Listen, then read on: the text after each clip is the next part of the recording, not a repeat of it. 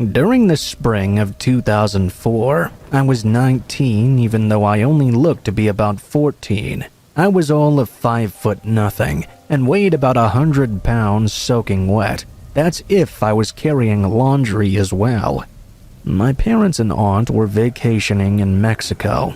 I decided to opt out of this one though and stay at the house. I figured it would be a nice opportunity to have a quiet place to study for my upcoming exams. All I really had to do was clean the pool, collect the mail, and restock the fridge with groceries. I also had a plan of action that involved emptying her safe and rescuing her car in the event of a wildfire taking place or something. Her home was high up in the hills of Southern California after all. It had a terrific view of Long Beach. I mostly spent my time in the massage chair in the guest room, playing music in the background while I pored over my psychology notes. Occasionally, I would sit out on the balcony as well and work on my tan a bit or use the treadmill in the basement. Mostly, I was secluded in the air conditioning trying to be productive every night though. I never forgot every night to set the alarm and make sure the security cameras were working fine before I went to bed. On the 4th night of my stay, though, I was really focused on the books, and so I forgot to set the alarm after it got dark. At about 1:30 a.m., I paused to take a brief break, and that's when I realized just how late it was. My stomach sank, as I remembered the basement door was still unlocked. I had to secure that before setting the alarm. Before heading downstairs, though, I wandered into the study to get a look at the security cameras just to be safe. I remember thinking to myself, what are the chances someone will actually be inside the house anyway? As soon as I finished processing that thought though, I noticed a figure on the basement stairs in one of the cameras. I remember my mouth falling open and making a small croaking sound. There was a middle-aged balding man with glasses, slowly making his way up the stairs. To make the situation even more unnerving, I could see in one of his hands he appeared to be holding a balloon or something. I stared at the cameras as he reached the top of the basement stairs and looked around before cautiously trying to set foot into the kitchen. My first thought was to slam the door, lock it, and call the cops. But deep down, I knew it would take the police between 10 and 12 minutes just to make it out here, and in that time the guy could easily overpower me and drag me off into the night. I suppose I could have hidden somewhere as well, but I didn't like the idea of trying to stay quiet while this guy wandered freely from room to room searching for me. Instead, I decided to go on the offensive and try something that was both incredibly daring and amazingly stupid. I tiptoed back into my room, turned up the music, and then made a loud production of exiting the room. Stamping my feet down the hall, I called out as loud as possible, "Marcus, I swear I heard something downstairs. Go put your shirt on and grab the key to the gun cabinet." I was positive my voice was quivering as I said it, but I figured the music playing in the background would hide the fact well enough. I paused for a few moments, waiting to see if he would call my bluff. When all I heard was silence from down below, I power-walked back into the study, locked the door, and checked the cameras again. Sure enough, he was scampering out the basement door like a frightened squirrel. I watched him run across the backyard around the pool and disappear between the hedges. As soon as he cleared the house, he let go of his balloon, and I watched it from my window as it fluttered away towards the Pacific. I ran downstairs and locked the basement door immediately. I set the alarm and called the cops. I also called my parents and my aunt and told them what happened. I asked them how I could rewind the footage to show the police. My aunt asked me why I didn't just hit the panic alarm on the security pad. I had to admit I hadn't even thought about that. To make a long story short, the police caught the guy a week later. He was sleeping in his car in the grocery store parking lot. Everyone always asks me what I thought the balloon was all about. If I had to guess, I think maybe it was a gift or something. The guy must have seen me a few times outside the house and assumed that I was alone. Maybe because of my appearance, he thought I was much younger than I actually was. I really have no idea if the guy is still in prison, but regardless of where he is, I hope he hears this and feels stupid that he got scared away by basically nothing. An empty threat by a panicked girl with all the strength of a malnourished gerbil.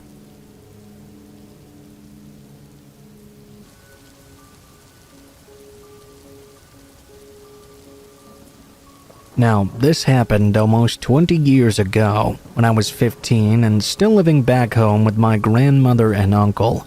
To provide some context, my grandparents had built a house together with their son, grandparents living on ground level, and their son, my uncle, living upstairs. They'd pretty much built the home with their bare hands and the help of a few family members. So, for my uncle, that meant working his 9-to-5 job, then driving to the construction site and working there until very late in the night. They did this for almost 2 years, and I guess the stress of working non-stop, plus an ugly divorce he was going through shortly before finishing the house, made him become quite weird. I guess he developed some kind of psychosis or something.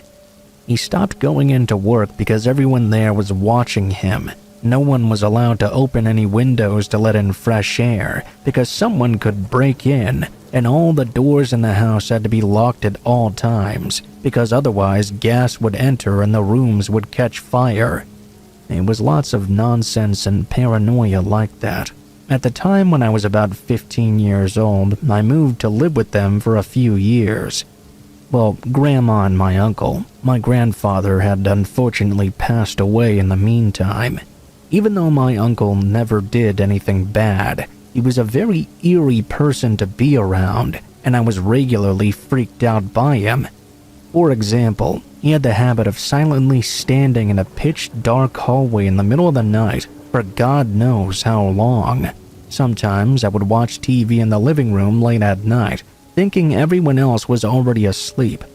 When I got tired, I would switch off the TV and open the door to the hallway, then scream in terror because he would be standing directly behind the door listening in the dark. This happened quite frequently. He always acted surprised I would get so scared because in his mind he was just keeping watch over me. Something else he did that I absolutely hated. Sometimes when I was sleeping in my room, he would randomly barge in and check if everything was all right. And when I say barge in, I mean that literally. He would bull rush in as if he was expecting to see something horrible happening to me right at the moment. Now that you have some idea of his strange behavior, let me explain the creepiest night. I was laying in my bed sleeping. An ordinary night. I don't know how late it was, but from my feeling, I would say I had slept for a couple of hours when I suddenly woke up. I didn't really know what awoke me at first. There had been no noise or anything. But for some reason, I woke up instantly terrified with my heart pounding and my eyes wide open. My breathing was fast and loud, so I tried to keep it down and listen in. I stayed like that for a couple of minutes until I'd convinced myself I'd just had a nightmare I couldn't recall. Then, though, I heard something outside my bedroom in the hallway. The bedroom door was closed. It was the distinct creaking of one particular step in the stairway, the third one from the top to be exact. Naturally, I thought it must be my uncle following his habit of creeping about the house in the middle of the night. A few seconds after that creaking, I heard super fast steps sprinting up the stairs, getting louder and louder until they suddenly came to a halt directly in front of my door. I just froze there and held my breath, half expecting my uncle to charge in at any moment, but he didn't. All I could hear was heavy breathing on the other side. My uncle must have been standing right in front of my door, but he wasn't doing what he usually did. That heavy breathing continued, and then a soft knocking began to come. This continued onward for almost an hour, and I stayed awake terrified, unable to even move an inch. Eventually, I heard the sound of my uncle moving away, but needless to say, it was very hard to try and get any sleep. To this very day, I cannot explain why he behaved that way that night. I even considered if maybe I was just having a nightmare or a lucid dream maybe. I don't know, but I'm pretty sure that was a real experience. It's just very freaky. I've long since moved out, but that experience still sticks with me to this day.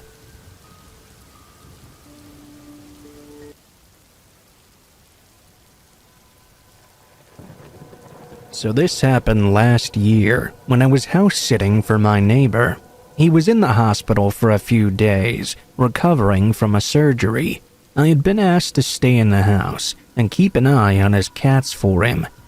The house was pretty small, but it was on a nice wide open property right by the woods. There was this tiny swinging cat flap on the kitchen door where the cats would come and go as they pleased throughout the day.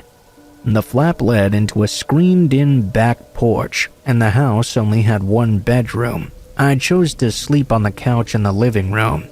After cleaning up, feeding the cats, and watching some TV, I turned off all the lights and laid back down on the couch. I had my phone out now, and I was casually scrolling down through Facebook. That was when I heard the flap swinging back and forth. From where I was in the living room, I couldn't see the door. The counter was in the way. I glanced over to see one of the cats scamper over and leap up onto my leg. I gave it a welcoming pat on the head and continued scrolling. After another minute, though, I heard the cat door make a noise again. A soft squeak this time. I didn't even glance over, figuring it was a second cat following the first back into the house. After a few moments passed by, though, I heard the squeaking sound again, and after another moment, it squeaked a third time. I looked up from my phone, wondering why this second cat was jumping in and out like that. I was wondering if I would have to scoop it up and put it in the bedroom myself. The door continued to squeak for another couple of minutes as the second cat continued to jump in and out. I finally decided I'd had enough of this noise. I put my phone down and sat up on the couch. I began to stretch a bit, and as I did, I happened to glance behind the couch. My blood froze. The second cat was right there, curled up in its bed in the corner. The first cat was still nestled between my legs. My confusion turned to fear instantly. Was there another animal on the back porch? Another cat, maybe? I slowly stood up and quietly made my way over to the back door, tiptoeing across the carpet in my socks. The door continued making its squeaking noises over and over again. I peered carefully around the counter and felt the sensation of my heart leaping up into my throat. At the same moment, my stomach dropped. By the faint rays of the nightlight in the hallway, I could see an arm reaching through the cat door, straining to get at the knob. The fingertips were brushing at the lock. For a few short seconds, all I could do was stare in terror, frozen by the surreal, silent reality of what I was seeing in front of me. It almost didn't feel real. The severity of this situation hit me all at once, and I realized that if this intruder got in, I was not going to stand a chance. I grabbed a large two-pronged fork used for flipping steaks on the grill, and in one swift motion, I stabbed that arm right below the wrist as hard as I could. There came a thunderous scream of pain from the other side of the door, and their arm was immediately retracted through the flap. The fork had impaled itself in the intruder, though, so it caught itself on the door. That produced a second loud scream, and the arm wrenched violently outside. I heard the fork clatter on the ground, and then I heard footsteps sprinting across the back porch and out the screen door. I immediately turned on the outside lights and caught a glimpse of a figure running towards the woods. Instead of calling the cops, though, I scooped up both cats and stuffed them into the same carrier. I grabbed my phone, my shoes, and sprinted out to my car, which was thankfully parked inside the garage. I drove up the road a couple of miles to my own place, and once I was safely inside, I called the police. The cops took a half an hour to get to my place, and then another half hour of questioning before they continued down the road to check out my neighbor's house. They told me there was no sign the screen door had been broken into, and aside from the blood stains, there was no sign of the intruder either. They put out an alert to local hospitals for a man with a stab wound on his right arm. The following morning, the police brought a dog out to follow the scent as well, but whoever the lucky bastard was, he was never caught. I kept the cat safe at my place until my neighbor was out of the hospital.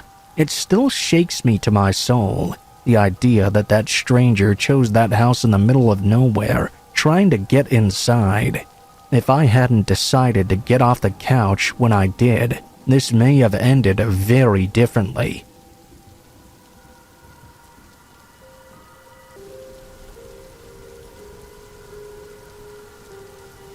I was 13 when this happened, and it still gives me nightmares thinking about it. My parents wanted to go out on a date night, so they left me home alone on a Friday night. I'm an only child, so I was going to be flying solo. We had a one-story home with a daylight basement that had its own entrance. We live on a dead-end street that's pretty quiet in the evening, and not many cars come and go. We're a pretty close-knit community, so I felt like I had people to rely on in case something happened while I was all by myself. My parents left around 6 p.m. for their dinner reservation, and I grabbed myself a nice hot pizza. I was ready to sit down and watch some scary movies all by myself. I was real excited. I locked the door behind them and popped on the TV. I was scrolling through the movies on my Roku app and decided to watch one of the Halloween movies first. I snuggled up in my nice warm fuzzy blanket on the couch and got comfy and began my night alone. An hour passed by and I got up to use the bathroom. While I was in there, I thought I could hear some weird noises coming from in the basement. It sounded like something was being moved around. I figured, since I was home alone, what could it possibly be? I brushed it off as nothing. I finished in the bathroom and went back to my couch to finish the movie. Another 5 minutes passed, and again, there were moving noises from the basement. Now I couldn't ignore this. I started to get that nervous feeling in my gut. I stopped the movie to listen in on these noises closer. Oh, what was that? I thought about the entrance door down there and wondered if it was locked. I assumed my parents locked it, or at least I hoped they did. I didn't know what to do. I took a deep breath and walked towards the basement and put my ear against the door. What a big mistake. I heard footsteps coming up the stairs immediately, and I froze in fear. This had obviously never happened to me before. I've been home alone in the past, but that was mostly during the day. I know the obvious thing to do would be to call the cops, but did I do that? No, of course not. Instead, I ran outside and scrammed to my neighbor's house and started banging on their door. Thankfully, they were home and let me in. I was out of breath, scared, and couldn't get the words out fast enough. I asked them to please call the cops for me because there was someone in my home. They called 911 and the cops arrived within 10 minutes. I also called my parents to let them know what was going on. I let the cops check out the house and stayed at my neighbor's where I felt safe. After some time, one of the cops came over and said they didn't find anyone inside. They did say that whoever was down there seemed to have come in through the basement entrance. It must have been unlocked. Nothing was taken, and everything was in its proper place. My parents got home soon after, and of course they were very upset and scared. The cops assured us the house was clear, and to lock all our doors and windows at all times. They think this person saw my parents leave, and assumed the house was empty. I don't want to think that this person knew I was home alone. After some thought, my mother said, "Oh no, I don't think we locked the basement door." She just assumed since we lived in a quiet neighborhood that we were pretty safe, so she didn't worry about it at all. Needless to say, after this night, we made sure every door and window stayed locked shut. They still do leave me alone sometimes, but they always let the neighbors know when they do, just in case. I still think about this night, and it gives me nightmares. I'm 16 now, and feel a little uneasy being home alone. I know eventually I'll get over it, but please be safe out there. Always lock your doors, because you don't know who's lurking around.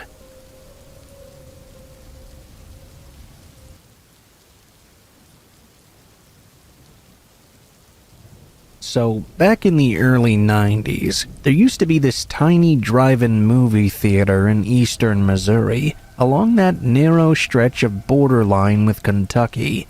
I used to go there often with my 2 older brothers and younger sister during the weekends. We had this flatbed trailer that we would hitch up to our dad's truck. We would set up our folding chairs and grab a cooler of beer and watch the movie from our mobile platform. Most of the time, we didn't really care about what was actually playing. It was just fun to get out of the house and have the experience. I remember this night fairly well because my brother had just chipped a tooth the day before. He had an ice pack held up to his jaw. I don't remember the name of the movie we were watching. I think it was some cop movie or something maybe. I had my Empire Strikes Back t-shirt on for some reason, and I remember being barefoot as well. This was one of the first screenings of the summer, and so there were only 2 other cars in the lot. My brothers were arguing over something trivial, and my sister and I were sharing the cassette player and headphones, passing it back and forth between songs. We were all smoking and drinking and only half paying attention to the movie, when suddenly we heard someone screaming from the trees to our left. My brother snapped his flashlight up to scan the tree line.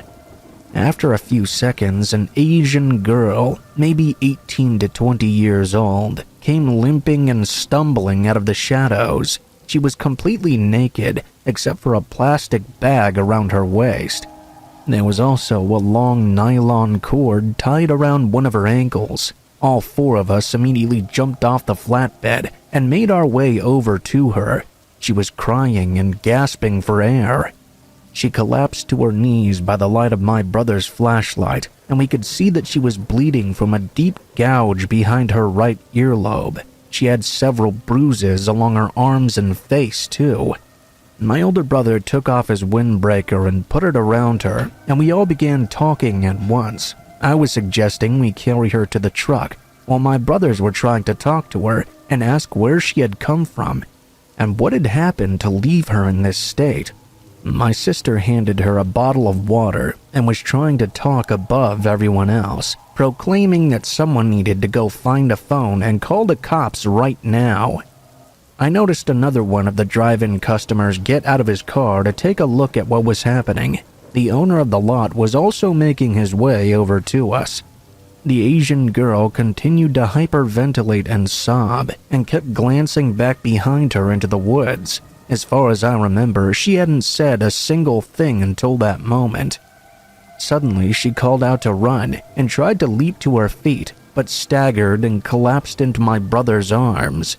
I glanced up and pointed towards the trees, snapping at all my siblings to shut up. I noticed 3 figures, all apparently wearing burlap sacks over their heads, carefully stepping out of the tree line. Until that moment, none of us had made note of exactly how long the cord was that the girl was dragging behind her. One of the men in the sacks took a few careful steps forward until he was about 10 yards away. He placed his foot down on the end of the cord line. The frantic girl started screaming. My sister and I were cursing at these masked men. One of my brothers picked up a rock and told them to back off.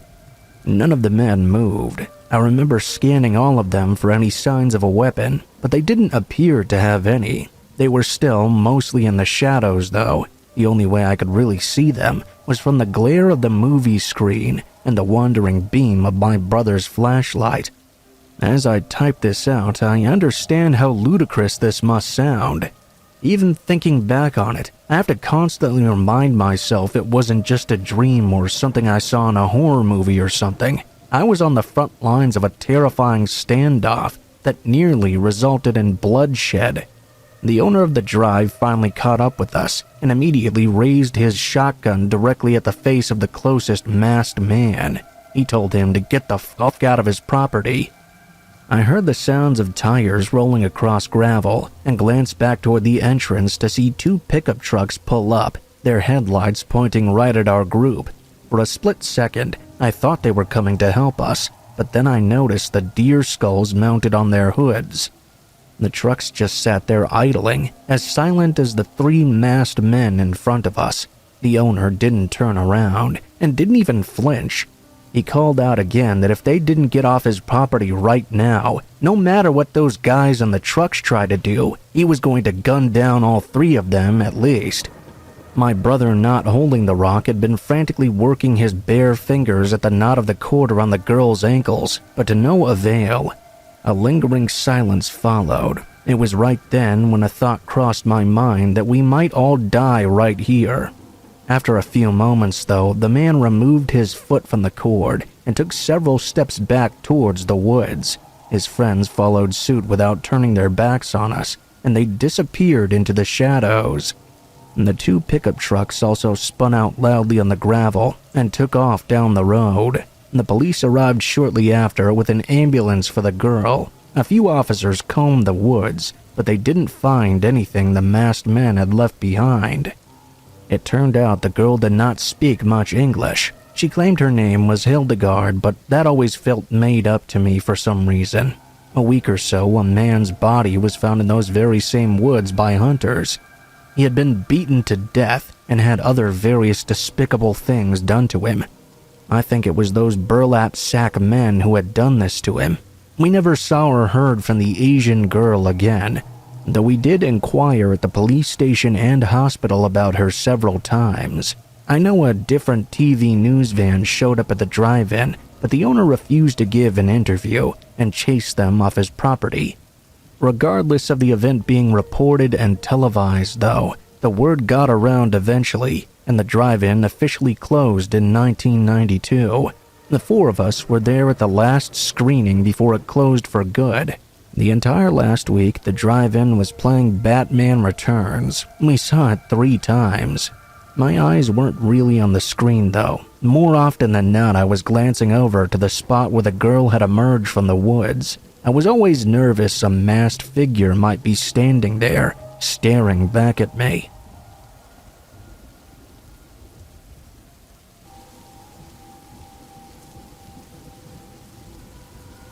I will admit that even at my age of 47, I'm still afraid of the dark.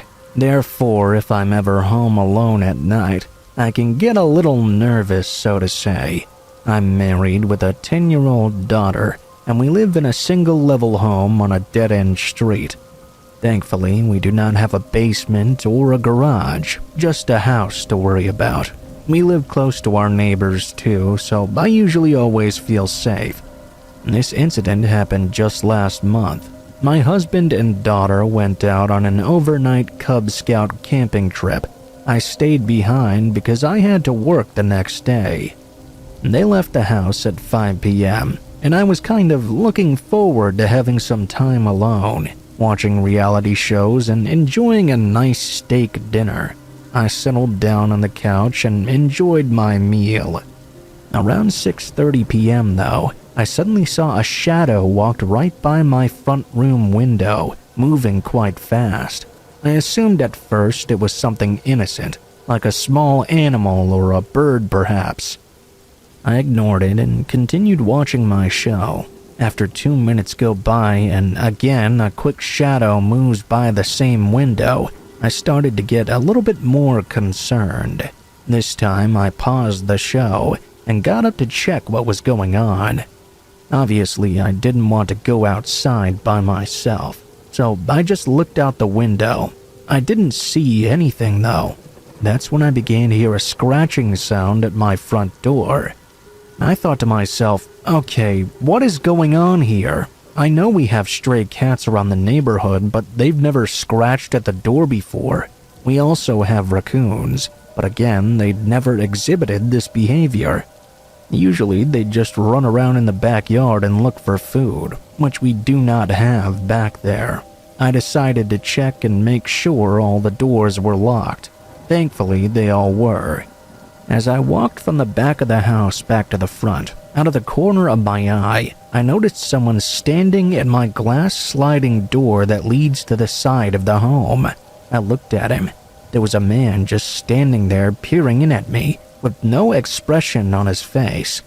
He then creepily lifted his arm up and waved to me. I froze in place with my heart racing. What the hell was I supposed to do in this situation? I ran to the front room, where I had been watching TV, and grabbed my phone to call 911. I began to hear what sounded like him trying to pry the glass door open. After a few failures, he started banging on the glass. I told the dispatcher to please hurry, because someone was trying to break in right now. She told me to remain calm, and that the police were on their way. Right, stay calm, how can I? Someone is trying to break in and maybe kill me. I ran to the kitchen and grabbed the biggest knife I had, and just waited. I couldn't run out the front door to the car. The man would see me and get me. He walked over to the kitchen window where I was, and tapped on it. What he said to me through it will always remain in my memory. He gave me this big goofy grin, and said, "I will always remember where you live." Finally, the cop showed up and he took off. He didn't wear a mask, so I remembered and noted his face and what he wore. I gave all the details to the police, and they took a report. So far, he's not been caught, though. I told my husband what happened, and we changed the lock soon after. Since this occurred, I can't get any sleep. Any little noise wakes me. I have nightmares about him breaking in and just standing over my bed, watching me sleep. I'm thinking of getting some therapy to help get over this.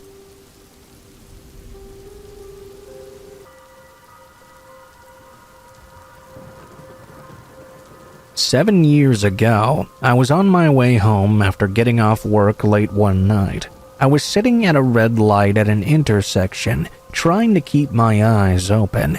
I was extremely tired, but I was also right around the corner from my house. My eyes scanned around the empty intersection I was sitting at, and there was nobody around. Just as I started to press the gas pedal, I glanced in all of my mirrors and just about fainted when I thought I saw a face in my rear view. My eyes jolted wide, and I hit the brake in the middle of the intersection. I stared back into the rear view mirror, but I didn't see anything. I turned around as much as I could and scanned the back seat. There was nothing there. I made it home a couple of minutes later and quickly went inside. I walked first to my bedroom. I put my cell phone on my bed and took off my work boots and stored them away in my closet. I then walked back out to my living room and peeked out through the blinds. I saw a man sitting there in my back seat. I've never felt any fear like this before. It felt like all my blood left my body, and ice water began flowing through my veins. I ran back to my room, grabbed my phone, and as I was dialing 911, out my room window, I could see the back door of my car was now open, and the man was already gone. I slept at my brother's house that night.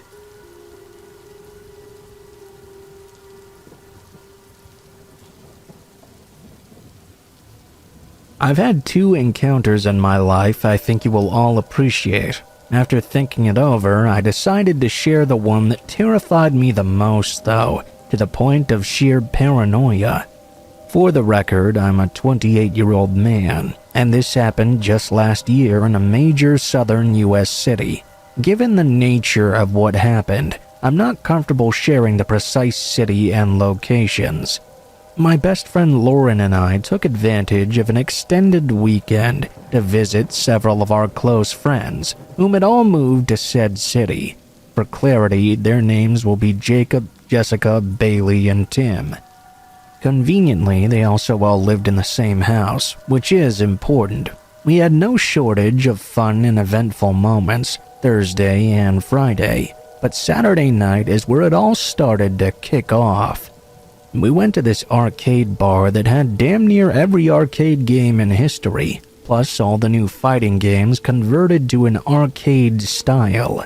Jacob and I have a pretty mean geek streak, so this was pure bliss for us. Getting to dominate in Tekken, Injustice, TMNT, more Tekken. Lauren was also having a blast with us, but Bailey and Jessica were struggling to find enjoyment, bless their hearts. Tim had to work a sudden night shift, so he had to leave. Eventually, they decided to grab an Uber to their favorite country/line dancing bar. I'd been before, and country is just not my thing, so I stuck with the barcade. Eventually, Lauren decided to take an Uber to the country bar as well. She'd never been there and was curious to see what it was like. Planning to fully regroup when the barcade closed, we set up a group chat and told Jessica and Bailey that Lauren was coming and to meet her at the front, since it was a massive place. Off they all went. I don't remember how much time had passed by, but I received a text from Lauren telling me she couldn't find Bailey anywhere, and Jessica had already gone home. Jacob and I decided to drive over, pick up Lauren, and head back. We figured Bailey was with the guy she was interested in at the time, hence her radio silence. After the 20-minute drive to the bar, I called Lauren, told her we were out front, only for her to respond with, "It's okay, I'm gonna stay a while longer." "Are you sure you want to stay?" I asked. She said yes, plainly. With no other option, I asked that she let us know when she headed back, and to be safe, Jacob and I drove back to the house. Before I go any further, I need to describe the layout of this home. It's a traditional 2-bedroom house, with the office room having been converted for an extra bedroom. This house also had no curtains or blinds on any windows, and there were 2 massive ones in the living room, looking out into the main road. In the backyard, there was a garage that had its own mini home attached to it. This is where Jacob lives, and I was sleeping there for the weekend. Once we got back, we had 1 or 2 more drinks. When at around 2:30 a.m., I got a text from Lauren saying she was on her way back. With that, I went over to the futon and passed out. I was jolted awake to the sound of the door being burst open and someone shouting at us. It was Bailey. She was screaming, frantically demanding to know where Lauren was. My watch now read 4:30, and I felt an uneasy feeling in my stomach. It took Jacob and I 15 minutes to get home, so where the hell was she then? She hadn't answered or returned any of Bailey's calls since the last text. Jacob was so drunk he couldn't stay awake, so it was on Bailey and I to try and find her. I called Lauren, and luckily she picked up.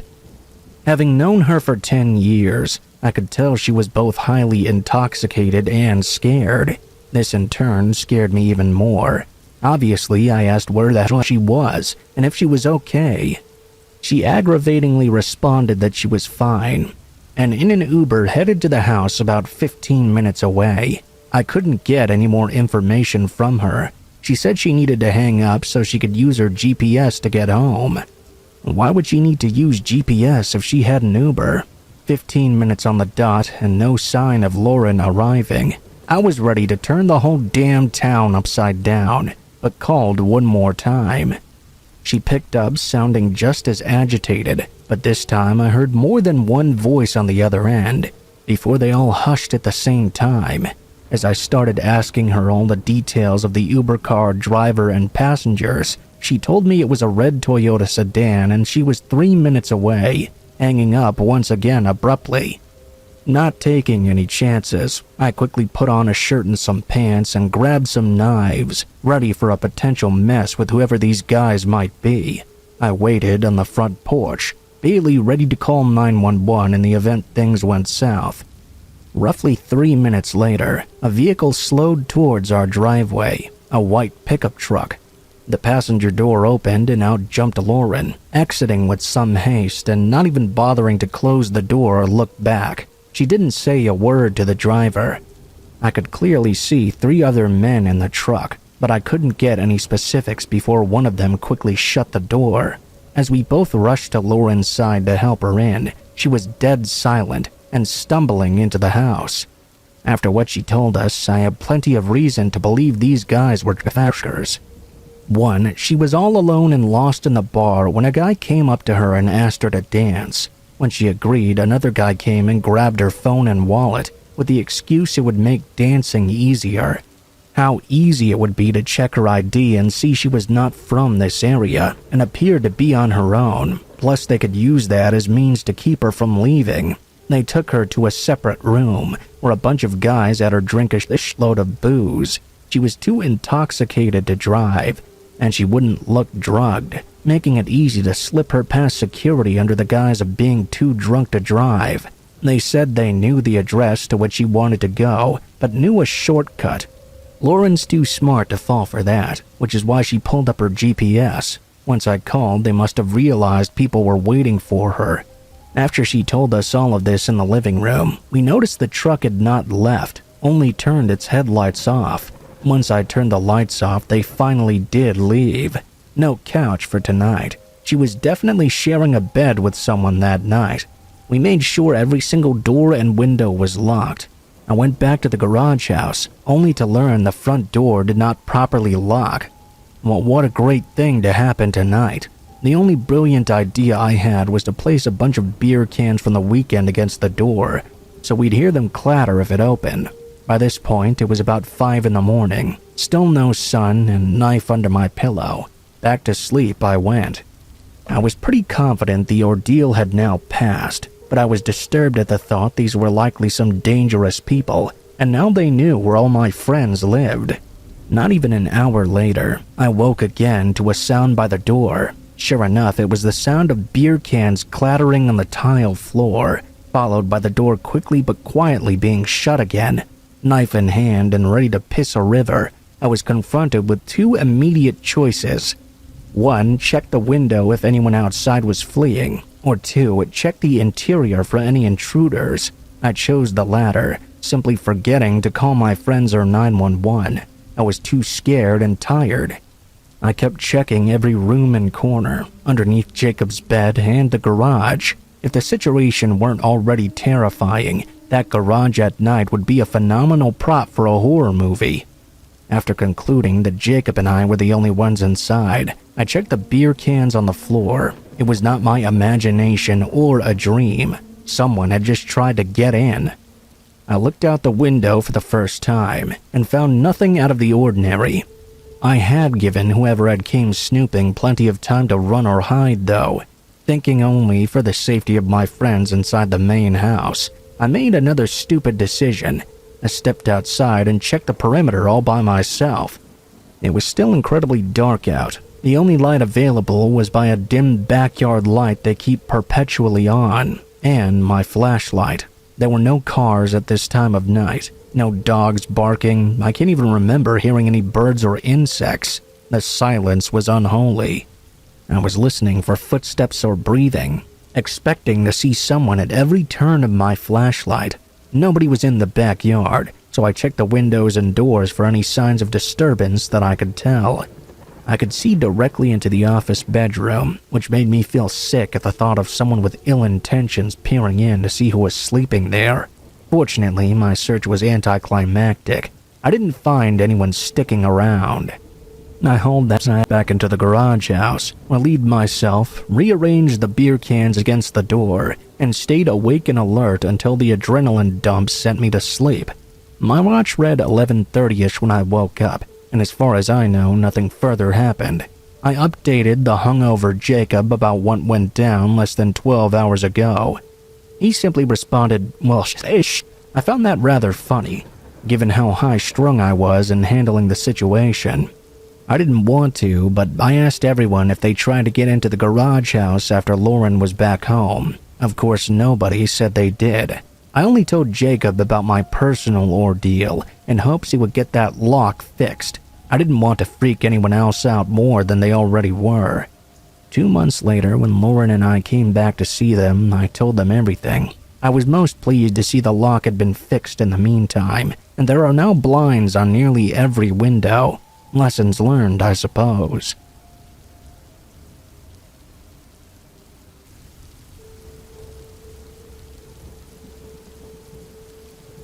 This happened last night, November 15th, 2023. It was about 3:30 a.m., and I was in my living room chilling on my couch, watching the movie Grown Ups. Suddenly, I heard someone outside fidgeting with my doorknob. My heart literally dropped. I immediately moved over and grabbed a knife from my TV drawer that I keep for this exact reason. I'm a bit of a paranoid person. As the doorknob continued fidgeting, I bolted upstairs. I grew more terrified because I knew you could easily break the glass on my door and enter my home with no problem. Keep in mind I live in a low-income area, and I myself am low-income as well. There's no security cameras or big security doors or anything like that. I live in a small 2-story loft, so there's not another door to barricade in either. My upstairs doesn't have a door. It's an open area. I dialed 911, the locks making noises the whole time. I was on the phone for about 10 minutes, whispering as loudly as I could.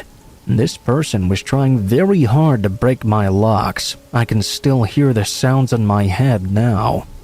I don't know if they were actually trying to pick the locks or just trying to spook the shit out of me or what, but suddenly I could hear the air from the door coming upstairs. The door didn't open though.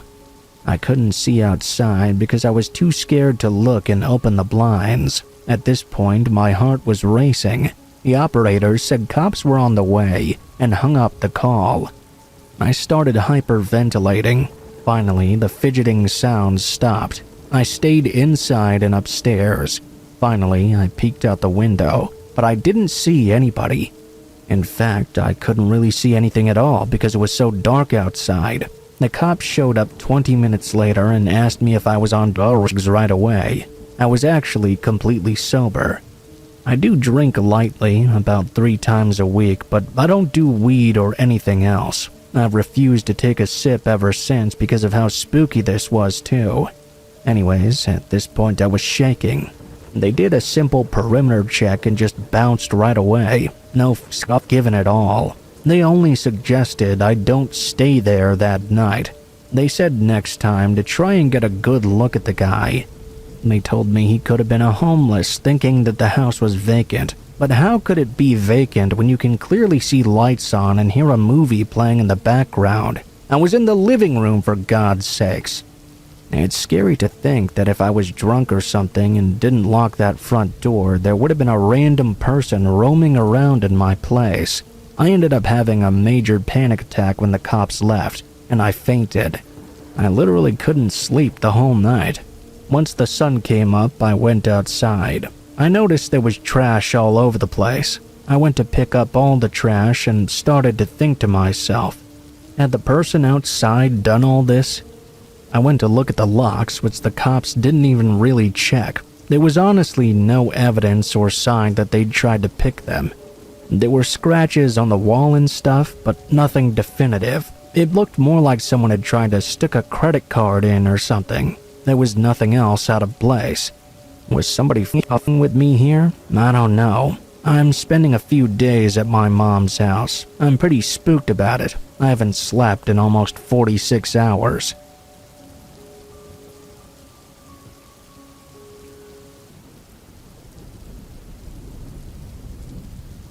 I love going to the library in my town for a lot of reasons. Free Wi-Fi, the rows of books, the peace and quiet I get away from home. All pretty great things if you ask me. The building itself is nothing to sneeze at either. It's a 3-story beautiful building that always reminded me of a castle of some sorts, with its old brick, wood, and stonework, spiral staircases, and high arched windows and ceilings.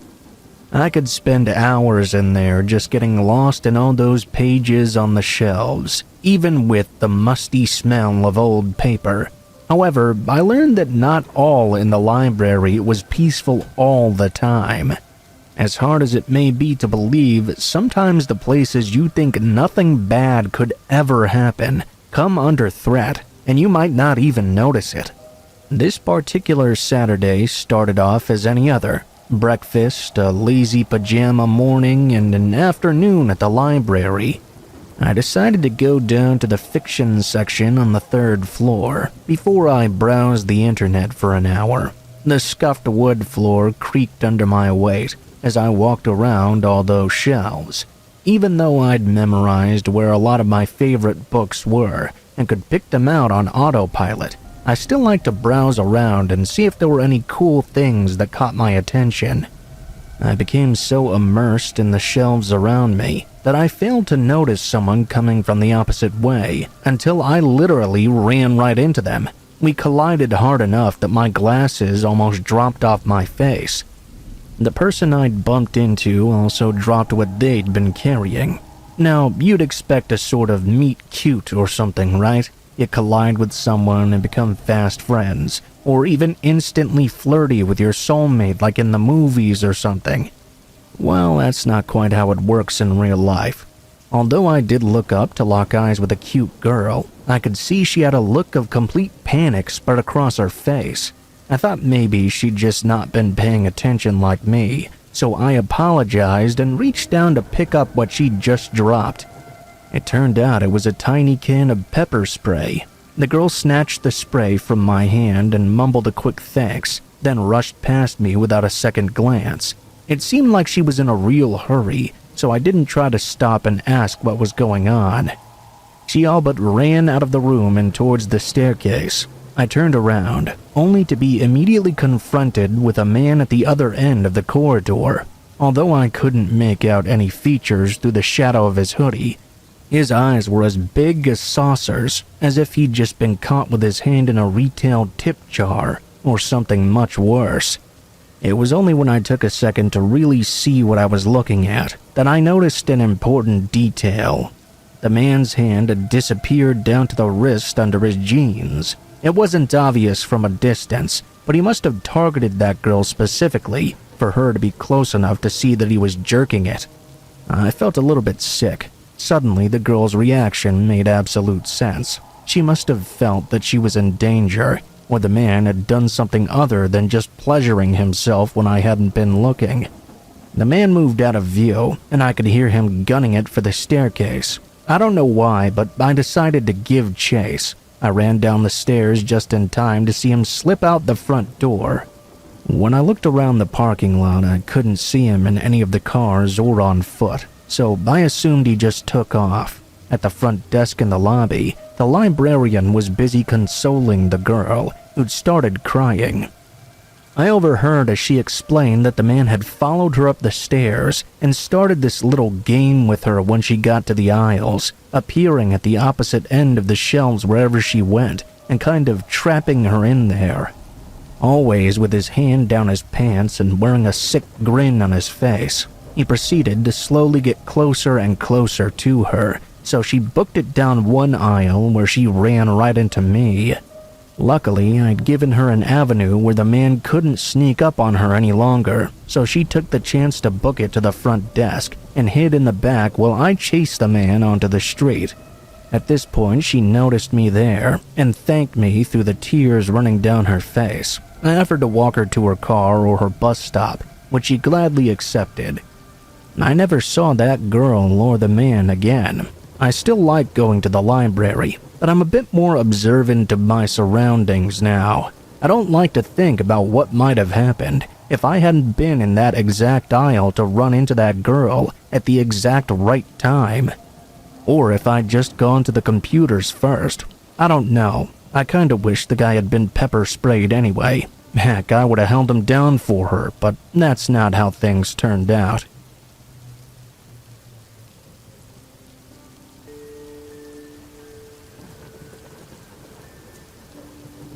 This may not be your typical scary story. It happened years ago when I was working as a laundry aide and housekeeper in a nursing home when I was 19 years old.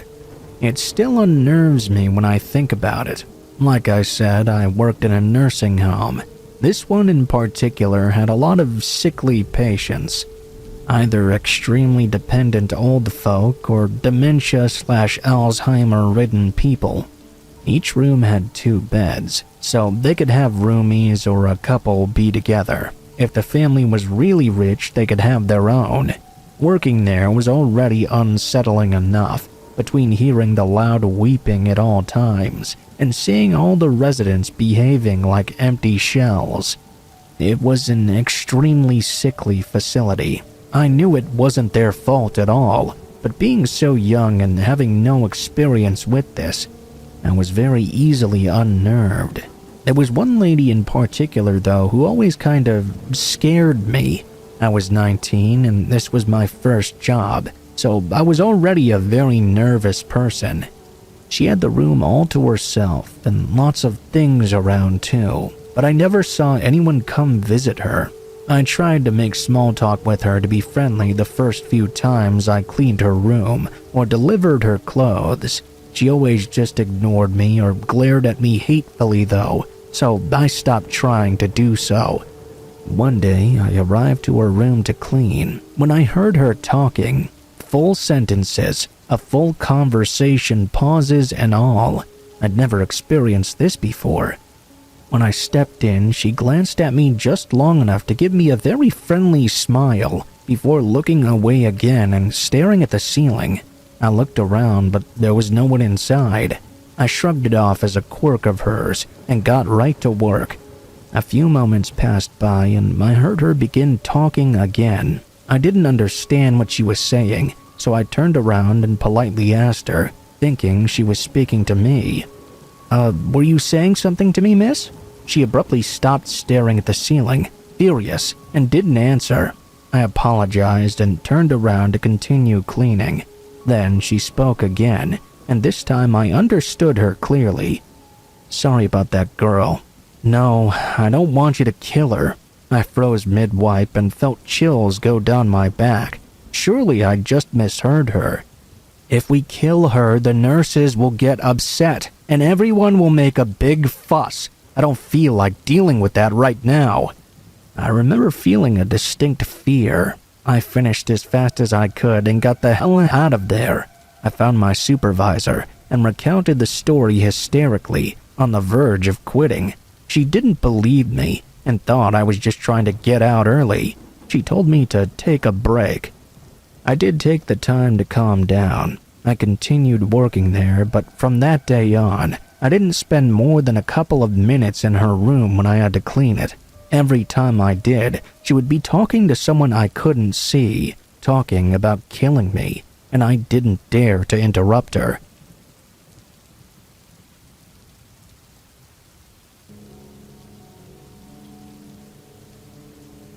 There's a happy ending to this story.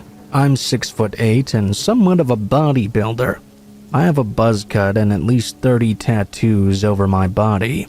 Plot twist, I'm also a lesbian. What happened here was not really my problem, but I decided to stick my nose in because I'm not a heartless asshole. For some reference, people who know me always say the very first thing they thought when they met me was, "Damn, she looks f***ing scary." My nickname is GG, short for Gentle Giant because I'm so big. This was happening to a girl when I was at the store. I was at the Target just trying to grab some mac and cheese and be on my way.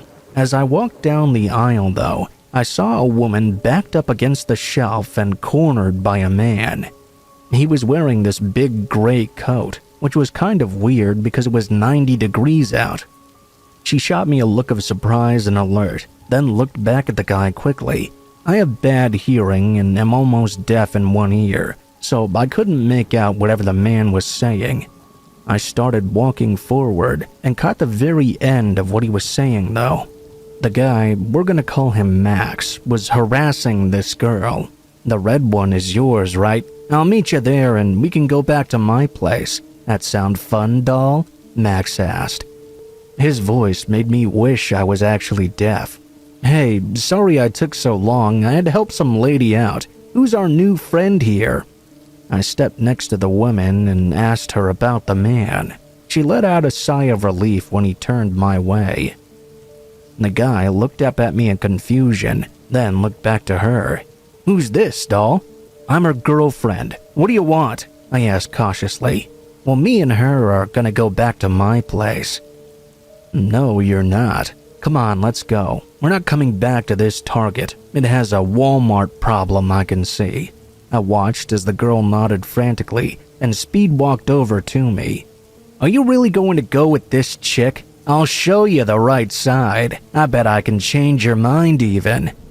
He yelled and took off after us. We had started walking away in the middle of his speech. I already told her I was going to walk with her because I was sure he would try to come after her. She was a pretty short girl if you wanted to know. As soon as I said that, I felt the guy ram into my back a second later. He was only 5'6" and didn't have much muscle on him, a pretty skinny guy from what I could see, so his attack didn't really do much to me. He started yelling and screaming while following us and trying to hit me in the back. We made it to a worker who called the police, and they took him away in handcuffs. The whole time he was punching me and hitting me in the back, he was also trying to grab her and failing horribly. It might not seem that scary from my perspective, but I'm pretty sure it was really frightening from hers. Funny thing is, I stayed with her the rest of the trip and walked her to her car. She gave me her number as well, so we'll see where that goes.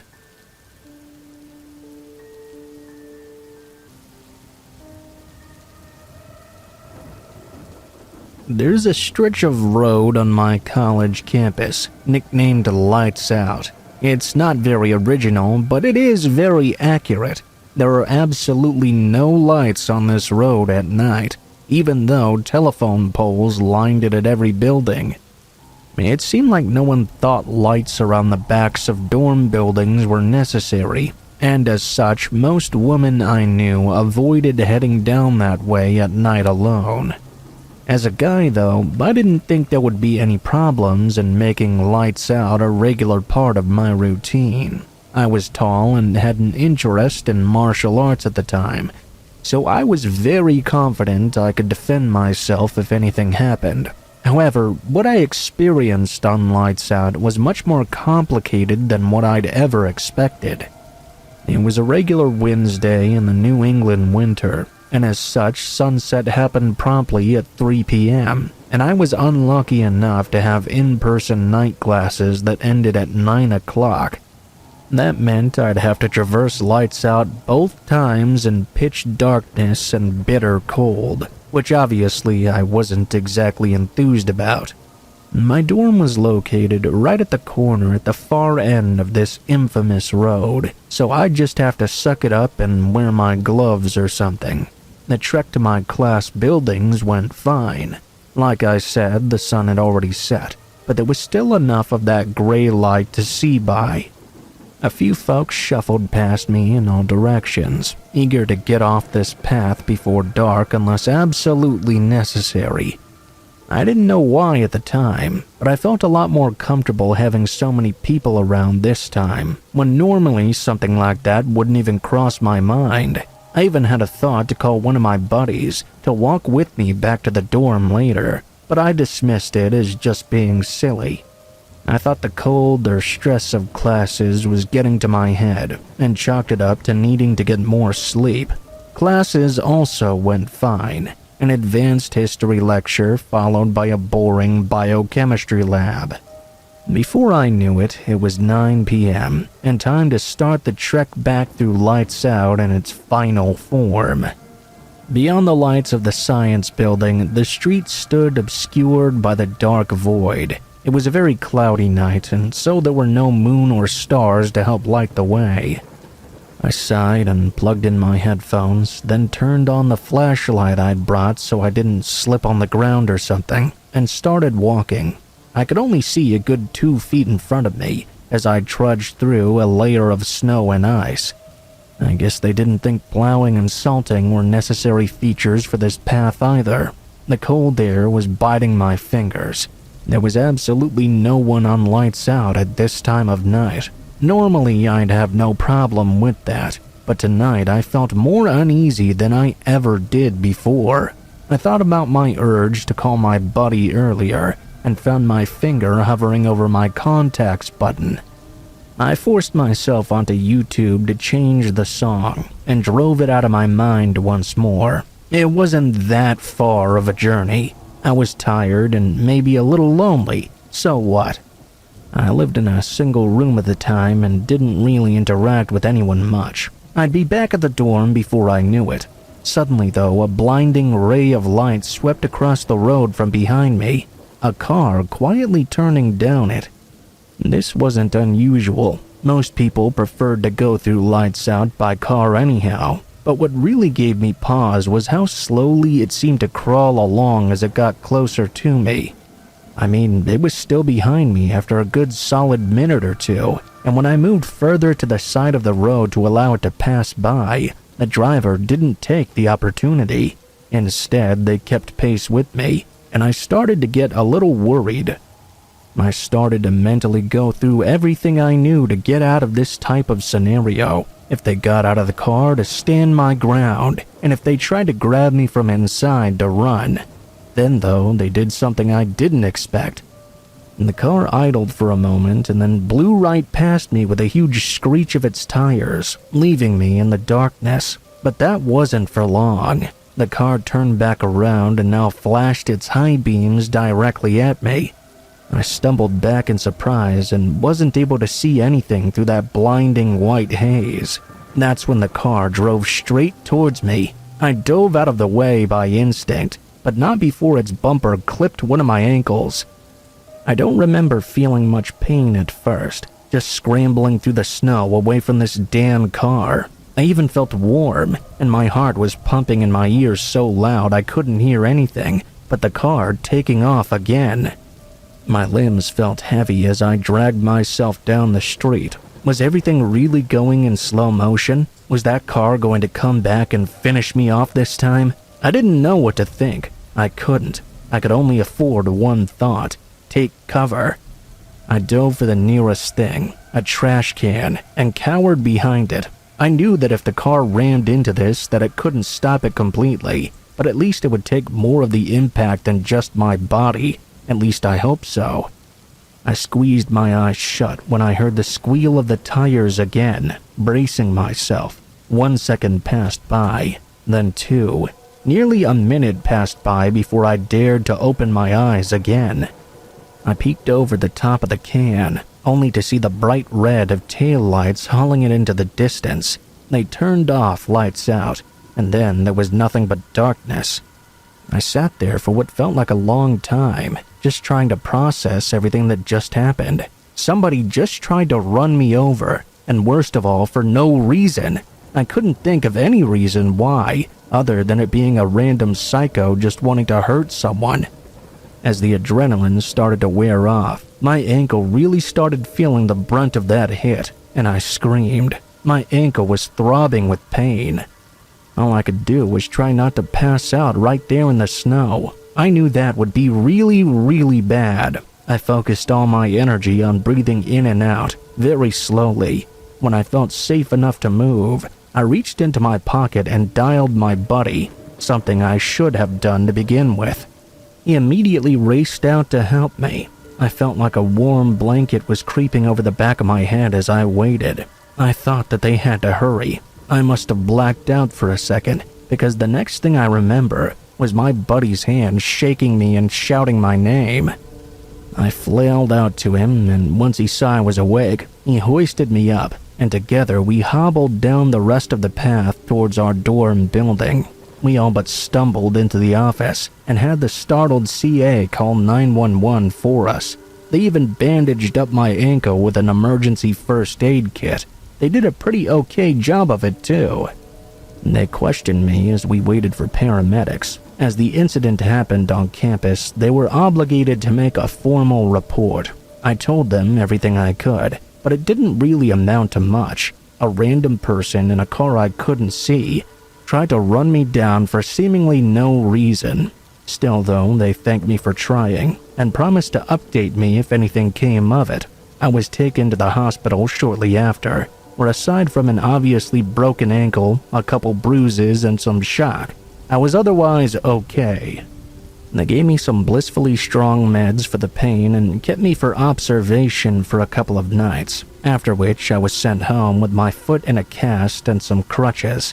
I decided to take the next week off from classes and take it easy after my experience. Give my foot some time to heal. My professors also seemed to agree. The biggest change I could probably make from then on, however, was never taking lights out as a route in the dark again. If that maniac was still out there was no way I was taking a chance of another run-in. I didn't think I would be so lucky next time.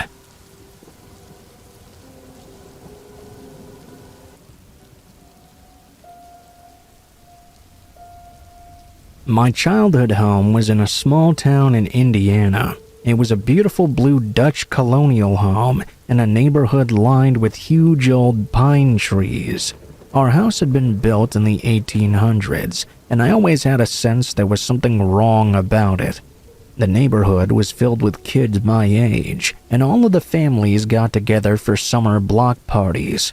Pretty idyllic. The only bad thing about our neighborhood was that at the end of the cul-de-sac was the town's hospital. The hospital kind of looked like a brick version of Hogwarts or something.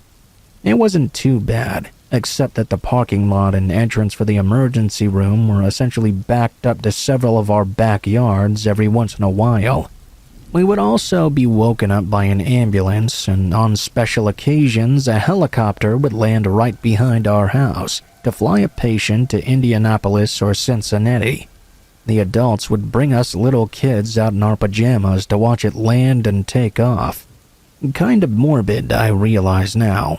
Other than the noise and bustle of the emergency room, we rarely noticed the hospital though.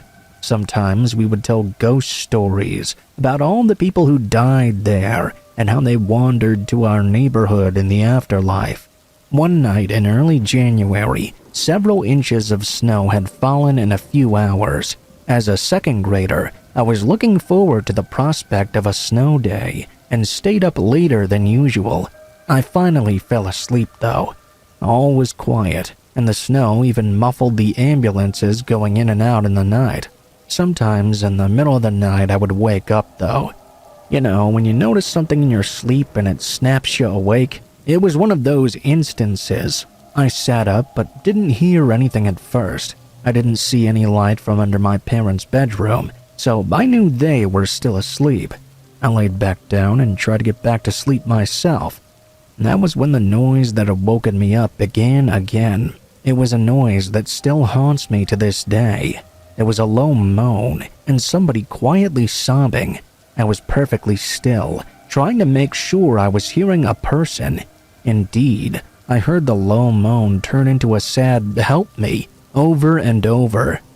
I could tell it was coming from downstairs. I snuck out of my bed. My bedroom was at the top of our staircase, and looking down it, I could see right out the back door and onto our back deck. I could see several inches of snow blown up against the glass sliding door. The moaning continued. I was convinced it was coming from downstairs. I crept to the top of the carpeted stairs and hunched down to listen. As soon as I crouched down, I saw her. There was a woman standing at our back door. Her hair was frozen from the snow, and she was wearing a hospital gown. Her tears were frozen on her cheeks, and she was barefoot. She looked right through the door and up at me. I froze, and her moaning got louder. She began to pull at her gown and a bandage on her arm. When she looked away from me, I felt like I could finally move again. I bolted right to my dad and mom and woke my dad up crying that a woman was standing at our back door in the snow. He ran to the stairs and saw the woman as well and immediately dialed 911. It turns out it was a patient in the dementia wing that had somehow gotten out barefoot and gotten lost. She had found her way to our house. The orderlies quickly came and got her. I don't know if she lived much longer after that though. She had to have had hypothermia. After that, we tried to avoid the hospital. My family moved from that home several years later. On particularly cold and snowy nights though, I sometimes still have dreams about that unfortunate woman. What a terrifying experience.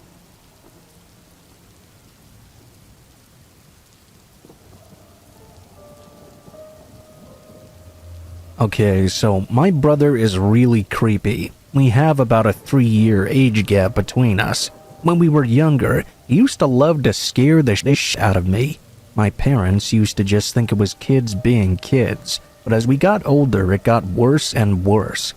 He used to walk out of the kitchen holding a knife and just stare at me with it in his hand. My parents would never believe me when I would say something, though. As we continued to grow older, he became more violent as well. He used to try to physically fight me. It wouldn't just be play fighting, though. There were actual kicks and punches involved. Since I was a lot smaller, I would come out with real injuries and bruises as well.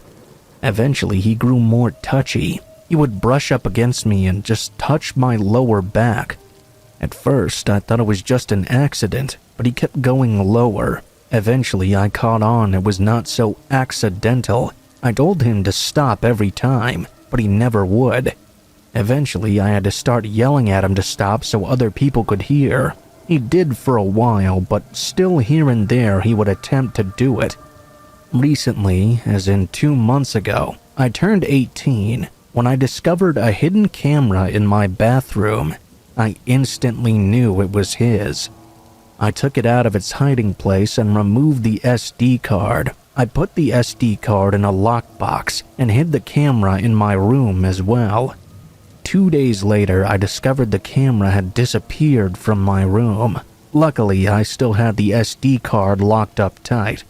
About a month after, I discovered a new clock in the bathroom. I thought my mom had bought it at first. Still though, I checked the bathroom for more cameras and I didn't see any on the clock. Out of precaution though, I always had it covered or unplugged. Last week, I found the old camera replaced with a new one. I asked my mom today if she was the one who had bought the clock for the bathroom. She said she thought I had bought it. Right away, I went and checked for a camera after, and I discovered that one had been placed inside. That isn't the only weird thing. At night, he paces up and down our hallway, most nights actually. Only for a few minutes at a time though. Sometimes he'll knock on my door, or just stare at me when I'm not in my room. Right now, I'm in the process of sweeping my room for cameras. I still have no idea how he found that other one I hid away, which literally freaks me out. I have no idea what to do. I know I should probably tell my mom. He gives me serial killer vibes. I'm not sure if she'll believe the full extent of his actions, though. I'm also saving to get my own apartment, so hopefully I can just move out and never have to interact with him again.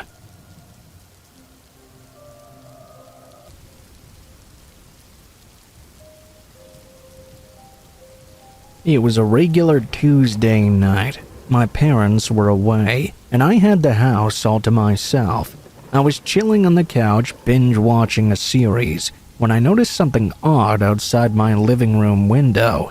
The street was dimly lit, but I could just about make out a figure lurking near my neighbor's house.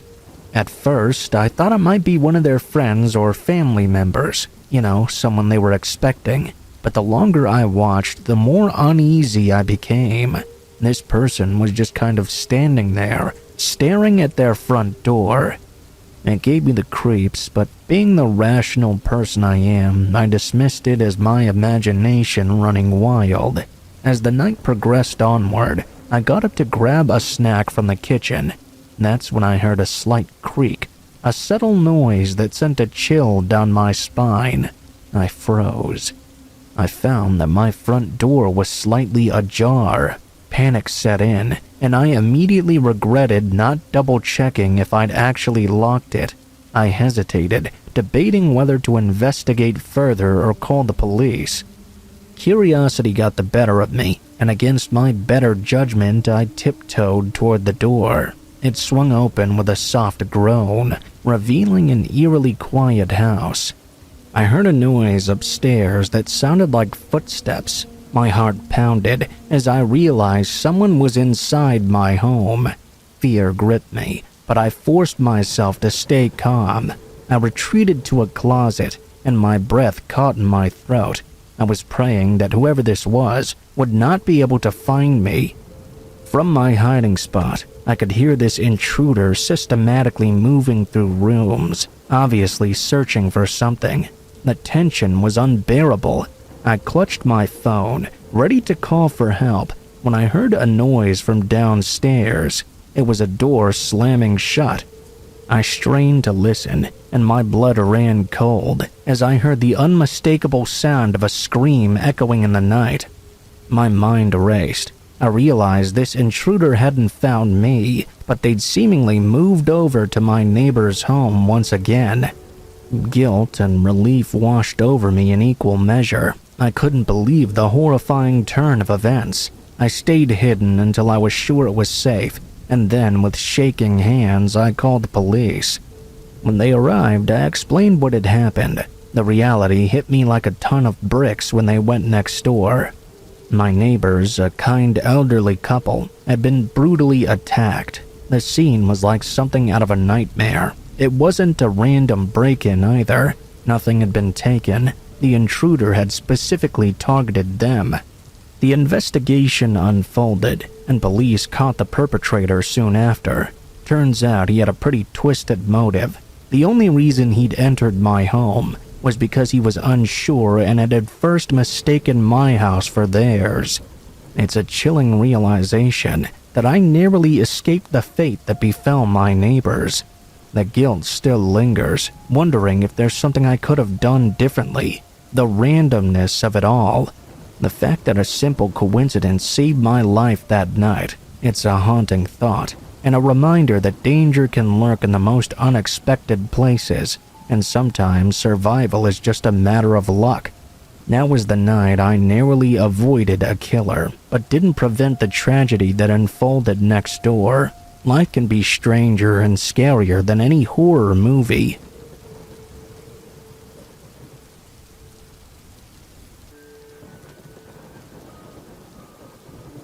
So, my stupid brand new water heater broke down from all the calcium and things in the water. We rented a hotel room so we could all take a shower still. My husband and teenage daughters went first. While they took their showers, I had already been looking for cameras. After shows and articles depicting warnings to check, it really left me paranoid. My husband laughed at me and made fun of me for this. I thought we were fairly safe. It wasn't until I was actually standing inside the shower, though, that I finally noticed a camera. You could only see it from a certain angle. It had a cover on the bottom of it too, but an opening all the way around the edges in the middle. I looked up and there it was. I screamed and my husband came running in. I showed him the area. He checked and sure enough, he took the bottom cover off and the camera fell right down. It was actually wired to the light and set to look down and point towards the shower. My husband ripped it out and marched straight to the office, where a fight then ensued. The creepy guy there got pissed that my husband was destroying his room and called the cops. My husband was quite the hothead when he's on a moral mission though, so he grabbed the guy up by his collar. His mentality was sort of, if I'm going to go to jail, then I'm going to make it worth it. The guy's wife came out, and by then I was dressed in there for backup. She wanted to know what was happening, so I told her exactly what happened. She said to wait right there. She grabbed a knife from her room and started chasing the owner around with it to our surprise. When the cops showed up, they asked us what happened. We told them. They took the owner in and apparently found hundreds of videos in a private nook in his bedroom that they're using to build a case on him with. So make sure to beware and check everywhere before undressing in your hotel room.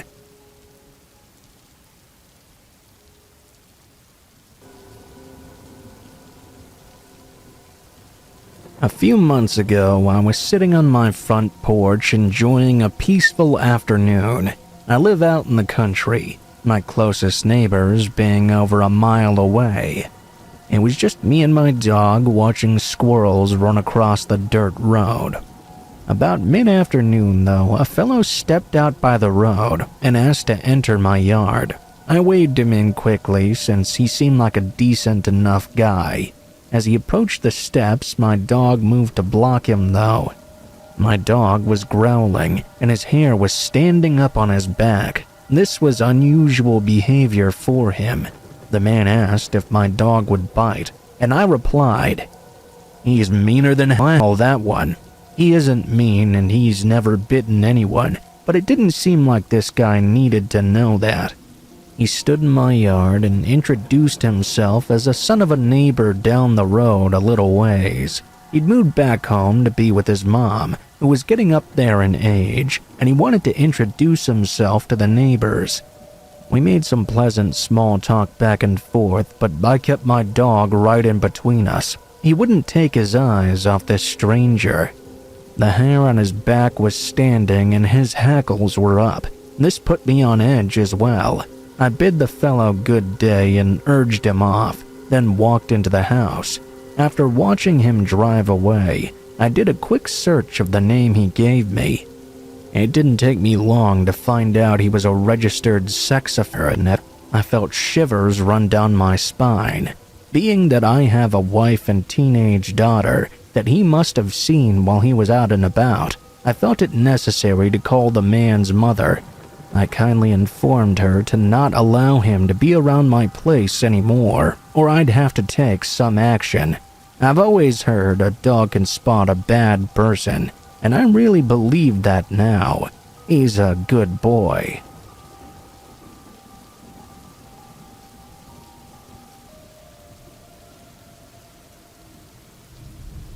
"3 years ago, my girlfriend and I decided to hike up near her parents' place in Oregon. When we went to visit them for a week, we decided to bring some camping gear and stay the night as well. I had only been camping once before, and it was in the Boy Scouts, so it had been a long time since then. My girlfriend basically grew up camping though, and knows her way around the area very well. Myself, her, and her parents' dog Bear, a Newfoundland lab mix, headed up the trail together. We saw a few people out there, but they were mostly just day hikers. People loved Bear, of course, and stopped to pet him, so a little after 6 we made our camp. We set up our tent and pulled out our grub. We had decided to buy these big sub sandwiches and some stuff for s'mores, chips, and a few tall boys of beer as well. I fired up a joint and she pulled out her guitar. After we finished eating and relaxing, we started winding down and getting ready to head to bed. She was in the tent getting dressed for bed, while I was finishing the joint and making sure the fire was out. Suddenly, Bear began to growl, this low, menacing growl I'd never heard him make before.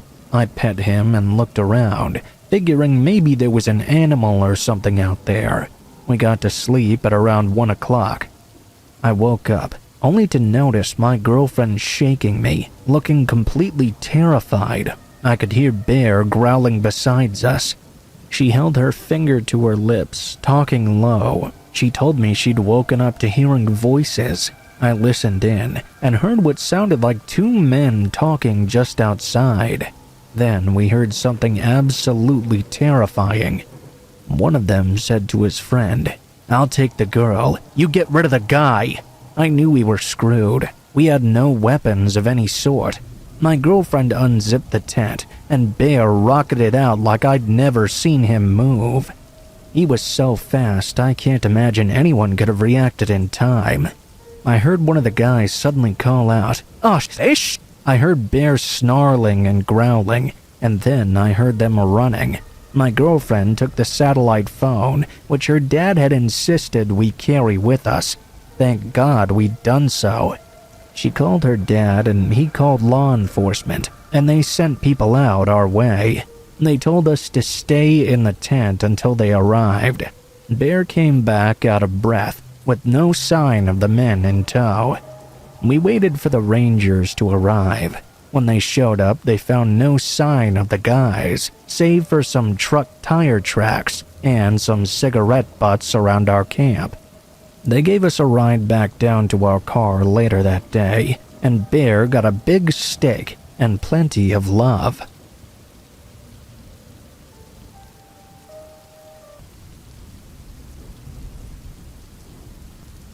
I used to work at Borders way back when. though I had another job at the mall as well. Something about being at the bookstore, though, made me much more recognizable, I guess. I often had people approach me when I was on the street, or ask me about the store's sales while I was at a drive-thru window. It was mostly harmless stuff, though I did get some creeps on occasion.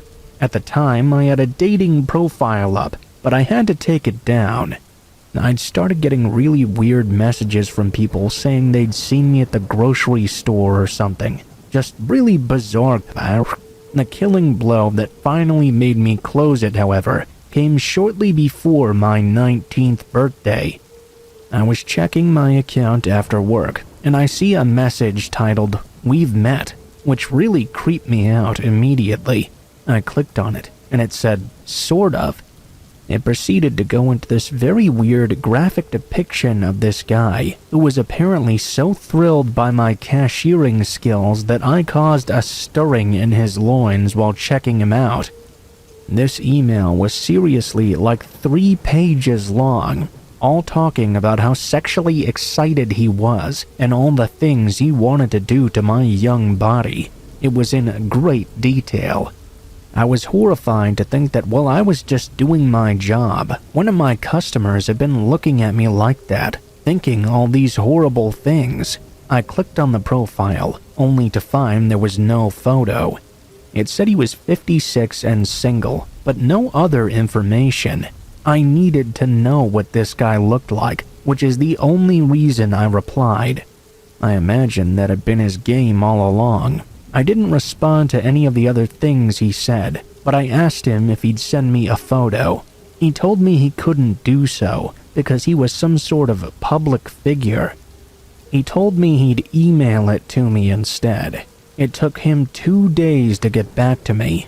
Those were 2 very long days. While I waited, I looked at my message history and discovered that this guy had actually written me many times. I just always ignored him because he had no pictures and was out of the age group I was looking for. Out of morbid curiosity, I looked through all these messages. All of them were of him seeing me at random places, describing the thoughts of sexually graphic things he wanted to do to me. He talked about fantasies of using me with another man he knew, raping me, tying me up. Many of the details were specific to me alone, which led me to believe he wasn't just mass sending these out to every young woman on the site. They were specifically about me.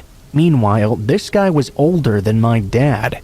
I spent the next 2 days tensing around every older man who came in. I was afraid to be friendly with any of them. I was in fear that one of them would be this guy, and he'd take it as a go-ahead to come at me. I was having my birthday celebration, the day he finally got back to me. The moment I saw his name, I got a bad feeling in my gut. I couldn't immediately place it, but I knew there was something wrong with this person in particular writing these things to me. I stared at it for a moment, positive I knew this guy from somewhere. My brain just refused to click for some reason. I texted my friend to confirm with her as it began to dawn on me. This man had been my high school principal. I was horrified. I was still 18 at the time, which meant he must have been creeping on a bunch of us all along. I remembered many times of being alone with him in his office, and it made me feel queasy. Was he just perched there waiting for us girls to graduate so he could legally pounce on us? I wrote him back and told him, "I don't know if you remember me, but you were my high school principal, and I happen to know you're married." He didn't reply. I thought that would be the end of it. I was still super creeped out for a while after that, though, just knowing how long he'd been thinking about me and sending me these graphic messages. He'd been an authority figure in my formative years. Almost a year passed without further incident. He didn't come in when I was there. One day, I was ringing someone up without having gotten a good look at his face, though. It was a friendly exchange, right up until I made eye contact. It was him again, grinning at me. I put his stuff in his bag and turned away from the register, but he stayed where he was. I pretended to organize some returns, but he just kept standing there, silently, not moving or saying anything. I knew he was watching me, but I couldn't bear to look. The moment lasted far too long. Finally, I grabbed my headset and asked a manager to come to the front of the store. He ran out after that, and I never saw him again.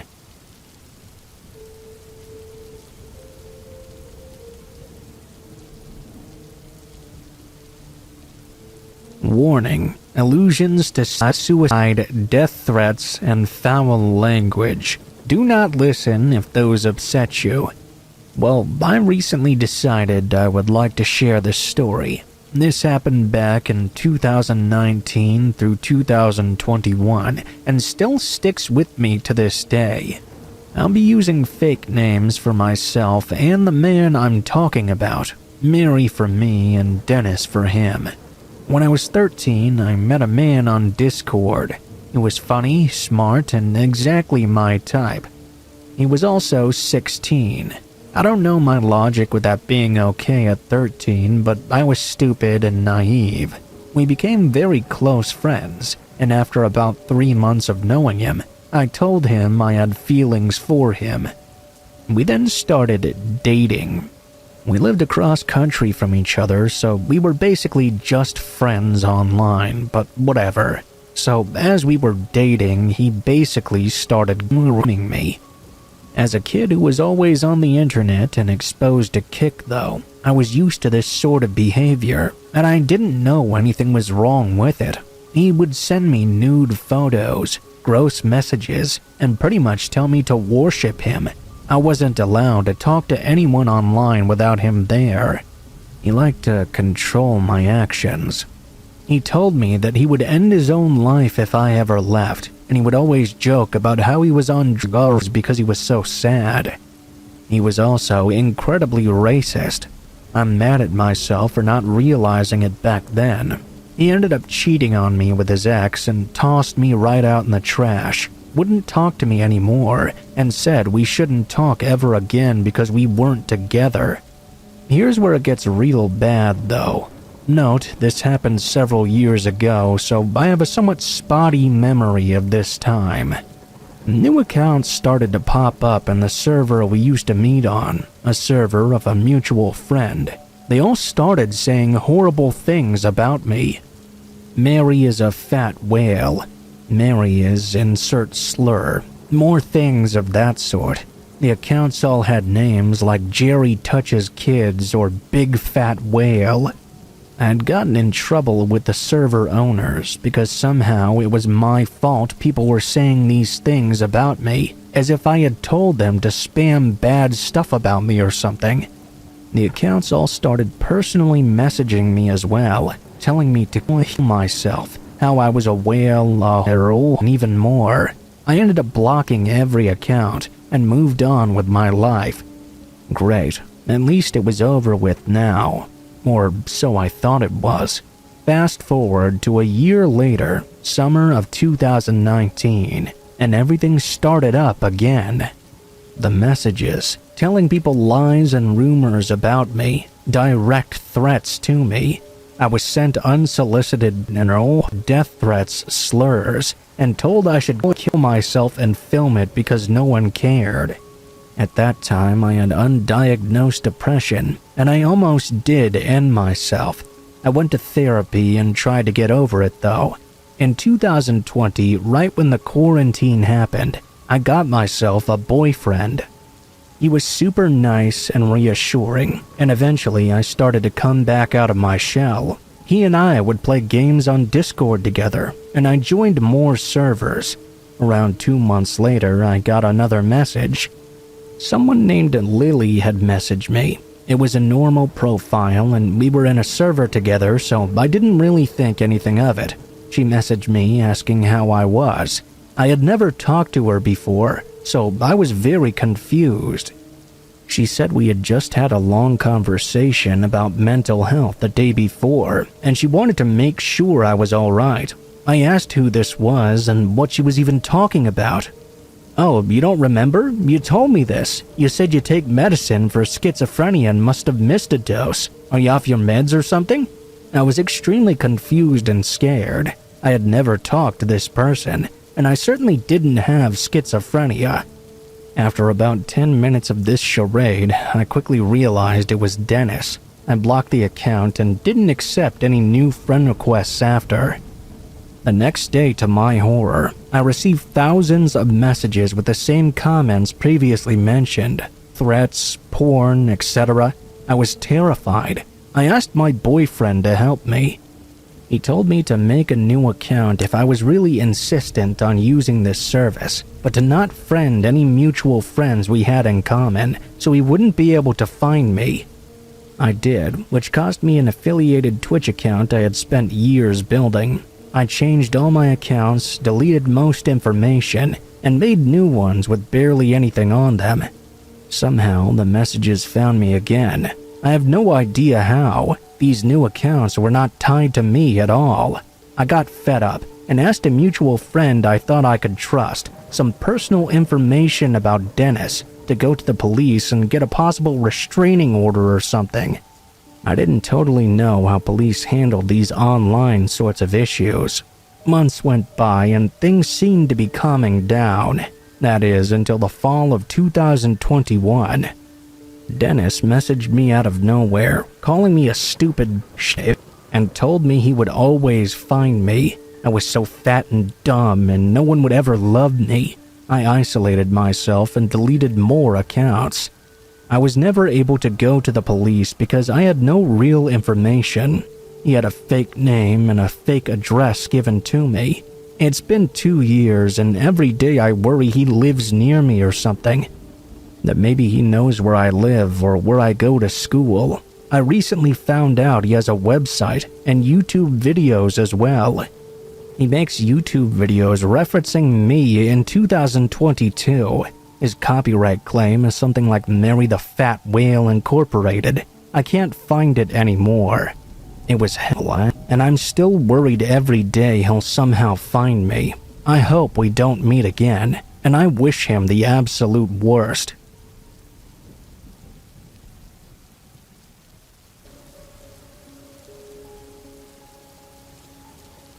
This happened to myself and a close friend, both 23-year-old males, just last month. We decided to go on a 2-night backpacking camping trip in the Adirondack Mountains of New York. We were both very comfortable with nature and spent a lot of time camping, hunting, and fishing. We hiked about 5 miles up to a small lake and set up camp on a small beach that was not heavily trafficked. We didn't expect to run into anyone our first night there. As we were sitting around the fire, we saw a flashlight moving on the other side of the lake. It was at around 10:30. This was fairly unusual. However, we didn't give it too much thought. As time went on, though, this flashlight kept moving around the lake, getting closer and closer to our campsite. We kept discussing who could possibly be wandering around the woods in the middle of the night. We didn't particularly want an unwelcome guest. Once it was clear that the person or people were headed towards our campsite, we moved off into the woods nearby to see who would wander up. I took a small axe with me, and my friend had a .22 rifle. Now, we weren't expecting trouble, and we certainly didn't want to make any ourselves, but we figured we might as well cover our bases. Now, the moment of truth. The flashlight neared the light of our fire, and we could see it was a lone man. He had a beard and was probably in his mid-40s. The scary part was that he was carrying what turned out to be a pump-action shotgun. He walked around the campsite a few times, then proceeded to enter the tent. After rummaging around for a minute or so, he came out yelling, "I know you're out there. Why don't you come out and say hello to my friend here?" I remained motionless under a hemlock tree about 50 yards away. This is when the man proceeded to randomly fire his shotgun into the woods. It was not far from where we were. He also swung his flashlight around several times. After what felt like hours, he grabbed my friend's backpack and a few articles of clothing drying off near the fire and threw them in to burn. My friend trained the .22 at the man and asked if he should shoot him. I told him absolutely not unless he spotted us. He started to point the gun in our direction. Thankfully, the man moved off to where he had come from just a little while after. We waited until his flashlight was on the other side of the lake. We ran out and grabbed everything we could fit in my pack and took off soon after.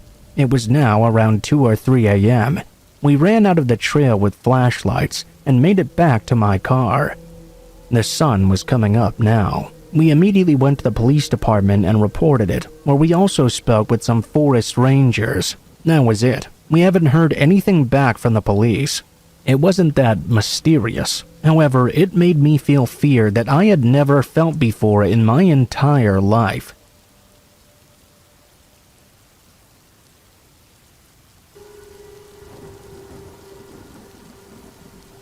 When I was in elementary school in the 80s, I remember some teachers pulling me aside one day, saying they needed to talk to me about something. They told me a man had come to pick me up in the middle of the day from school. The man wasn't one of my parents though, and so the school told him he could not take me. I asked my parents about it later. The school didn't notify them for some reason. They had no idea what I was talking about, and they had never sent a man to pick me up. I still think about that to this day. What I think about even more, though, is that during the same time at the same school, there were multiple attempted kidnappings at the end of the day, while us 500 kids were boarding buses. Apparently, a guy had gone around trying to grab various girls. Luckily, they were all able to get away. I even remember seeing a minivan speed off as I sat on the bus that day. I don't think they actually ever caught the guy though.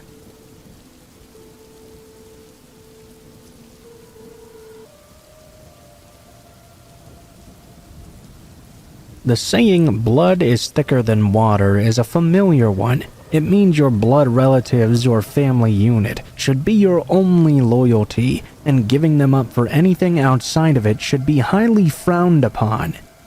That being said, there's another phrase I can coin that means something more to me, associated with an event I'll never forget no matter how long I live. Blood is thicker than oil, both in the metaphorical and literal senses. It all started on the day my parents told me they were getting a divorce. We lived on a huge property by a lake at the time, in a huge log cabin-style house. They hosted parties every summer, with friends and neighbors out on the lake. There would be music, the smell of hot dogs and hamburgers on the grill, and the lake looming over the horizon, reflecting the firelight and whatever color of fireworks we chose that night. It was at one of those parties that my parents started acting really strange. They were usually on opposite schedules throughout the week, but on these weekend parties they reconnected, laughed, and danced with each other as if they were together 24/7. But that night they seemed to be on opposite sides every time I looked for them. Whenever I asked if they were going to dance tonight, my mom just straightened her mouth and didn't say anything. My dad would shrug and say he'd catch up with her later. At 13 years old, I knew something was off, but I couldn't think of anything to try and fix it. Different neighbors milled in and out of our house for water and snacks and to use the bathroom as the party went into the later hours. The breeze was still lukewarm, but eventually I had to go up to my room to get a jacket. Our house was very large, and my room was at the end of the hall at the right, on the side of the house that faced the lake. I passed a few people who smiled and waved as I went up the stairs, but aside from the top landing where the bathroom was, the upstairs was really quiet. I usually go inside once or twice to give myself a moment to breathe and decompress from these parties. I have sensory processing issues, and excessive chatter for too long makes me disassociate. That's definitely what I needed tonight. I was already feeling not all there from all the noise outside, and just needed 5 or 10 minutes. That's all. But 5 or 10 minutes was all it took for my life to change. I got to my room, shutting the door softly behind me, and taking a seat on my bed. I left the lights off because I felt particularly light-sensitive that day. I lay there in the dark for a few minutes, breathing and not thinking much about anything. The quiet felt like swallowing a spoonful of warm honey. It was really good and relaxing. My quiet moment was shattered, though, when I heard splashing through the open window. Not the regular kind of splashing either. Frantic, desperate splashing that sounded like a little kid had fallen in or something. My trance broken, I raced to the window to look out. I still felt disconnected to my surroundings, but I was there enough to be able to see what was going on. I almost didn't want to believe it. Down there in the dim glow of the moonlight and light from the bonfire around the corner, I saw my dad. He was bent over waist deep, wrestling with something. At first, I thought he was play wrestling with his brother or playing chicken or something. He was childish like that even at 40.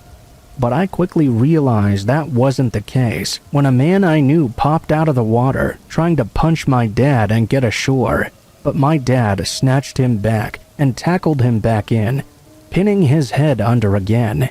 It was Mr. Welsh, our next-door neighbor, a man we'd had at those parties every weekend. He and his wife often babysat me when my parents went out to dinner. He repaired our plumbing when I flushed Legos down the toilet. Everything neighborly you could think of, and there my dad was trying to drown him right in front of me. Not that he knew I was there, but I think he would have done this even if my bedroom light was on. I watched as they continued to struggle. When Mr. Welsh didn't come up for a minute and his body stopped moving, I couldn't take it anymore. I ran downstairs out the front door. People stopped to talk to me, all smiling, but I ignored them and ran past. I turned the corner of the house. My dad was there coming out of the lake, but Mr. Welsh was nowhere to be found. I looked frantically out at the water, but I couldn't see him anywhere. My dad just looked at me. His shoulders sagged. I could swear something broke inside him. He collapsed to the ground and sobbed into his hands, repeating the same thing over and over. I killed him. I killed him. My parents sat me down later and told me they were getting a divorce. The meeting was closely monitored, of course. The jail guards weren't going to let a kid near an alleged murderer alone, even if he was his son. I learned that apparently my mom had been having an affair with Mr. Welsh, one that lasted for years before my dad found out. He was devastated and confronted her a few days before the party. When she refused to leave Mr. Welsh and asked for a divorce, my dad took his rage out on the only thing he could think of, Mr. Welsh himself. He'd seen him talking and dancing with my mom at the party, and something inside him snapped. He asked Mr. Welsh down to the lake around the side of the house to look at the dock. When they were all alone, my father dragged him to the water. I still don't know how to feel about either of my parents. I was sent to live with my grandparents in another town as everything played out, and only saw them on supervised visits. I know I can't forgive my mom for what she did to my dad, but I also feel weird around my dad too, for the awful thing I saw him do. His anger was understandable, of course. It's what he did with it that makes me so unsettled. He's told me he still loves me a lot, and will be there for me when he gets out. I believe him. I just don't know if I'm ready to accept everything yet. Mr. Welsh's body was never recovered. My dad was convicted purely on circumstantial evidence. Some days I think of driving out to the old lake house where I grew up, and my innocence was lost, and looking out at that great expanse of water. Maybe one day Mr. Welsh will finally be found in that lake, or maybe he never will.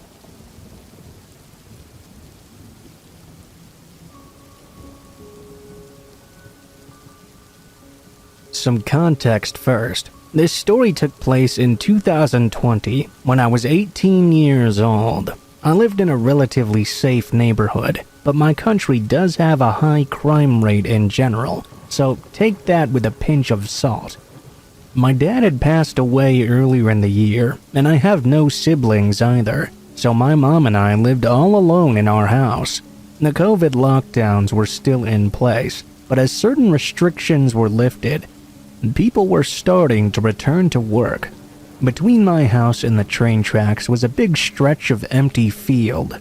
It became a safe, quiet space for me to escape to whenever I needed to get out of the house for a while. I would normally sit there once a day for a cigarette or two, sometimes having my own little picnic.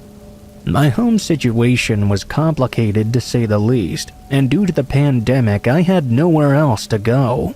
On this particular day, I went there for a few minutes to smoke, as I always did. I was about halfway through my cigarette when I noticed a young man walking along the train tracks on the other side of the field. He was barefoot and wearing dirty, worn-out clothes. The man noticed me and made a hand gesture suggesting he was asking for a smoke. I should have just left, but as a teenager, I found it quite difficult to say no to people. I walked a bit towards him and offered him a smoke. He took it from me, but immediately I felt uneasy about the way he was looking at me. The man asked me, "Don't you live in that house right over there?" He pointed right at my exact address. I avoided answering his question, and at this point I realized I needed to leave right now. I had left from my front gate that day. For him to know where I lived, he must have watched me leave from the back gate before. I told him I needed to get going. He started insisting on giving me a hug to say thank you though. I declined several times, and at this point I started backing away quickly. I didn't get very far though. The man easily caught up to me and wrapped his arms around my waist. I panicked, not knowing what to do. All I could think of was that I needed to get away from this man. As I tried to start running from his grip, he grabbed me harder from behind and started dragging me towards the row of houses where the view of the road was completely blocked off. The fences were high too, so no one could see that area from their backyards. We were completely isolated. I was kicking and struggling, desperate to get out of his grasp. He ended up throwing me against the ground, with him jumping on top of me, still holding on. In a split second, my life flashed before my eyes. That feeling that something terrible was about to happen came over me. I couldn't escape. This man was too strong. My arms were trapped by his, and he was holding me down so I couldn't kick him. I did the only thing left to do. I started screaming desperately for help. Suddenly, I was free. I could move again. He had let go and jumped off of me. He ran away so fast I could barely even register it. My heart was pounding furiously. I was shaking in shock from what had just happened. He disappeared into the industrial area on the other side of the train tracks. I immediately ran towards the road. As I reached it, I noticed it was empty. There were no cars parked in my neighbor's driveways either. No one heard me screaming, and had he realized that, that day would have had a far worse ending for me. He clearly knew where I lived, and I was terrified of him returning. For months after, I had panic attacks and nightmares, and I could barely leave my house without breaking down. I moved away from there a year later, but I still sometimes get scared when I'm home alone or when I have to walk around town.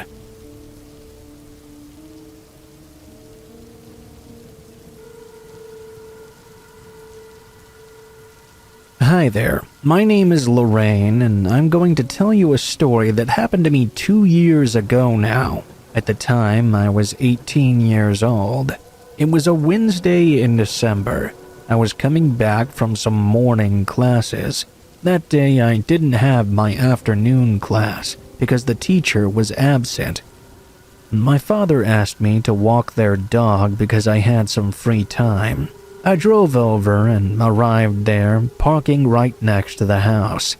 I unchained my dog. It didn't seem that anyone else was home. We started going on our walk, staying on the shoulder of the road and not trying to go too far out. All of a sudden, I saw a man come walking towards us. I would say he was around 50 to 55 years old, maybe. Usually, I wouldn't panic when just seeing some random person walking, even if I was alone at the park or at night or something. But for some reason, this guy instantly scared me. I called my dog to come closer. I tied his leash around my hand and set off a little faster. I also stuck closer to the houses in my neighborhood. I could tell the man was following me though, so I quickened my pace even more. I heard someone whistle, and my head snapped to the sound. The man was waving his hand at me, telling me to come over and talk to him. When he saw I wasn't going to listen though, he instantly started running and pulled something out of his pocket. At first, I had difficulty distinguishing what this was, but then I saw that it appeared to be some sort of rope. I started running too.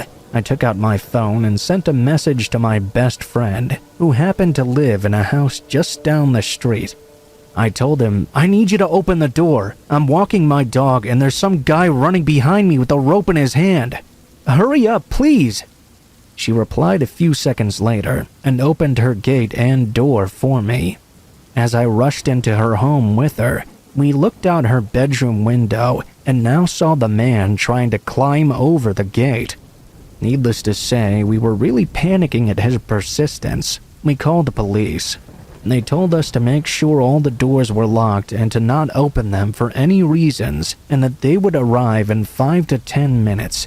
We went downstairs to make sure the door was double locked, then ran back up to the bedroom and locked ourselves inside with my dog. 5 minutes later, we looked out the window and could see the police grabbing and arresting the man. They rang the doorbell and we opened it to greet them. They spoke with us about the incident, and I went home soon after. I didn't say anything about the event to my father. The following week, the police summoned me once again and told me the man was receiving 35 years in prison for rape and murder. They needed me to testify about what happened that day. In fact, if my best friend hadn't been there, I'd probably be his second victim. Thanks to her, I'm still alive, and because of that day, we became inseparable friends.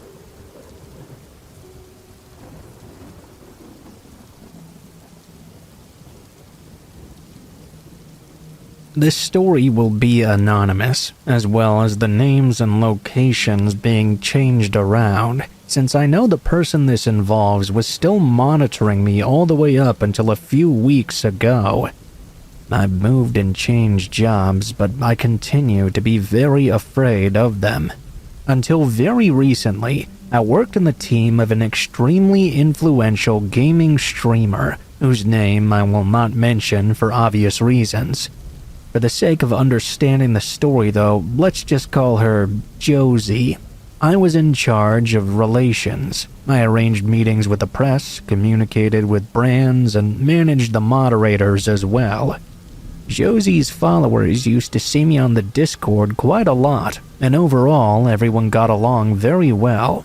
At the time, I was living in Bordeaux, and I know it's not very professional, but I happened to meet a few subscribers outside of work to go for a drink every now and then or that kind of thing.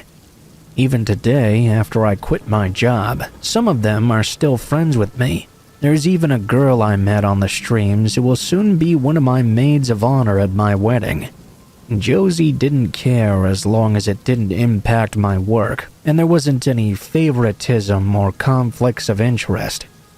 The evening this happened, there was a waiter's daughter who wanted to celebrate the end of her exams, who invited a bunch of us to go to a club in the city with her. Many people from the Discord in the area went. There was a boy with her I didn't know, who had come with his girlfriend.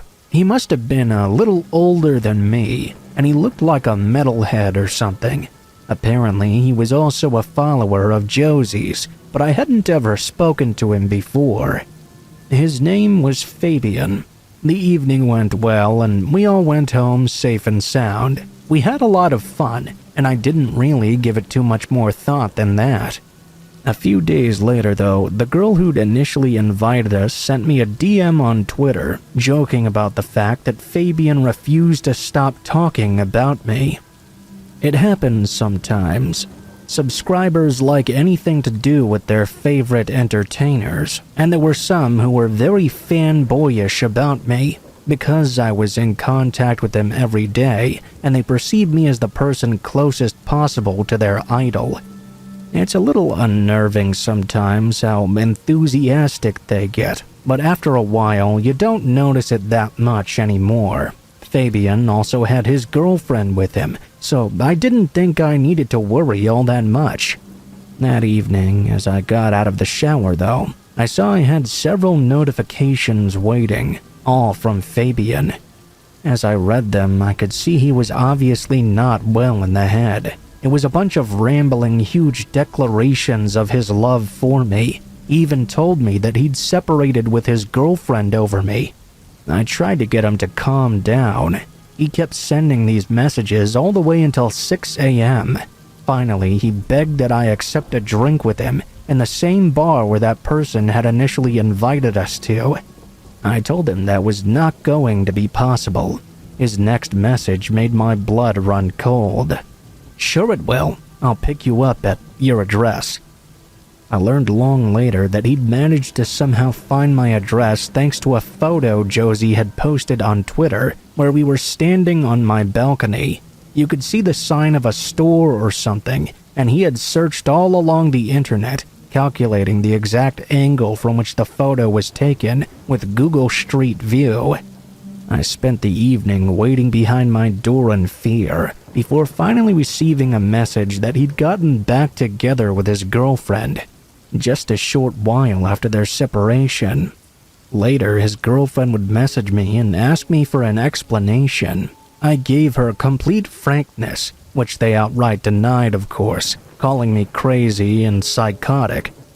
Given his personality, though, everyone I told usually believed me. Apparently, he was known for doing stuff like this. I knew he kept on trying to learn stuff about me from the other members, and kept on trying to find more details about my life to use against me.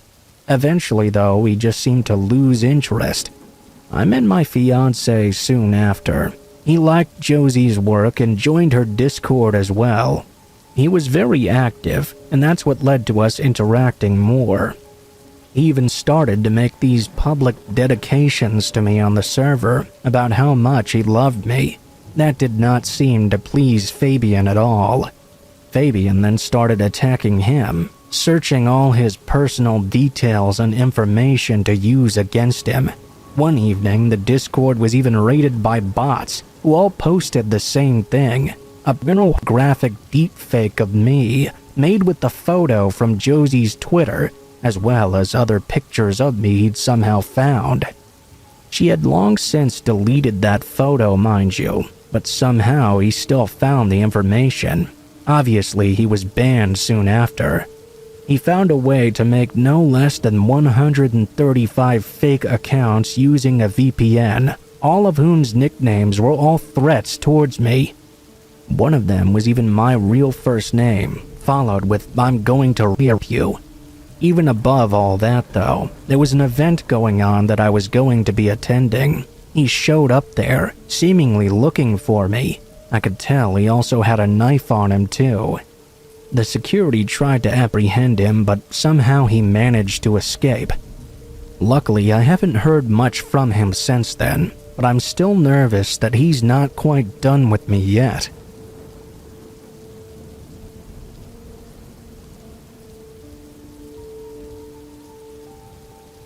This happened a few years ago when I was about 13. My best friend and I were at a lake in the middle of Georgia, trying to fight the almost 125-degree Fahrenheit weather. We decided to swim to our secret spot. It was really just a sort of cave made out of fallen tree roots. We did the routine snake check and swam in, climbing onto a rock to get inside.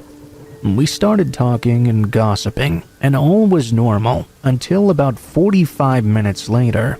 We heard a truck pulling up and the sound of someone getting out.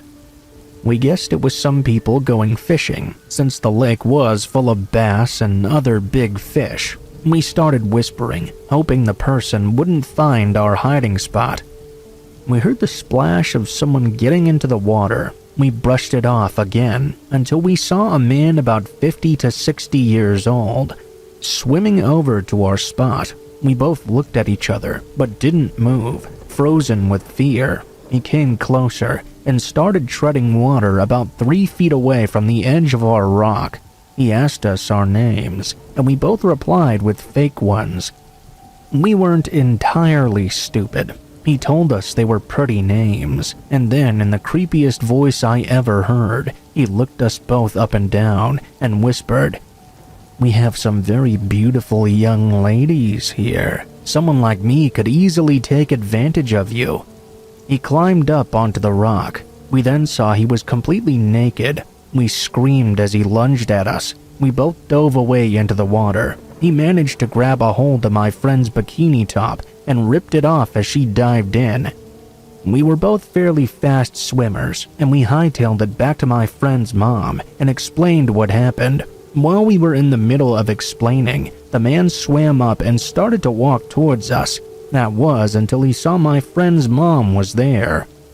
He quickly ran off into the bushes. His truck drove by a few minutes later, but we couldn't get the tag numbers because he was going so quickly. We called the cops, but from what I've heard, he was not caught. I haven't heard anything else about it since. I moved across the country, but this experience will likely never leave my mind.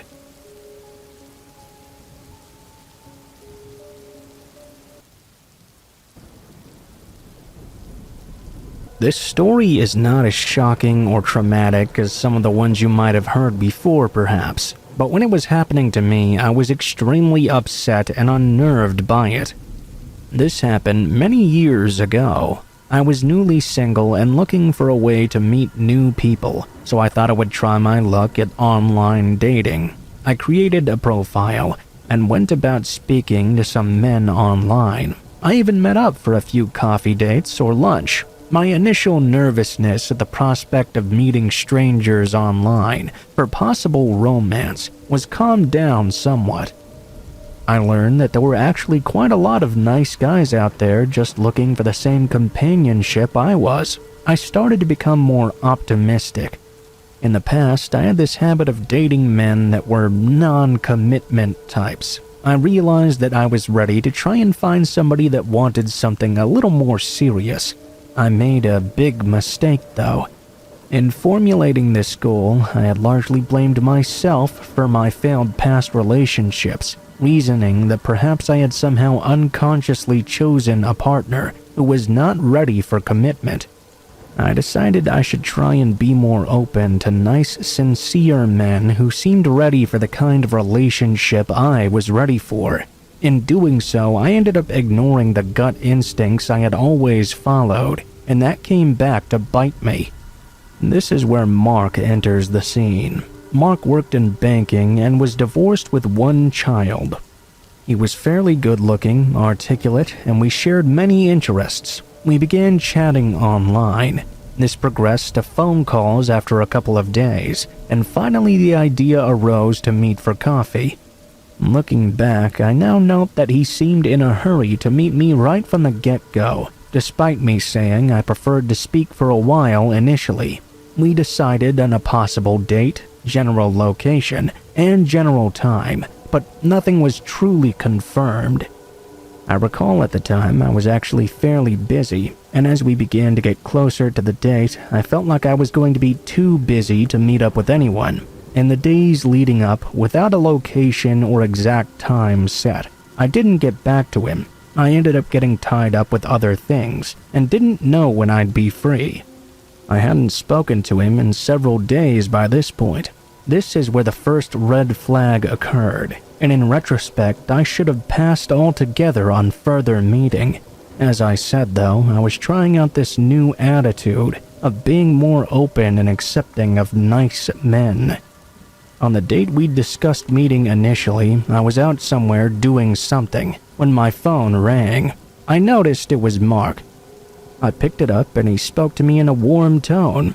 "Hey, I'm in your neighborhood. I know we said we were going to meet today, but where would you like to meet me? 'Cause I'm here right now waiting."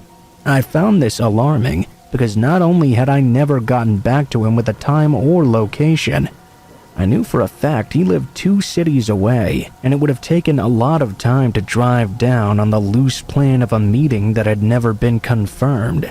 Again, I told myself, this man must really want to meet you. That shows he's sincere, I guess. Enjoy this for a change. Against my gut instinct, I told him I would simply meet him on a different day, and we agreed on a concrete date and time instead. When the date arrived, it went surprisingly well. He was just as good looking in real life. We had good conversations and he was very nice. We started seeing each other. He was all about romantic gestures, paying attention to me, calling me, generally just being kind and sweet every day. He always seemed to want to spend time with me, and I told myself that this is what I had been missing for a long time. I tried my best to appreciate the gestures and attention as something positive, even though I wasn't really used to this much.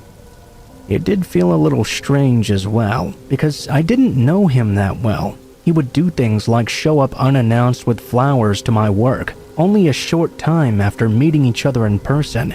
He was very touchy and feely, something I wasn't used to, and he did it in an off-putting way. I was uncomfortable with his constant touching and rubbing of me all over the place, generally suffocating me with his presence even while we were in public. I recall one time telling him that I was going downtown with a group of girlfriends for a birthday celebration, and he insisted we should go out for a drink alone beforehand. I said that was not really necessary, because I only had an hour or so to spend prior to going out with them. The drive for him to get there was already an hour or more. This would be an extreme amount of trouble to go through just to see me for a short period of time, but he insisted that even a single hour would be worth it. When he arrived, I met him at a local pub.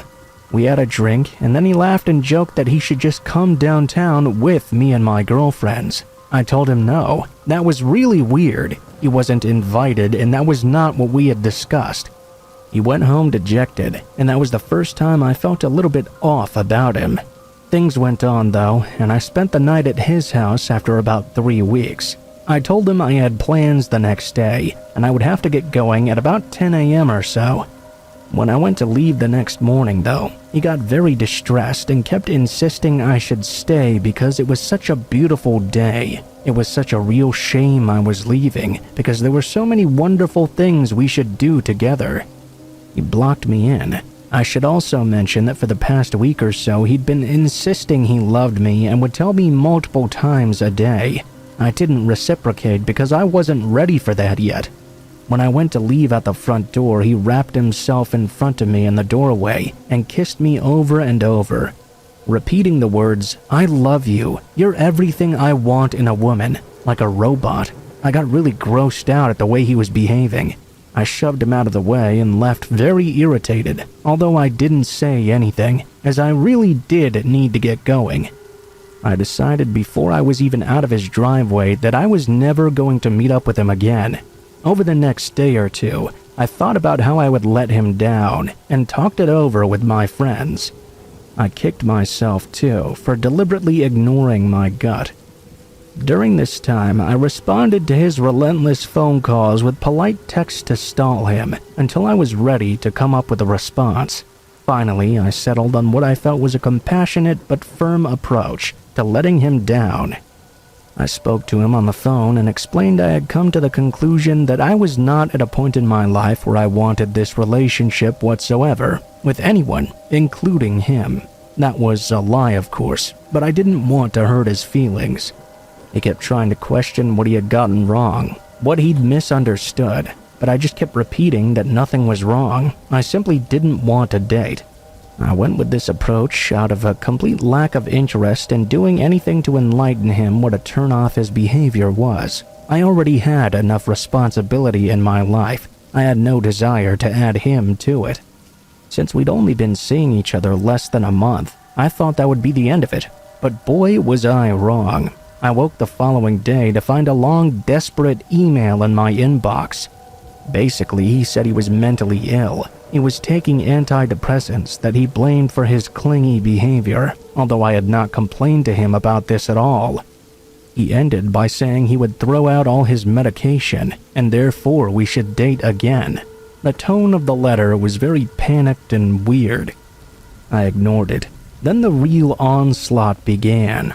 Over the following weeks or so, he blew up my work phone, cell phone, and email with non-stop messages. I became increasingly annoyed at how entitled he felt to dismiss everything I said and to blatantly intrude in my life with such a relentless stream of calls and emails. At work, for example, he called my desk phone 34 times in a 3-hour period. My coworkers were flabbergasted and even offered to answer and scream in his ear. I cannot understand why he thought this behavior would somehow make me like him, but obviously it did the exact opposite.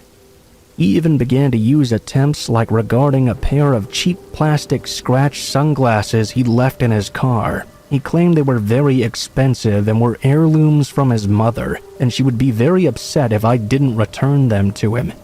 Whatever. I drove to his house and dumped them in his mailbox. I finally texted him back after this to say, "They're in your mailbox. Don't contact me again."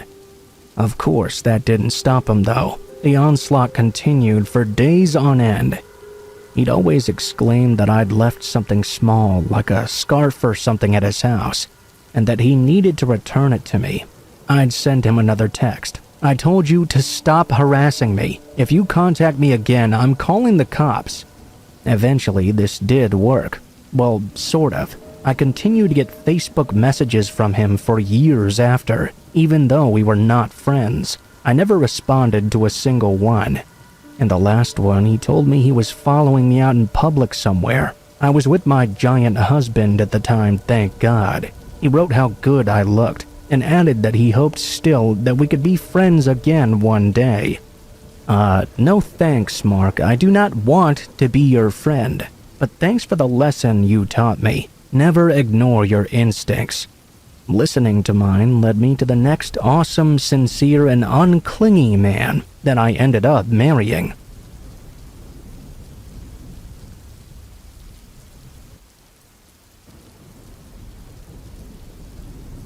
When I was 17 or so, two friends and I decided to camp in the field next to the housing estate so we could drink beer and listen to music as loud as we wanted to. This was a huge grassy field on a slight hill where all the surrounding houses were far enough so that we wouldn't disturb the neighbors and we couldn't be seen by anyone unless they were extremely close to our tent. It soon became late and my two friends began to fall asleep. I was having trouble sleeping around this time though, so I laid there awake for hours on end, just thinking about many random things. Around 3 a.m. or so though, I heard the distinct sound of grass and vegetation as someone was walking around outside our tent. I was stunned and in fear. For one, because this was a private field owned by a farmer who would probably be very angry to find us there, but more so because I hadn't heard anyone approaching. I just suddenly heard the sounds outside the tent. I held my breath out of fear and shock, which is when I heard another set of footsteps as well, this time belonging to a dog by the sounds of it. Filled with dread, I just laid still as possible, breathing slowly and quietly, and listening to this person and their dog walking back and forth outside the tent. I thought we were going to get shot or beaten by this dude. I saw this guy's shadow, which freaked me out even more. It was a huge shadow, looming over us every time they passed by our tent. I couldn't see the dog's shadow though, even though I heard it making increasingly erratic circulations of the tent. This carried on for around 5 minutes, although it felt like much more time had passed by. The shadows eventually disappeared, and the sounds faded away. They didn't exactly leave though. It sounded more like they were still moving around outside, but being lighter about their footsteps. When I was sure the sounds had ceased altogether, and there was no threat outside waiting for me. I freaked out and woke my friends up as quiet as possible. I said we needed to go now, because someone knew we were here, and we would get in big trouble with the owner. I told them everything that happened, and they didn't believe me. They thought I must have been asleep as well and just dreamt the whole thing. I assured them that it was real though, and we had to go right now. They tried to get back to sleep, ignoring me because they're lazy as hell and didn't want to pack everything away. I gave up too, even though I knew I'd never get back to sleep now. 10 minutes later, the sounds returned, like the volume outside had turned up gradually. I felt the same dread I'd felt before. I whispered to one of my friends, and they woke up again. They were looking at me quite irritated, but I told them to listen in closer. They had already started hearing the noises and told me to open the tent to see who this was that was terrorizing us. I did so slowly, easing my hand outside the sleeping bag and up the zipper. It probably took me 5 minutes just to reach it.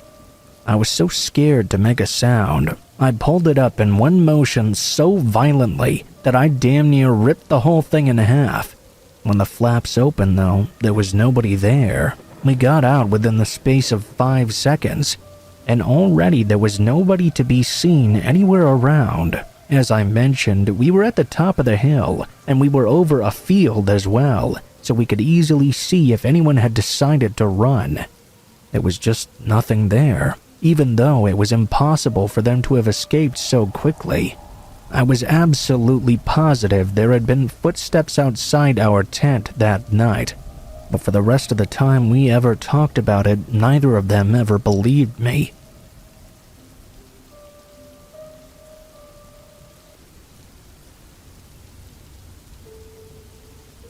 This story took place 4 years ago when I was living in my first apartment all alone. At that time, I was just 18 years old and had just started my studies at the University of Province. My apartment was very nearby. For the record, if I lit a cigarette at the bottom of my building, I wouldn't even have time to finish it before arriving at the front step of the university. My building was in the 2000s a hotel, and so each apartment was in reality an old room of this hotel. The restaurant or reception room and etc. had been turned into larger apartments, which were on the ground floor. The rooms were little ones like mine, which happened to be located on the top floor. My apartment was not really that great, as you can imagine. Very small, very poorly arranged, a fairly large entrance as well. It's understandable in a hotel room, but completely useless in an actual apartment. There was no light in my kitchen, and to top off everything, the toilet was separate from the shower. The shower was in the kitchen for some reason. Who knows why? I was broke, though, and didn't know anyone in this town, so this was good enough for me. I did have a few neighbors, but I didn't really see them often. The building was already quite large, but because not all the apartments were rented, people were spaced out very sporadically. In addition, there was a period when I went out quite a lot, had a lot of parties and such. The layout of my apartment didn't really allow me to invite people over, so after 7 p.m. I was generally no longer there. There wasn't a lot of time to interact with others in the building. One day, though, when I was coming home from college, I saw a man entering the building. I immediately noticed that he was completely drunk and potentially a little stoned as well. I had never seen the man before. I took the stairs and noticed that he was following me up. I was a bit nervous at first, but when we arrived on the same floor, I noticed that he went to a different door. Actually, his apartment just happened to be one very close to mine. I lived in the 36th room, and he was in the 38th. He was struggling to open the door with his keys for a while before I went inside. After that, I would see him around from time to time, either drunk, high, or on the way down, sometimes with his dog on a leash, who looked old and very sick. A few weeks after that first sighting, I was working on a very important file for university when I heard a sudden knock at my door. It may seem like nothing to just hear a random knock, but for some reason it immediately sent shivers down my spine. There was no intercom in this building, and to get in you had to call someone and have them come down and open the locked door, so no one except a neighbor would be knocking directly on your apartment door. Since I didn't know any of the neighbors, it was a surprising situation at best. I looked through the peephole and saw my obviously drunk neighbor standing in front of my door. I opened it and asked him in a friendly manner what was wrong. He introduced himself and told me his name was Ahmed. In addition to being drunk, I noticed he seemed to be quite nervous. He started talking and rambling, telling me that the neighbors were harassing him and being cruel to him. They were all plotting to get him kicked out of the building and complaining about him all the time. He told me that I seemed nice though, and that I seemed to know what it was like to come home drunk. Yes, I did come home drunk from parties sometimes, but unless he was constantly spying on me, I have no idea how he could be aware, because I'd come home at random times, and often very late. I'd also never even seen him on the way home from those parties. I calmly told him that was none of my business. He should talk to the trustee about it so they could help him, and I closed my door. The next night, the electricity was out in my apartment, and having nothing to do, I decided to go to bed early. Around midnight, I heard a loud noise coming from outside, which woke me up. I got up and searched around for my glasses. Then I heard a big bang against my front door. I ran over, grabbing a small statuette of Aphrodite to defend myself. Yes, I know that does sound ridiculous. I looked through the peephole to see what was going on, and my blood ran cold. I saw Ahmed outside, just staring at my door, very visibly nervous, with an eerie smile on his lips. It was dark in my apartment, and it was the first time I really felt afraid. My legs almost gave out on me. I pressed myself up against the door, trying to stay quiet. I stuck another look through the peephole, and Ahmed appeared to be gone. I sat at my desk, lit by candlelight, and waited there, unable to go back to sleep. The next day, when I left my apartment to meet my friends and reassure myself a little with them, it was then that I noticed something written on my door frame.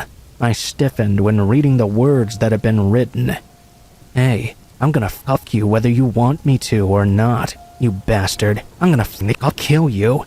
I immediately told my parents, who told me that they were going to start looking for a new apartment for me. I went to the police station to file a complaint as well, but I was told it was impossible because there was no direct evidence that it was Ahmed who had done this. I went to live with a friend for a while. 3 days later, when I came back to get my things, I met a man who immediately called out to me. It was Ahmed's landlord. He told me he'd been evicted because he hadn't been paying rent for a while.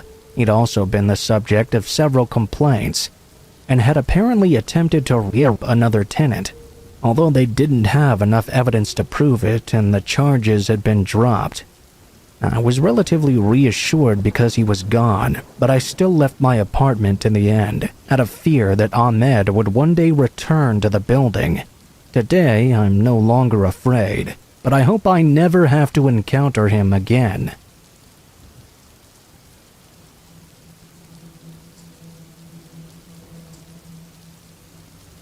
My friend, we'll call her Kay's family, was always more well-off than most, with enough disposable income to buy some luxury items, new cars, the latest gadgets or technology, even a full party boat. It's that party boat and my first experience out on the water that I'd like to focus on today. That boat was a real nice one, cherry red with a single sparkle in the paint, with a built-in sun cover and comfortable seats situated in a ring around the deck. Although it was relatively small, it was enough for a group of teens to go out on the local lake and party one night. Long story short, Kay had just gotten her driver's license. One night, she called me and a few of our friends and classmates up, got in the truck with the boat attached, and drove off while her parents were out of the house. Yeah, she basically stole that boat. Some hearing this will condemn those actions, and maybe some won't. I just felt it was an important thing to mention. The group consisted of Kay, myself, our friend Jake, and his older brother Clayton. Now, Clayton was 20 at the time, and in his sophomore year of college. The rest of us were all between 17 and 18. Kay had had a huge but silent crush on him for quite a while. We all knew he would probably never reciprocate her feelings, but that didn't stop her from trying or dropping hints constantly. I think inviting him to a stolen boat party out on a lake at night with underage drinking was definitely her biggest one. It took some finagling to set everything up and get the boat going in the water, as she'd only seen her dad do this once or twice. Once we did, Clayton took over driving, as he was the oldest and therefore the most responsible. I say that with a huge grain of salt, as he had just as much idea of how to drive a boat as the rest of us. We did a few circles on the lake. The wind was frigid as it whipped past us. Kay and I cuddled together for warmth, with Jake telling his brother to slow down a bit. We were obviously making a lot of noise. It was hard to hear anything, as the darkness around us slipped by, slick as oil. It was impossible to tell where the ground was in the darkness, where the sky ended and the water began. Clayton laughed, and I'm pretty sure he said something, but his voice was very muffled by the wind. He had already had a couple of cans of beer while we were fumbling setting up the boat too, so he wasn't in the clearest state of mind. Kay turned to me and whispered in my ear, "Hey, I'm gonna try to kiss him later." Her eyes were bright with drunkenness. She'd taken up on the beer already as well, after she saw him doing it. Most likely she wanted to impress him and show him how mature she was. I was going to tell her I didn't think that was a good idea. I mean, he was in college and it would be kind of weird, right? But I didn't even have time to finish that thought. There was a jolt and a shuddering, scraping sound that vibrated the floor beneath our feet. Suddenly, we were launched from the boat into the cold, dark water. The boat had slammed hard into some rocks that were jutting out at a very high speed, and it had completely flipped over. I was flung out a fair bit, but I later learned the boat had collapsed right on top of Clayton. Kay had been launched right into one of the rocks and broke her arm, but still managed to crawl her way to safety, since she landed not far away from the shore. In hindsight, that's partially what made us crash in the first place. Jake was yelling, and I saw the faint outline of his back as he dove under to look for his brother. Each time he came up empty-handed. Dizzy, with my head fuzzing over from the impact, I swam over to help him look. I just remember him yelling over and over until his voice was completely strained. "Clay? Clay, can you hear me?" I dove under, groping at rocks and weeds and everything I could find until I had to come up for air. At the last second, my fingers brushed what I thought was the front of a shirt. Attached to an arm, attached to a body, I burst out of the water, screaming to Jake, "I got him! He's right here!" I dove back under. Together, we managed to get him to the shore where Kay was waiting, holding on to her broken arm. As she moved it around, I could tell it was flopping over in a way arms never should. Jake told us to call 911. He slapped his brother in the face, trying to get him to wake up. "How the fuck do you do CPR?" he said. "We can't," Kay blurted, wincing in pain. "I mean, we drank beer. I stole the boat." "Kay," I said. I took her face in my hands, forcing her to look at me. I could see the whites of her eyes. She was clearly crying. "We have to call. Come on." She nodded and grabbed me with her good arm. She cried as she dialed 911 in my arms. The police and ambulance came 15 minutes later. They took Clay away on a stretcher. Miraculously, he still had a faint pulse, but it was not looking good. Jake went with him in the ambulance while the cops drove me and Kay home. They lectured us on underage drinking and driving a boat recklessly. Kay's parents had gotten home earlier than expected, and they were waiting for Kay when she got back. When the cops explained to them what had happened, they didn't yell at Kay like I thought they were going to. Instead, they just hugged her and I tight and made us promise to never do something like that again. We were offered towels, a shower, and a change of clothes while waiting for my dad to pick me up. I felt numb and cold, even after a hot shower. Kay still cried beside me, begging Clayton to be okay. She really blamed herself for the whole thing. Although Clayton did live, he was never the same again. He had difficulty speaking and remembering things, and he couldn't really move without a walker or a wheelchair. His brain had been without oxygen too long to make a full recovery. Kay, Jake, and I visited him a lot these few months in the hospital, and although he couldn't remember our names sometimes, he wrote down on a piece of paper in his shaky handwriting that it was okay. He still lives with his parents and needs constant care. As for me, Jake, and Kay, we're doing all right. Last time I spoke with Kay, she went off to college in another state, where she could escape from that terrible night. Jake stayed in the area to help care for Clay, and he and I actually became a couple many years later. We now have a daughter together, and we've talked a lot about that night. We're going to make sure to educate her on boat safety, and how it's a very, very bad idea to go out on the water and not tell anyone where you're going. That it's exactly what happened to Uncle Clay. I really hope she listens to our advice.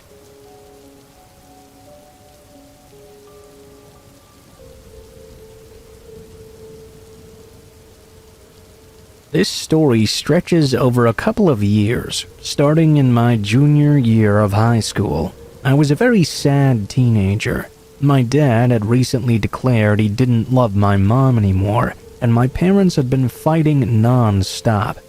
My father became completely distant at the most crucial point of my development, so as a result I developed attention issues. It was one of those usual, my dad doesn't pay attention to me, so I wanted everyone else to do that sort of things. Not going to lie, I wouldn't go as far as to blame myself for this situation because I was a minor, but I can't say I didn't want it when it first started. We met online, like it usually happens. He was attractive, very smart, a college student. He told me he was 20. I'm not sure if that's true or not, because apparently he told me a fake name also. I had turned 17 that summer. It was nearing March of my junior year, and we hit it off immediately. I liked him a lot actually, so nearly a week after us talking, we decided to meet up. He lived a couple of hours away from me, which he drove all the way through traffic just to meet me at school. That sounded sweet to me at the time, but now it just raises major red flags. I didn't really think much of our age difference, because I was almost legal anyway, and I also thought of myself as very mature. It didn't bother me that this man was already almost out of college. He picked me up from school in his Prius. We hugged and decided to go to the mall to just hang out a bit. It was nearing sunset at this point. He bought me some ice cream and everything had gone pretty nicely. Everything changed when we went to his car though. He drove out to the empty side of the mall parking lot and asked if I wanted to make out in the back. I said sure, thinking it was no big deal. So we began kissing, and I was really feeling it, you know. I was a horny teenager. I mean, what else would I be doing? Then, though, something strange began to happen. He stopped in the middle and said, "Can I bite you?" I was taken aback for a moment. I was like, "What do you mean by bite?" "I don't know," he said. "I just get so turned on by pain. I love seeing people suffering." I was like, maybe he's into BDSM or something. I thought it was really strange, but maybe he just worded it poorly or something. Also, I didn't really want to be bitten though. A certain fear began to settle in. I felt nervous. I realized we were all alone, and this dude had just said something super unsettling. It was getting dark outside as well, and the doors were all locked. I felt myself backed into a corner. I legit thought to myself, if I say no, will he hurt me? I decided to say yes with much hesitation, but tried not to show it. I said he could bite me on the arm, but to stop when I said so. He said he would try, but no promises because he couldn't control himself. I was terrified. The man bit me so hard it looked like a zombie bite from one of those TV shows. He bit me right on the center of my forearm. It was dark purple, and he left teeth prints in my skin. I couldn't handle him biting me for such a long time, so I screamed in pain, at which point he removed his jaws from my arm, and it started to bleed. After that, he took me home. I was alarmed, but I just couldn't stop talking to him. I still talked with him for weeks after. He started to tell me all types of alarming information about him. He talked about being together and running away with each other because our parents wouldn't understand. He was a Muslim and I was a Christian. He got so weird though that we stopped talking for a while. He began to follow me on all my social media. I decided I wanted to block him after I realized just how toxic he was. There wasn't any particular occurrence as to which I stopped, or a final red flag. Basically, my best friend just talked some sense into me and bullied me into breaking it off with him. She was the smart one of us two, definitely. She convinced me he was a creep, and I agreed with her. I felt an immense amount of guilt. I pretty much forgot about him until my freshman year of college. What I hadn't been aware of this entire time, though, was he'd made a fake account to follow me on Twitter. I had already been in a relationship for about a year, and this one time, without even thinking about it, I decided to post a kind of racy picture on Twitter. I was 20 at this time. After a few minutes, I received a DM from a person I didn't know. I was like, who could this be? I could tell immediately it was him. The message read, "I finally got to see those beautiful Slav boobs of yours." I was grossed out to say the least. My boyfriend was all questions because I'd completely forgotten about this guy up until that moment. It still doesn't end there though. Fast forward a couple of weeks. I'm walking on my university campus, and guess who I see there, just sitting down on a random bench? Yeah, you guessed it. I was so done with this. Are you serious? The universe just seemed to want to fuck with me. He looked up with me and made eye contact, after which I received another Twitter message. I didn't even bother reading it. I thought I had blocked him on everything, but the fact we still somehow ended up attending the same university gave me chills. It's not that I knew he would do something to me, because I don't really know if I can say for sure he would. The unsettling fear was still there though. I was intensely paranoid. It all just seemed too convenient that he was going to the same college as me, years after he was supposed to have graduated. We talked about going to this university because he wanted to transfer, but he said he probably wouldn't because the drive was too far away from where he lived. And then seeing him there after he mentioned not wanting to attend it, it felt kind of crazy. The timing was just too good. After that, I saw him again several times, though I don't think he'd noticed I was there. I'd completely changed the way I looked by then. Dyed and cut my hair, switched to contact lenses instead of glasses. I hope he just didn't recognize me or stop paying attention, maybe even graduated. I'm not sure if this is as crazy as some other stories you've heard, but I definitely don't want to see that guy ever again.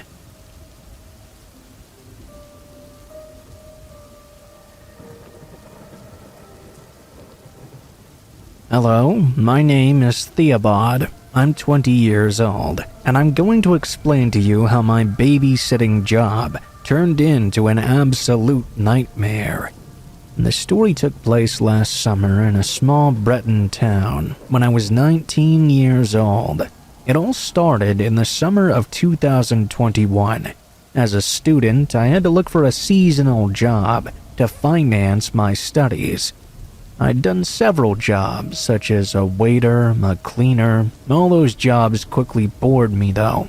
Then I found a compromise between not working at all and doing a ton of work, babysitting.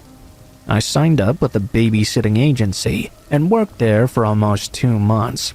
I'd look after children for an evening, at weddings, even for a week or two if needed. At the end of July 2021, my agency offered me a job not very far from my own home to look after a child for 2 weeks at the end of August. A few days later, agency protocol dictated that I go and meet the child's family beforehand in order to interact with them, ask questions, and generally decide if I was the right fit. I always found it more reassuring to me as well. When I arrived at the family's house, I met the little 2-year-old boy and his dog Scooby. His mother introduced me to the house, the boy Noel, and the dog, adopted to protect and reassure him when they were away. When she told me that, I kind of did a little grin, seeing as this dog didn't even reach up to my calf. Then she told me I was really saving her life because she was going back to work soon. Noelle's father was a fisherman, and therefore he was never at home either. 2 weeks later, I arrived at the family's house and started my job. Everything was going well for the first 2 days. Every morning, I'd go for a walk with little Noelle in the stroller, and the dog. We'd walk around in the woods. They had this habit ever since Scooby arrived at their home. As a small detail, we went out the back door of the garage all the time, and we always left it open for simplicity. Things started to get a bit strange on Wednesday, though, the 3rd day of duty. That morning, we went for a walk for almost 2 hours, but when I got home, I felt a sudden tension in me. Maybe it was just my imagination because I didn't know the house very well, but something seemed off here. For example, I thought my charger might have been unplugged and placed on the table, but I couldn't remember if I had done that myself or not. The doors to the downstairs bathroom were ajar as well, even though I could have sworn I had closed them. I didn't say anything to the mother when she returned from work because I didn't know if something had actually happened. The next day, when returning from our daily walk though, the gate on the stairs was open, even though I knew it was always closed. The remote control had changed places as well. The strangest thing I remember though was a hint of perfume that wasn't usually there. I started to worry that someone was hiding in the house, but after searching everything, there didn't seem to be anyone there. That same evening, I asked the mother if she had anyone come by during the day to clean, for example, or do something like that, because I had the impression that things were moving around and that someone else had been inside the home. The mother's face changed and she no longer had a big reassuring smile. She started to get worried and quite stressed. She simply replied, "No, no one. Take photos of the house before the next walk, and if it happens again, call me directly." I found this a bit of a strange response, not at all reassuring either. On Friday, nothing strange happened. I did take the photos and compared them, and everything was the same as I had left it beforehand. As the weekend was coming soon, I would not need to look after him on Saturday and Sunday. I came back on Monday rested and stress-free. We went out for our usual walk around 10 a.m., but the heavy rain and sudden storm pushed us to return a little earlier than we usually did. Thankfully, the little walk still allowed Noelle to fall asleep in his stroller. Arriving in front of the garage, though, Scooby started to pull on his leash and didn't seem to want to come in, which was starting to stress me out. I told myself he must have smelled something was wrong. I carried him in my arms and entered the garage. I left Scooby next to Noah, who was in his stroller, and went into the house to grab a towel for the dog. As soon as I arrived inside, though, I felt the tension once more. Only this was far more than last time, because now there was clearly a bag that had not been there before, placed right out in the open on the dining room table. I was very scared at this point. That meant I wasn't crazy last week. I approached the stairs. I could see the gate was wide open. I heard a noise upstairs coming from the parents' bedroom. I felt a lot of fear, but above all, I felt the need to have some courage because I needed to protect Noelle. I went up to the room to see what was happening.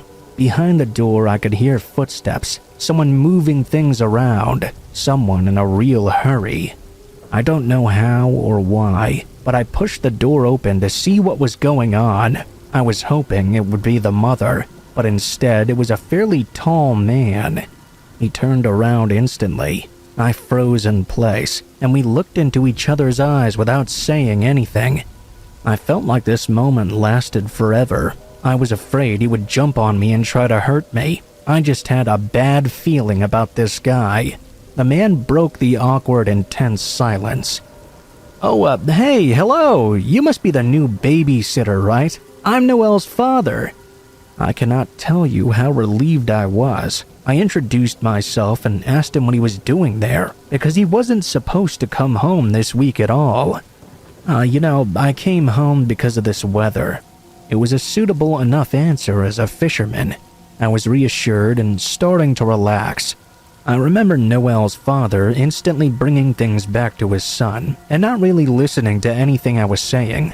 So, where is he? Is he dressed? Can I see him? I told myself for a father that was normal, though. In the next moment, though, something happened that made me really start to panic. First, I remembered Noel was in the garage sleeping in a stroller still. I felt stupid for just leaving him there, but the second was far worse. I asked him for a towel for the dog, only I accidentally said Snowy instead of Scooby, which was the name of my own dog. He answered immediately, and it made my blood run cold. Snowy's towels are in the bathroom. The problem with his answer, though, was that was not his dog's name, and he looked as if he didn't know the real one either. I kept an embarrassed smile and snuck into the bathroom. I sent a message directly to the mother to tell her there was a strange man in the house. He was claiming to be Noel's father, but I couldn't be sure. I ran downstairs with a towel and tried to make it look like everything was okay. I could hear the man getting more and more agitated upstairs. He called out to me from behind. "Since I'm here now, you can leave on your way. I'll give you the free afternoon." I tried to quickly make up something on the spot so as to not leave Noel and the dog alone with him. I have to work all my hours for the insurance. Just some special. Normally, I wouldn't have said no to a free afternoon at all, but something was clearly wrong with this man. While thinking about what I could do, I walked into the kitchen and noticed a family photo hanging on the fridge. It was Noel, his mother, and a man who looked nothing at all like the one currently in the room. I was very lost. All the evidence was pointing to this man clearly not being who he said he was. I rushed into the garage, picked up Noel in one arm and Scooby in the other, and put them into my car. I started the engine and took off to get us to safety. A few minutes later, the mother asked me to come back because the police were there waiting for us. She was in tears and found her son safe and sound. The police questioned me, but no one seemed to be able to give me any answers. My care stopped for the whole week because the mother took some time off to be with her son. It was a week later that the mother called me to explain what had happened. The man that was arrested at their home was indeed Noel's father, the one who his mother had married before divorcing and meeting the fisherman. He had lost custody because he was violent and often under the influence of drugs. He admitted having secretly entered the old house several times, where Noel and his mother still lived, searching for a way to take him away. That explains why things were moving around and that scent lingering in the air. In addition, he had entered through the back door because he knew it was never closed when he lived there. The reason he didn't know the dog's name is because he was adopted right after his parents had separated. The creepiest detail, though, is that they found a bag placed at the foot of Noel's bed with his belongings inside. The police believed that if I had left without the child, the father would have definitely kidnapped him. That's it. That's the end of the scary story for me. After that, I only looked after children once more during a wedding, but I decided that maybe it wasn't for me.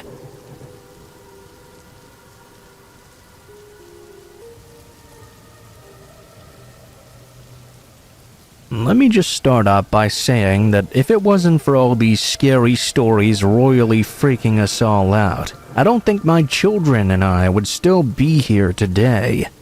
A few weeks ago on a Saturday morning, my kids and I were all sitting around the breakfast table, enjoying some pancakes. My husband was doing as usual, rushing around and getting ready for work because he had overslept yet again. As we were saying our goodbyes, I reminded him that the kids and I were going to the local splash pad for the afternoon.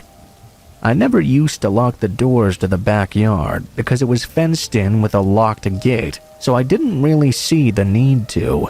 For some reason though, today I locked it out of paranoia. Perhaps because I'd gotten kind of spooked from listening to scary stories the night before, even though a break-in was highly unlikely in this area. I suddenly didn't feel like tempting fate though and challenging a burglar to enter. I got to doing chores around the house when I noticed it was raining outside. Figuring the splash pad was no longer an option, I left the room and tried to find an activity that would keep the kids all occupied. We ended up building a couch fort. After a short while, I got up and returned to the laundry room to check the machine. As I was preparing the new load though, I noticed our back gate was suddenly wide open. I thought that was very strange. Even with the harsh winds, the lock should have held. The thought had barely finished forming in my head when my daughter came rushing in to find me. "Mommy, there's a man at the window. He waved at me." Feeling confident that my daughter's imaginative mind was playing tricks on her, I followed her back into the living room. My heart skipped a beat when on the other side of the window, I could see a very dirty man wearing a black tattered leather jacket. He had long oily hair, and he wasn't even trying to be discreet at all. He was just staring directly into her house. He had his eyes fixated on my son in particular, who was sitting in the middle of the living room. "Hey, what are you doing? Get the hell out of my garden!" I shouted. He gave me the biggest, most malicious smile. In his right hand, he lifted a very large and bloody knife. Panic kicked in. I grabbed my son and daughter as calmly as I could and rushed them upstairs. I told them we were going to play a game of hide and seek and that they needed to hide in the wardrobe and stay quiet. My daughter had enough sense to know that we were hiding from the man outside, but I assured them that the man was a friend and they didn't have to worry. I walked back downstairs and opened a closet door. I grabbed a baseball bat and held it over my head, ready to swing at anything that moved. I went back to the living room window, where the man had been standing before. He was gone already, but he'd left behind a bloody handprint on the glass. I grabbed my phone and called the police. After I explained the situation, they told me they would have an officer over as soon as possible. The officer arrived in only a matter of minutes. I showed him the bloody handprint. He went outside to investigate, and while he was doing that, I grabbed my kids from my bedroom. I sat them down and allowed them to watch cartoons while I spoke with the officer. He informed me that there were bloody fingerprints all over my back door handle. The guy had been trying to get in. The next few hours were a real blur. The officer called somebody out to take samples of the blood. They took my statement, and my husband took the rest of the day off to be with us. The officer contacted me and said they had arrested the man who was in the back garden. Apparently, the man had done the exact same thing to another family just days after it happened to mine. The blood on the window was his own, according to the police. This guy had been recently released from a mental institution, I guess, and had not been taking his medication. God knows what he would have done to us if he'd managed to get in.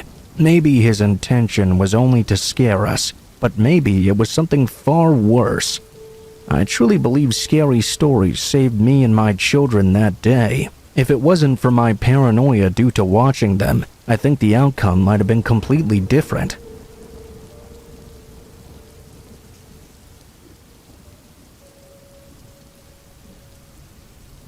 At the time this took place, I was a 23-year-old female student in my third year of study at the University of Manchester. It was Valentine's weekend of 2016, and just after 6 p.m. on Friday the 12th. I was on my way back home following a long day at uni. It had just started to get dark as I left campus, and after catching the tram all the way down, it was almost pitch black outside. I made a quick stop at the corner shop to pick up some wine for me and my flatmate. I turned off the main road in the direction of my building. It was no more than a few minutes away from home now, when I suddenly spotted someone in front of me. It was just some guy in a waterproof jacket with his hood up, which wasn't really that unusual. It was a bit cold out and it was slightly drizzling at the time. I just kept on walking towards him, feeling only the usual amount of awkwardness when you're about to pass by a stranger on a narrow stretch of pavement. We passed each other by without incident, just as I had expected. I couldn't have made it more than a few feet down the street, though, when I heard the man say something which had clearly been directed at me. I hadn't quite caught exactly what he'd said, though.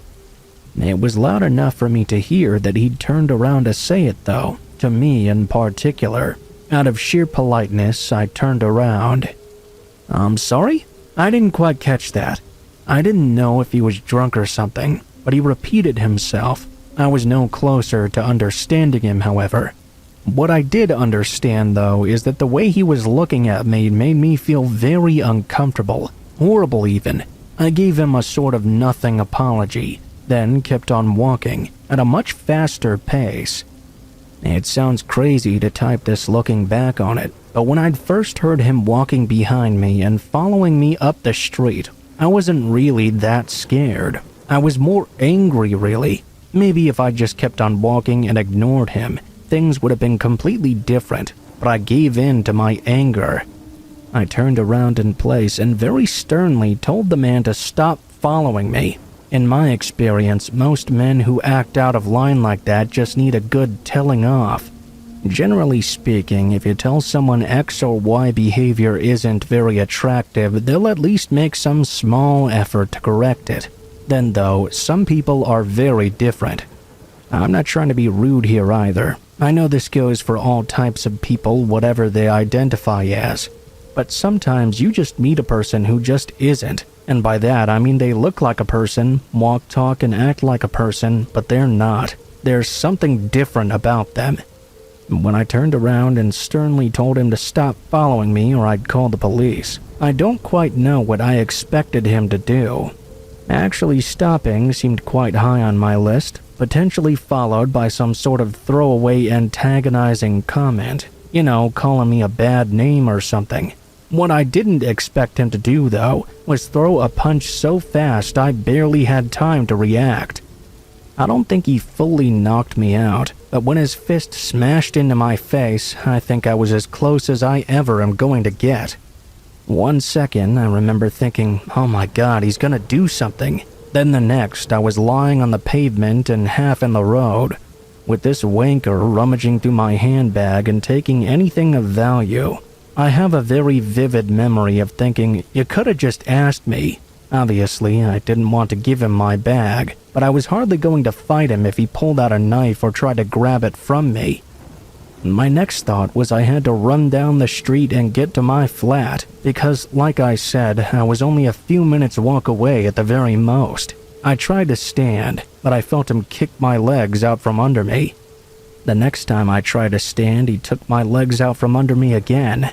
That time, though, it was because he started to drag me along the pavement.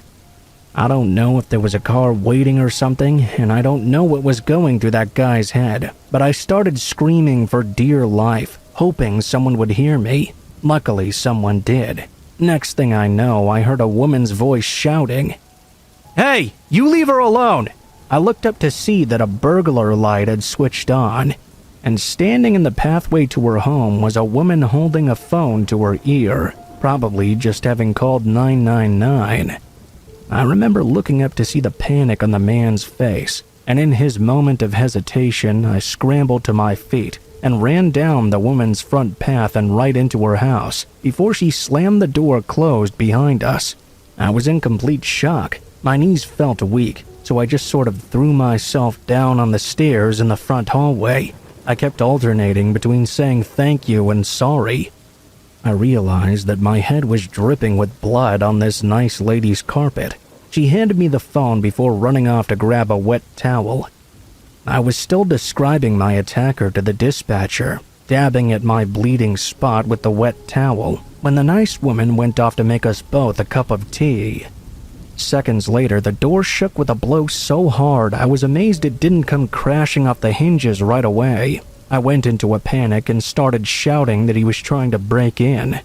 I was sort of half yelling into the phone and half to the woman in the kitchen making tea. She came running up the hallway and told me to go upstairs, then directed me into what looked like some sort of office or computer room at the far end of the landing. She slammed the door shut behind us, closed a small sliding lock, and then fished a baseball bat out from some side cabinet. "It's the only room with a lock on the door," I remember her saying, just as there was another crash from downstairs. "My husband installed it to keep me out while he's working. I'm quite glad he did." Now, just to be honest, I remember being in total awe of her. She seemed so calm, while I was just beside myself. When she walked over to the window to look out the front of her house, I followed her, and that's when I saw him.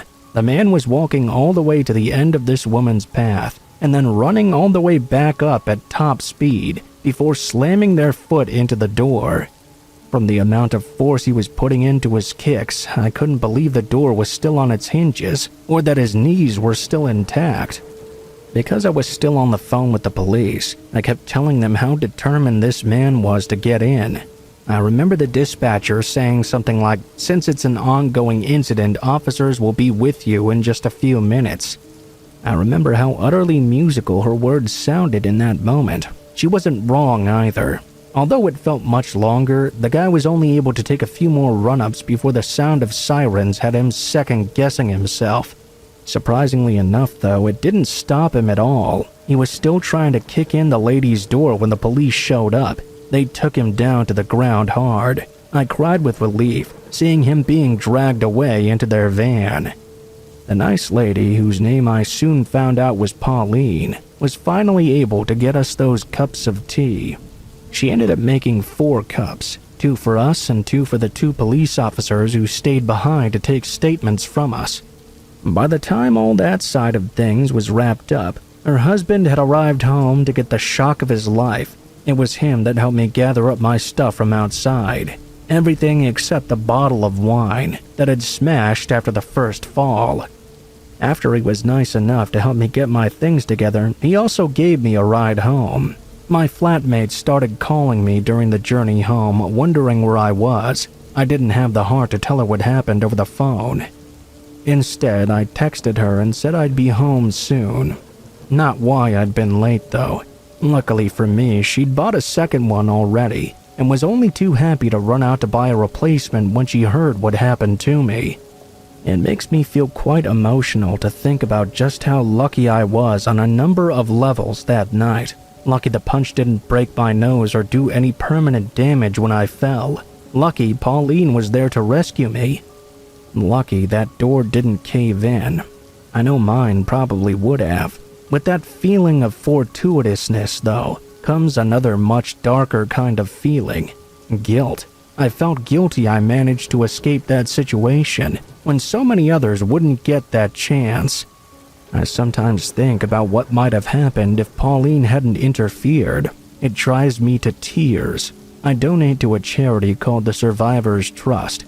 I know it's only a few quid a month, but it's doing my part.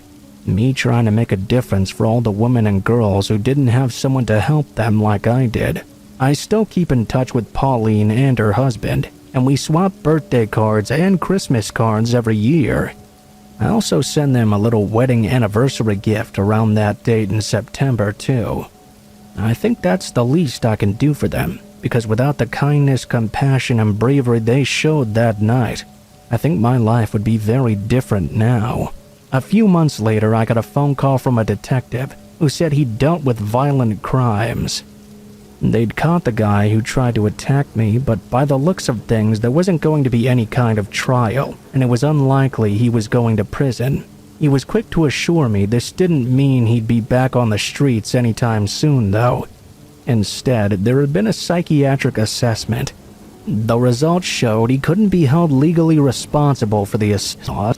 In so many words, he was completely off his rocker.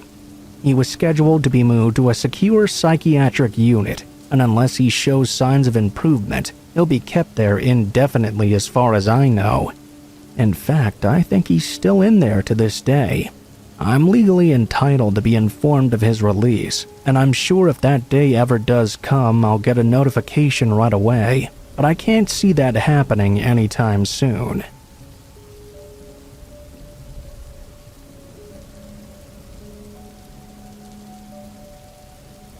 In college, I was stupid. Yeah, there's a phrase you've probably heard a million times over. But I wasn't just the, oh, I'm skipping class today and deliberately shirking homework for no other reason than to party kind of stupid. I made decisions that actively could have endangered my life for the sake of being cool, especially in my freshman and sophomore years. I did eventually get it straight by my senior year, but I digress. I probably shouldn't even be here to tell some of these stories. However, there was one decision I made that I can't even just call stupid. It was so life-threatening, so idiotic, so no common sense based that I probably should have just called it quits the moment I made it. Honestly, I still don't know how I got out of it as well as I did. Anyway, here's the lead up to the event. My a cappella group, yes, I was the freshman in an a cappella group wanting to be like the girls in Pitch Perfect, and organized a celebratory dinner at a local pub known as The Roost. It seemed really sketchy at first. It was located in the basement of an apartment building, but once you opened the door to the pub itself, it instantly became a legitimate establishment. We had a really fun night, sharing a huge table of appetizers and a rum bucket each. They were offering a $5 special, you see. We were telling each other stories and even occasionally bursting into song. The more I drank, the more blurry the night became. Faces started swimming together and I really didn't want the night to end. The alcohol was definitely lowering my inhibitions considerably, but like any alcohol drinker, I thought I was still in control. At the end of the night, most of my group split off to go home. That meant I was left all alone to walk to my apartment all the way across town. Now, I should say that one of my friends in the group offered to go home with me, but I refused because I thought it was too far for them, and I thought I would be fine. In hindsight, I think I should have taken their offer. It was around 10 p.m. when I started this lonely journey home. I could see my breath in the night's air. All the alcohol in my system was making me feel quite warm, though. I remember feeling grateful for it as I meandered my way down the sidewalks, stumbling here and there. Thankfully, the route to my apartment was pretty well lit and populated, so I didn't think I had much to worry about. At worst, I'd trip and smash my nose in, which due to how drunk I was a real possibility. I was just settling into daydreaming when a car pulled up right beside me. I got startled and stepped back, almost teetering over. From what I remember, a guy my age leaned out the driver's side window. "Hey there, you want to have some fun? My buddies and I were going to play some games at my friend's house." This would be the moment for everyone to shout, "No, don't go in there!" at the top of their lungs during a horror movie. But I was so drunk there were no alarm bells at all. No voice in my head shouting at me not to do it or calling me an idiot. So, with a huge grin, I said, "Yeah." Like I said, I wanted the fun to continue, and this guy was pretty cute. I got into the car. I sat shotgun, and then I noticed another 3 guys sat in the back. The driver, who said his name was Charlie, kept up conversation with me about nothing and everything at the same time. My favorite games, movies, alcohol. He said he wanted to have something everyone would like at their little party. The way he smiled at me made me blush, and despite the unusual way we were meeting, my addled brain told me, fuck it. If tonight goes well, I want to see this guy again. Of course, on the way there, I started to sober up a little. I realized that this Charlie guy had never told me which friend was supposedly hosting, nor where we would actually be going for that matter. The road seemed to stretch endlessly for miles, and I began to shiver. Charlie asked me if I was cold, and motioned to turn the heat up. I said thanks and then asked him where we were all going. "We're going to my friend's place. Relax," he said, laughing. "Yeah, but where is your friend's place?" I pressed on. "Oh, it's not far, just a few more minutes. Hey, so you said you did a cappella, right?" Now I was more quickly beginning to sober up. I was in a car with 4 guys I didn't know. I didn't know where we were or where we were even going. I knew I was pretty fucked now. "Okay, so I'm gonna need some answers or I need to go home." I tried sounding as stern as possible, but my voice came out dry and weak. I cleared my throat and tried a different approach when they didn't respond. "Can we at least stop for some water? Is there a gas station nearby or something?" "Why, you gonna bail on us or something?" One of his friends piped up. I only noticed just now that they were looking at me really intensely, like they were just waiting for something to happen. Something was very wrong here, and I'd waltzed right into it. My rum bucket was threatening to make a reappearance. I was thinking it wouldn't be that bad if I just let it all loose on them. That's when Charlie piped up again. "We're here." The "here" he was referring to was a 1-story house that looked like it could have been on an average episode of Hoarders, or perhaps even abandoned completely, if it weren't for the light shining out through the windows. Trash and bottles littered the ground. I opened the door before the car even stopped and launched myself to the ground. The rocks scraped me as I rolled on it. Charlie shouted something, but I couldn't hear him. The car came to a screeching stop. I scrambled to my feet and took off running. I shook the gravel out of my hair as I tore down the street and ran off into the woods. I had no idea where I was, or even where I was going. I only knew what I was running away from. I could hear footsteps and shouting chasing after me, but I knew I couldn't look back. As I was running, various branches slapped me across the face. I was hoping for something, anything familiar, that wasn't Charlie and these other guys. Eventually, I broke through the tree line, and on the other side I saw a house. The porch light was on, and I could see someone was inside watching TV through one of the windows. Charlie's shouts were long gone by this point, but I didn't want to take the chance that he'd given up on doing whatever he was trying to do. I ran up and knocked on the door. No one came to answer at first, and I mean, who could blame them really? I kept on knocking though, this time yelling out, "Hey, I need help, please!" Finally, a young couple answered. A dog barked from inside the house, and I breathed a sigh of relief. They looked obviously startled to see me there, dirt-caked and out of breath. They asked me if there was something I needed. I'm not religious, but I was thanking every god in that moment. I explained as quickly as I could that I had been picked up by some guys in a car, and things had started getting really sketchy. I had to call someone right now. They quickly ushered me inside and introduced me to their hound dog, so he'd stop barking. They got me a phone and a hot drink as well.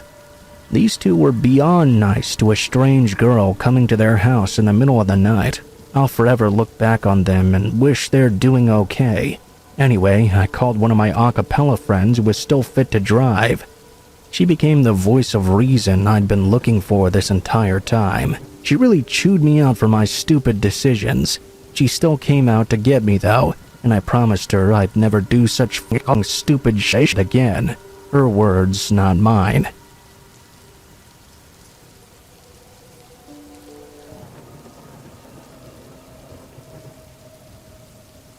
Hi. I guess I should start by saying that I was not very cautious when I got on Facebook for the first time. I would accept requests all the time, regardless if the person and I shared any mutual friends or not.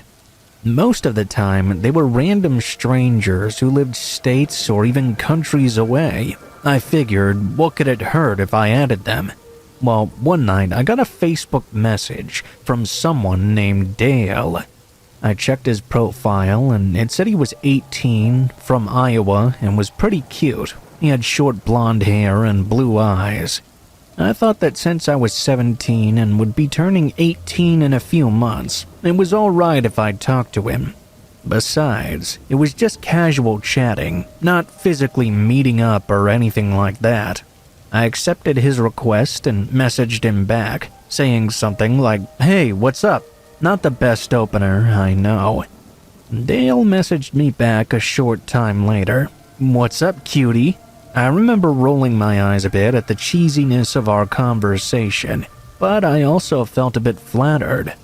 Not many people took an interest in me at the time, and I was surprised and a little happy to be getting some attention, even if it was the cheesiest line in history. We ended up messaging for most of the night, in fact, and I learned that his family often traveled, he had 4 dogs, and he wanted to go to trade school to be an electrician, even liked the same music I did. He sounded really cool, and I'll admit I was intrigued to maybe meet up with him someday. The next day, I had work after school. I worked at a hardware store at the time, so there wasn't much time to check my phone on the job. When I booted up after I got home, I was surprised to find a dozen messages from Dale. They started off as the typical sweet nothings. "Good morning, cutie." They soon devolved into more unsettling things, though. "Why haven't you messaged me back? Are you good?" "Fucking message me. Shit, you led me on. You know that?" What? How would I lead him on? We were just chatting. It's not like I stood him up for a date or something. I messaged him back asking what the hell he was talking about, but he didn't answer me for the rest of the night. I found myself feeling disappointed, but then I convinced myself that if he were worth my time at all, he wouldn't have just blown up at me like that after one day. I turned my phone off and went about my night as usual, doing homework, playing with my cat Ginger. I told myself as I went to sleep that things would be okay in the morning. I was dead wrong, though. A week went by and I heard nothing back from Dale, of course. Not a liked photo, not a message, not even an active status. Honestly, I thought that was kind of a good thing. I carried on with my life, schoolwork, and band practice as usual. That was until Friday. I had band practice after school for a couple hours, and had arranged for my dad to pick me up like normal. At around 4 o'clock, I sat inside the lobby to wait for him. I'd be able to see when he arrived because of my school's lobby, which had huge windows facing the parking lot. He usually pulled up right by the doors when he arrived. I decided to get some homework done while I waited. I didn't look up to see the cars pulling in and out of the lot. At 4:15, a car pulled up by the doors, though, and did a loud rev of the engine. I'll admit I was not paying the greatest amount of attention at the moment, with everything I had to lug out the door with me. It was only when I was a few feet away that I looked up and noticed this car was not my dad's. Then I looked at the driver. He rolled down his window, presumably to try and talk to me, and I could see him clear as day. It was Dale. Same hair, same eyes, same face, just a different expression. Rather than the smiling, happy-go-lucky guy in his profile picture, the person that faced me now had a cold, pissed-off expression. I couldn't see if anyone else was inside, but I knew that if I didn't get out of there right now, it was going to be bad news. I started to turn around when Dale spoke up.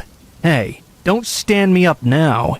He was leaning out the driver's side window at this point, and even though his voice sounded calm, his eyes were clearly pissed off at me. "Oh, f*** off, dude," I told him. I was just done with this guy. I wanted my dad to pull in right now. We talked one time, and you're the one who blew up at me. "I drove 5 hours to come see your ass, so get in the car," he said back. What the hell? He drove 5 hours just to find me? A sick, hot feeling drove its way into my stomach, like someone shooting a nail gun. My school, where I worked, my birth date, everything that could tell someone everything they'd want to know about me was right there, plain to see and completely public on my profile. And now a guy I didn't even know was right in front of me. We were all alone. God knows what he would do to me. I ran, stumbling over my music case back to the school doors. Luckily, they were unlocked. I all but fell inside the lobby. I stayed as far back from the doors as I could, but Dale didn't get out of the car. He just looked into my eyes, flipped me off, and sped away. He nearly hit a light post with how fast he tore out of there. I went into the girls' bathroom to collect myself, and get all the swirling nausea out of my system before my dad came to pick me up.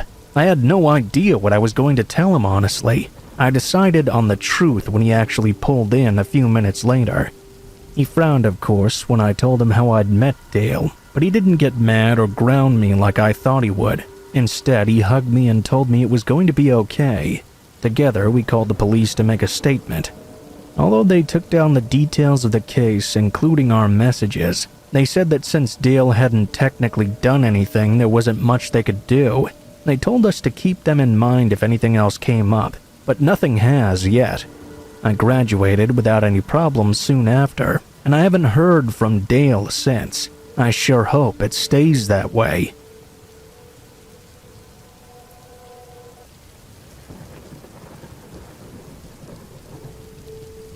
So this happened at Christmas a couple of years ago, when I was spending the holidays with my parents and little brother, along with my cousins, aunts, and uncles. We live in a suburb in Ontario, but we were venturing out into the woods for Christmas, an idea my parents had had for quite a while. They always loved the idea of being out in a hunting cabin during Christmas, with all of our family around. I'm a 22-year-old female, but at the time I was just turning 18. My little brother Tom was 11. We were really close, and we do everything together. We also had our dog, a German Shepherd named Trigger. He's a real softie, but he can be really overprotective, especially of my brother Tom. Anyway, we left our house on Christmas Eve around 2 p.m. and climbed into our dad's truck, filled with all of our stuff and presents for his extended family. Tom and I were honestly really excited, winding each other up. My parents were having some conversations as we moved along the road. We arrived at the village near the cabins we were staying in and caught up with my dad's sister Billy, along with her husband and 3 kids. Billy was a bit unsure of where to go from the village to actually get to the place we were staying. My dad helped her out by running down the various directions. We soon got back on our way and arrived at the cabins at around 4 p.m. It was a big cluster of them, sort of spaced out in the woods a bit. Each family had their own cabin, and it was one where everyone could meet up. It had a pool table, a swimming pool, and all sorts of other stuff. It was the kind of place where everyone could just chill together and enjoy each other's company. Anyway, the weather was already really cold when we arrived, and the snow was falling all around us. As me and my brother unpacked our things into the cabin and settled in for the night, my dad started a fire, while my mom made us dinner. It was pretty great, honestly. The Christmas decorations were already up. We played a few board games with everyone, and as it got darker, my dad, Tom, and I decided before going on the trip that we would all go hunting sometime, so we planned out a thing to do the next day. I had been a few times before, but it was Tom's first time. He was only there to watch us. He was still too young to be shooting himself. It reached about 10 p.m., and my brother and I were getting a bit tired. We decided to head off to bed. My dad kept all the rifles in a bag that was placed underneath the bed I was sleeping in. He would usually keep them in a locked box, but he thought there was no point this time since we were going hunting the next morning anyway. Tom and I were sharing a room at the end of the cabin, facing a flowing river. The view was quite beautiful. Tom and I fell asleep with our dog Trigger laying at the bottom of Tom's bed. Now, this is when things really began to get creepy. It was about 3 a.m. or so when I awoke to Trigger growling. I didn't find this very unusual because my dad suffers from insomnia. Sometimes when he can't sleep, he'll get up and move to the living room and watch some TV or jog around a bit. Trigger was extremely overprotective and growled at basically any noise he could hear. I noticed there was no light coming from under my door, though. My dad would never just sit in the dark. I whispered to Trigger, telling him to be quiet as Tom was sleeping, but his growl soon turned into barking, which woke Tom up right away. He asked me what was going on, but I said Trigger must have heard some deer or something outside. After all, we were in the middle of the woods, so what else could it be? Suddenly, our bedroom door swung open, and the light switch was turned on. My eyes stung as I tried to focus on whoever was at the door. It was my dad.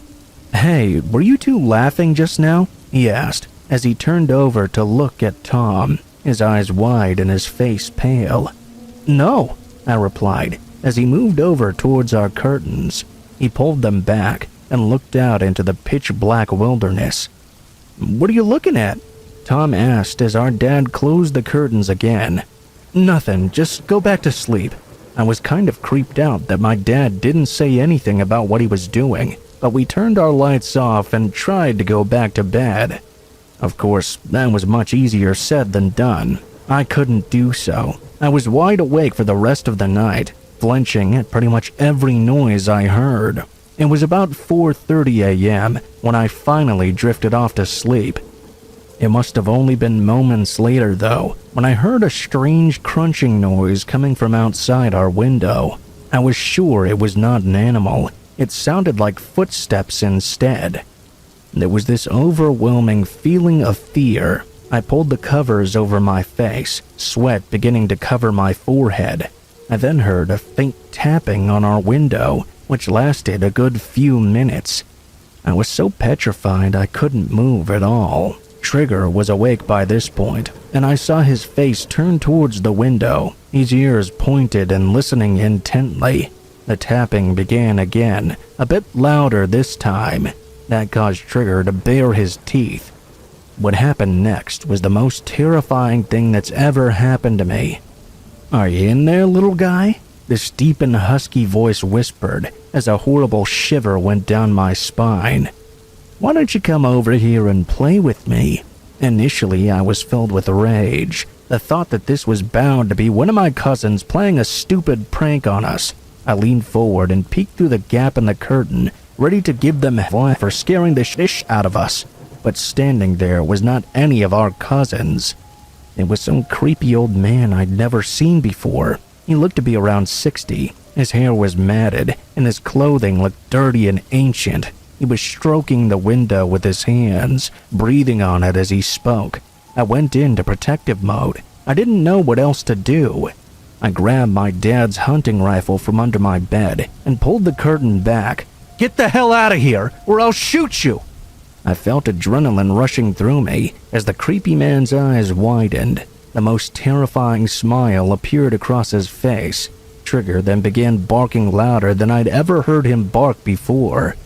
My parents obviously heard all this commotion. They came running into the room, turning the light on. My mom screamed as she saw the old man through the window. Trigger continued barking furiously. My dad yelled at the man, telling him the police were on their way. The man simply turned around and walked back into the woods. Tom was petrified, but I was angry. How could some sicko do this? I was extremely glad I had that rifle with me. The cops caught the guy just a few minutes later and arrested him promptly. We found out after a couple of days that the man was homeless and had been living in the woods. He was apparently suffering from a lot of mental issues. It scares me to think what would have happened to my brother if I wasn't there. We spent the remainder of Christmas Day at the cabin, but we stayed in our Aunt Billy's cabin overnight. There was no way we were sleeping in our own after what just happened. We went home the first thing next morning and never looked back. My dad told me the other day that he knew someone was creeping around when he heard the sound of someone laughing and singing outside the cabin before checking up on us. He intentionally left the rifle under my bed just in case I had to use it in self-defense.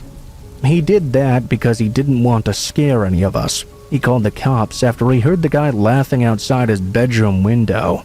He knew it would take them a while to reach the cabin. Safe to say, that was the scariest moment of my life.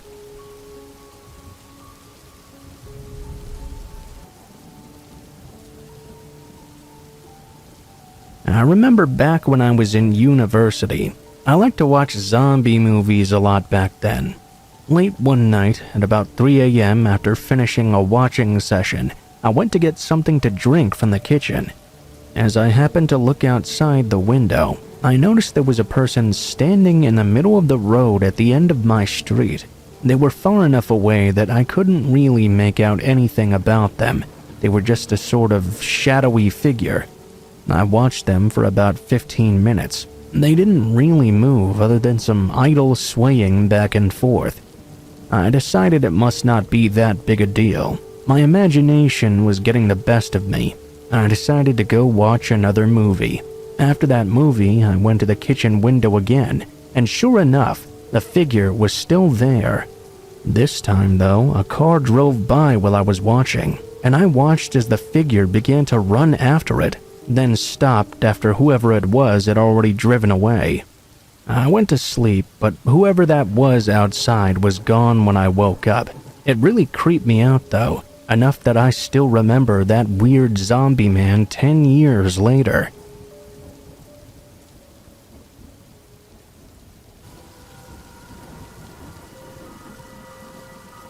Growing up, I wasn't really the house party type. I usually spent school nights inside reading a book or with a small group of playing cards on the living room floor. That suited me just fine, really. I had a lot of social anxiety, and the idea of people I didn't know all pressing in on me together didn't really sit well. I tended to avoid these sorts of things. That all changed, though, when a house party was essentially sprung on me by a friend of my boyfriend's. He and her had grown up together, essentially brother and sister, so when she invited the two of us over for what she said would be a small get-together, my boyfriend and I trusted her completely. All was well when we first got there. It was just the three of us, and we watched a movie and hung out with our cats. But as the night went on, more and more people started showing up. I didn't really mind it at first because we had our own little corner, but eventually the house seemed to fill up with so many people that we were forced to move away from the couch. Someone ended up bringing alcohol, and soon the entire home was a tightly packed, full-on house party, complete with the smell of booze and drunk people getting into your personal space left and right. My boyfriend asked his friend what the hell was going on. She just shrugged and said we needed to get out of our shells a bit, and it was fine. Instead of wanting to come out of my shell, though, I wanted to crawl out of my skin instead.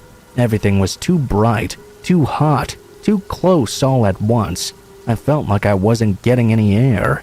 I had to get out of there, at least outside, to calm down. I turned and reached for my boyfriend's hand, but his friend had already dragged him away to mingle with some people playing cards. I was alone and being shoved around by people I didn't even know. Sweat was starting to get to me, choking me even more. I squeezed and shoved my way through the crowd, searching for my boyfriend or any familiar faces. Somebody thrust a drink into my hands. It looked dark and smelled definitely strong, so there was no way I was going to drink this. When a break opened up in the crowd, I dove for it almost in a daze. I got to the sink and dumped out the glass, standing there and watching that dark brown booze swirl down the drain. I felt a little better being slightly away from the crowd, but the air was still pretty stifling. I needed some fresh air, so I stuck to the walls and eased my way to the front door. I quietly slipped out. The porch was quiet. The lights outside provided a soothing glow. I sat down on the steps with my head buzzing. I wondered how my boyfriend was doing in there. He was a bit introverted like me, but he carried himself better until he reached his limit. I rubbed my temples. My nerves were slowly calming down, and I felt a bit less suffocated than I did before. I still thought it was a good idea to grab my boyfriend and go, as this wasn't what we had signed up for. I decided to wait for him to come find me instead, though. I wasn't ready to go back inside to that choking mass just yet. My peace was shattered when someone stormed out onto the porch behind me. I thought it was my boyfriend blowing off steam, but suddenly a voice I didn't recognize growled out, "Why the f*** didn't you drink it?" I swallowed, feeling a lump in my throat. "What? Why the f*** didn't you drink the beer I gave you?" the guy said. He suddenly grabbed my shoulder and spun me around. I backed out of his grip and down the steps, putting as much distance between us as I could. He was an average-looking guy wearing a gray hoodie, and his eyes were kind of sunken in. "I have no idea what you're talking about," I stammered. Then I remembered, though, the beer I'd poured down the sink. That must have been what he was talking about. But why was he so upset I didn't drink it? "Hey, I'm sorry if I wasted the beer. Did you buy it? I can give you the money if you want." "Shut up!" he exploded. He was pacing on the porch now. "I gave you that beer. You should have been nice and drank it." I was getting really creeped out now. The lump in my throat grew larger, and with the anxiety already buzzing, I wanted to cry. I wanted my boyfriend. I wanted to go. I didn't even want to be here tonight. "Look," I started to say. The guy stormed back inside, but not before calling me a bitch and many other insulting things.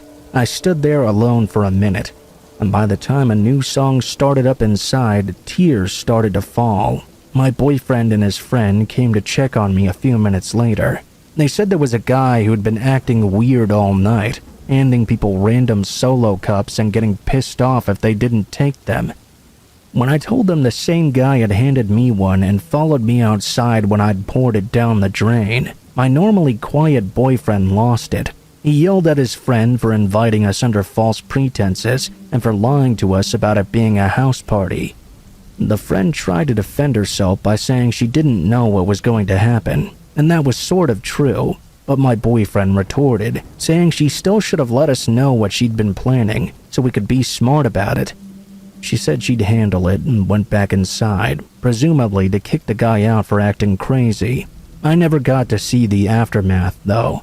My boyfriend and I decided to go. We got in the car and drove away. He apologized on the way back for leaving me alone, and I said it was okay. Honestly, I would have been fine if that weird guy hadn't come out after me. I don't know exactly what that guy had planned for anyone who drank the mysterious beer he handed out, but it couldn't have been good. Maybe he was a guy who just didn't like to have his ego bruised when no one appreciated his gesture, but from the way he came out after me, I'm not quite so sure.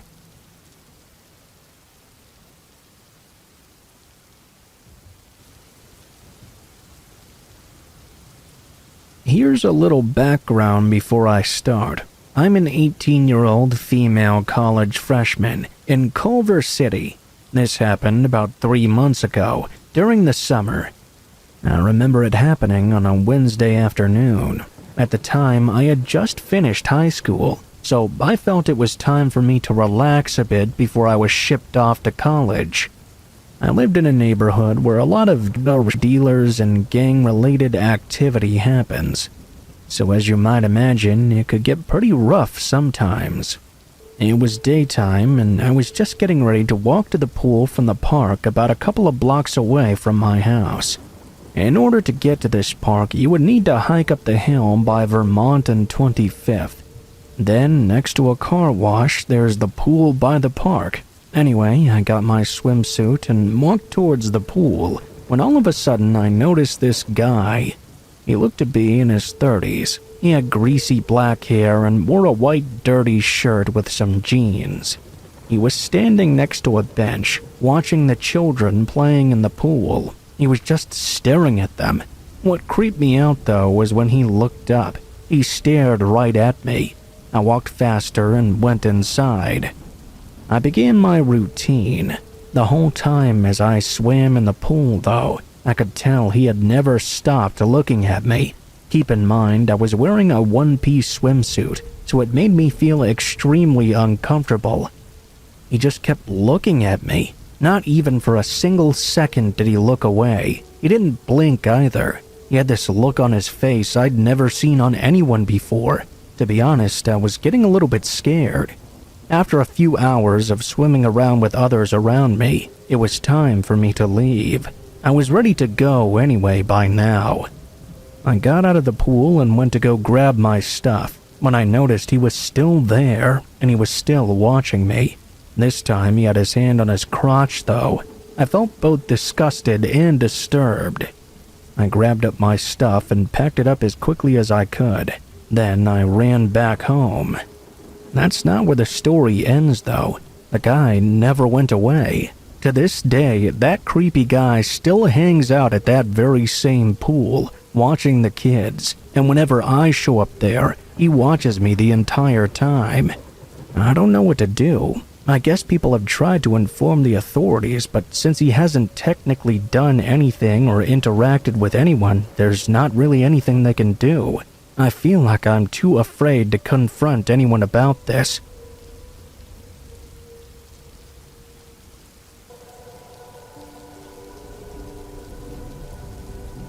I was traveling for business, as I have to do fairly often. I usually stay in the same hotel every time. It's a great little perfect place for me. Anyway, I had to run a few errands before checking in, so I arrived a little bit later than normal. It was really raining hard, hammering down upon me. I got soaked all the way through as I ran from my car to the lobby. I hadn't brought an umbrella with me. I was glad I'd already grabbed dinner and didn't have to go out again. I went straight up to the room and filled the tub up and had a nice warm bath. I jumped into bed trying to get some rest. The thunder and lightning was so loud though that I couldn't get any sleep at all. I rolled back and forth in my bed when suddenly something caught the corner of my eye. I thought I could see a shadow at the window. I wanted to get up and check if something was there, but I found that I couldn't move suddenly. It was like a bout of sleep paralysis. Whenever the lightning flashed, I saw that shadow at the window. I couldn't speak or move at all. All I could do was stare in horror. With another crack of lightning, though, suddenly the shadow was gone this time, and I felt like I was able to move again. I walked over to the window to check, and there didn't seem to be any signs someone was there. The lightning had also stopped soon after. There was not really any moonlight, so I couldn't see the outside very well. I got back into bed and went right to sleep. I mean, what else could I have done? The next morning at breakfast, though, I spoke to a hotel employee and told him about that weird thing that happened the night before. I told him there was some figure in the window, a shadow, a silhouette, whatever this thing was seemed to be peering in at me. The employee asked me what room I was staying at, and when I told him, he said that my story couldn't possibly be true. I asked him what he meant. He said there was no corridor in that area with the window. If someone was out there looking in, they must have been 10 foot tall or using a ladder or something. I was dumbstruck and a bit annoyed at his kind of cocky answer. He even offered to prove it to me, so off we went to look at the outside area. Sure enough, there was no footing to look in. Yeah, we used to have some stairs there, but they collapsed a while ago. We had to board it up for the public safety. I was so confused. I was a bit shaken up by it. He also said no one else had experienced anything like that in that room or any shadows peering in at them while they slept. I don't really believe in the paranormal, so I guess it must have been a bout of sleep paralysis.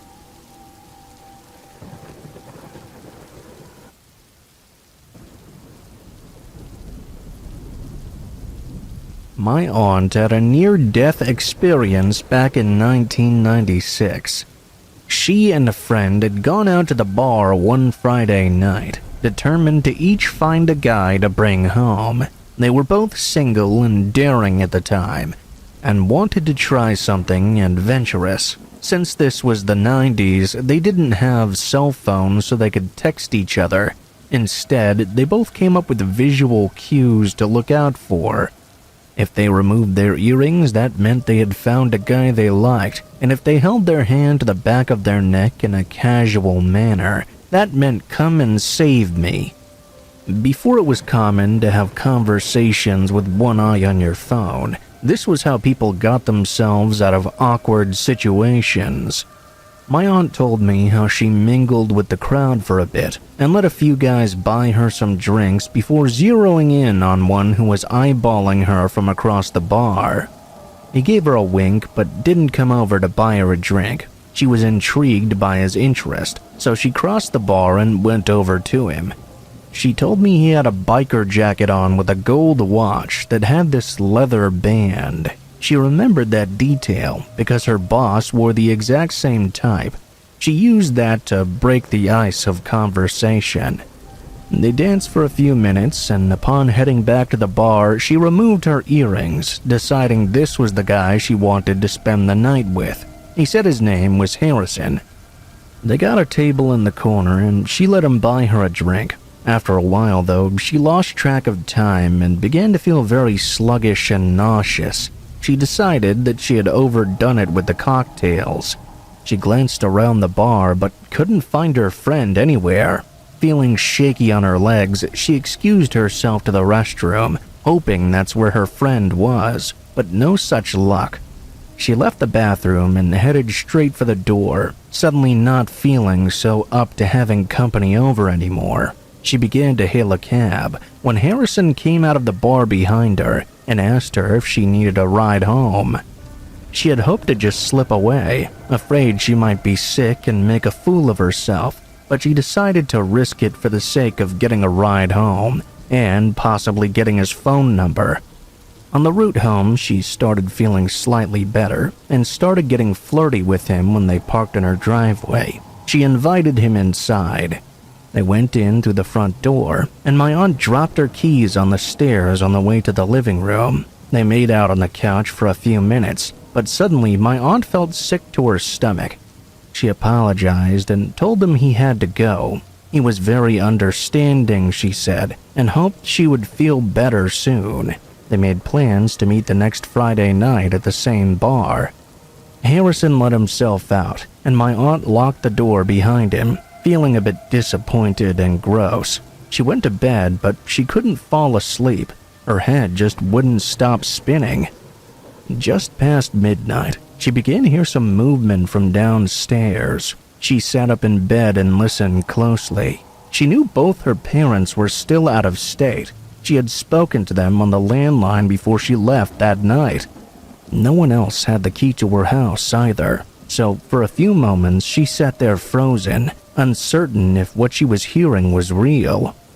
She began to hear these noises again. Not soft noises like someone trying to be stealthy, mind you. It sounded more like someone rummaging and rampaging around downstairs. My aunt locked her bedroom door and pressed her ear to the ground. She could hear down below the cabinets being opened and shut rapidly. She grabbed the phone in her room and called the police, then hid in her closet. In retrospect, she laughed at the absurdity of her situation, because her phone was not wireless, so anyone breaking into that room would immediately see the cord leading right to her. When the operator came on, my aunt started talking a mile a minute, saying she was sure there was someone in her house. The operator kept her on the line, and the next 15 minutes felt like 6 hours. During a brief pause in the conversation, my aunt heard the footsteps coming up the stairs, followed by doors squeaking, as whoever this was peered in each room one by one. She went dead silent as she heard the person pause outside her bedroom door. She didn't even notice the sirens outside until they were in her driveway. The following few minutes were a complete nightmare. She wondered why the cops weren't making entry into the home. The operator informed her that the police were just outside but couldn't find any indication of a break-in. In a panic, she instructed them to break down the door. Almost immediately, there was a commotion on the stairs. My aunt heard several voices screaming for someone to get down on the ground. After another moment, my aunt crawled out of the closet and went beside the bedroom door. She waited until an officer knocked and told her it was okay to come out. My aunt wrapped herself in a long coat and followed the officer down the stairs and outside the front door. Before she reached it, she glanced over into the living room and saw the plastic shower curtain from her downstairs bathroom spread out across the floor. Her father's open toolbox was laying on the ground next to it, as well as a bunch of knives from the kitchen. She started hyperventilating, and they had to call an ambulance for her. After she recovered, the police let her look at the suspect. Through the squad car's tinted windows, she recognized Harrison immediately. It turned out that when he left earlier, he'd grabbed her keys off the stairs and come back later. He let himself right in. The paramedics reported finding drugs in her system and concluded he had drugged her at the bar. He had used the wrong amount though, because it hadn't knocked her out as quickly or as deeply as he had intended. Harrison, of course, turned out to be a fake name. What was the most strange thing about him, according to the police, was that he had no criminal record at all. He later died in prison from leukemia. Today, my aunt shares the story willingly every time she's asked about it. There was even a running joke in our family not to buy her plastic shower curtains.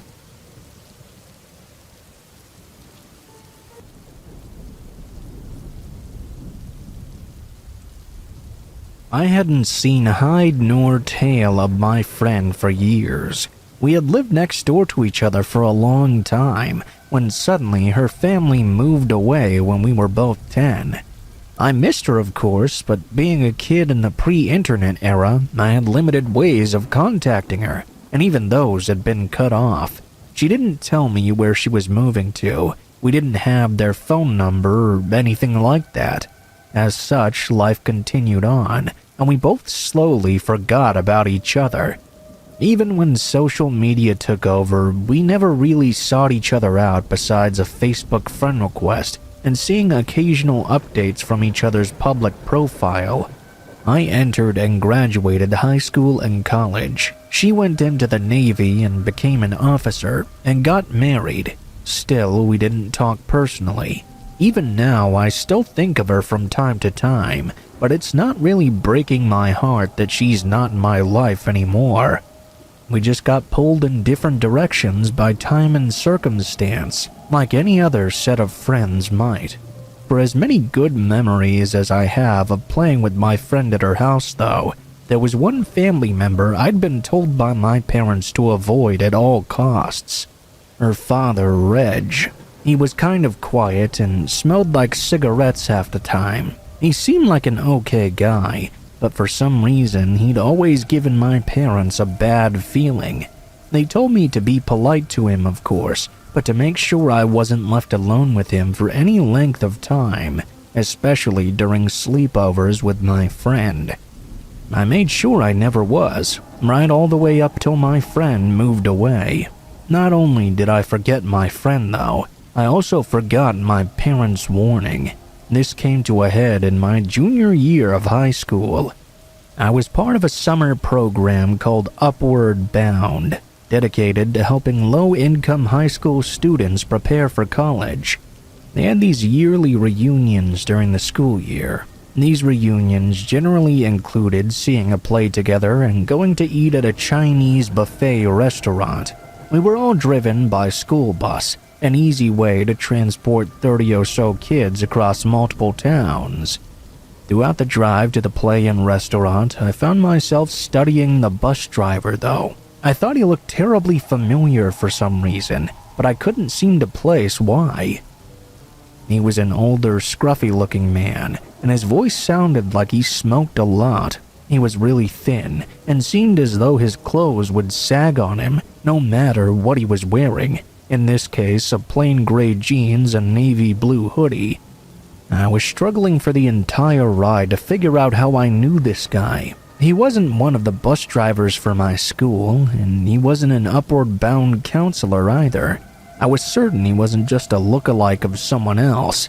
It wasn't until we entered the restaurant proper that I finally had my answer.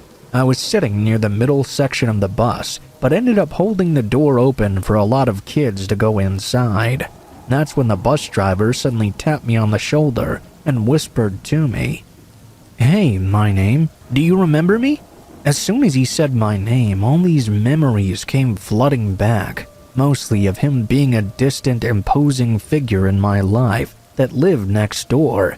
It was my old friend's father.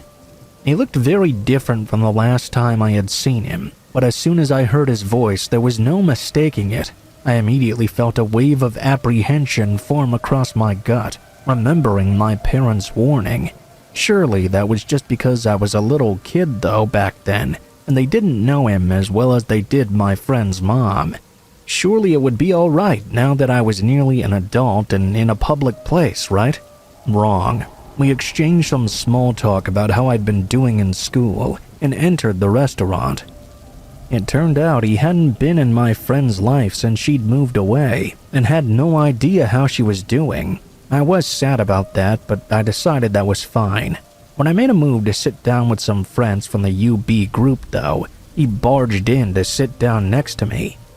I thought this was kind of odd, but maybe he wanted to sit with me and ask if I knew anything about his daughter. I shrugged it off. That was a big mistake though. He sat so close to me that I had no room for my elbows to move and eat. I was slowly getting uncomfortable with the cigarette smell lingering on his breath. A couple of counselors looked worried as well, but he dismissed them by explaining I was friends with his daughter. That was technically true, but this situation was turning into something quite different from just catching up. His hand suddenly rubbed my thigh, and I froze. Time seemed to stand still, and the table seemed to stretch. All of a sudden, the counselors across from me seemed so far away. I stood up and excused myself to the bathroom. He looked up at me, and his eyes said not to say anything or else. One of my friends, Audrey, followed me in though, and fighting back tears, I explained the situation. She discreetly went to get a counselor, and he was kicked out not only from the restaurant but the whole event. I felt terrible for getting everyone stranded there, but they reassured me I did nothing wrong, and we waited for a new driver. Everything went smoothly after that. Since every counselor there was a mandated reporter, and I was still a minor, they did have to file a police report. Unfortunately, he was nowhere to be found when they tried to question him. The address they had for him was either an old one or a fake one. Reportedly, he lived alone, so there was no one who could tell them his real whereabouts. I have no idea where he is now, and honestly, I don't care. It could have been much worse, and I'm lucky it didn't go beyond what he actually did. It did teach me, though, that you can't just blindly trust people, no matter who they're related to, or how long it's been since you'd last seen them. Be careful out there, everyone, especially those of you underage.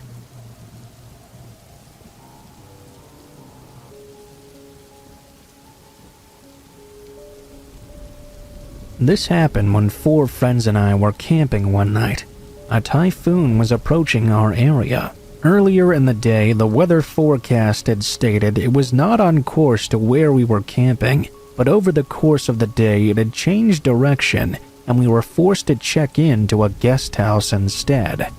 The rain itself wouldn't have been too much of a problem, but our tents would surely not be able to withstand the strength of typhoon winds. We found a guest house building that was beautiful nearby, and we were welcomed in by the cheerful owners. Honestly, it was great. They guided us to our room. It was opposite the hotel's banquet hall. We don't often use this room, but it might get a little bit noisy tonight, the owner said in a hushed voice. I'm sorry. I hope it doesn't ruin your stay with us.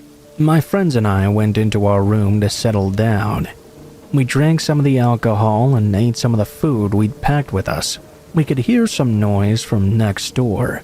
The party in the banquet hall never got as loud as we would be led to believe it might, though.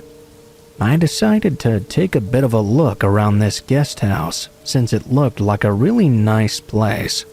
As I walked past the banquet hall area, though, I noticed something odd. All the lights were off inside. I could tell just by looking underneath the door. I could hear some voices murmuring inside. I went back to my room and told my friends about that weird thing I'd just experienced. They followed me and stood outside the banquet hall and listened in as well. They could hear this murmuring whisper too. Maybe there's ghosts in there, one of my friends said. We weren't scared, but the more we drank, the more we grew curious. Later, one of my friends decided he wanted to communicate with these ghosts, so we left our room and stood outside the banquet hall. He asked something like, "Did someone die in there?" There was an immediate banging on the wall from inside the hall. "Should we light an incense stick for you?" one of my friends asked aloud. "How many should we light?" How many of you are in there?"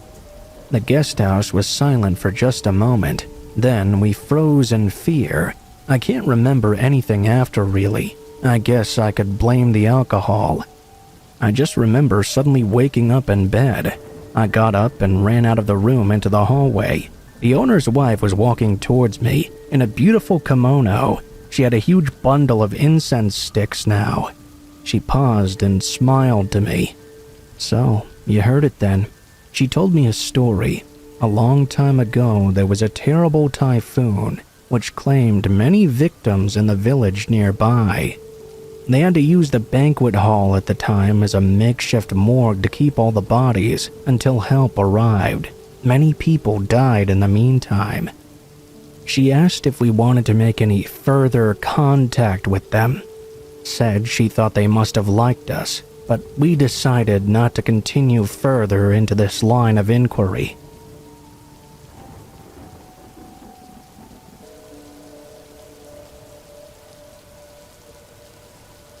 This is a chronicle of my experiences with a man who preached the gospel on my college campus. His name was Ed. He was a tall, graying man that looked like he had been weighed down by life. He seemed to come alive, though, when he came onto campus by the library to yell out the word of God to passerbys. As a Christian myself, though, this was not any version of the Bible I'd ever heard. Apparently, Ed believed that God would bring down his wrath on all those who pursued anything other than him in their life, namely academia, marriage, and love, other things that would make you happy, to name a few. He would even go as far as to harass students walking by, especially if they dressed alternatively or behaved in any way that didn't suit him. At the same time, he would tell people to be fruitful and multiply as well. One of the creepier things out of his mouth was directed to my friend and his girlfriend, where he told him to take care of that flower as they were passing by. Really made my skin crawl when I heard that later. You can probably guess what he meant, and I don't care to spell it out. But needless to say, something had to be done about this guy before things potentially escalated. I had several run-ins with Ed myself in the past, where he'd forcefully hand me a pamphlet that explained everyone was going to hell. I didn't realize just how bad it would eventually get, though, until one night, me and my roommate at the time were walking back from a late dinner. We walked across the side of some dorm buildings that didn't have the best lighting. We were just talking about how our weeks were going. Inevitably, the conversation turned to Ed, and how many more crazy run-ins people we knew had with him that week. It also turned into a bit of making fun of him, which I'm not proud to admit. If someone harasses people on the regular, though, I think it's fair game. Anyway, my friend had just gotten around to loudly saying what a religious freak he was. I didn't even take offense to that, by the way, when suddenly a car's headlights turned on to beam right at us. We froze as the car rumbled to life. Because of the high beams, we couldn't see the driver, but we had the feeling they were watching us, as if daring us to make more comments. We didn't know at the time what Ed drove on his days off from saying we were all going to hell for going to college, but it was too coincidental that this car tried to freak us out right after we made rude comments about him. Maybe we were just freaking ourselves out, but we didn't stop to consider it. We ran down a shortcut back to our dorm room as the car trailed behind us. We ran up the stairs and frantically tried to talk ourselves into the idea that there was no way it could be Ed. That wasn't his usual style of creeping people out. But since we couldn't disprove it, we were only left with the idea that Ed was starting to escalate into silent terror instead of just creepy comments. Long story short, we slept with the light on that night and avoided Ed a lot more thoroughly from then on.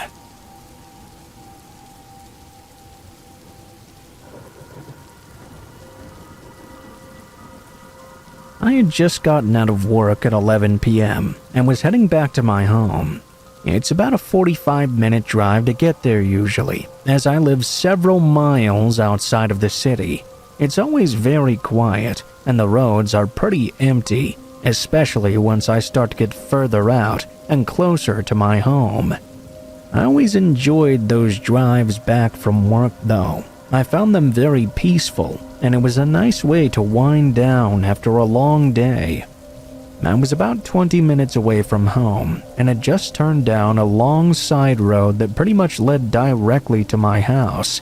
This was my usual route home that I'd been taking for years on end now. I'd never had anything happen before. I will admit though, it was a bit of a creepy road at night.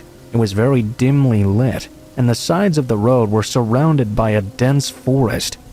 That wasn't even mentioning it would often get very foggy during the later hours of the night, making things only visible from a few feet ahead. Again though, barely anyone was on this road at night. There were no turns or anything, so visibility wasn't really too much of an issue usually. A couple of minutes down the road though, I could see something in the fog. A small, repeatedly blinking light it seemed. I couldn't really tell how far ahead it was or even which side of the road it was on. I slowed down significantly as I started to get closer to this light. As I approached though, it turned off completely. I was maybe going 15 to 20 miles an hour when out of the fog a small car pulled out from the side of the road and stopped directly in front of me. I tried to hit the brakes, but it was already too close. My car tapped the back of theirs. I was kind of in shock at first as to how suddenly it all happened, but I noticed that neither of our cars had really taken that much damage. Not really knowing what to do, I opened my door and stood beside my car, waiting for them to get out so we could exchange information. I could see them moving around in the front seat, but I couldn't tell what they were really doing.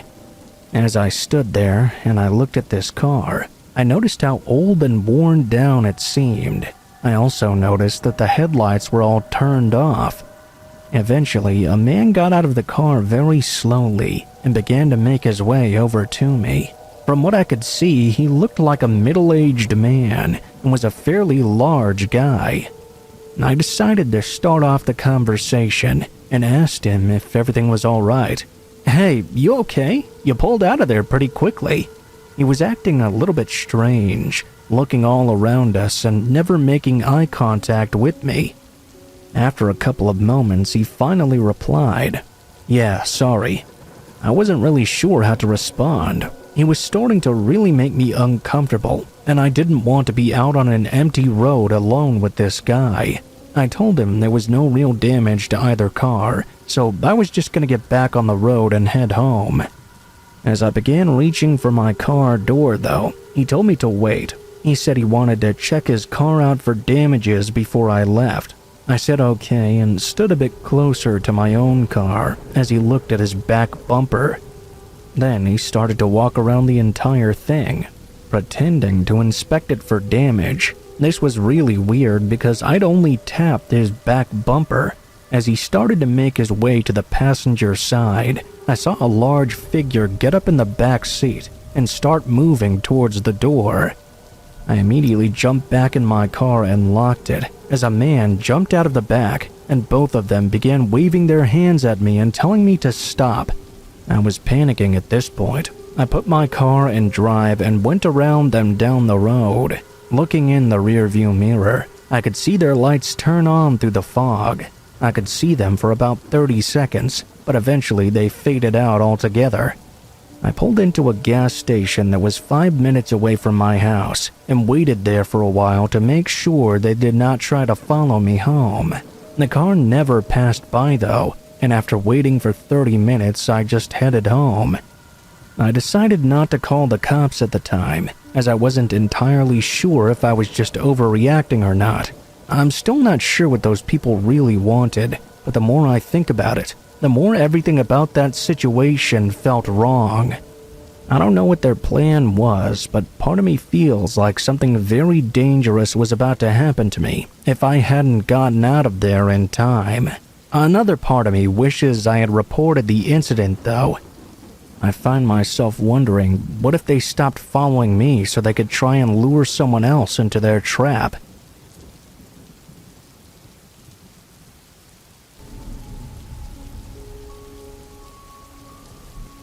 This occurred many years ago now, but it will forever stay with me and changed my views on allowing kids to ever have their own separate phone line. It was a few weeks after Christmas, and my parents had got me my own personal phone. That was cool back then, before cell phones had really gotten big.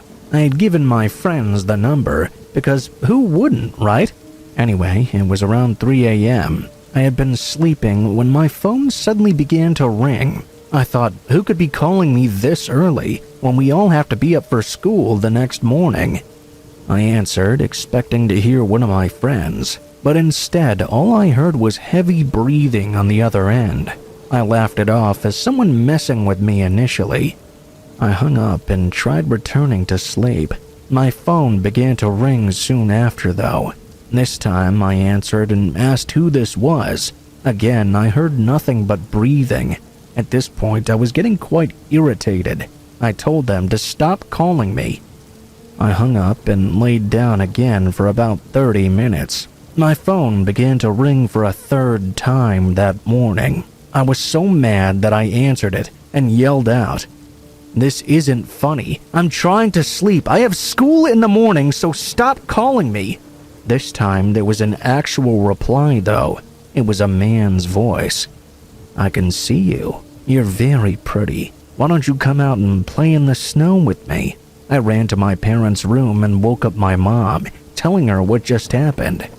She in turn woke up my dad and made me tell him what happened as well. My dad went into my room and checked the windows and everything, making sure all the locks were secured. He proceeded to tell me that someone must be playing a sick joke on me and that everything would be fine. He told me to just unplug my phone from the outlet. Finally, I managed to go back to sleep until my mom woke me up for school.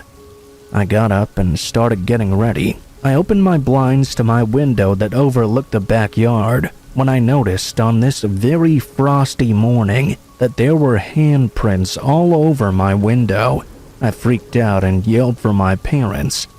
The police came out to take a report and look at the evidence. They went into the backyard, and sure enough, there were a set of footprints that led right up to my window in the snow. They had gone from the front of my house to my window, then to the back door, then back to the front door.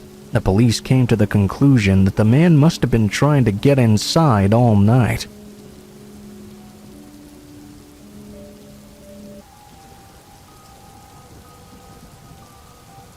This story happened when I was a junior in high school. I, a woman, was a friendly and curious person.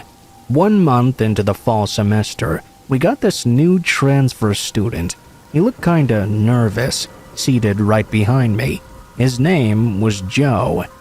I, of course, introduced myself to him, trying to ease the tension a bit. I showed him what we had learned so far and helped him to look over his class schedule. We had 2 classes and lunch period together. Naturally, we got to know each other and became friends. He was a quiet kid but talked a lot around me. I assumed he was just kind of comfortable around me. I made it very clear we were just friends, and he agreed.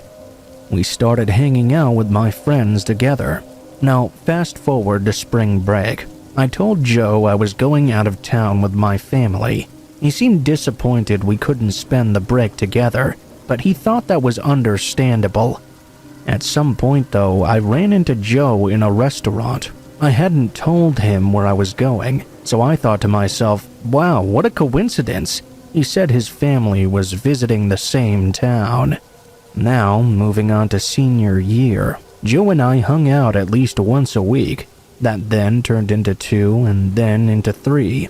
I noticed we were starting to spend too much time together. I wanted to make time for my other friends too. And that's when things started to change.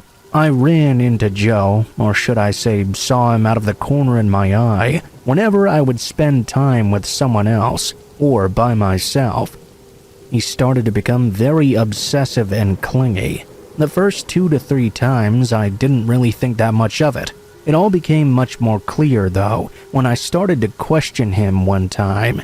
He slipped up in that moment and accidentally said he'd followed me because he wanted to make sure I was safe. I felt real betrayed and creeped out. He apologized and asked for forgiveness, but I told him I didn't want to be friends anymore. Of course, he got angry and left. He didn't come to school for the next 2 to 3 days. My friends told me he'd harassed them for snitching on him. He came back to school at some point, though, and we pretended we didn't know each other.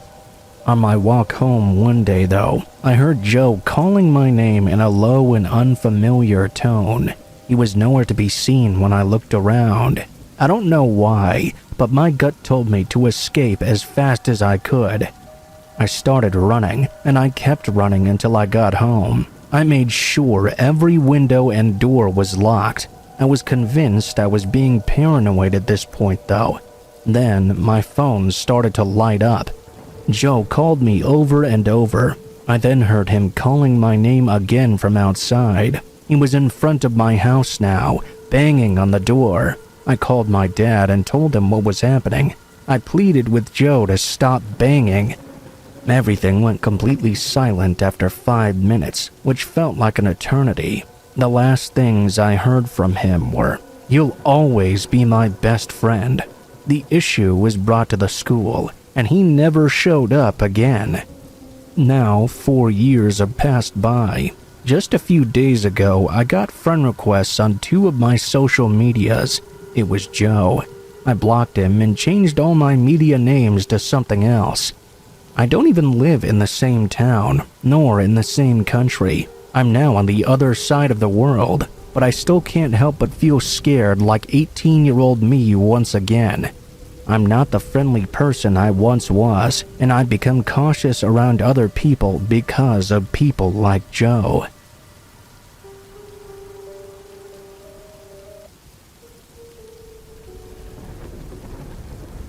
This story happened 3 years ago, around the time that COVID started. It was a while back, but still worthy of a share, I think. It was early 2020. I had just gotten a new job in a small town near my area. I was looking for a place to live, and my sister offered to rent her house to me. She had bought the house 2 years prior, but she and her husband didn't really take to it. Their commute to work was long, so they moved away, and the house was left uninhabited. Luckily for me, it was actually really close to my own workplace. My sister pretty much offered to rent it out to me for free. All I had to do was pay for the water and electricity, and look after the house as well. I had been living there for a solid 2 or 3 months, and had already gotten used to it. One night, after coming back from work and parking my car, as I started to walk towards the door, I noticed something a bit odd. There was a cigarette butt on the curb to my house. I leaned down and picked it up to observe it, thinking that maybe it had been mine since I was a smoker. After looking at the brand, though, I realized it was not, and I threw it away properly. I didn't really think that much of it, and shrugged it off as some asshole throwing their trash at my curb. I went on with my night, and nothing unusual really happened. 2 days later, I was once again walking to my house, when I spotted more cigarette butts, this time in the area of my porch instead.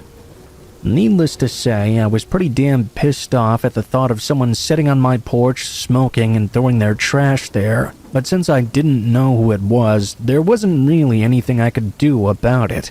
I noticed that they had been put out pretty recently, so whoever it was had probably walked off when they saw me approaching. That night, I was watching a movie on my laptop, and it was pretty late, past 1 a.m. I was surprised when I heard a car passing by. It's a suburban neighborhood during COVID, so people rarely ventured out at night. I didn't put that much thought into it, though. Around a half hour later, I was very surprised when I heard some chatting nearby. I listened in, but I couldn't quite hear what they were talking about, as their voices seemed almost muffled and quiet.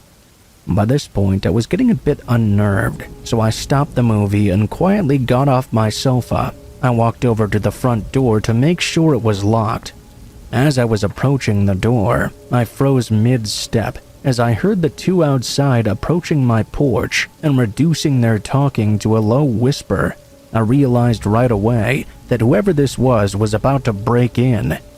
I leaned against my front door and waited, expecting a loud bang against it or for the doorknob to be shaken, but instead it was now oddly quiet outside. I decided to walk over to my window to see if maybe they had walked away or changed their mind perhaps. My windows have bars from the inside out that you have to unlock so you can move the curtains or look out the window comfortably. I unlocked the bar mechanism and lifted it up. I moved the curtains and was taken aback when I saw that leaning up against my window was a man. He must have been as startled as I was, because he basically tripped over his own feet as he jumped backwards. He tightened his hoodie to cover his face. All I could see was his big blue eyes looking at me. His friend realized what was going on and immediately started to kick the door in. He kicked it a solid 4 or 5 times, but the door refused to budge. The whole time I was staring at them, frozen in fear and trying to comprehend the situation.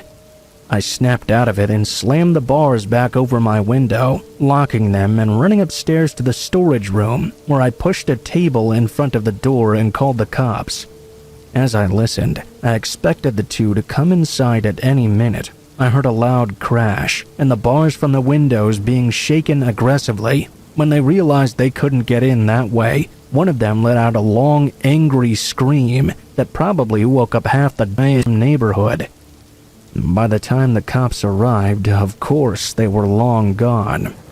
The police couldn't find out who it was, but they were more active in the neighborhood in the following weeks. Regardless, I was not keen on staying there anymore, so shortly after I moved out. My sister sold the house a few months later, and as far as I know, nothing similar ever happened since. I honestly don't know what they wanted or why they were so determined to get in that night.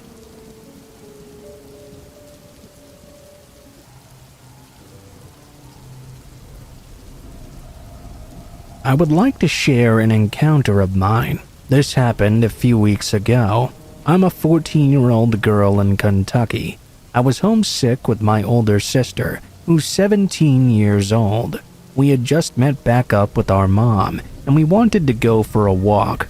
We go for walks all the time, so she didn't really think twice about allowing us to do so. Now, we do live in a bad neighborhood where some of the people can be very creepy. We were just walking along when we reached the mailboxes. The mailboxes in the place I live are at the end of the road. We always see people getting the mail, so when we saw this man, we didn't really think twice about it. We cut through the mailbox area and kept walking. Now, I was not really sick, but I didn't like to go to school. I'm sure that many other kids that age have tried to fake illnesses to get out of school. We were walking and talking about school and friends. That's when we heard a man yell from behind us, "Hey!" We turned to see a gardener trying to stop a man that was running in the same direction as us. My sister said maybe he's just going the same way and shook it off. I was wearing shoes, but she was not. We kept walking until she stepped on a piece of glass and it got stuck in her foot. To our dismay, this man used that opportunity to start chasing after us. He realized she was hurt. He didn't act the way a person would when they were trying to help, more like he was trying to pounce on prey. We tried to keep an eye on him, but pretend like we were not really paying attention. He was starting to get really close now. I asked out loud to my sister to make sure he could hear me, if Dad would be by soon. It took a few seconds for my sister to catch on, but when she did, she replied he would be there in a few seconds. When the man heard this, he quickly walked past like nothing had happened. He ran out of eyesight soon after. We got home as quickly as possible. We pulled the piece of glass out and stuck a Band-Aid on my sister's foot once we arrived. I wonder what that man was thinking. why he looked so strange and suspicious. Honestly, I didn't think I would see him again, but I have every so often. This man is always either behind us or ahead of us on the sidewalk, and every time I notice he's staring right at us. I don't know what he wants exactly, but to that creepy bastard who keeps following me and my sister, I hope we never have another encounter.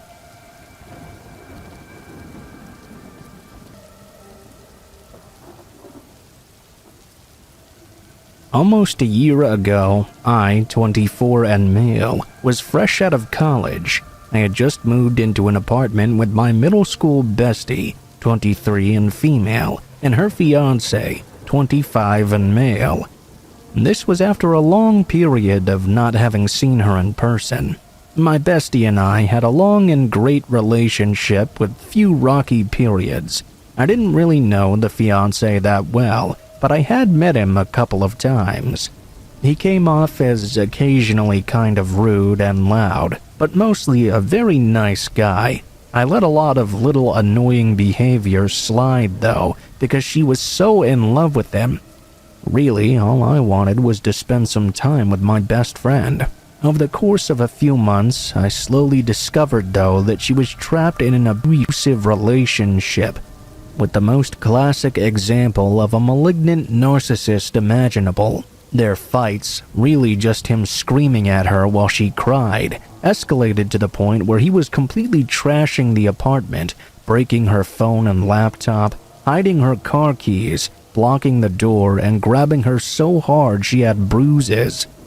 All the while hurling the worst insults he could fathom at the top of his lungs for hours. This man was about a foot taller and 100 pounds heavier than me, so there was nothing I could really do other than give her a ride somewhere else away from him until the next day. He didn't like it whenever I did that. Once it reached the point of physical harm against her though, I put my foot down anyway and demanded he move out or I would call the police. He was not technically signed on to the lease, so I could kick him out at any time. He begged me for time to find a new place. He was extremely drunk and high the night he hurt her, and promised to stay sober until he moved away. Not wanting to escalate things, I agreed on the condition nothing like that ever happened again. My friend and her fiancé broke up soon after. 3 weeks passed by and everything was going pretty great. Ex-fiancé had found a new place and was in training for a new job. While still loud and inconsiderate, he hadn't really caused any problems so far. I get ready for bed early. I had an important meeting early the next day. I put on some comfy pajamas usually and lock my door before I change, out of habit. My bestie was out working, and it was just me upstairs in bed. The ex-fiancé was downstairs yelling on the phone about something. I tuned him out and tried to go to sleep. He was going to be moving out next week anyway. My chest rattled though from the booming footfalls coming up the stairs to my room, which woke me up from my sleep. My eyes snapped open to see my bedroom doorknob rattling back and forth. Locked. He let out a yell of pure malice and banged on my door. He screamed my name. The words were so slurred he sounded like he was trying to impersonate a lizard man. The hinges weren't looking so good. We lived in a crappy, cheap apartment with thin doors. I had to do something before he broke the door open, right? I said the only thing I could think of in that moment. What the f***? Suddenly, the banging and screaming stopped, and the doorknob fell still. After a terrifying moment of silence, he said as flatly as possible, "Open the door, bud. Just come and open the door." I still laugh about that one. Like, after all that, I just walk over and open up for him. Instead, I grabbed my essentials and jumped out the window. I was on the second floor, but we also lived on a hilly slope, so the fall wasn't quite that high. I still managed to fall wrong though and hurt my ankle. I hobbled away as quickly as I could to my car and peeled out of there. I immediately called up my best friend and warned her not to return home. We made plans for her to stay with a friend after she got off work. I made it to the friend's house and passed out for a few hours. I woke up to a call from my bestie. He'd traveled all the way to her workplace with a knife and broken in. He assaulted her and held the knife up to her special needs client's throat, said he'd kill him right in front of her. Thank God a coworker overheard everything from another room and was able to call the police in time for everyone to come out alive. My bestie also said he was on the phone with her while he was banging on the door. He said his goal for the night was to kill me and make her listen. I was totally alone in the apartment with him, sleeping upstairs in my bed. If I hadn't locked my door that night, would I even still be alive? If I had left my car keys downstairs, would I have been able to get away? When I returned to my apartment the next morning, my bedroom door had been completely kicked in. My belongings were scattered everywhere, and the large butcher knives were missing from the kitchen, instead sitting in the corner of the hallway to my room.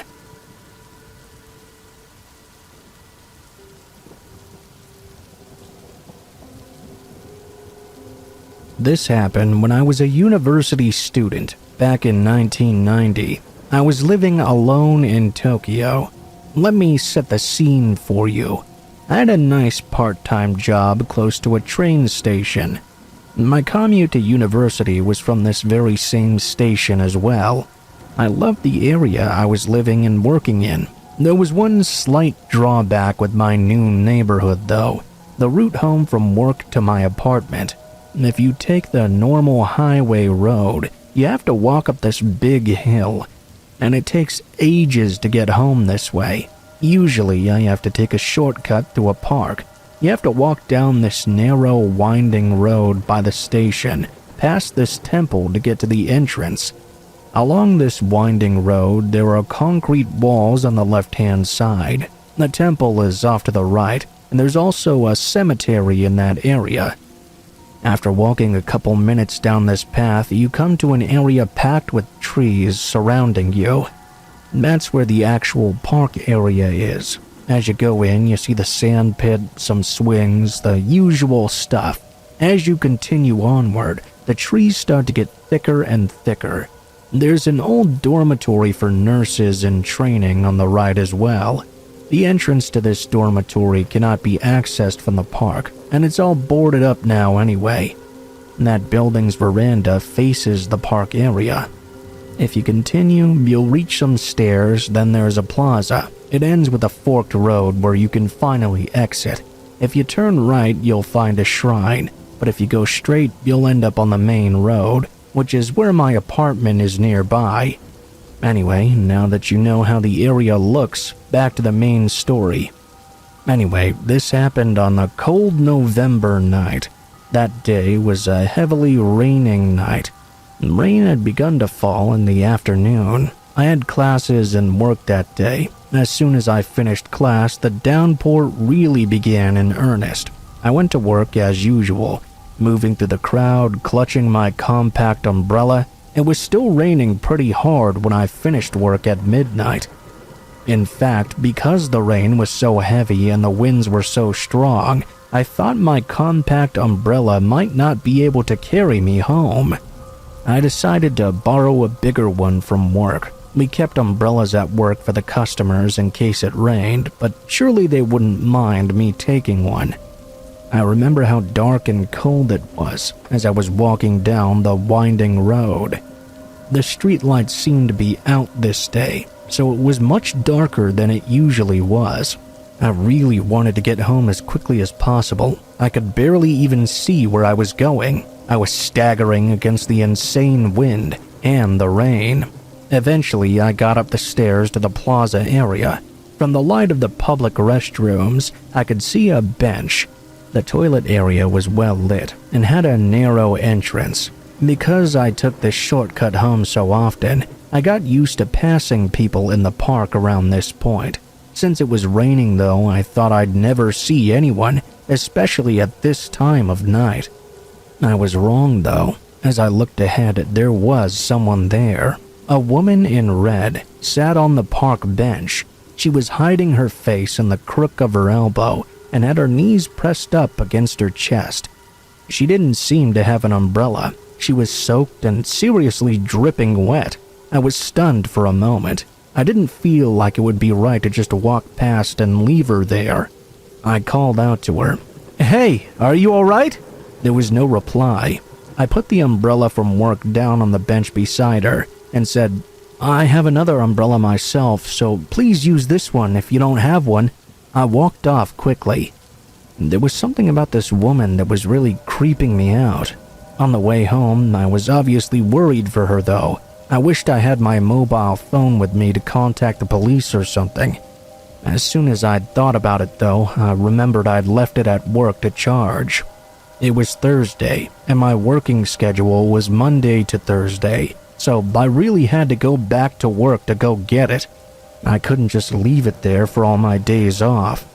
I felt a bit stupid for forgetting it in the first place. At least though I could check on the woman on the bench while I was at it, since I would be walking back that way.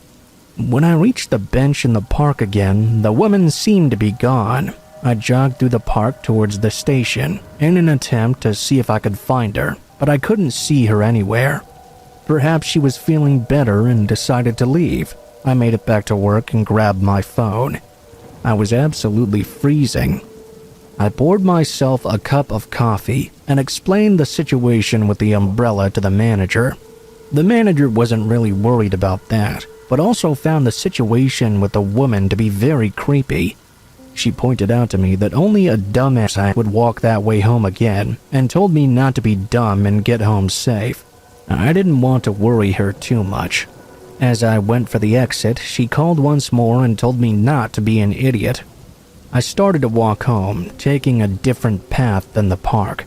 When I got there, I dried off and dove straight into bed. I didn't even bother turning on the lights. I could feel myself drifting off. My room's layout was a bit unusual. As soon as you get inside, you have to go up the stairs to my single room.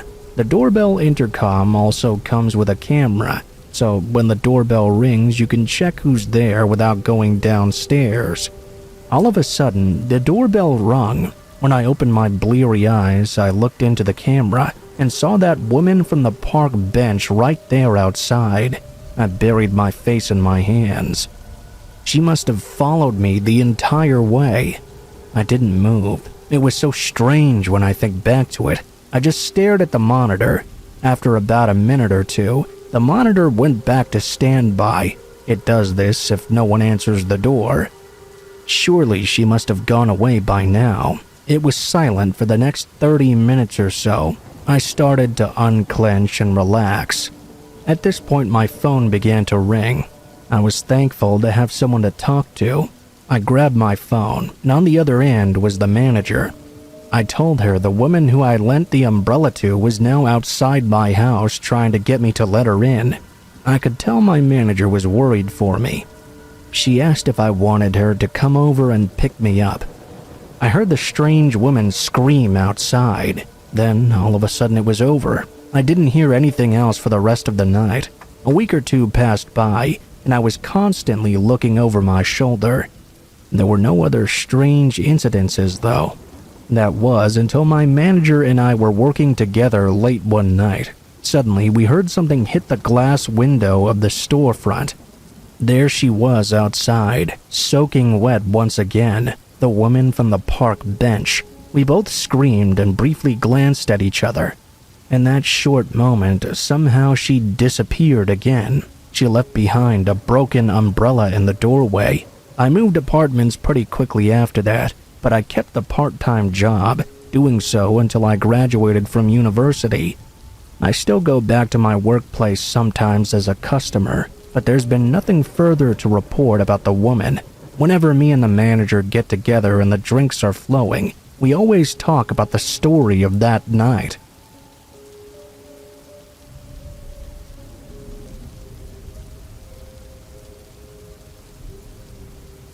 In June of this year, I moved out of my parents' apartment, as I'd finally gotten a steady job. I longed for some sort of freedom, so I looked for apartments that were affordable in my city. I found one that was a 2 or 3 minute walk away from my parents' place. To me, that was perfect. I'd get to live alone, and my parents would still be nearby, so I could visit them whenever I wanted, or pop in to have breakfast with them. The apartment itself was great. Not really much to look at, but for a single man, it was more than enough. My apartment had this long corridor connecting each room together from the sides, with my front door being at the very start of the corridor. My bedroom was the second room on the left, but since the walls were pretty thin, you could pretty much hear literally anyone in the apartment complex. You could hear them walking, talking, anything from my bedroom, or really any room from that matter. Last week, I came home from the pub after meeting up with a few friends. It wasn't really that late, surprisingly, only around 10 o'clock or so. I had the day off, so I took a quick shower and hopped into bed to watch some Netflix. It was probably around midnight or so when I heard a faint knock coming from the front door. I stopped the show that I was watching and listened in for a minute or so. At first, I just thought it was my mind playing tricks on me. I continued to watch Netflix when, once again, I heard a two-motion knock at my door. I got up from my bed and walked slowly over to the door. I looked out through the peephole, and sure enough, it was pitch black out there, nobody in sight.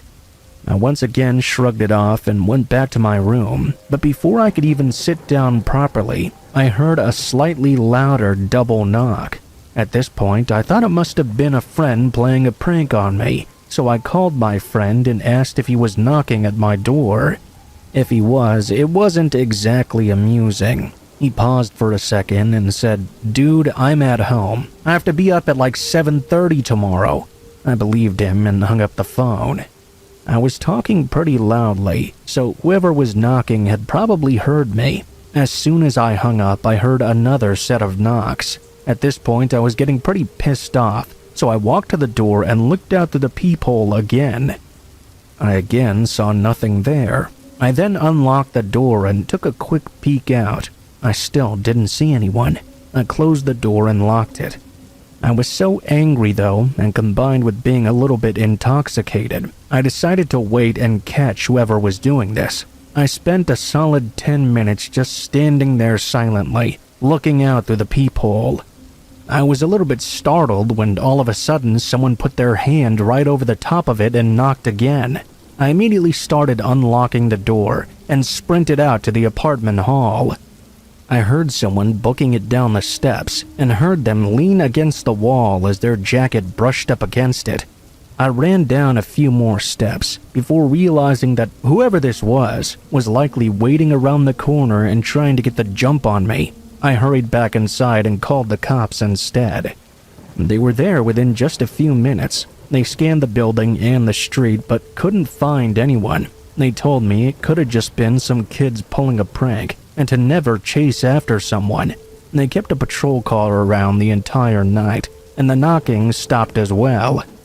It could have been some kids being dumb, sure, but the part that really gave me the creeps was the fact that whoever this was ran down the stairs and hid behind the corner. They didn't keep running away. If they were some pranksters, I find it more likely they would have just booked it outside.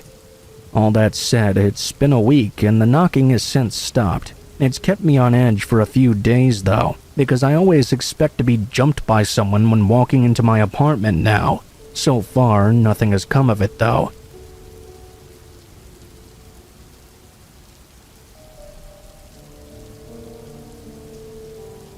This happened about 2 weeks ago, and was honestly one of the most scary situations I've ever been through. Here goes. My mom and I decided to go grab a bite at one of my favorite Korean restaurants. We also decided to bring along my 2-year-old sister and my 4-month-old baby brother. Once we were done eating, as usual, we always went to the park right after to spend some time outside and make sure my sister had some sort of outside activity. We went to the nearby park that had a lake. Honestly, I'm a very cautious person. I wanted to make sure the park was nice and safe. The first 20 minutes were okay and fairly normal. I was just taking a few pictures of the scenery near the dock. I headed back to watch my sister as my mom looked around the area. As we were done and leaving, my mom was putting the baby back inside the car seat. In the middle of the parking lot, I saw a bunch of seagulls gathering together. I wanted my sister to be a safe distance near them so I could take a few pictures. As I was taking those photos, though, out of the corner of my eye, I noticed a man walking towards me. I didn't really think that much of it. I thought he would just walk by as people usually do. I shrugged it off until he walked right up to me. We were about 3 or 4 feet apart, and he was mumbling something to me. Something about catching a bus, I thought. At first, I wasn't scared at all. I answered him politely until he started asking me the same question over and over again. I kept answering him the same way.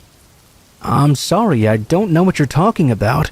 At this point, my heart was jumping, and I knew something was off with this guy. I couldn't even bring myself to make total eye contact with this weirdo. He kept asking something about the bus, but he was mumbling it in such a way I couldn't really understand. He started to walk even closer towards me. Freaked out, I took a step back and took a look at my sister, who was a little ways behind me, a further distance away. She was playing, not even paying attention. I panicked and screamed my mom's name. The man was still walking towards me. I started to speed walk over to my sister to grab her. My mom screamed my name out loud. She told me later she did it to make sure the guy knew I was not alone. For some reason, though, this guy did not hesitate at all. Instead, he started going straight towards my mom. Now I was even more scared. I didn't want this guy to hurt any of us. I picked up my sister and quickly headed towards my mom. I saw that he was now standing in front of her. She was getting her wallet out and handing him a few dollars. I noticed as my mom was getting her money out, though, that the man was still mumbling something, but now no words were coming out of his mouth.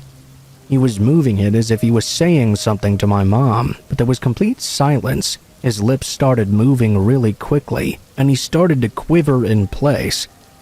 After he snatched the dollars from my mom's hand, he ran away into the distance. I couldn't help but feel a large sense of relief. We all got into the car, and I talked to her right away. "What do you think? Was that man on drugs or something?" My mom answered me and said he must be a crazy homeless man. She said he'd told her he needed to catch a bus because his family lived up in Minnesota. We were quite far away from where he was saying he needed to go. As we were leaving, we left the direction the man ran in. We looked out the window, but he was nowhere to be seen. A couple of days later, I was looking through the photos I'd taken at the park when I noticed that in the photos I was taking of my sister with the seagulls, 2 of these photos actually contained the man, hiding nearby behind trees and bushes. I felt a bit uneasy, though now I know I most likely won't ever see that man again. I just hope I, and all my family for that matter, never have to go through another experience like that.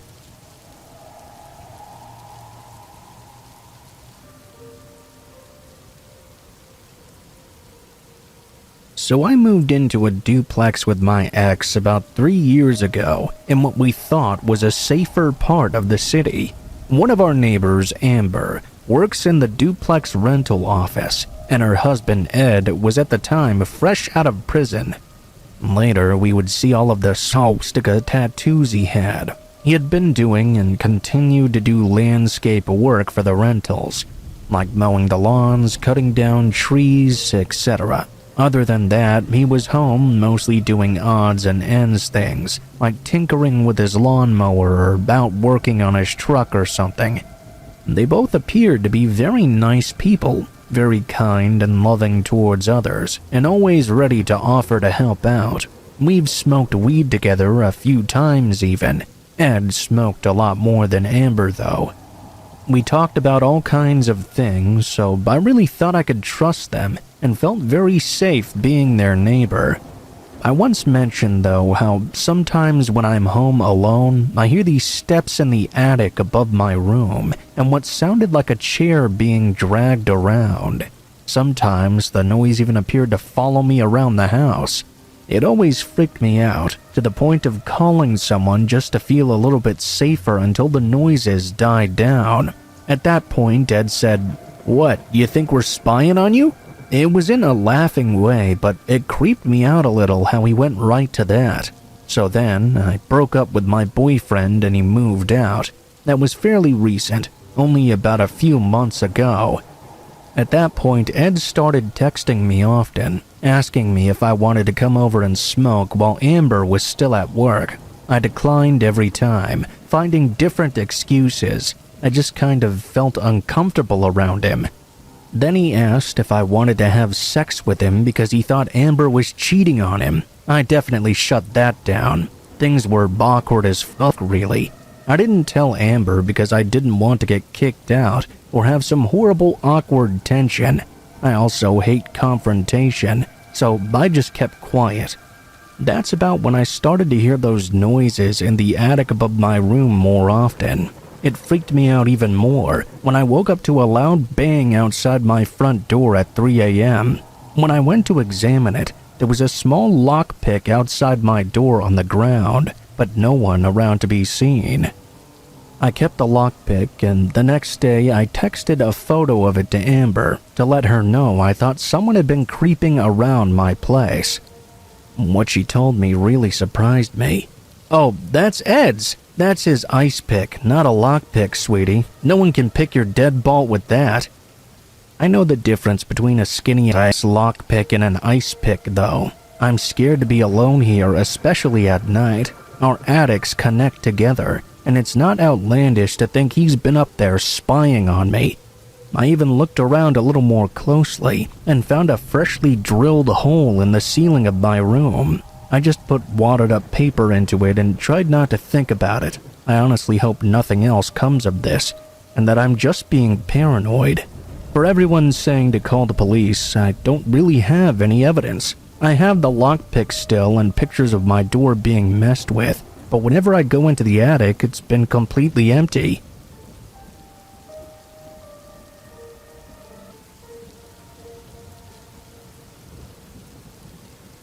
I used to work as a haunted house technician at Busch Gardens in Williamsburg, Virginia. During the months of September and October, the park would put out an event called Howlo Scream. And the park transformed into a massive Halloween-themed experience with multiple uniquely themed attractions, such as vampires, zombies, and clowns.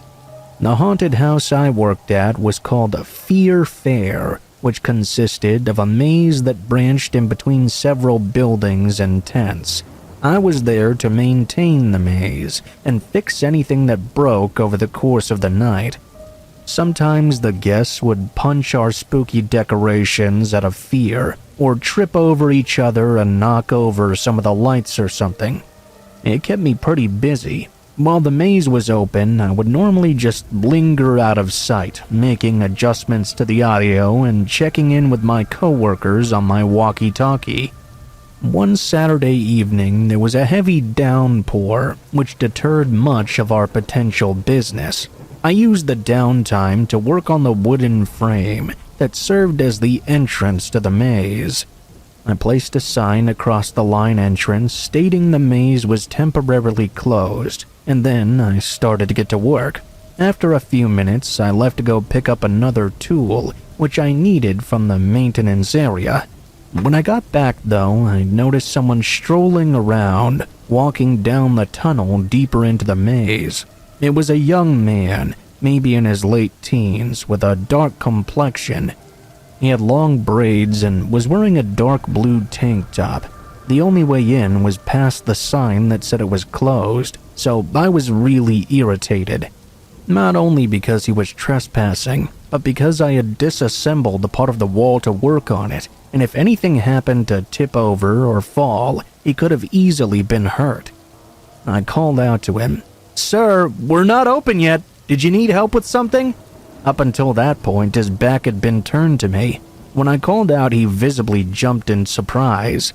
I couldn't help but think, geez, he's already freaked out and nothing's even turned on yet.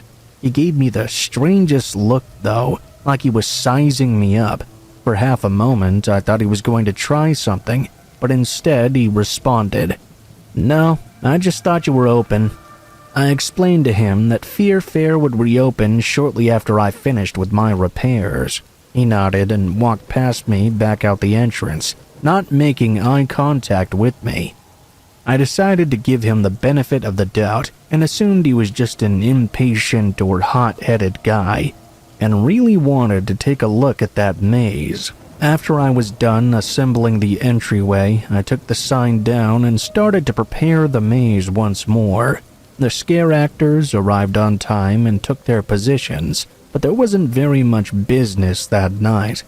The grounds were all soaked from the rain, and we probably had more employees than guests wandering around the attraction. Shortly after 9 p.m., I was getting ready to close things up for the night. It looked like it was about to start raining again. And that's when one of the actors walked up to me and took me aside. "Hey, I didn't want to say anything over the radio, but there's this weird guy with braids in the back corner behind the maze. I don't recognize him, and I don't know why he's there either." I immediately remembered that trespasser from before. I made my way to the back corridor. I turned all the back lights on and poked around any place I suspected a given intruder would have enough room to hide. I even peeked out the back exit and shined my flashlight all around. But I couldn't find the man. I locked the back door and then walked back through the maze, instructing all the scare actors that they could now leave. I turned off all the fog machines and switched on the overhead lights so I could get a better look around. It wasn't unusual for some drunken guests to wander out of the boundaries, but if this was the same guy I had seen before, I was worried he might be waiting. Perhaps he was stalking one of the actors or something. It doesn't really calm your nerves wandering through an empty maze filled with horrific life-sized mannequins of demon clowns. Somehow, being silent in there made it even worse, because then you start to question whether or not the faint sounds you are hearing are from your own imagination.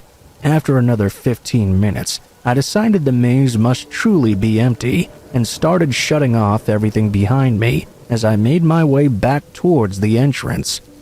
Just as I had switched off another set of lights behind a hidden circuit board, I heard footsteps coming loud and fast from behind me.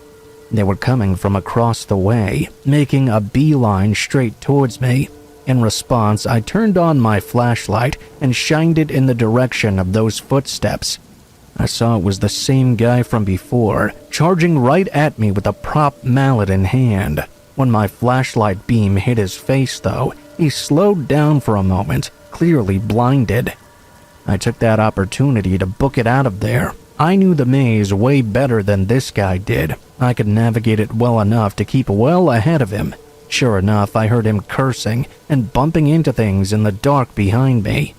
Once I exited through the opening of the maze, I waved down the security guys who covered the entrance until the police arrived. The local police were always on call nearby in case a fight broke out or someone was injured.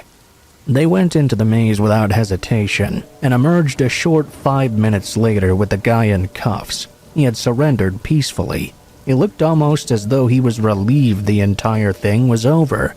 The police informed me this kind of thing was actually pretty common as part of a local gang's initiation ritual. The new recruit must sneak into a park, find a weapon and place to hide, and record themselves knocking somebody out. Then leave the park through the front gate like any other customer. That mallet may have only been a prop, but it was still made of solid wood. Had he brought it down on my head hard enough, it would have knocked me out cold or even worse. Had he not been so obvious with his attack pattern, I would have never seen it coming. After they took him away, the police swept the entire park and found 2 more young men hidden and waiting for an opportunity to strike someone. None of this ever made the local news. I suspect the park didn't want that kind of publicity.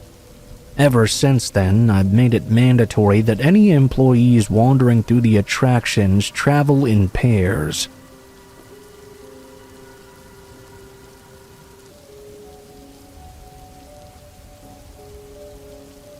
My story starts in 2014, when I was 10 years old.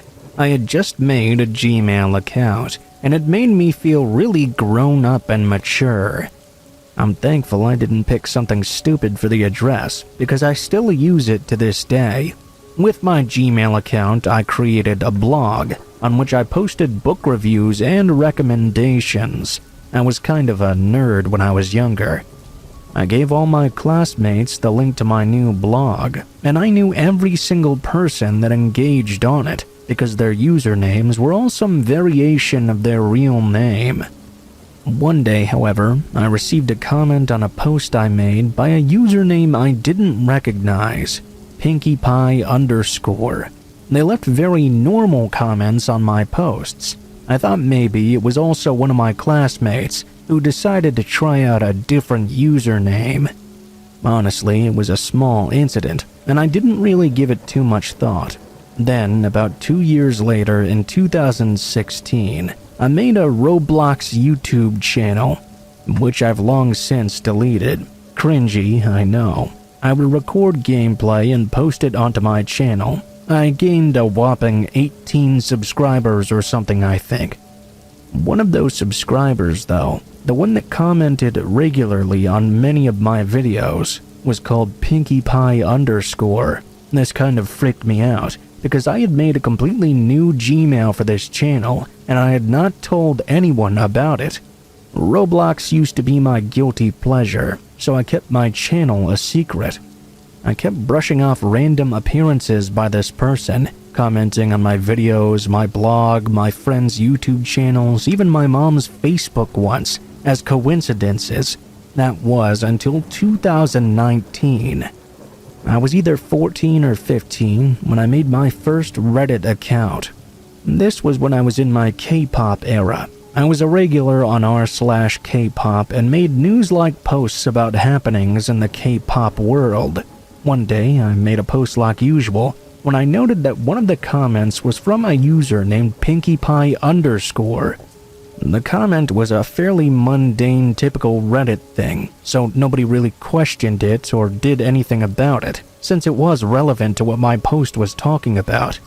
I clearly remember feeling unnerved, though, because this person had been showing up on every single social media account I ever created, ever since my very first email account. At this point, I reported that account and deleted my own Reddit. I still kept tabs on that account, though. Now we jump to 2020. I was 16 years old and the pandemic had just started. At this time, I was kind of emo, angsty, and insecure, as most people are at least once in their lives. I had not made a TikTok account even though it was all the rage because of literally only one thing: fear of that person finding me once again. It was at this time I discovered 4chan. NSFW warning, by the way. 4chan's complete anonymity and my strongest weapon, the Opera browser and its VPN, led me to believe I was 100% safe and protected, even if I was on a website that was basically full of the devil's spawn. I posted normal things mostly. Sometimes I would explore the NSFW side though, and mostly enjoyed talking to strangers on the internet. One day, I was feeling especially brave and horny, so I took 3 to 4 nudes of myself and posted one of them on /B. The post rose to the top because I mentioned I was Asian in the title, which I am, and obviously those guys went crazy over that. I lied about my real age and said I was 18. I shouldn't have done that, and I don't really know what I was thinking. I remember receiving between 400 to 500 replies on my thread. Not all of them were nice, but still, I got a lot of compliments, which really satisfied my ego and made me feel a little better about myself. As I was lurking over my thread, though, and reading these various comments, I noticed a comment from somebody named PinkyPie_. It was another generic comment related to the situation, but this one did not make me feel admired or appreciated. It made me feel sick to my stomach. That was my breaking point. I deleted that thread immediately, then went into a sort of paranoid delusional state. I deleted all of my social media accounts, powered off my phone, shut down my computer, and disconnected the Wi-Fi. I honestly felt like I was going insane. How could this person possibly be showing up literally everywhere I went online? By that time, it had been around 6 years since they'd first showed up. For a couple of years after, I took a break from every type of social media entirely. I got rid of my Instagram, my Snapchat, my Reddit, YouTube. I scanned through everything and made sure it was gone. If I wanted to go on a social media site, I would do it on a VPN and without signing in. This gave me a much-needed break from that person's account. I never did delete my Gmail since I used it for a lot of things though. What's odd is that while this guy had found me on every social media site I used, they never once directly tried to email me. I was 100% sure they must have had my email. For some reason, they just didn't choose to try to contact me. Finally, we get to 2023 and to the present times. Sometime in early January, I decided to make a Reddit account again and mostly just lurk. I posted and commented very little, and I received no comments from Pinkie Pie _. I believe the ordeal was finally over. In November, a few days before my 19th birthday, I went to Japan for my cousin's wedding. I decided to make a Reddit post on r/outfits of my wedding outfit because I really liked it and wanted people to see it. Guess who commented on it immediately?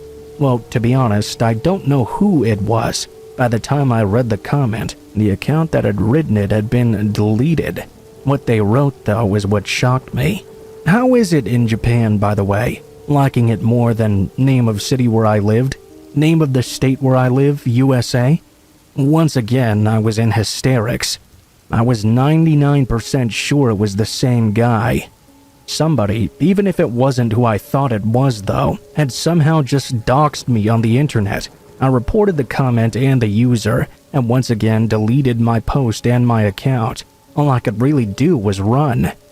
I really need to get this off my chest. I haven't really told a single soul. I feel unsafe all the time, and have paranoia-induced hallucinations occasionally. I can't explain to anyone why, though.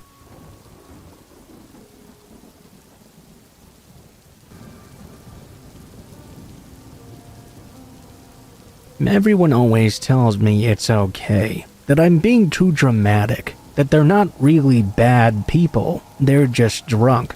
But parties with my family really ruined my childhood. My parents, especially my mother, really liked partying, seeing friends, getting drunk, and the whole package. Nothing special. Yeah, sure, everyone loves having a little fun sometimes, and I can fully understand that. Since I was little though, my mother always had a really close friend. He'd be around 55 now, I guess. He would always come home with his wife and they'd drink a whole lot. Sometimes he'd even do so much his wife would even be ashamed of him. He would get that bad. When all the family was wasted, my mom forced me to join in with them. We're having fun, come on, don't ruin the party. You're a pain in the ass, always complaining. What's the problem now? I was the one parenting all of them. I was protecting the dog because they would throw their empty bottles at her. They would pour beer in her bowl and make her drink it. I was warning them over and over because they were getting way too rowdy and drinking way too much. I basically had to babysit them all every time, even though I was only around 11 or 12 years old. One day, I was filming and having fun with my mom's friend.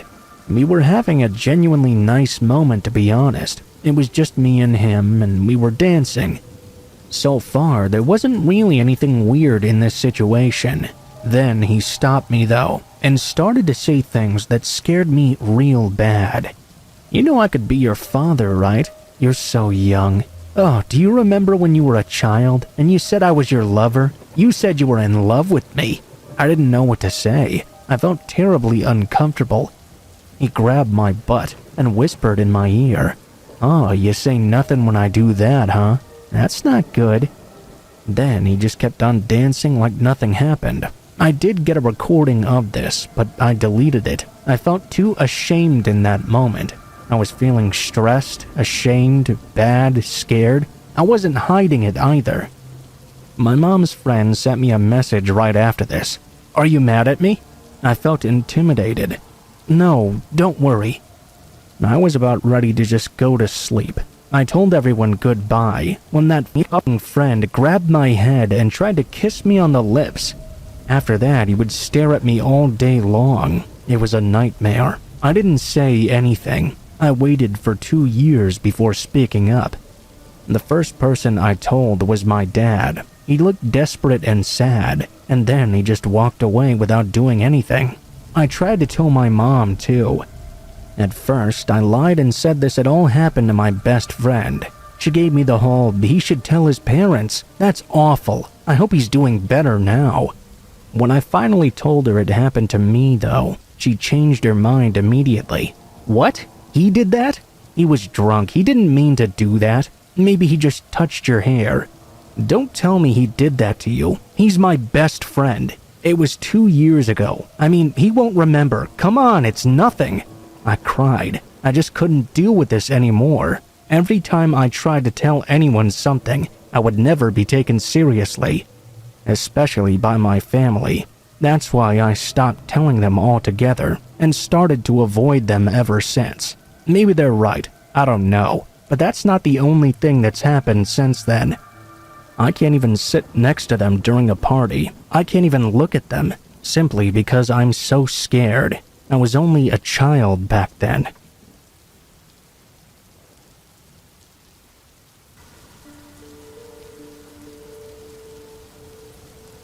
My first job was at McDonald's. This building was attached to a gas station and located just off a busy highway. I was 14 and had all kinds of bad luck at this age. I started a 6 a.m. to 2 p.m. shift. This early, the store was usually empty, so only 3 people, myself included, were in the restaurant. The manager, who was in the back, and the cook, who was also in the back. I, the cashier, was up front. I was wiping down the counter when a man who looked to be in his mid-30s or early 40s came in. He didn't order anything, though. Instead, he went straight to the restrooms, which were in the restaurant area just around the corner from my cash. Many truckers and travelers would come in simply to use the washrooms and leave, so this was not too uncommon an occurrence. I didn't really think much of it. After the man finished, though, he walked up to the counter and said this. Excuse me, I was just in the washroom and one of the toilets is overflowing." I immediately came around the counter and let him lead me toward the restroom. Suddenly, though, I got this terrible feeling in the pit of my stomach and stopped dead in my tracks. I became very aware that no one was in the restaurant area, and the only other 2 people in the store were in the back. They would not be able to hear me if I went into the restroom. The man had the restroom door propped open and realized I had paused. "Come on in, I'll show ya." It came off innocently enough, but something was not sitting well with me. I smiled at him and said, "One moment, I'll get my manager." I started making my way back to the counter. "Come on, it'll only take a minute," he called out behind me. I met my manager in the back still and explained to him that a man was complaining about an overflowing toilet. My manager went to check it out, and I followed closely behind him. When we turned the corner, though, the man was gone. We entered the restroom, and no such toilet was overflowing. We exchanged a look and never brought it up again. To this day, I feel like some divine intervention must have given me the wisdom to know not to follow that man into the restroom. The whole situation only lasted a few seconds, but it felt like forever. I was young and trusting, and this man could have done God knows what, and I wouldn't have been heard. He could have left and got away with whatever he had planned, and hit the highway right away. I never did see the man again after.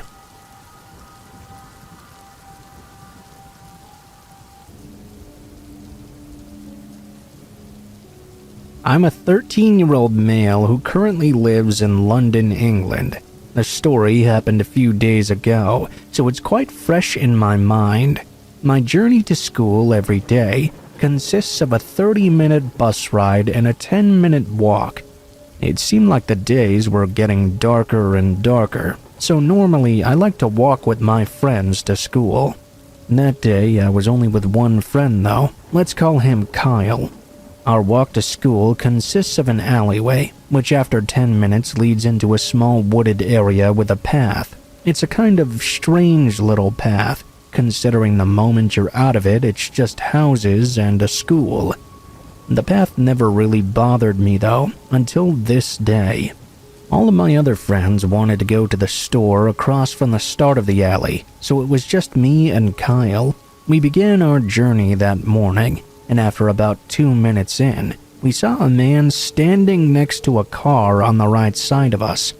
The window of the car was open, and the man seemed to have his hand in the car. Kyle whispered to me, "Is he trying to steal that thing?" I looked back to the man, and we immediately locked eyes. Kyle and I began to walk a little faster until we reached the wooded area. We felt a little better now and decided to slow down. That is, until we heard the sound of a twig snapping behind us. Now, I'm already a very paranoid person, so I have very quick reflexes. Almost instantly, I turned a full 360 around me to see what was making that noise. I couldn't see anything though.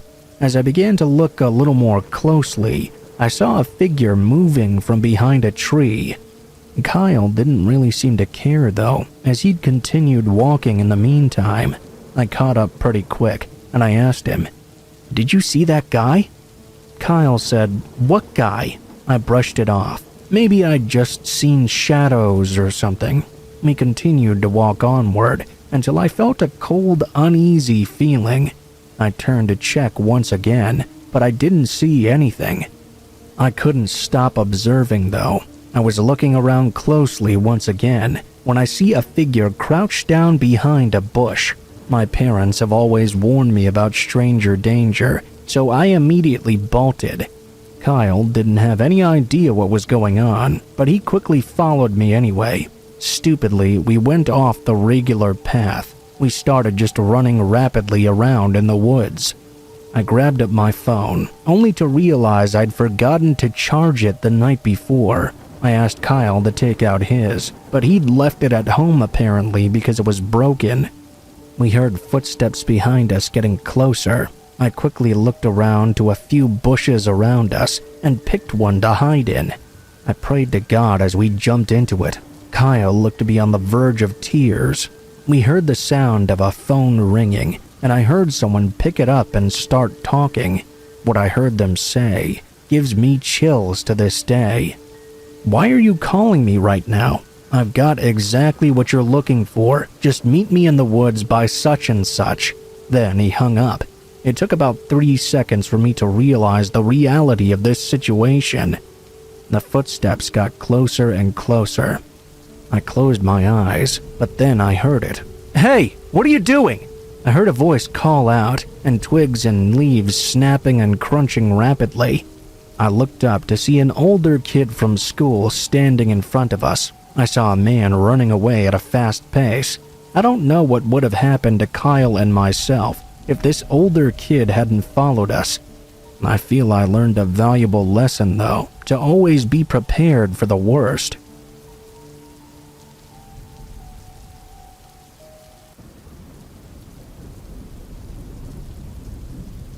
Recently, I had to make a quick run to Walmart after work for a few smaller items I'd forgotten the day before.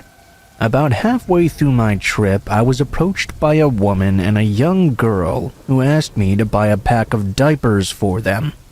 Now, I do enjoy helping people out however I can, but something felt incredibly off-putting about this situation. Something about the way she just strode right up to me and asked, almost as if it was very rehearsed. I told her I couldn't do so in the most polite way I could muster. She nodded and went on her own way. I was prepared to deal with potentially having turned away a woman who was genuinely in need of help. But like I mentioned, something still felt very weird about it. I completed the rest of my shopping and was well on my way to just forgetting the entire encounter. When I made my way up to the self-checkout though, suddenly the same lady and little girl appeared out of nowhere and made a beeline right for me. She didn't look at me or speak. She and the girl just started scanning not only the diapers but also items they had hidden in their clothes, racking up a huge total on the self-checkout. I was completely stupefied that she just brazenly assumed I'd pay for all of this. I got the attention of an associate nearby and quietly explained the situation. I wasn't trying to make a scene, but I simply didn't know these people, and I was not about to pay for so many of their belongings. Especially now that I knew it was all a ploy. He told me they'd had to deal with her before, and I wasn't the first customer she'd had a run-in with. He put on his most patient customer service voice and talked to the woman, at which point she pretended not to speak any English, despite having had a pretty firm grasp on it earlier when asking me to buy things for them. She kept pointing at me as if to indicate she and the girl were with me. Thankfully, she wasn't fooling the associate though, who by now had not only cleared her items from my checkout, but also placed himself between me and the woman. She was still pretending she couldn't understand him, and still adamant that we were together. She was getting louder, and things were starting to really escalate now. I made it a point to swiftly pay for my belongings, and hightailed it out of there. I hurried out to my car, closing the door just in time to see the little girl sprinting to catch up with me, the woman not far behind her. Panic set in, and suddenly I was trying to lock the doors, throw my groceries in, and buckle up all at once. The woman arrived and began frantically pounding on my window as I cranked the car, with what I assumed at first was her fist. It wasn't until I got a good look that I caught the sun gleaming off of something.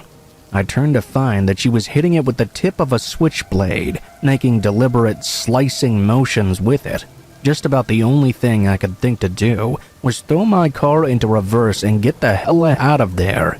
As I did, she and the girl slowly walked in front of my car and started heading back toward the store. As she was walking by though, the woman turned around and gave me what I can only describe as the most sinister smile I've ever seen. Something was deeply insidious about the way she gave me this knowing look. A truly diabolical version of the kind of look a mischievous kid would give you when they know they're doing something they're not supposed to. I was shaken, but ultimately okay in the end, though I'd be lying if I said I didn't look over my shoulder for a long while after.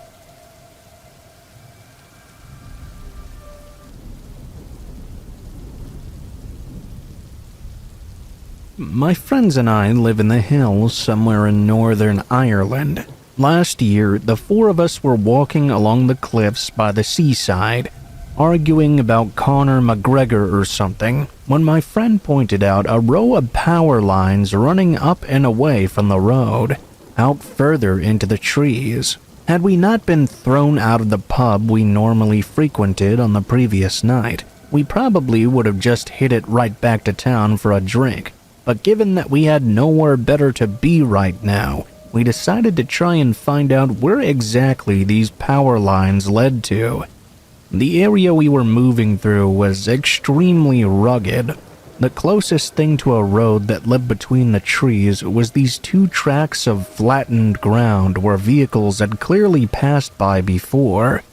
We walked deeper and deeper into the woods, half concentrating on the power lines and half on those wheel marks, just making dull conversation and not really expecting to find anything interesting. That is, until the wheel marks just ended altogether. The power lines wound their way through the tree branches and kind of awkwardly placed across the limbs. I had never seen this sort of thing before. My buddy wandered a bit deeper into the trees and discovered a 6-foot-tall wire fence circled in a small clearing. Inside this fence was a 2-story stone house, sitting there and looking like a lost heirloom or something. We circled around the fence until we found the actual gate, which was just carelessly hanging open. We walked right up to the front door. Privacy and common sense were not present at the moment. The very first thing I noticed was that there were tons of security cameras mounted outside the home, pointing in all kinds of various directions. I considered what sort of person would go through all the trouble of setting up all these cameras and just leaving the gate wide open. It didn't end there, though. The front door was open as well. The 4 of us just walked right inside like we owned the place. I hesitated in the entryway, while my friends immediately split up to search around. I went to shut the door behind me when I spotted 4 deadbolts on the inside frame. Suddenly, I got the very strong feeling that we were all trespassing, and whoever owned the place would not be very happy to find us there. My friends found one of those metal detecting wands on the kitchen counter, like the ones you'd see TSA agents using in airports. In a back room, another friend found 2 backup generators. Despite them being there, it was obvious that power had not been working in this place for quite some time. The whole place just smelled musty, like the outside forest had invaded it with its cold, earthly scent. I asked if it was possible this was a secret military base of some kind. One of my friends pointed out, though, that there were no weapon cabinets and there hadn't been any checkpoints outside either. I wanted to leave right now, but the others decided they wanted to search upstairs, which turned out to be one giant room. There was a cot in the corner, but most of the room was occupied by a long table with chairs. There was a flat-screen TV mounted to the wall, which I presume was meant to view footage from the security cameras. While the other guys dug through the drawers looking for anything interesting, one of my friends started fidgeting with the flat screen, like he was going to take it down off the wall and carry it under his arms over the hills the whole way back to his own place. The whole time, though, I was waiting disturbed by the steps, impatient and ready to leave at any moment. I was starting to get the sense that this place may be some very paranoid off-the-grid person's hideaway, and he may have left in a hurry for some reason. This house was very much hidden away. I can't imagine anyone would think to look in this area. I tried to just admire the view from the window and calm down. I could just make out the trees through the window. Then I turned to head back downstairs, and that's when I froze. There were these black marks like ash, staining the carpeted stairs about halfway down. Those definitely had not been there when we'd climbed the stairs earlier. I spoke aloud. "Whoa, what the hell?" Then the smell hit me. There was a burning fabric scent in the air that washed over me. I immediately panicked and started coughing. I immediately started rushing down the stairs, keeping as close to the sides as I could. I rushed right out the front door without looking back. My friends followed close behind, each of them making remarks about the sudden burning stench in the air. I asked if anyone had tracked in the ash on the stairs, but I already knew the answer. Not only had none of us tracked those marks across the carpet, but none of us had stopped at that halfway point to leave them. I suddenly had the horrific thought that someone else had been in the house with us the whole time. We immediately left the area and headed back to the coastline. Halfway back, we heard a sort of loud roar-like sound from behind us. It could have been an animal, sure, but to me it didn't sound like that. Instead, it sounded like someone's infuriated screams. I decided I didn't really want to be involved at all. A couple of my friends went back a few days later, though, and they told me there was a burned spot directly outside the entrance. When they sifted through the loose soil, they pulled out an entire Ouija board from the dirt. Sometime later, I talked with another friend of mine about it over a couple of beers. He told me he had heard some rumors that there was a group of psychotic people who lived out in those woods. Apparently, they believed in things like ancient curses and demonic possession. They were known to be quite violent towards outsiders. I don't know what was going on in that house that day, but I feel like we were very lucky we didn't encounter whoever owned the home. Also, that we all made it out in one piece without any further incident.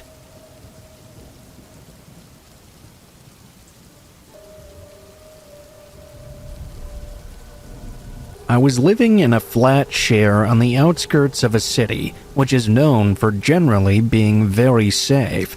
A key is needed to enter the main building, but often the door isn't shut properly, and so doesn't lock. Not really a cause for concern for anyone in the building, as it's a very trusting neighborhood. It was around 2 a.m. or so, and I was laying in bed naked, completely sprawled out. At some point, someone opened my door and entered. I figured it was one of my flatmates going to the balcony. You would have to walk through my room to access it, so it was completely normal that someone might come in at this time of night. I had just smoked a spliff and it was 2 a.m., so I opted to ignore this person and pretend to be asleep. I could feel him just standing there though, and I thought that maybe he was waiting for his girlfriend to join him or something, and maybe he was stood there checking his phone. No big deal. The person went out to the balcony. Took about 2 or 3 minutes. I figured it was definitely him. They were out there smoking a cigarette. They came back in and went back to standing there in total silence. I was half asleep though and didn't really think anything of it. The next morning, my flatmate told me that someone had broken in, came into my room, and went into the room of my flatmate as well. They'd gone through all of his things and gone out into the kitchen. Upon seeing my flatmate wake up from all the noise and come out to see what was going on, they quickly fled from the building. The only thing the person stole was my pair of Marshall headphones. We were all very confused as to why they only stole my headphones, as opposed to the money left on the table, or my flatmate's multiple cameras, for example. We spoke to our neighbors, of which there were around 15 in the building, and none of them had noticed anything out of the ordinary. They hadn't gone into any of the other apartments either. We know that most of the neighbors also don't lock their doors at night. For some reason, it sounds as if this person walked up 3 flights of stairs, ignoring all the other open apartments, with the sole intention of coming to ours. Given their attempt at stealth, it's unlikely they were intoxicated either, and it was not just a mistake. Nothing else really came of it though. The police said they'd keep an eye out, and I had to buy a new pair of headphones. It left me thinking, though, about what would have happened had I fully opened my eyes and alerted this person standing over me. Would they have hurt me? Would it have been a total stranger, or someone who I'd met before?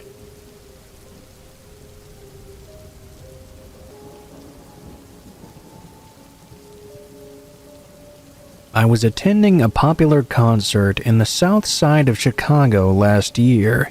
As most of you probably know, it's a pretty sketchy area down there, and the crime rate is pretty high. The tickets were really cheap though, and the concert was well populated, so I felt pretty safe. Plus, I decided to go with a couple of my friends.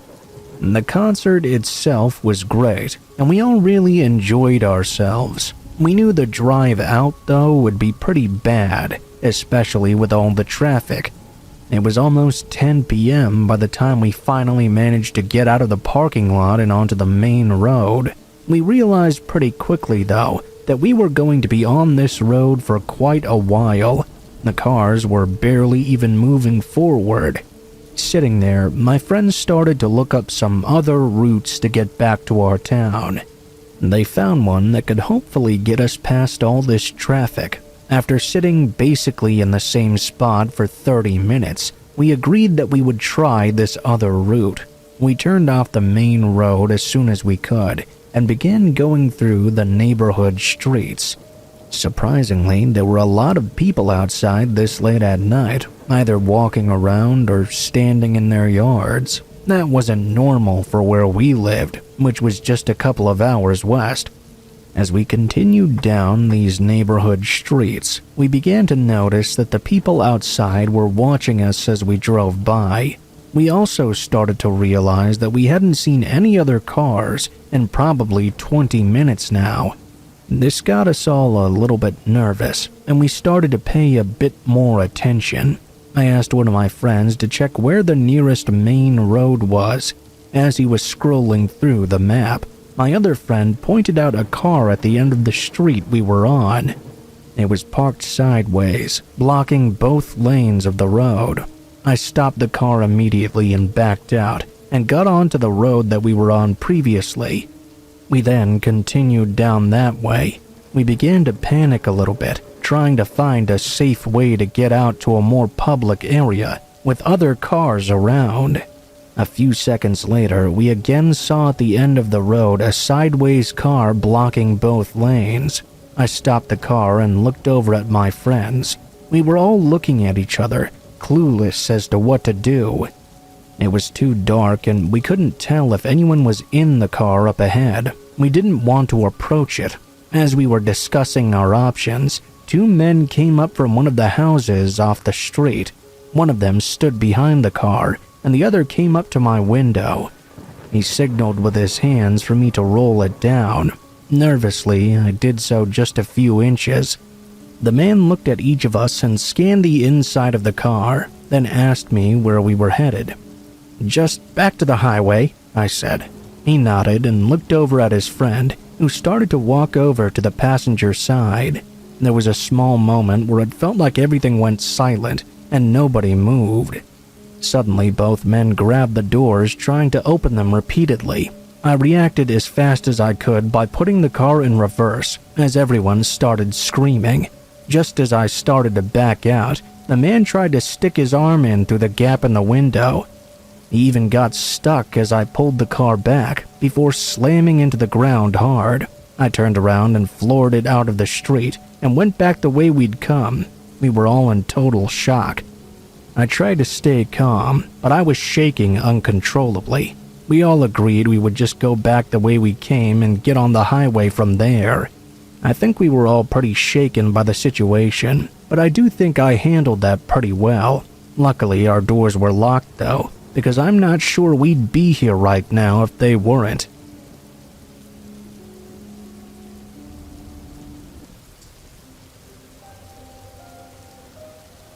I remember my first time working Black Friday really vividly. You see, I didn't work in a retail store. I worked in a fast food restaurant.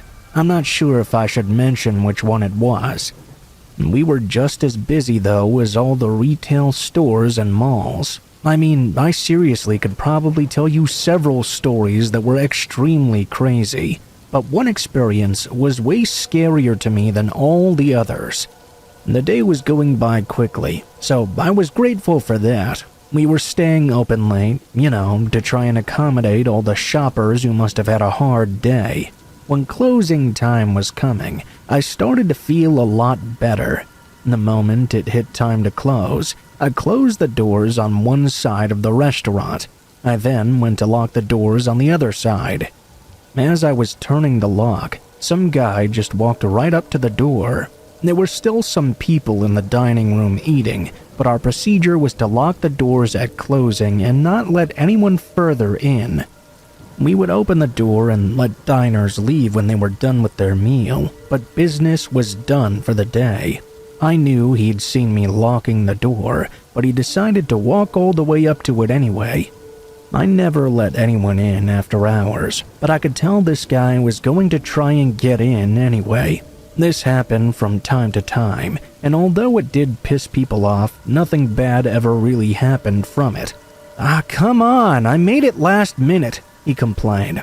"I'm sorry, but we just closed," I informed him. I was about to turn and walk away from him, but I realized he was not going to go away that easily. At first, it was just him asking me over and over to be let inside.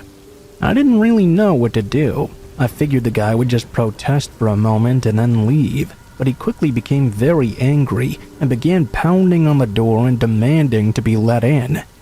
I just looked at him and said, if there was any chance I was going to let you in before, that's definitely over now. The look the man gave me in response was terrifying. I could tell how furious he was. However, he was on the other side of the door, and there was no way I was letting him inside. After a little bit of huffing and puffing, he finally turned and walked away. Although it had been a little bit disturbing, it didn't seem like an event to take overly seriously. If you've ever worked in fast food or retail, you know that you have to deal with certain kinds of people. An angry, denied customer was one of them. I didn't really think it was that important, just another incident like those. After a while, I noticed that one of the families still eating was now done and needed to be let out the door. I got up to let them out. It was a family of 4. All the kids were in their upper teens. I let them out and locked the door again. A bit later, a man who was eating alone got up and bussed his table. He went towards the door and I went over to help him. I opened up the door to let the guy out. It all happened so quickly. No sooner had I opened the door than the angry customer from before came out of nowhere. He grabbed the door frame with one of his hands and tried to pull it open. Scared, both me and the inside customer tried to shut the door once more. This caused the outside customer to scream and pull his hand away. At first, his hand was caught inside the door and didn't seem to be going anywhere. I opened it just a little though, in order for him to tug his hand out. When he did, I was able to properly close it again and lock it. I don't think I've ever seen someone as pissed as he was in that moment. The man took a knife out of his pocket and began yelling and screaming that he was going to cut me open and kill me when I got off work. He was going to gut me. He kept yelling, screaming, and pounding on the door, trying his best to break in. This guy was definitely not strong enough to break down the door, though. When he realized this, he finally stopped. He showed me the knife once more and then ran off. The shock was overwhelming. Of course, the inside customer lost all interest in leaving at that moment. We had to call the police in order to feel any sort of protection. Nothing ever really came from it, though, and we never saw the guy again anyway.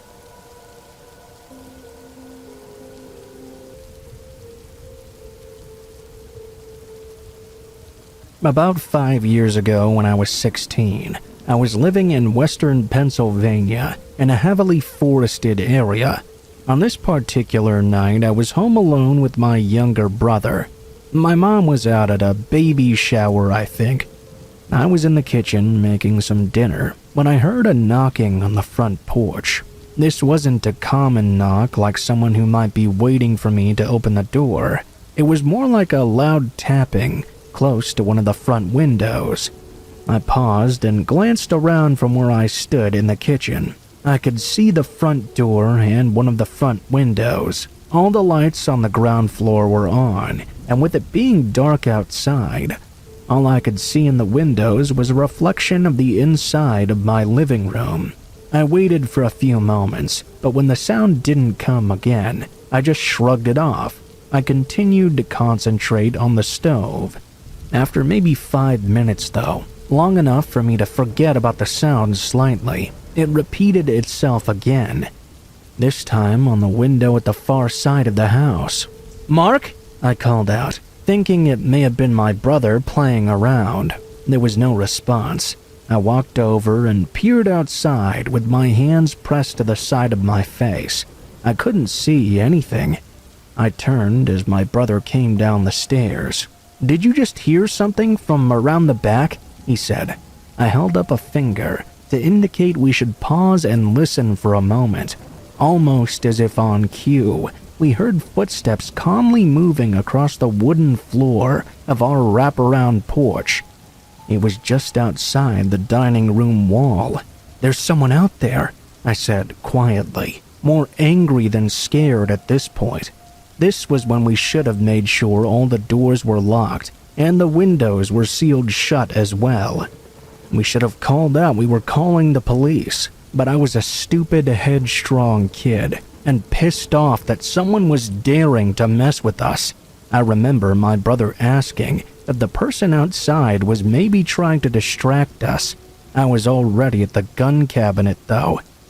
I should point out that I had been raised with guns ever since I was little, and so I knew how to properly handle one. I pulled out a 9mm and loaded it. I was going to scare this person off.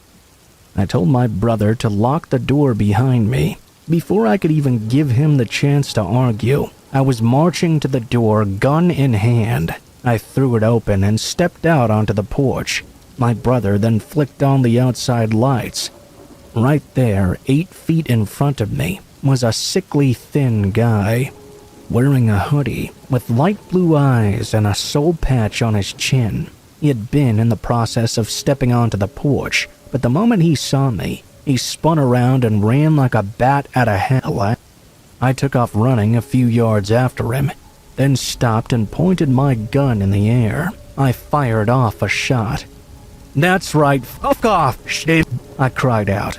I waited until he disappeared into the trees before turning around to face the house.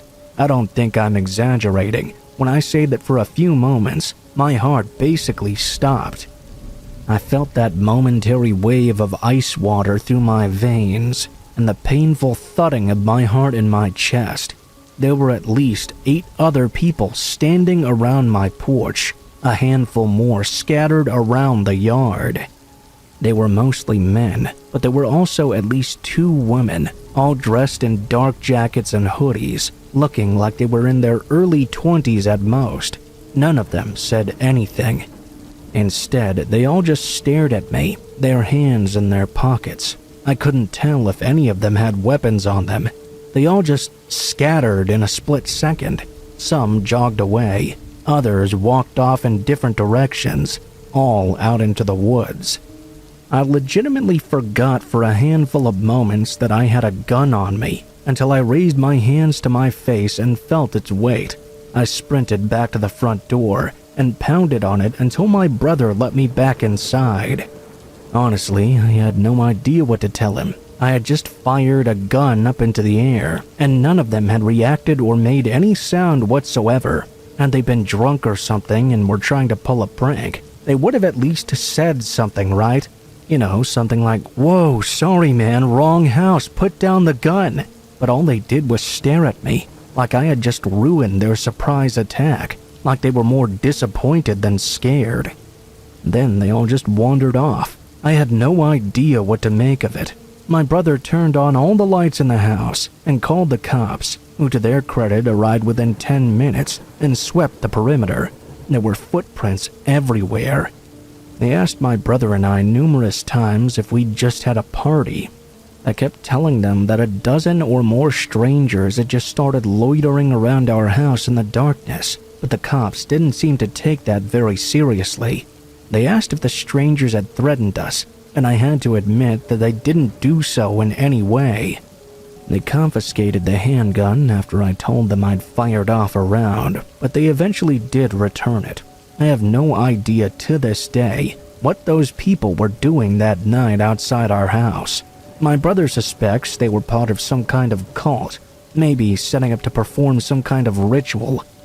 Maybe we were set to be human sacrifices. I thought it was much more likely they intended to break in and rob us, but saw the gun and bailed. That doesn't really explain the silence, though. None of them so much as uttered a sound as they looked at me.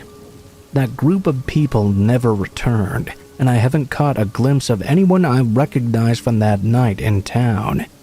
We bought a dog not long after.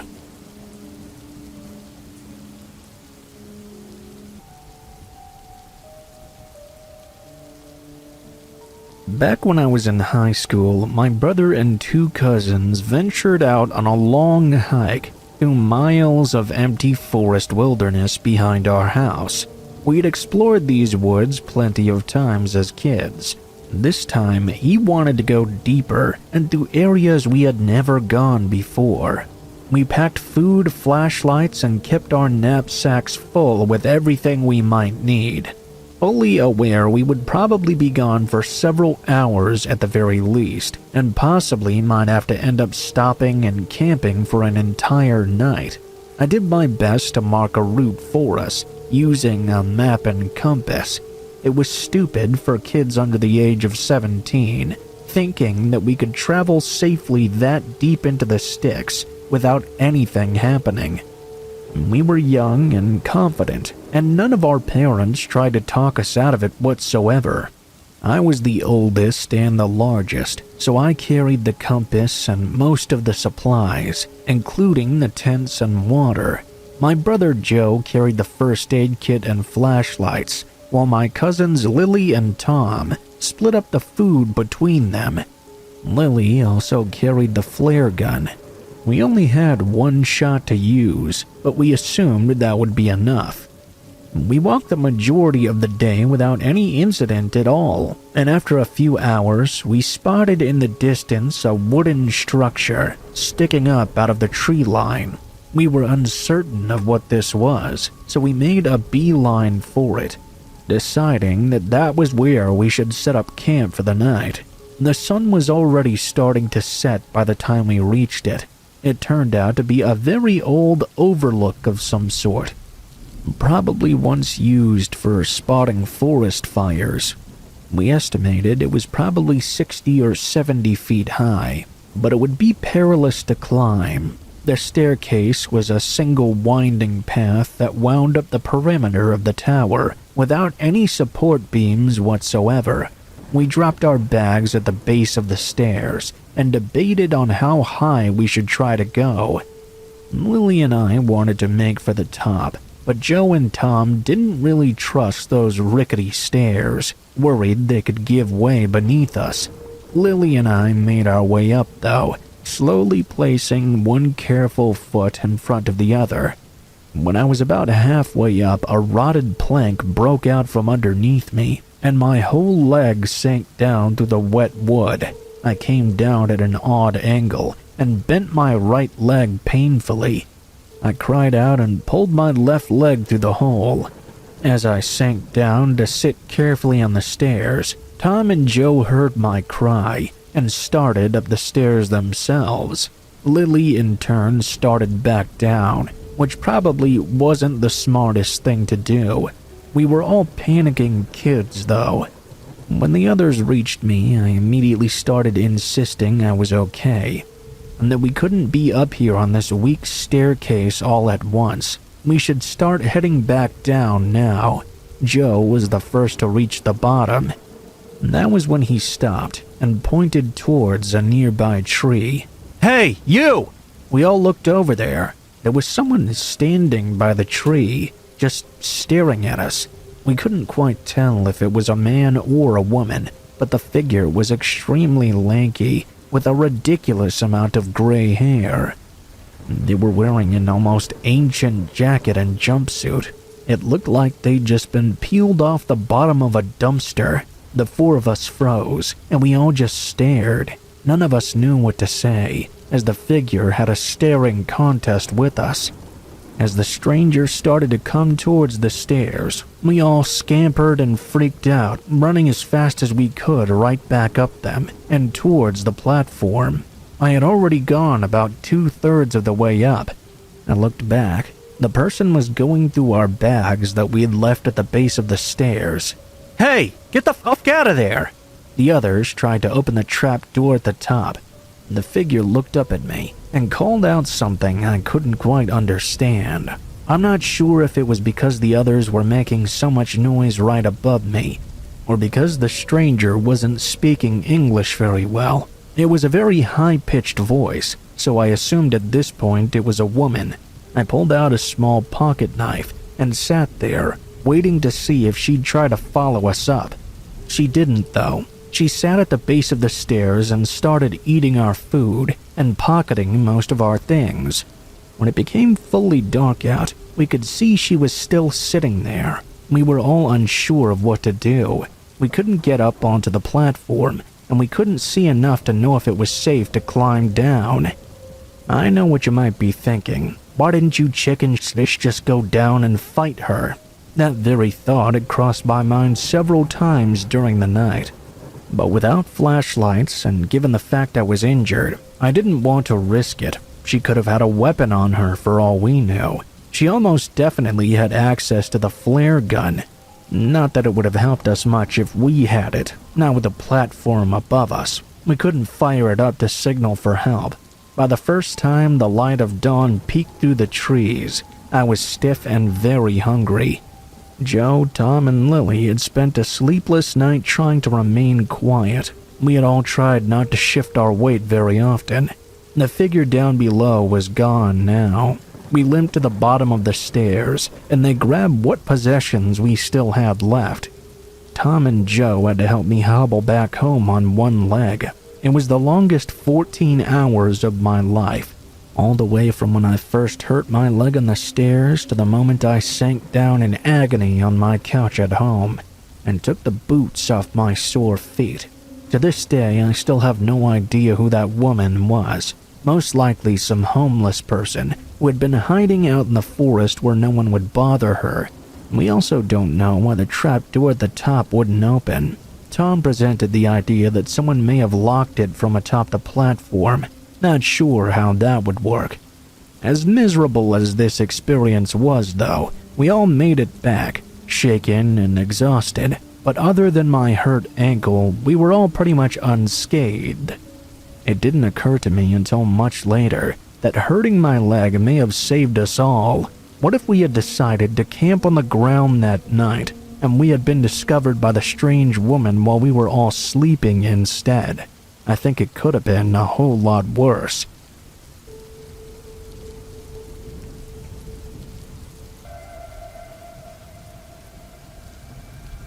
I grew up out in the country, and I've lived my whole life out there as well. I'm a country boy born and bred. When I get drunk on old Milwaukee, I listen to bluegrass music on the radio. Also, when I smoke weed. I've always liked living in that way, and I even have someone else writing this story for me to share it with you, because I can't really write that well myself. I've always wanted to share the scariest thing that ever happened to me on Christmas, though. I could have stayed living with my parents for as long as I wanted to, really. Hell, my mom loved me, and she would have had me kept there forever, but you know how it is. I wanted to get out and get on my own. Start forming my own life. So I took a job working on a farm. The guy who owned the farm had an old building in the back that he left me to live in. It was set pretty far away from his home. It didn't have heating, but it did have water, electricity, and a stove, so I was able to have food. I had to use the stove to keep warm sometimes during the winter, but that didn't really bother me at all.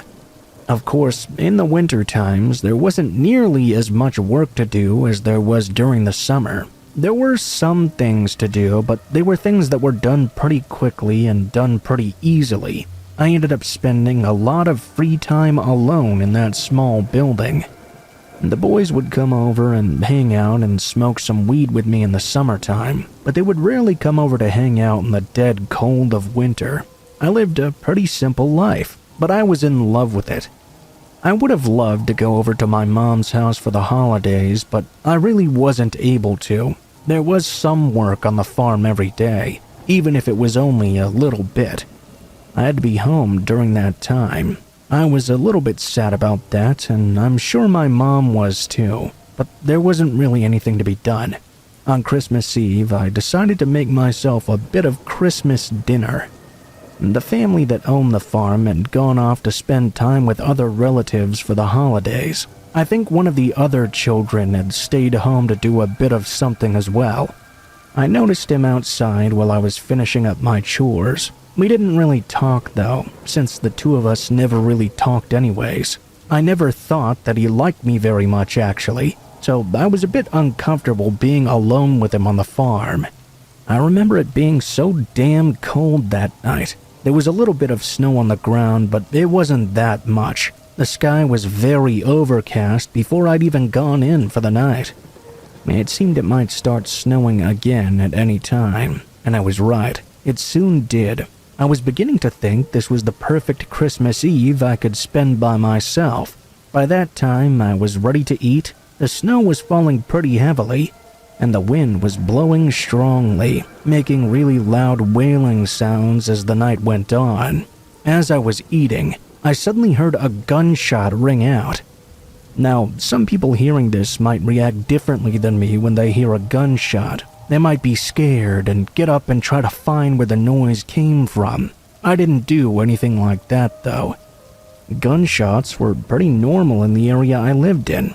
Then I heard another one, though, which I paid much more attention to than the first one. I noticed where the second shot seemed to have come from, the direction of the farmhouse. That was really weird to me. I never thought the guy, whose name was Josh, would ever have anything to do with guns. Didn't seem like the type. I tried to put it out of my head, though. Again, gunshots in that area were not really an uncommon sound. I just ate my meal and went about my own business. The wind was still blowing really hard, so I didn't hear anything else after the second gunshot. While I was eating, a little while after all the sounds had stopped, I heard something just outside my own little building. It sounded like some loud grunts or something like that. A few moments later, there was a loud thud right up against the door. It was extremely noisy, and I could see the door shake as it happened. I was startled. I heard some more movement outside my door, and then a more minor thud right after. After that, there weren't any more noises. I had no idea what was going on, of course, but I was scared. It wasn't like someone was knocking on the door. It was like something had been thrown against it, or something had fallen onto it. That's why I was so confused. I got up and walked over to the door. I was scared to open it, but I decided I had to. I took a moment of breath before I did. When I opened it, a body that was leaning against the door literally fell onto me. It took me a moment to realize that the person was Josh. He was in bad shape too, bleeding in several places. He'd obviously been shot. I had never seen something like this before, and I didn't know what to do. I pulled Josh inside the building and tried to ask him what happened. He was in shock though, and wasn't able to tell me much of anything, so that didn't really help. I decided I had to go to the main house and call an ambulance. Stupidly, I told Josh to wait there and ran out of the building. I was hustling and trying to make it to the house. As I did, I rounded around the house to the front and saw there was a truck parked there that I didn't recognize. I also saw the front door was wide open. I stopped for a moment, trying to figure out what was going on. The man in the car picked his gun up, although he didn't seem to be looking in my direction. Before he noticed me, I snuck around to the back of the home. Luckily, the back door was unlocked.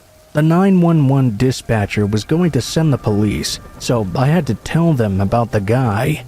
Thankfully, I don't think he ever saw me. I don't know if he intended to hunt Josh down or what, but as soon as I got back inside, I locked things up until the police arrived. Fortunately, Josh survived and recovered, but it took a long while. The man was found and arrested, but I don't really know what happened to him after that.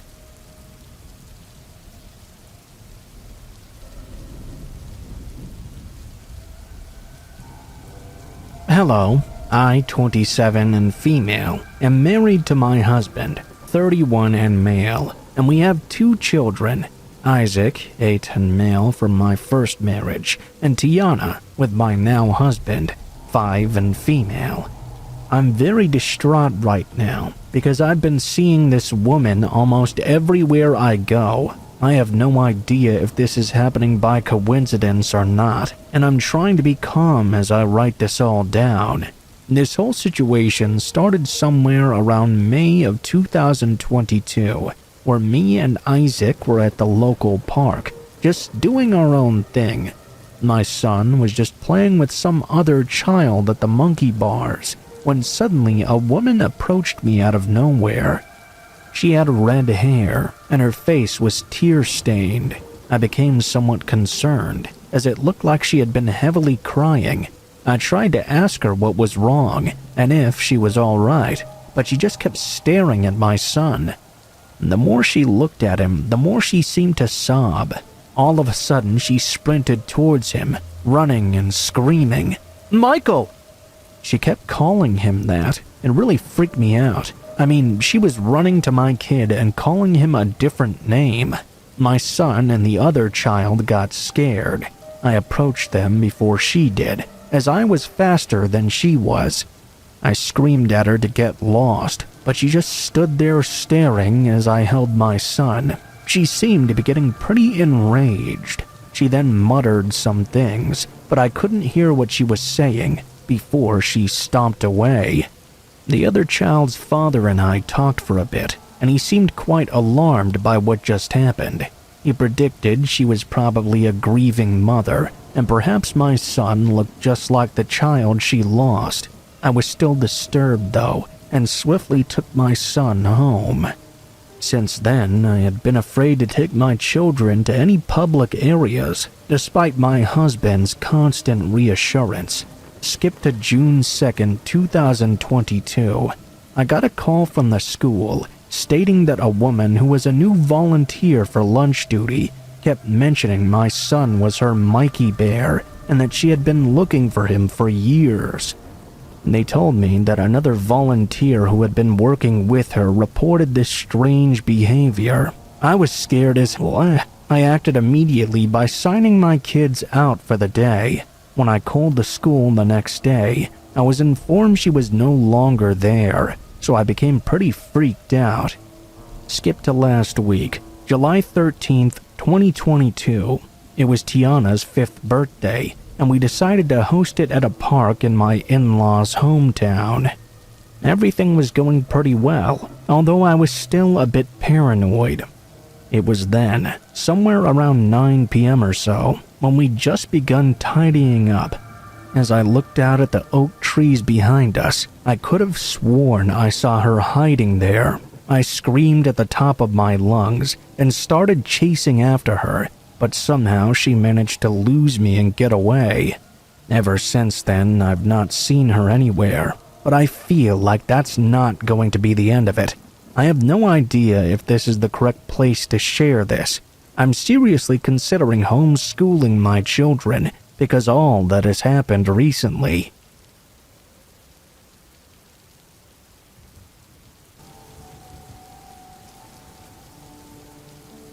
So yesterday, I went to the supermarket to pick up some groceries for my mama. It was around 6 p.m., I think. My sleep schedule was absolutely fucked up at the time, so I had just woken up and immediately left on my journey to the grocery store. You know when you're tired and driving so you're not really thinking about anything, and you're really just focused on getting there? Well, I wasn't really focusing all that much. At the stop sign you need to stop at before you make the turn into the supermarket, though, I suddenly noticed there was a boy, maybe 7 or 8 years old. He was standing all alone. This neighborhood was one of those that everybody knows. Quiet, not even a single robbery had ever occurred there, one of those types of neighborhoods. I assumed this child was walking home from a friend's house or something. I continued with my duty. After picking up the groceries, the kid was now in the parking lot of the grocery store.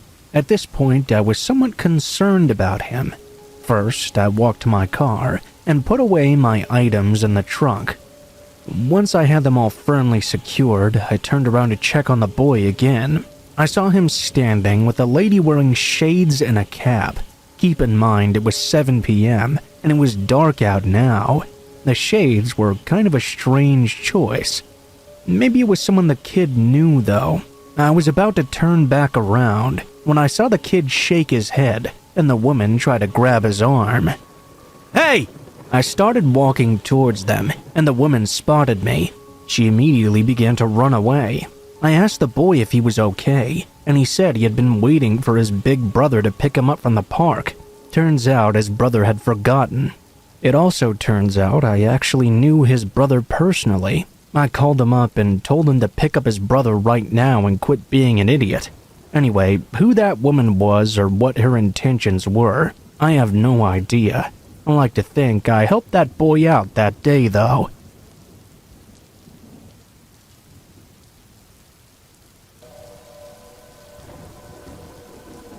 I had a friend who lived on 40 acres of heavy forest. Once the warmer weather began, we would put together a group of 6 people and go out paintballing, playing on teams of 3. In my mind, there was absolutely no better place for it. The terrain varied so much, from rocky to wetlands to steep hills. It was all just depending on the area we chose to play in. It was also entirely private property, so there was no chance of running into anyone else or being reported for trespassing. Since the area was so expansive, that we would often find ourselves playing somewhere new on that property that we had never been to before. We would normally use quads or dirt bikes to travel to different sections of the area. On the afternoon this happened, we drove until the tanks were basically half empty, then traversed another quarter mile on foot.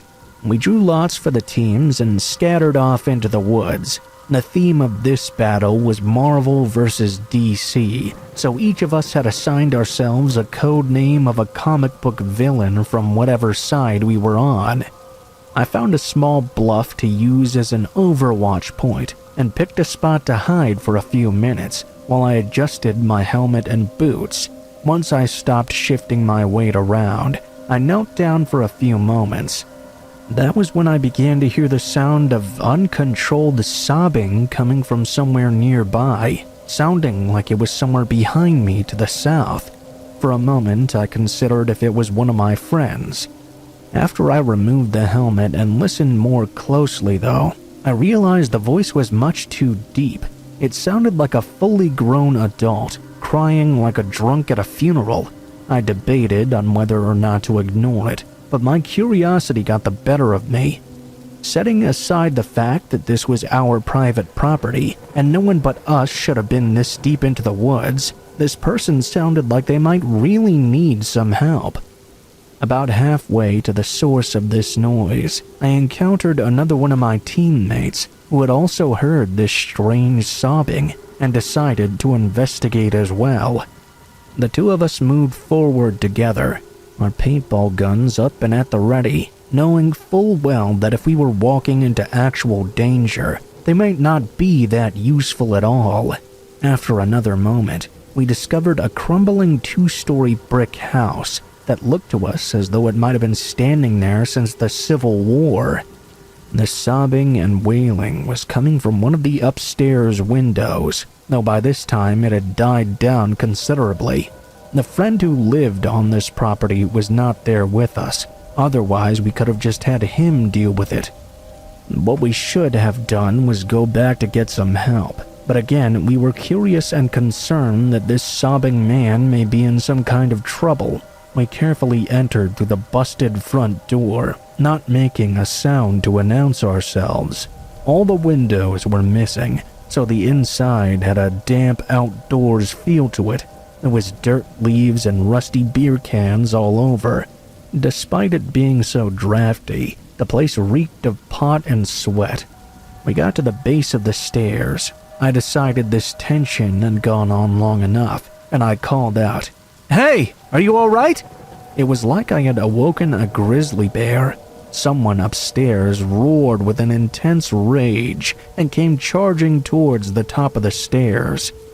Dust fell from the ceiling as the stranger upstairs came sprinting forward to attack. We turned and launched ourselves back out the front door and back into the trees. The screams of the haggard man warned us to back off. We took position in the trees in case the guy decided to follow us. That way we could open fire on him and at least slow him down. Once he got to the front door, though, he paused, squinting at the daylight for a moment before charging back inside. We each only caught a brief glimpse of him. Imagine the sweatiest, scraggly beard attached to an old scarecrow with about 14 layers of solid coats on. We marked our position as best we could and headed back to the play area.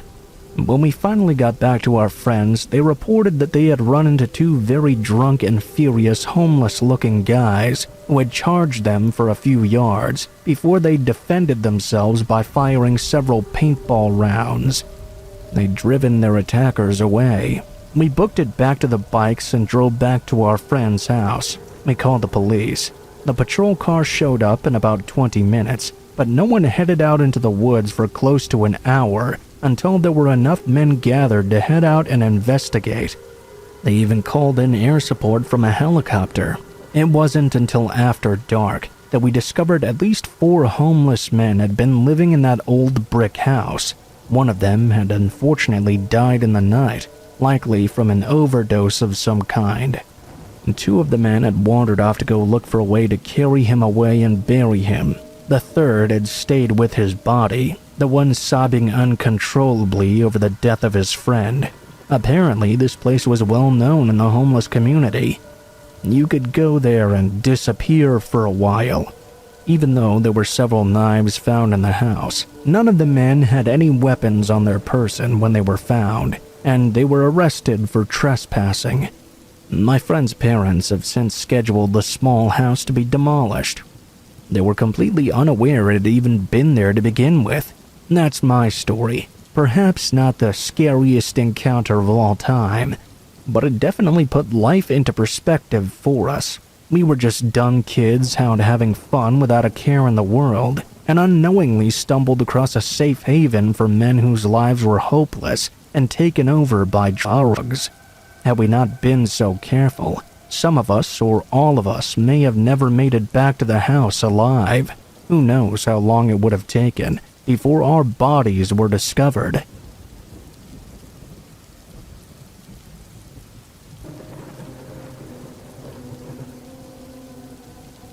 One of my first proper jobs was working as an overnight security guard around Bury, which is a town just southwest of Cardiff in Wales. It was an easy job for the most part, and apart from a few close calls with some kids throwing big stones, I was more in danger of getting caught sleeping on the job than anything. That's because all the places I guarded were what you might call low-risk locations. I was a young lad barely out of school, with very little experience of the working world. My bosses weren't exactly in a rush to give me a ton of responsibility. As a result, I got all the sites with training wheels pretty much, essentially condemned buildings, vacant construction sites. I got all those kinds of jobs. Since there was next to nothing of value in any of them, there was next to no risk to myself or anything else guarding them. The only true incidents I had during my brief career in security were one of the knobheads I found trying to steal some copper wire, who ran as soon as I appeared, and one time 2 junkies were looking for a place to shoot up, who again ran away as soon as I emerged. There was a number 3, though, a bloke who tried to burn down the site I was guarding, who made a surprise appearance in my dreams for a few nights after the incident. It's number 3 that makes up the story I'm about to tell you today. I was on guard at an old special needs school that had been marked for demolition, a place called Greenways. Since the interior had been deemed unsafe to occupy, I was posted up in the porta-cab and situated in what used to be the school's car park. It had been another easy guard so far. Nothing even remotely eventful had happened for weeks on end. Out of nowhere one night, though, I suddenly heard a loud smashing coming from the school. Someone was either vandalizing the place or breaking in for some reason. Either explanation required a response on my part. I got up and walked out of my cab with my big mag light torch at the ready. I prepared to face off against whoever was doing this. Like I mentioned before, most people will just scamper immediately once they notice some kind of security guard present. I was not that worried, but I was a bit apprehensive. Once I saw whoever it was had smashed their way into the building via the old front doors, and that meant I'd have to go inside myself and confront them. I had to find whoever had broken in and escort them off the premises after all. I wasn't one of those guards who took things personally though, or let stuff raise their blood pressure. I didn't exactly appreciate that this person was going to make me creep through the corridors like a horror movie. I shined my torch into each room, waiting for the inevitable jump scare, but the second I walked inside, I knew getting a bit of a fright was the least of my worries that night. Immediately, my nostrils were hit with the smell of petrol. It didn't take long to find the person either. We crossed paths in a corridor, maybe only a minute or so after I'd entered. In one hand, they were carrying a jerry can, and the other a big knife. Obviously, I wanted to know what he was doing spilling petrol all over the place, but the knife had my complete attention now.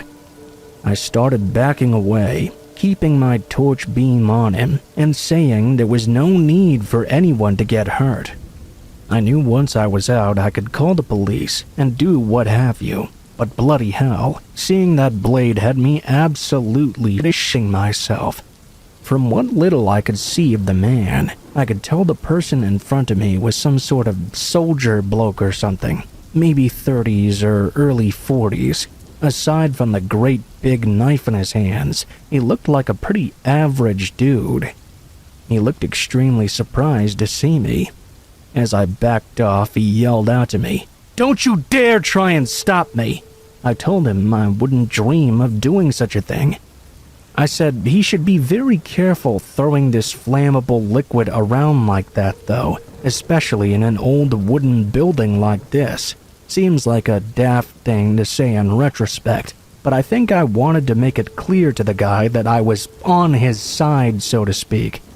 I wanted to make it look like I had his safety in mind too, even though all I could think about was getting out of there and calling 999. He didn't respond to my comment and kept dousing the walls and floor in petrol, then moving along the corridor. Once I was safely at the door, I called out once again, "You're not going to set this place on fire, are you?" I barely got the words out before he turned around and screamed so hard, his voice began to break. "You don't know what they did to me. You don't know what happened here. You don't know anything."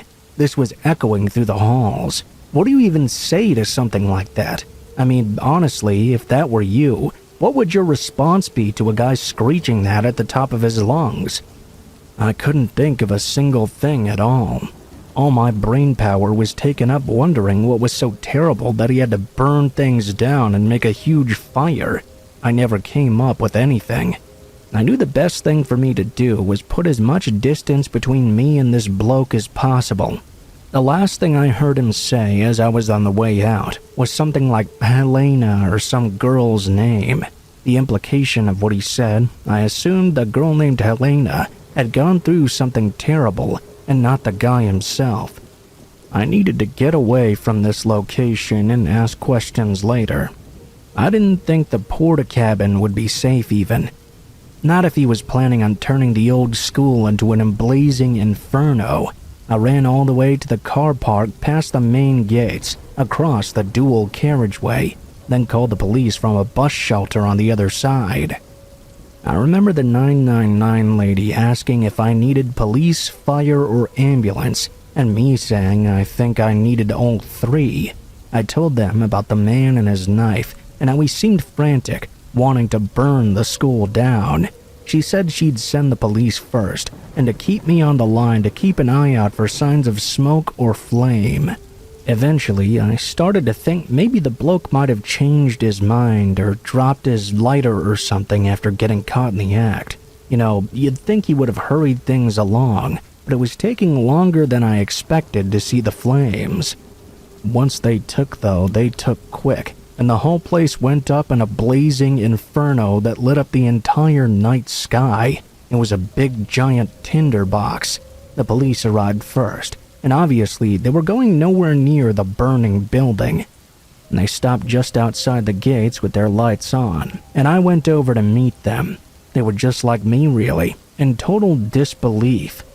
I tried to give them as good a description as I could, but I'd been so focused on the knife on the way out that the bloke's face was just a sort of blur in my memory. There wasn't much left for me to do but leave a message on my boss's answering machine, letting him know about the fire, and then going home for the night. Only problem was I was so full of adrenaline that I couldn't sleep at all. I stayed up until 5 or 6 in the morning. I couldn't get what he'd said before I left out of my mind. I ended up typing the name of the old special needs school into Google, and after a fair bit of sifting through articles, I found something quite shocking. I don't know if any of you have heard of the satanic panic that took place during the 80s. I certainly hadn't really until that night. In the late 80s, there was this sort of mental wave of satanic abuse accusations all across the US and UK. All at the same time and all roughly the same story. As you can imagine, there were all kinds of investigations. From what I read, almost each and every case was complete bollocks. Don't get me wrong, there were 1 or 2 cases that were semi-real and ended up with child convictions or jail time, but the vast majority were made-up stories based on witch hunt-style accusations. One such scandal happened in the area. One kid who had been accused ended up in the care of social services. I found another article about an actual cult, which had been practicing the exact kind of satanic stuff described by people during the panic. 5 people went to prison over it apparently. It was a real thing that you can look up for yourself and read about. I think that Helena girl he was talking about could have had something to do with that.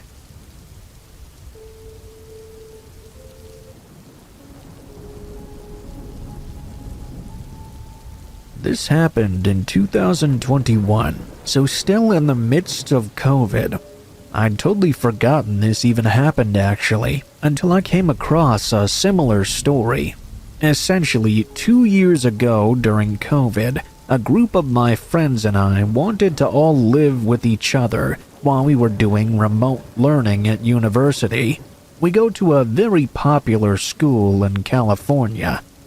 As a group of girls living together during COVID does, we spent most nights watching movies, drinking wine, and hanging out all together. To give some context to the layout of our home, which I do think is important to know, we lived in a massive house that was divided into 3 separate apartments. We chose ours specifically because it was at the very back of the house, which made us all feel a bit safer since we wouldn't have to deal with being right up against the street, where anyone could easily see inside or decide to do something sketchy. Not that we really thought that was an issue, mind you, but it made all 5 girls living in the area feel safer since we were now all away from our families. In terms of the inside, there were 4 bedrooms upstairs, 1 bedroom right next to the open concept kitchen/living room, and the ground floor bedroom faced our tiny parking lot. There was also a tiny garden, while our kitchen and living room faced a little sidewalk alleyway that ran along the side of the house and led to the front door. It was a pretty big apartment all in all. The rooms themselves were fairly small, but the communal kitchen and living room was a big and great hangout spot. Since we got the apartment in the middle of COVID, we hadn't furnished it properly yet, and so we did not have any curtains or blinds. The only thing that separated the window from the outside was a pretty flimsy bug screen. In the weeks leading up to this incident, my friend, who was the one living in the bedroom on the first floor, was complaining to the other 4 of us that if we wanted to bring anyone over, we needed to be at the door to grab them so they didn't jingle the lock and try the locked door every time. Apparently, she would always hear footsteps right outside her window and hear someone trying to open the front door or open a window. Now, looking back on it now, I'm honestly not really sure I understand how we weren't as freaked out as we should have been when she told us this. I think we just had a false sense of security, since we had so many people living there and around us. We lived in the very back of the house anyway. We did have boys coming in and out of our house at night too, So I guess it wasn't that unusual to hear footsteps, or at least we just kept blaming each other's hookups for not following the rules. Anyway, my friend's complaints died down, and we all kind of forgot about any issue that happened, really. We constantly got into fights in that house because we were all cooped up inside together all the time.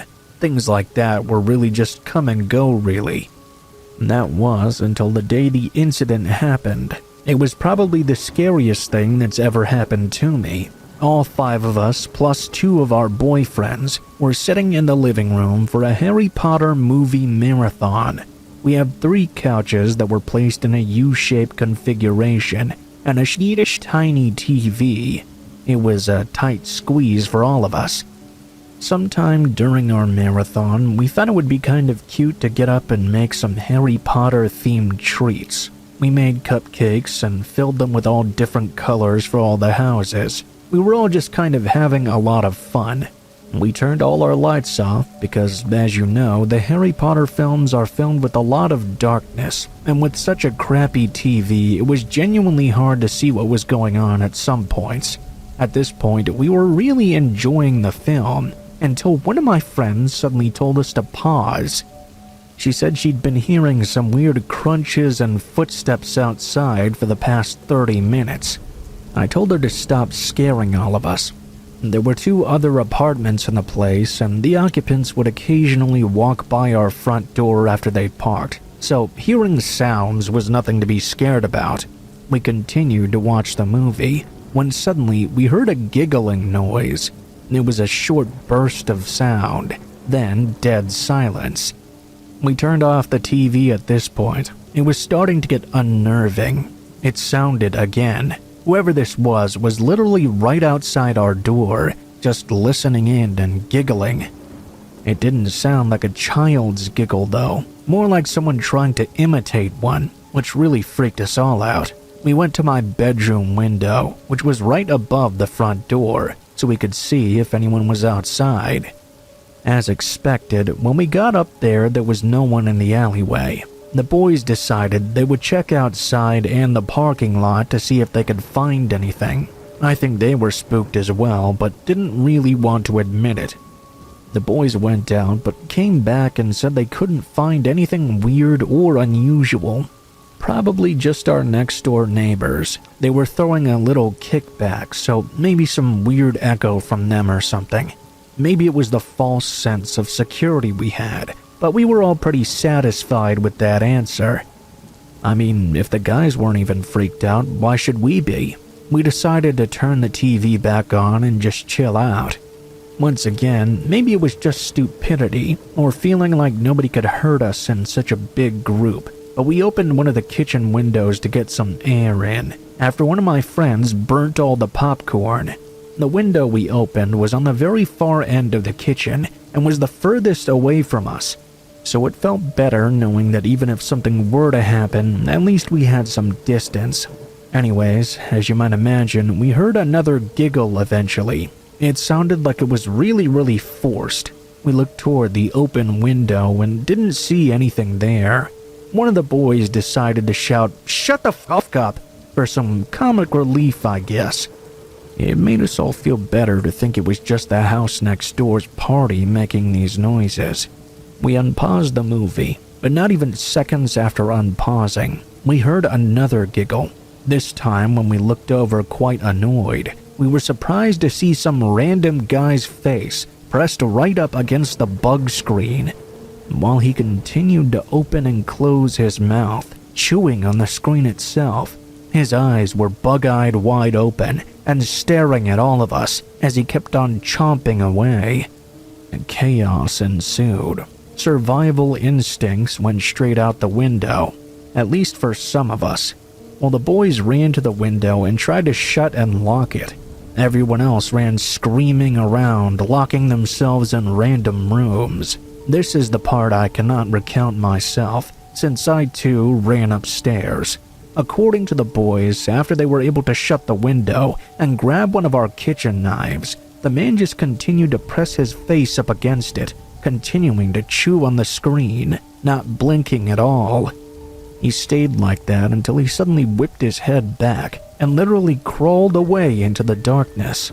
We ended up calling the police to report this strange guy, but they kind of point-blank said they couldn't really do anything unless we got hurt. They said they would definitely file a report about it for any future issues that could be called in. But that night, we all decided to buy blinds for downstairs. We called some of our dads to help us install proper locks on the front door and all of the bottom floor windows as well. All in all, I guess nothing too bad happened. There are a lot of people who overdose or do heavy drugs around campus, so it's most likely a result of someone who took way too much of something, but it was definitely quite scary, especially since we didn't know his actual intentions if he were to somehow actually make it inside.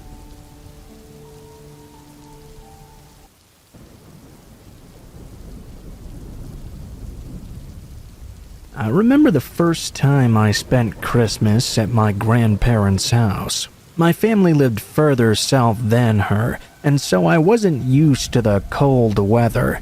Although we had visited her many times before, it was never a cold winter quite like it was that year. Not only that, this winter also happened to be the first time I had ever seen snow. This happened quite a long time ago, but there are some things that I remember very well. For some reason, I remember the front door to her house. It had windows in it, and I remember those windows being so frosted over that you couldn't even see anything out of them. It was the first time I'd ever experienced something like that. The Christmas tree was nice, and in the front window, which was also coated over with a layer of frost, all the aunts, uncles, and cousins were supposed to come over for Christmas. We were the only family that lived far away, so we were the only family who actually stayed at my grandparents' house. It was a pretty old house that was out in the country. I always enjoyed being there, even though it was so much different than what I was used to. For example, there wasn't a furnace in the house. Everything was warmed up with a coal-burning stove that was in the living room. I used to love that stove, and when I was really cold, I would go and stand right up against it to keep warm. I always slept on the upper floor. There were some old beds up there, and that was where the kids would sleep. My brother and I normally slept on a bunk bed that was up there, with him on the top and me on the bottom. It would always get really cold when we were there, so we always had a lot of blankets. It was so cold tonight, though, that despite the many blankets, I could not keep myself from shivering. Not being used to this sheer cold, I would keep waking up in the night. My brother and I were the only two who ever slept up there, so there was no one else around upstairs. It was Christmas Eve when this event happened. My brother was the type to always fall asleep pretty quickly. He had this loud snore which could even wake the dead. Fortunately for me, this night he was not doing that. I was still having a difficult time sleeping though. It was Christmas Eve after all, and we were all looking forward to Christmas morning. That was when it happened. Sure, it was dark in the room, but I was still able to see somewhat well. I could tell there was someone on the other side of the room. They were standing in the shadows, just staring at me. I only caught a glimpse of them standing there, and I could tell they were looking right into my eyes. I had no idea how long they had been standing there watching us. I jumped up and woke my brother up right away. I told him what was going on. He looked over, and he saw the man standing there too. That's when I knew that this was real and not just a dream or something. I went and turned on the lamp as fast as I could, but the moment it turned on, I found the room was empty. The man we had just seen standing there was already gone. I thought he couldn't have got out of the room by running that quickly. We would have at least heard him on the stairs, right? But he was completely gone. I remember my brother saying something like, "It must have been Santa Claus." There was no signs that anyone had broken into the house or anything. Every year to this day, my brother always talks about that Christmas ghost we saw during the holidays, but I'm not quite sure what to make of it.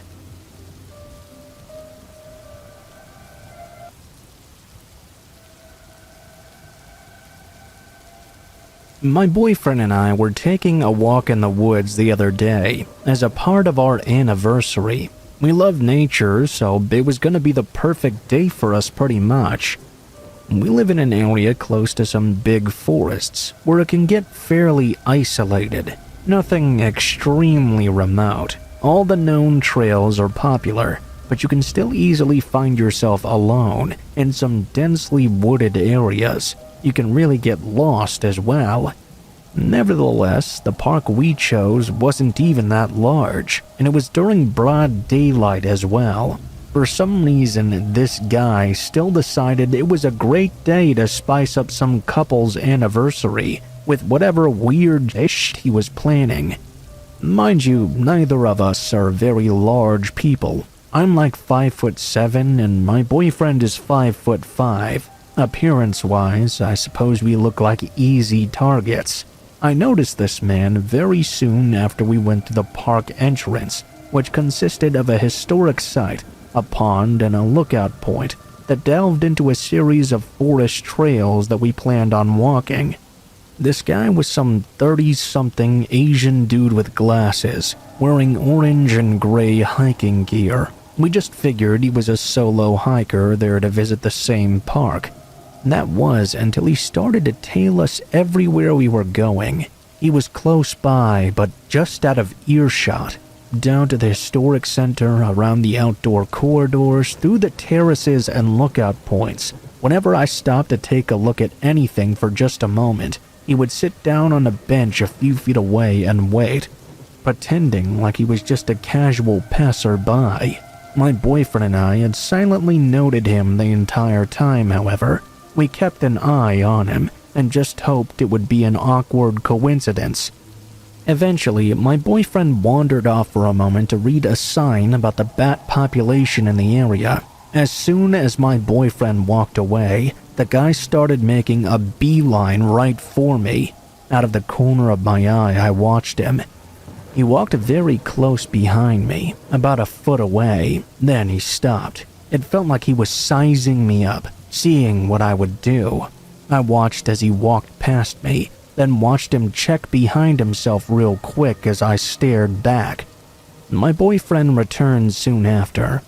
In a low voice, he suggested we go out to another part of the park, and I agreed. We turned around to walk to the other side of the main site. There was a pond. The man immediately did a 180 and started following us. At this point, it was fairly obvious it was not a coincidence. "That guy is creeping me out," I whispered to my boyfriend, and he agreed. He suggested we just leave, go back to my car. I agreed, but I was also very afraid and unsure. I didn't want this guy to know which car was mine. We suggested to make a quick once around at the pond first and leave once we'd lost his attention. So we tried that. We walked over to the pond. I was looking at some ducks, and this guy continued to circle the pond many times. Each time he would walk behind us, he'd observe very closely, getting slowly closer each time.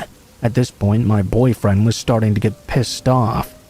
He gave the guy the most hateful glare he could, unabashedly making it known we were onto him. The guy started breaking into a sweat. He started to look nervous. We could hear his breathing was getting a little labored. When he circled around us once more, this time he stopped several yards away to sit down at a bench nearby, watching us. I stared right back at him. When he finally felt ashamed enough to look away, I guess, we made a break for it quietly. We quickly went over to the parking lot. The guy had noticed us leaving within a minute, and to my shock, he managed to keep up well. That second, I felt my heart drop. It was one thing to be chased around the park. It's another thing to have someone trying to stop you from leaving, or worse, following you out of the park. I felt like everything was cold and buzzing. My heart was racing. I kept my cool though and got to my car. As soon as we buckled up, I slammed on the gas. As I drove out of the lot, I saw the man getting into his own car. It was one of those beige 1990s 2000 cars. I think a Lexus of some sort. As he was climbing in, we made eye contact. He froze in surprise, stone-faced, staring at me expressionless. It keeps popping in my head. It was such a creepy look. I revved my engine and got the fuck out of there. We sped down the hill and onto the highway, then went straight home. My boyfriend and I actually had a very pleasant anniversary after, but the entire day we kept remembering that experience. Man, what a day. Because what the hell was that?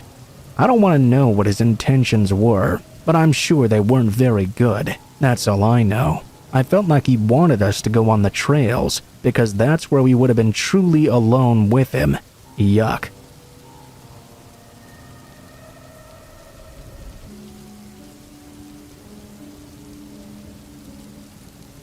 This happened in late 2015. I was working as a graphic designer for a very small startup company in rural New York State. It was just 4 of us in a rented building that the owner shared with a computer repair shop. I was the only female there, which I was perfectly fine with. Everybody was a nice group of geeky sweethearts. I'd been there maybe a month or so and worked closely with the web programmer. He was a young fella, around 23 or so, a real gentle giant type, tall and muscular, with tattoos and a shaved head. Super sweet and laid back though. We'd often take smoke breaks and shoot the shit together. I didn't really know much about his home life though, other than that he'd just moved in with his new girlfriend. She'd usually pick him up after work, but if she worked late, he had to walk home by himself along the highway in the dark. When we found this out, the boss immediately started offering him lifts home. I wondered what his situation was. Lost car or license? I didn't want to put him on the spot and ask though. He was kind of a shy guy. Anyway, time passed by, and one day the boss wasn't in, so I offered to drive him home instead. His rental was a small house behind a boarded-up car wash in the boonies. You had to drive down a short, dark, private road to get to it. You never even would have known the place existed were you just to be driving by. We shot the shit for a minute in the car and finished our smokes. I told him I'd see him tomorrow, and that's when things started to get weird. He looked at the house for several seconds, quiet, not moving to open the door at all. He said yeah in this strange resigned voice, then slowly turned his head to look at me. Now, you have to realize that in real life, people almost never slowly turn their head to look at you. You can't imagine how creepy it is until someone actually does it to you. Add in the fact that I was a 120-pound woman and he was a huge guy. In a parked car behind an abandoned car wash in the pitch black with no other house in sight. This was not the kind of look a guy gives you after, say, a first date when they want a kiss or something. It was off, not an awkward or shy kind of off. He looked at me in the kind of way you look in your cupboard when you can't decide what to do, or if you should be eating anything at all. He was staring at me straight in the face, with this big squint, as if struggling hard to decide something.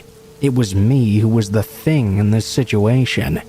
That sudden shift out of nowhere to being looked at like a thing, not the amiable coworker he'd been laughing and bullshitting with and getting to know over the past month, scared the shit out of me.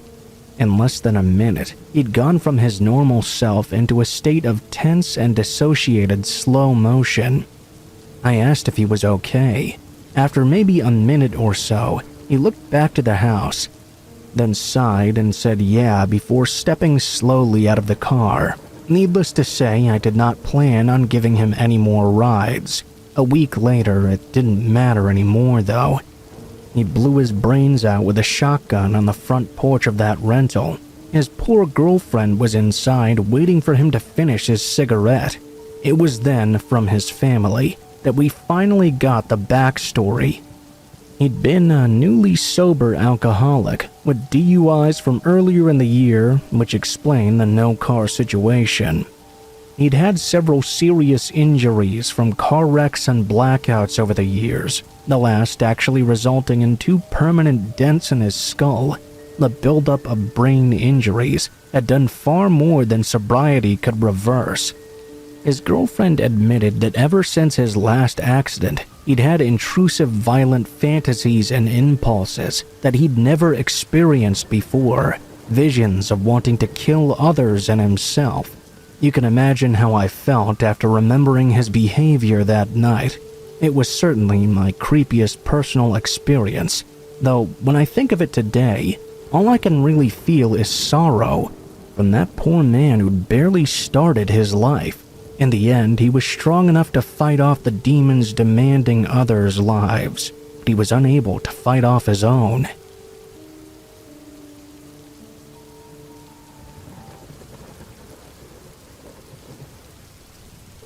This is one of those experiences that really sticks with you, regardless of how much time passes. The kind that you make sure to tell your friends and family when reminiscing about scary experiences.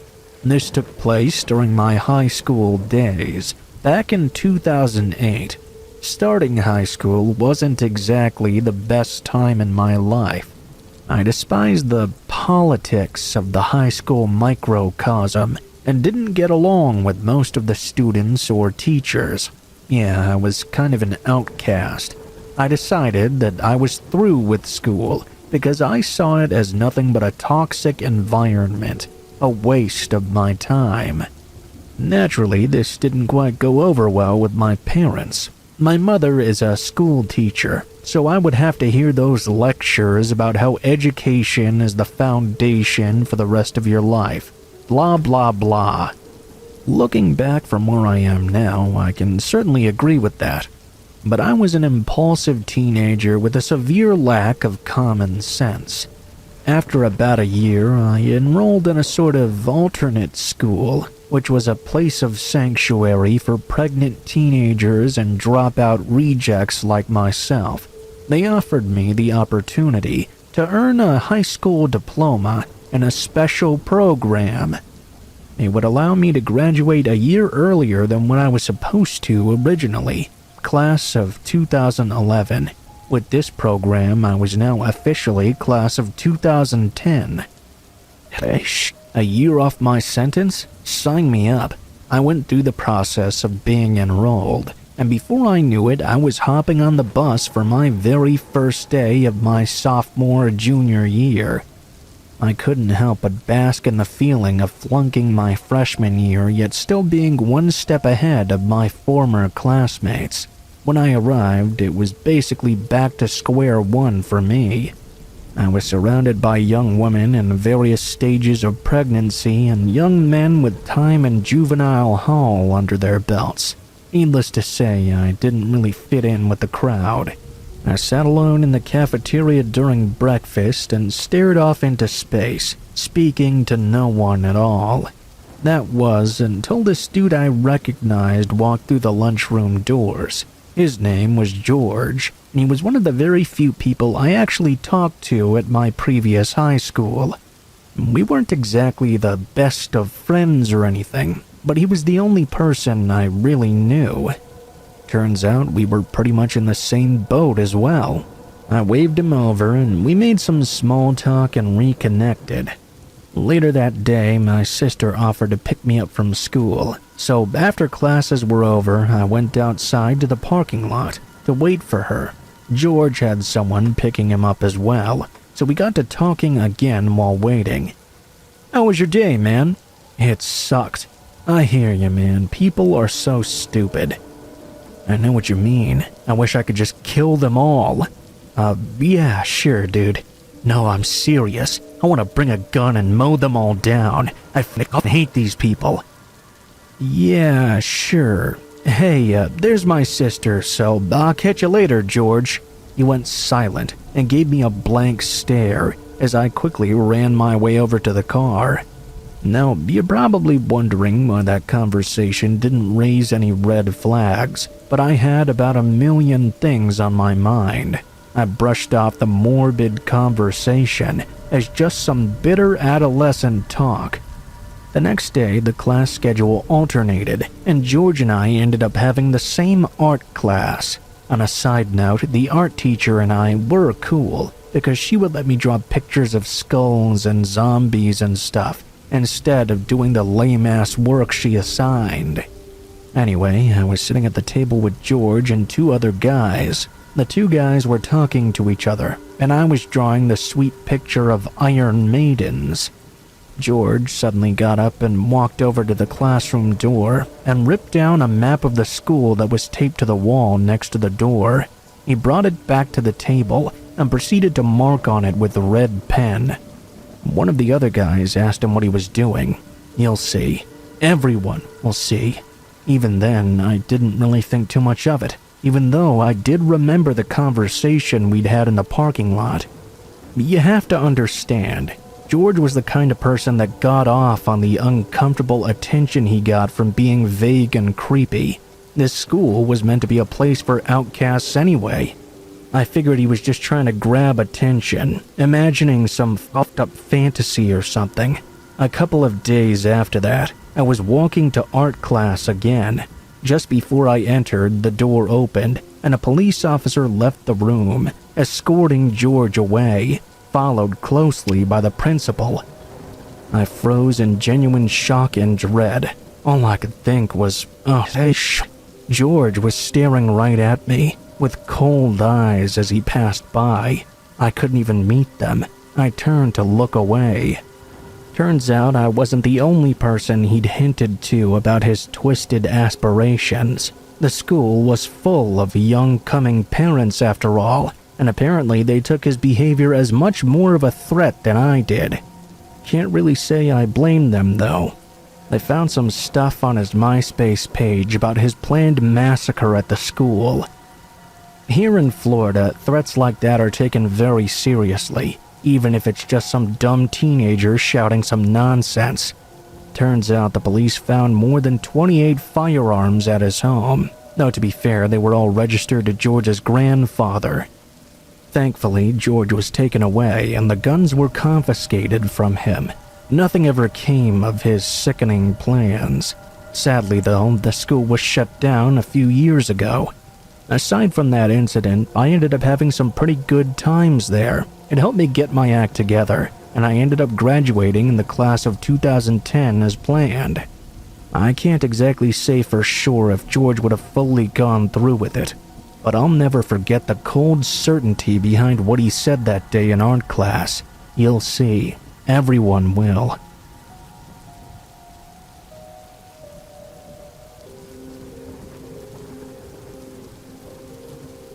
When I was 11 years old, I had a really scary experience. I didn't exactly believe in Santa Claus, but I knew my parents would sometimes put presents out right after they thought we went to sleep.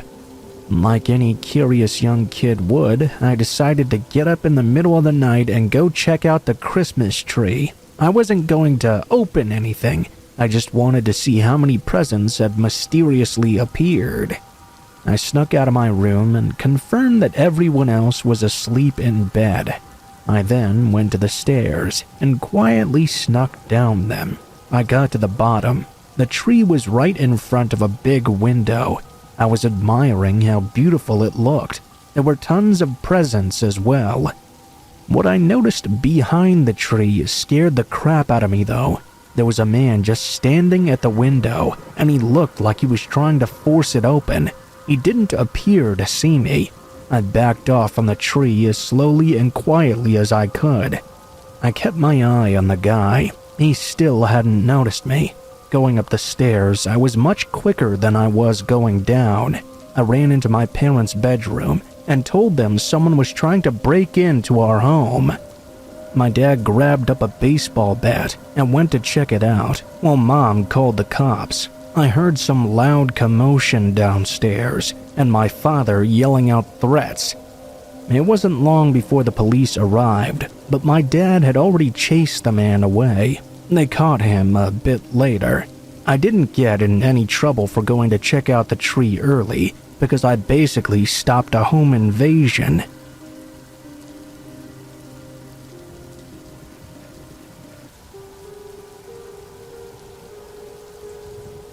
This happened when I was in college 4 years ago. I went to a university that was very close to the ocean on the East Coast. I made friends with some people one weekend, and one guy in the group of people I met invited us to go out on his boat with him sometime. He described his boat to many people and was very proud to have it. It sounded like a very expensive sailboat by the way he described it. I'm not really familiar with ocean vehicles myself and haven't ever been on one other than a cruise ship when I was only 11 years old. This guy said his parents had bought it for him. That made sense because he was known to be a spoiled rich kid, I guess. He was a nice guy though, and the thought of cruising around some Sunday afternoon and drinking some beer sounded quite appealing. After that conversation, I saw him around in school, but I didn't really talk to him much. That is, until one day, he approached me in the library and asked me if I still wanted to go sailing. I said sure. That sounded like a lot of fun. He told me the following day he was going to go out on the water, and it would be a perfect opportunity. After a lengthy conversation about how sailing works and him assuring me that it was safe and that he knew what he was doing, I told him I would meet him at the docks the next morning. That night, my roommate asked me what I was doing for the weekend. I told him I made some plans to go sailing. He freaked out on me and told me he really wished that he could go as well. My roommate and I were really good friends, and honestly, it sounded like way more fun if he was to join us. So I invited him to go as well. I was pretty sure the other guy would be cool with this, since he'd invited other people before. The next morning, my roommate and I grabbed some coffee, then went and grabbed some beers from the store to bring along with us on our voyage. We ate some breakfast, then headed over to the docks to meet the guy. We were pretty excited.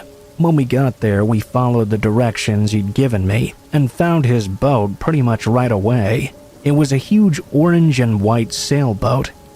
We stood on the dock next to it admiring it when the guy popped his head up from somewhere inside. He immediately showed a look of concern on his face. He jumped off the side of the boat and onto the dock right next to us. He looked at my roommate, then at myself, and asked, "Who's this?" I told him he was my roommate and he was a cool guy. He'd asked if he could come along, so I told him I didn't think the guy would mind. The guy looked very annoyed, and it was awkward for about a minute or so. The guy kept looking back and forth between us and the boat. He took his hat off and rubbed his head, like he was really stressed out. Eventually he sighed and said it was fine. A few hours later, we were on the boat drinking and having fun. The water was pretty smooth sailing, and the sun was shining brightly in the sky. The guy who invited us had acted off the whole time, though. I figured it was because he was annoyed I'd brought my roommate. After drinking 3 or 4 beers, I felt the courage to ask the guy what was wrong. If he was still pissed off, I'd brought my friend with me. He responded with something along the lines of, "It just kinda ruined my plans, you know?" My roommate chimed in and asked what his plans were. I could tell my roommate thought it was funny. It sounded like the guy really wanted to be alone with me. The guy just looked at him deadpan and said, "Well, because you're here, now I can't kill him." This took me off guard completely. I felt a surge of fear and unbelievable relief hit me at the same time. My roommate and this guy started cracking up. My roommate brushed it off as a joke. I didn't know what to think, though. Was this guy serious? He certainly looked dead serious to me. Had I just narrowly avoided being killed, or was his sense of humor just that weird? I believe I got my answer when I went down below deck an hour later to grab another beer from the fridge. Right next to the fridge was this brown swinging door that led to a private bedroom. I was feeling the beer pretty good at this point. Without thinking, I pushed the door open to have a look. Lying at the foot of the bed was this big cinder block, tied around some yellow rope. There was some tape and what looked like a recorder of some sort as well. After seeing that, I felt sick to my stomach. I wanted off this boat as soon as possible. I wanted to go back up and confront the guy. I decided against it though, because I had no idea what this guy was capable of. What seemed like hours and hours more of being with this psycho, we finally made it back to the dock. We said our goodbyes, and on the way back I told my roommate about what I'd seen down there. He couldn't believe it. I'm pretty sure my roommate saved my life that day. I'm not even kidding you. I never saw that guy that invited us on campus ever again after. What he planned for that night, I don't really want to know.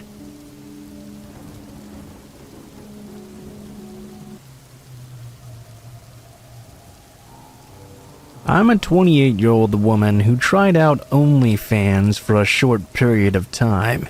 Yeah, I know, but my husband and I thought it would be fun to spice things up and make a little bit of money at the same time together. I signed up using a nickname, of course, and didn't put my location. No personal information on any of the sites, so I didn't really think it was a big deal. Plus, I only did it for a few months anyway. I'm not really huge into social media, so navigating Reddit and Twitter and all that was a bit of a struggle for me. My parents were always overly cautious on social media and always imparted on me the dangers inherent to it. I wasn't allowed on it very much either. Because of this, I was really sheltered from a lot of the coming of age, so to speak, stories of the kids from our generation talking to strangers online. Eventually, I found a niche subreddit to try and promote myself and get reactions to my OnlyFans. I had posted some fantasies and things on there, so I could try and do a little bit of promoting. Little did I know I would attract some very bad things. I had only posted a few times on that subreddit, and I had my DMs off. I only replied to a couple of comments before getting pretty bored. I didn't really like being on there, to be honest. Reddit can be a very depressing place. I wasn't really liking the way I was being treated on there, and I wasn't getting any traction anyway. I deleted my Reddit, my Twitter, and our OnlyFans. Months go by, and I was feeling a bit better. I thought maybe I had perhaps jumped the gun on deleting everything, when all of a sudden I got a text message one day. It was from an area code that I live in, asking for me by my full legal first name. Needless to say, I was very confused. I asked who this was. It turns out it was someone who followed me on Reddit and OnlyFans. Here's what his text said. "Hi, it's me, R. I put in so many hours to try and find you. I paid for all your OnlyFans. When you deleted it, I felt like a part of me died inside. I think about you every day." I had no idea how the hell this guy found me. I called my husband, but all he really could do was tell me to be careful and to block this guy. I said okay and did just that. About an hour later, he sent me another message from a different number, listing off my dad's name, my uncle, my husband, and many other people I knew. He then said, "All these people are connected to your number. I'm going to message all of them until you respond. I need you." At this time, I was screenshotting all of this. I was sending it to my husband. As you can imagine, he was really pissed off. He was not one to sit back and let people harass me. He called the number and threatened the guy to leave me alone. Another text came in right after, saying, "You could just talk to me and have some fun. You know, make some money instead of having your husband get all mad." At this point, I was hysterical. I was terrified and also mad at myself for posting any of that at all. I wasn't responding to anything he was saying, and I blocked each number as they came in. He still kept making new ones to send all these texts. My husband was trying to figure out if we knew who this was. I did have some guys subscribe to my OnlyFans that I had gone to school with, so we thought maybe it was one of them trying to mess with me. This guy kept insisting he needed to talk to me, and my husband kept trying to tell him he had the wrong girl, that I wasn't even on OnlyFans, trying to make him question himself. This guy knew exactly who I was, though. He knew all my information. He sent my husband screenshots of my personal Facebook and my private Instagram. I even go by a completely different name on there." My husband threatened he was going to call the police. The man replied he hadn't even done anything wrong or made any threats, so there was nothing they would do. I was literally at home shaking as my husband sent me these screenshots of their messages. I begged him to stop talking to him, but he thought if he could get this guy to say something personal, maybe we could track him down and call the police or something. The guy just wouldn't stop though. He kept messaging everyone saying he wanted to meet up with us and to not be so uptight. I finally had enough and called the non-emergency line to talk to a detective about the situation. I was terrified. My husband owns a personal business, and the guy told us he had Googled that name and found the business address, then traced that to find our personal address as well. Of course, the detective couldn't do much. He did contact the guy and warn him, and had an open report if anything were to happen. I know this might not seem as terrifying to some of you, but it goes to show you how dangerous the internet is. I didn't think I could be tracked down just by a few pictures with all my information hidden, but the internet can definitely be a scary place. All of you out there, be safe and careful, and make sure to use a VPN. As for you, if you happen to hear this, you're a real creep, and I would never want to meet up with you in a million years.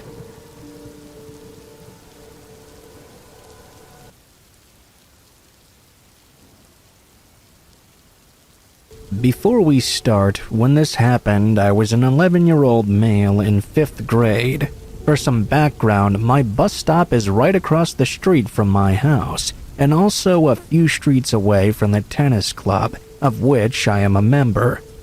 Okay, now to the story itself. I was getting ready for school and walked out to my bus stop. No one else was there, so I figured they'd all probably already gotten rides to school. My parents had been letting me go alone to the bus stop for about a year now, but after this incident, I don't really want to anymore. I was standing outside just kind of looking around, when about 100 yards away, I saw something quite odd. I shook it off though, since I couldn't quite tell what it was. I looked again a bit later, trying to observe it even closer. That was when I noticed that staring at me 100 yards away was a clown head, tilted and just plain creepy looking. I'll also mention that this was in the direction of the tennis club. I ran back to my house right away, and when I say ran, I mean I could have won a gold medal in the Olympics with how fast I was running. I ran to my mom, panting and crying. When I reached the front porch, I could see that whoever that was had run off towards the tennis club. Luckily, my mom walked out with me and stayed there. I had tennis lessons after school, and believe me, I did not want to go at all. I was afraid the clown would be at the tennis courts. Tennis was pretty great though. I had almost forgotten about the incident earlier, except when leaving the club, I saw that very same clown hiding at the edge of the woods, next to the outdoor tennis courts. I didn't tell my mom at the time. I figured she wouldn't really believe me. I mean, who would? Fast forward 2 weeks. My mom was taking a walk while I was home alone. When I happened to peek outside because I had a weird feeling, I saw a clown walking up and down my street. He was walking the length of my house and side yard over and over, and looked like he was planning something. I shook it off even though I was honestly really scared. About 40 seconds later, I heard a knock at the door. Just one knock, though. I saw the clown walk back out onto the road. He then walked up the hill and disappeared out of sight. I called my mom and told her about everything. In just 5 minutes, she was already home, and I was screaming and crying. I was very happy when she arrived, but I was still very scared as well. I told everyone, my principal, even the school officer got involved, but they found nothing. Later that night, after the knock on the door, I told my dad as well. Of course, he didn't believe me, and I hadn't expected him to, but my mom convinced him to listen to my story. I've never stayed home alone since, and I'm still very scared of that mystery clown. I told my friends at the bus stop about this too, just in case they were in danger as well. We even started a crime watch in the neighborhood because of this. I still walk out without my parents every now and then, but only when my friends are also at the bus stop as well.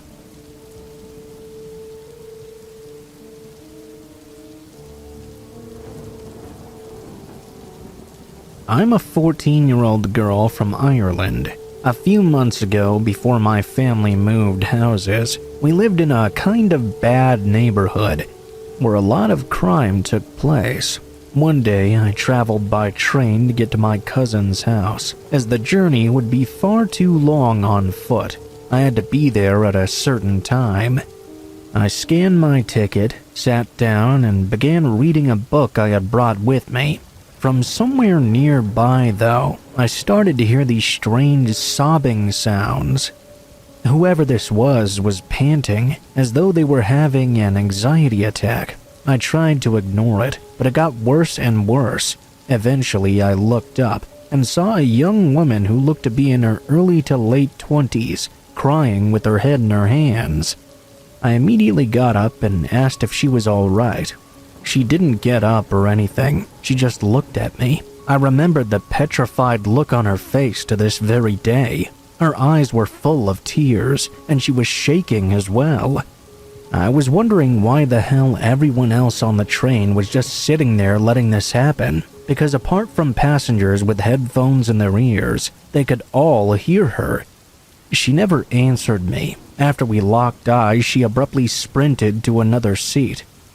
She began staring at the ground with her long hair falling over her shoulders and face. I was worried that I had upset her even more and assumed she just wanted to be left alone. Whatever was wrong with her was clearly a private matter. I sat back down and tried to begin reading again, but I couldn't take my mind off of what just happened. It honestly made me shiver, to the point where I became paranoid for the rest of the ride. After the next 2 stops, I looked around since I didn't hear her crying anymore. She was gone, and I assumed she had gotten off. The next stop was mine. As I began walking to my cousin's house, I kept thinking about that woman I had encountered, wishing I had acted a bit differently. The next day, after I got back home, I was scrolling through my news feed when I came across an article about a 32-year-old journalist named Jennifer. She'd been found dead and mutilated just 2 streets away from the train station. I saw a picture of her, and I almost dropped my phone.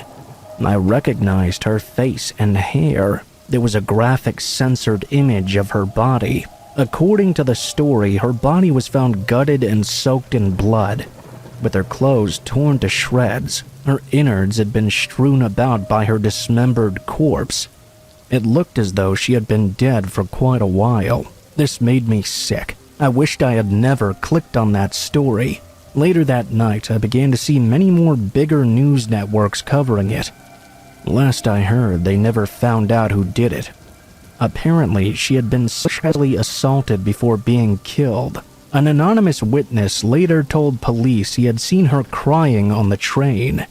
I felt extremely sorry for this poor girl, for the horrific account of agony she must have gone through.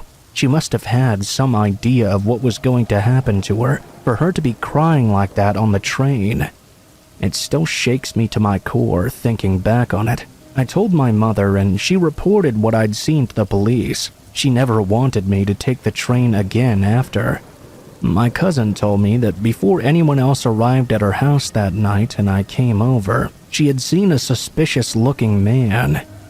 He was wearing worn-out jeans and a black hoodie, slowly walking back and forth past her house. She didn't see his face and didn't think much of it at the time.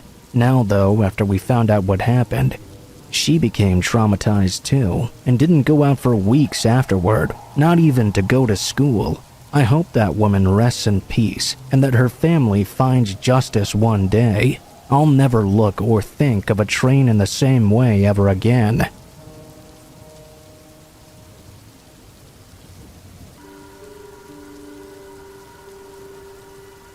This might go without saying, but in order to protect the privacy of myself and my family, I'm going to refrain from using any real names or locations in this story, just in case.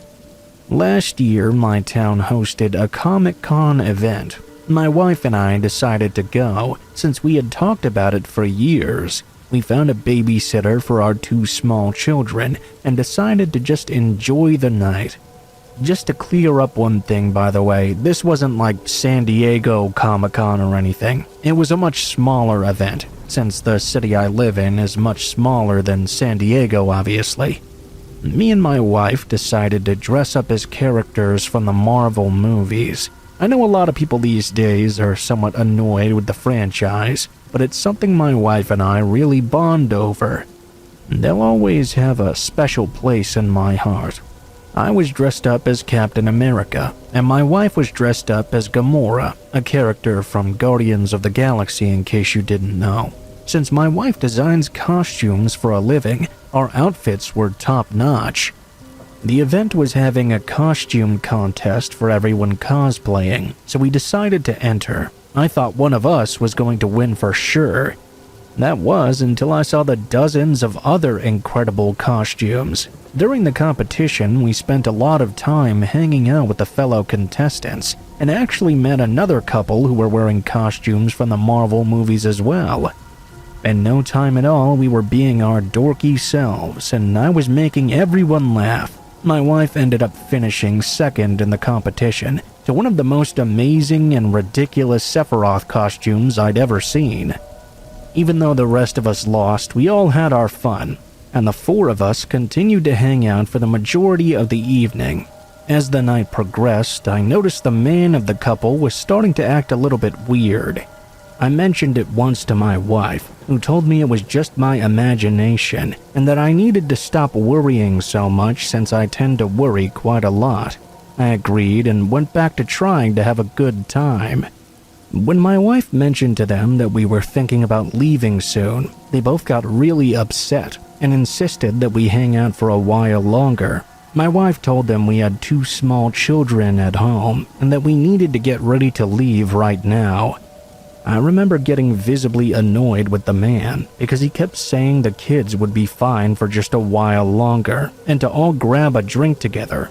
Clearly, this man did not have small children or any children of his own.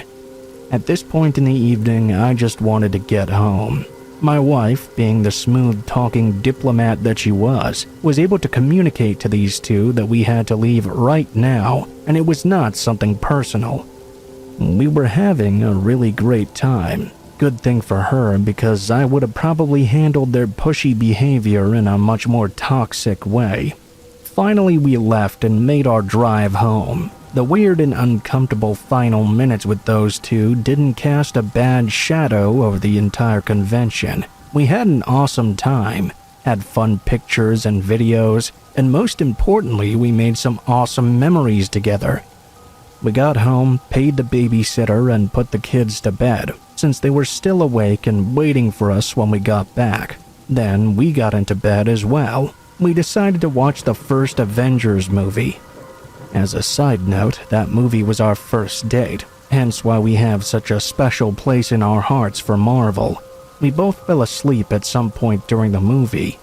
In the middle of the night, though, my wife woke me up, claiming she had heard someone knocking on the door. I thought for sure it was just her imagination, but I went and checked anyway.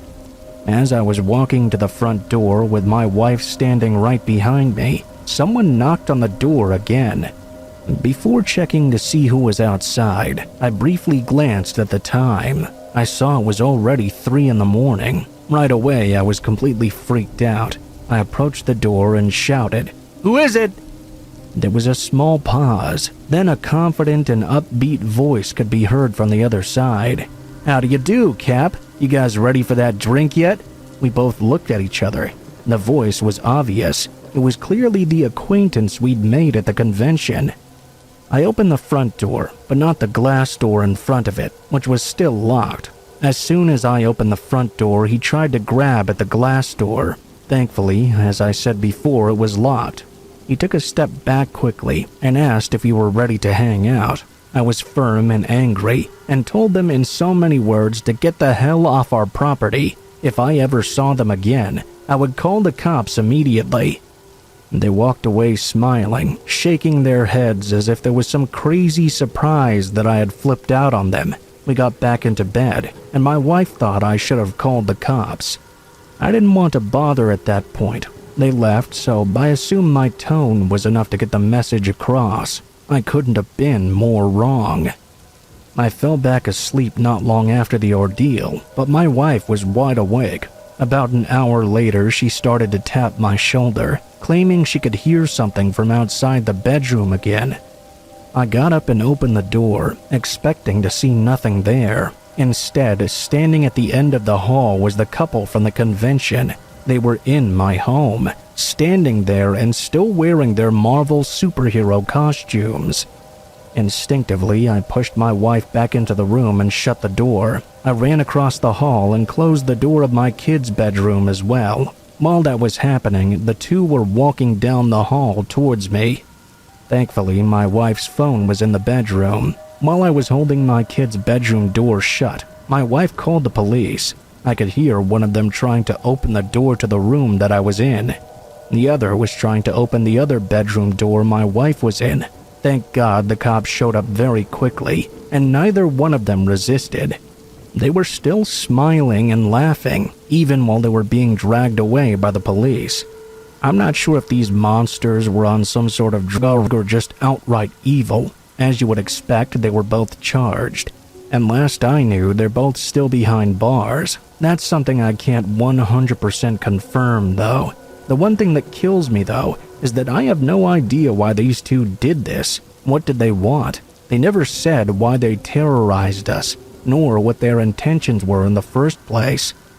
The entire evening, they seemed like really great and fun individuals for the most part. I don't know what clicked in their heads to make them snap like they did. I'm thankful our children were young enough that they don't seem to remember that night at all, and I'm hoping nothing like that ever happens again.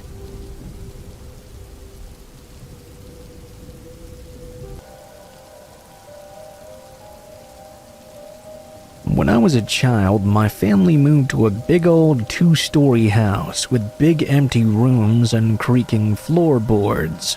Both of my parents worked at the time, so I was often home alone when I came home from school. One early evening when I came home, the house was completely dark inside. I called out for my mom to see if she was there, and I heard her say something from upstairs. I called her again as I climbed the stairs to see which room she was in. We were decorating at the time, and I didn't know my way around the maze of rooms yet. She was in one of the far ones right down the hall, it seemed. I felt a bit uneasy for some reason, but I figured that was only natural. I rushed forward to see my mom, knowing her presence would calm the fears as a mother's presence always does. Just as I reached for the handle of the door to let myself into the room, though, I heard the front door downstairs open, and my mom called out to me, "Sweetie, are you home?" I jumped back startled and ran back down the stairs to her. As I glanced back to the top of the stairs, I could see the door to the room was now slightly open, and for a brief moment, I could see someone peeking out at me from behind it. I told my mom right away. We went up there to check together, but when we checked, no one was there.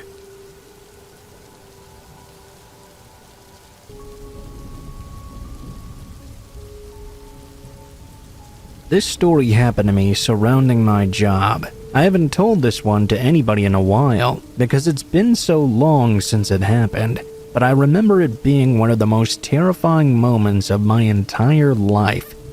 I was 17. I remember it was fall because I had a hoodie on over my work uniform. I didn't have a car at the time, so once in a while when I couldn't cop a ride, I ended up having to walk a couple of miles to make it to work. This particular morning was one of those times. The walk was pretty normal, kind of nice actually. That time of morning, most people were already at work, so the streets were kind of empty and quiet. I remember thinking it was really nice out, a nice temperature, the beautiful falling leaves. I enjoyed the thought of not seeing many people on my walk.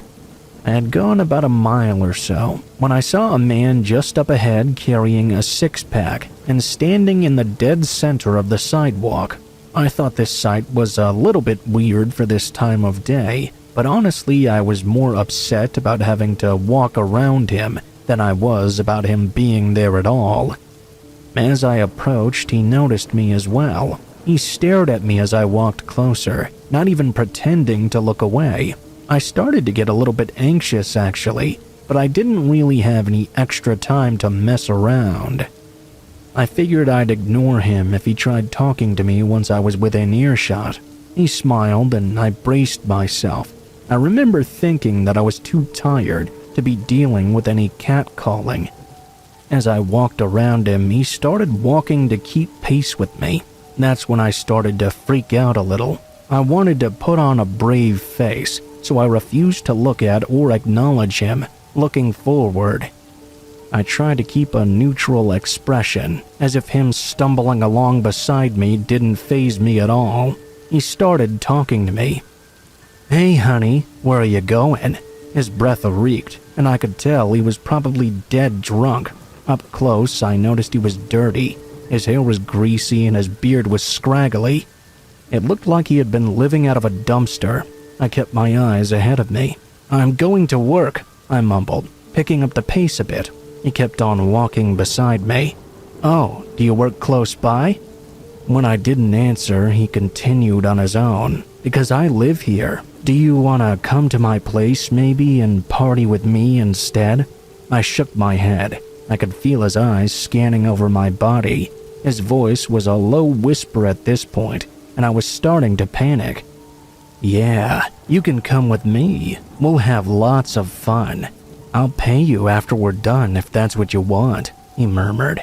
At this point, I was almost in tears. I did the only thing that seemed logical. I booked it. It was not a full-on sprint, but it was fast enough to catch him off guard and get myself somewhere safe.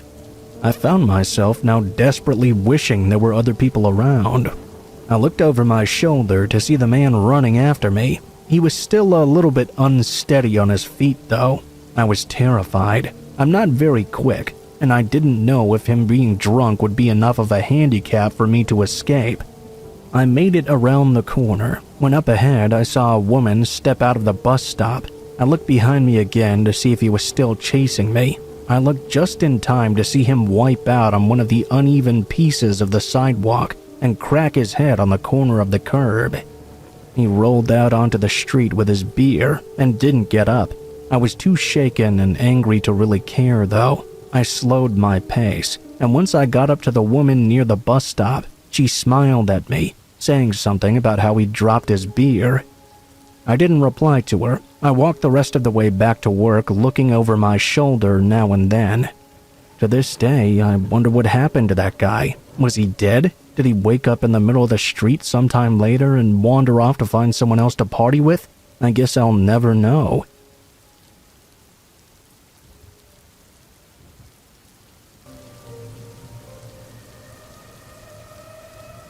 This happened to me in my early 20s, and as a direct result of this experience, I've now developed a strong fear and mistrust of the opposite sex. For that reason, I'll be keeping my identity anonymous. It happened one night when I was on my way home from work. I got off the train at my usual station, and I was walking down the street in the direction of my home. I had my earbuds in and was listening to music. It was just an ordinary night, really. As I was walking, I sensed a presence behind me, so naturally I glanced backward. I guessed that I might have been in someone's way or something. I looked back to see a man on a bicycle. He was wearing a surgical mask, so I couldn't see his face very clearly. He looked very young, though. When I heard his voice, I guessed he was about the same age as me. He called out, something along the lines of, "Hey, when I saw you, I knew I just had to stop and talk to you. You are so my type. Are you free right now?" Realizing this guy was just trying to hit on me, I pretended I couldn't hear anything over my music. I just kept hoping he would leave me alone. "Hey, can you hear me or are you busy? Why is that? Why don't you just give me your contact information? I won't even contact you.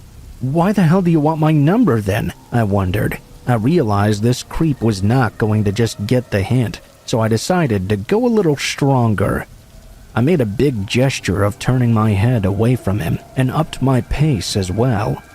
He did freak out a bit, but it only took me another 3 or 4 minutes to get home. I just focused on what I wanted to do when I got in. I told myself soon I would be sitting on my sofa watching a movie behind locked doors. I didn't look back. I just kept walking to get to my place. I had to go along some busier streets and some quieter ones. When I turned off to head down the quieter street, I noticed something suddenly coming up from behind me. I heard some kind of clanking sound. It sounded like metal rubbing against metal. I turned around to see what was coming. I saw amidst the darkness of the night, that guy wearing a surgical mask coming right at me on his bicycle. I thought our brief and horrible exchange was over, but it seemed pretty clear to me he had been following me the entire time. My first thought was a really strange one. Even if I ran home as fast as I could, he would still catch me. It was true, he did have a bike. With that thought came a kind of internal avalanche of fear. I was confused and scared. I wanted nothing more than to be off these dark streets. I remembered there was a coin laundromat nearby that I sometimes used. I figured I could get there and into the light in about 10 seconds. There might be people there too if I was lucky enough to find someone in the laundromat. Then that guy would surely go away. If not, I could lock the door from the inside if I had to, then call the police. I turned around and started running. The metal clanking sound was getting louder. I guess that was probably the sound of the pedals on his worn-out bike. I knew without turning around that meant he must be pedaling faster in pursuit of me. I threw open the door to the laundromat and jumped inside without the creep catching me. Of course, no one was in there. There were no other customers, just my luck. I was having that sort of night. I locked the door behind me. I knew how to lock the door because I'd helped the owner with it before. I headed right to the back of the room. I was shaking with fear and breathing heavily. I grabbed my phone. As I was frantically trying to unlock it, I saw the shadow appear in the front door outside. The guy who was following me had arrived. He dropped his bike to the ground and started trying to open the door. He realized I'd locked it, and this angered him a whole lot. "Hey, open the door. Come on, just open it. Come on, it's not like I'm gonna do anything to you. I won't do anything, okay? Just give me your number. I won't even contact you, but if you just give it to me, I'll go away." He just kept on saying stuff like that. I remember because he said he wanted my number but wouldn't contact me. Now he was saying to open the door. The way he was double-speaking was really creepy to me. It was like his true intentions were slipping out when he was getting frustrated. I wondered what more would happen to me if he got even more angry. He started pounding on the door with clenched fists and shaking the handle. The entire door was shaking in the frame. The door was primarily made out of glass, so I wasn't sure how much of a beating it could really take. I was absolutely terrified what was going to happen to me if that man managed to get in. I couldn't just stand there cowering and waiting for him to get inside. I yelled at him and told him I'd called the police and they would be here any minute. I told him he was an idiot and he'd better stop right now. He stopped banging on the door and calmly dropped his arms down to his sides. He looked me in the eyes, and I could tell he hated me in that moment. I think I'd really upset his ego by calling him stupid. He then pointed at me and said he was going to kill me. He turned and kept muttering something, but I couldn't hear what he was saying. He picked up his bike and left. I couldn't move for 10 minutes. I had to, though, when an actual customer came to use the laundromat. I unlocked the door with my trembling hands and called the police. I made sure someone stayed with me on the phone until I got home. I got home safely that night. I hated that night at home though, because that horrible experience happened on a road I regularly used to get home. It led to a lot of fear and negativity during my commutes to work.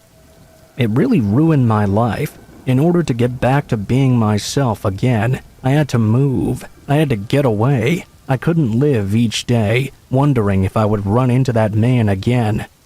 Thankfully, I never did, but it still scares me to this day, knowing that he could still be out there somewhere.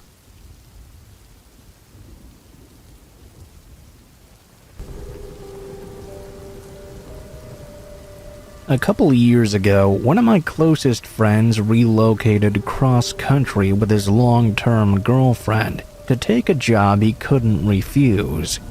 Only issue he had was that he didn't want to fly his dogs out with him when they made the move.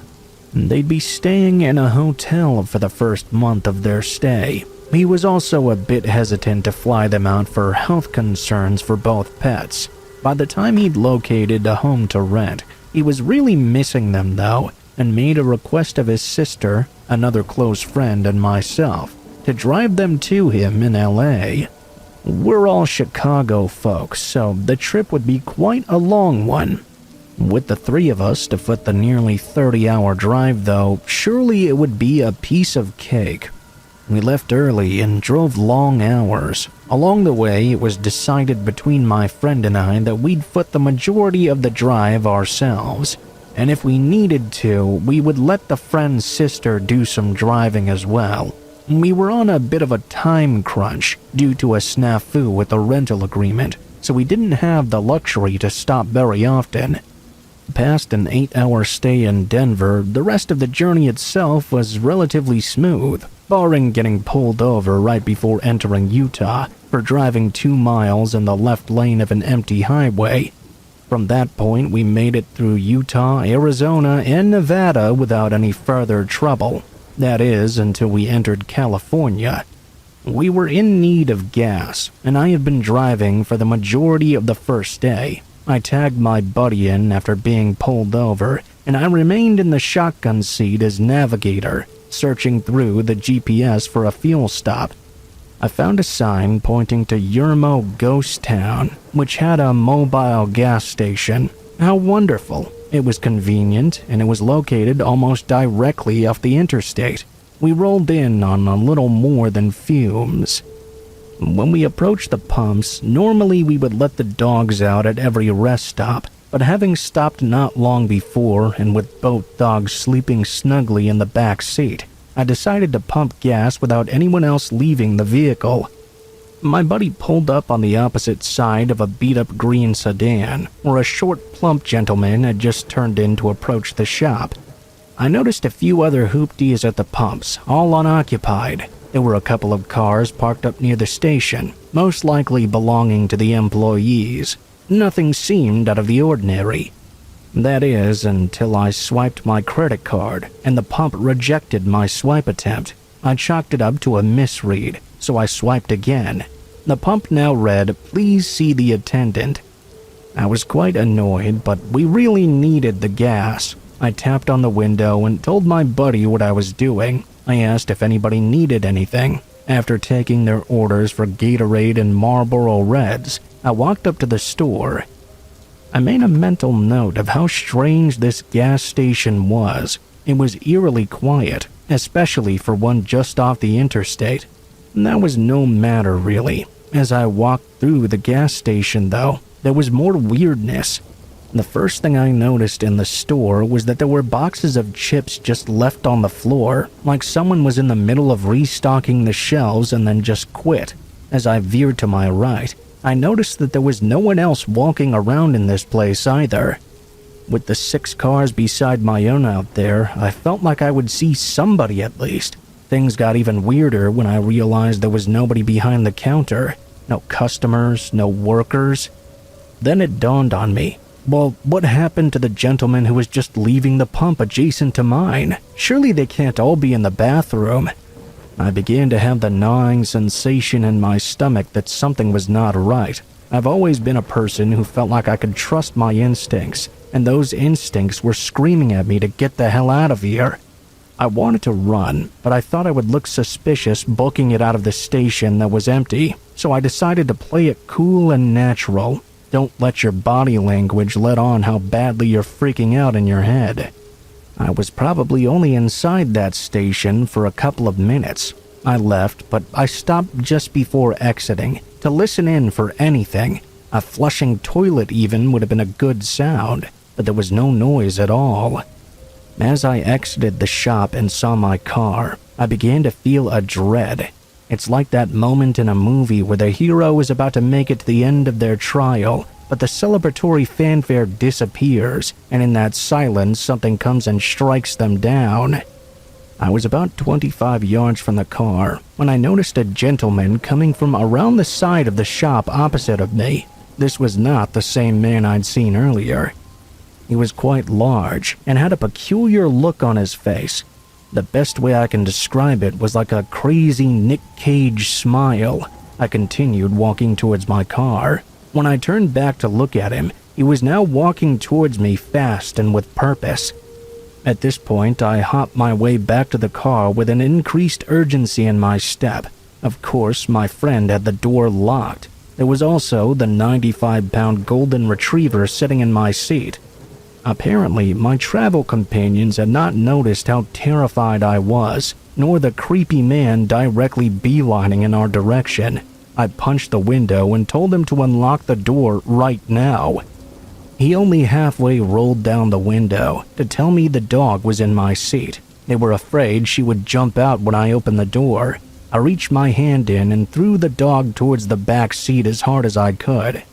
My friends were just now realizing how scared I was. He started the car and drove off quickly.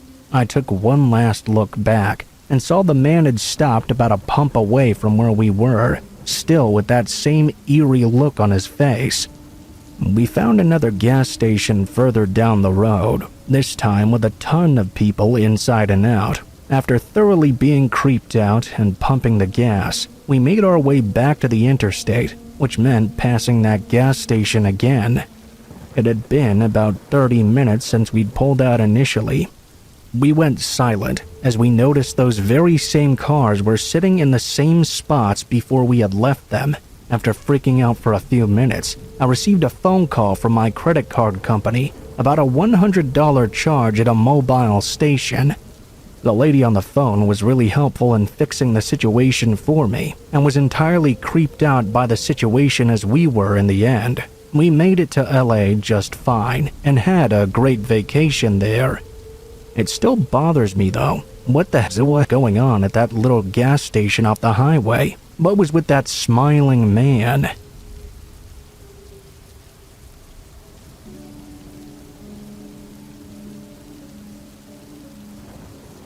This incident happened back in 2014.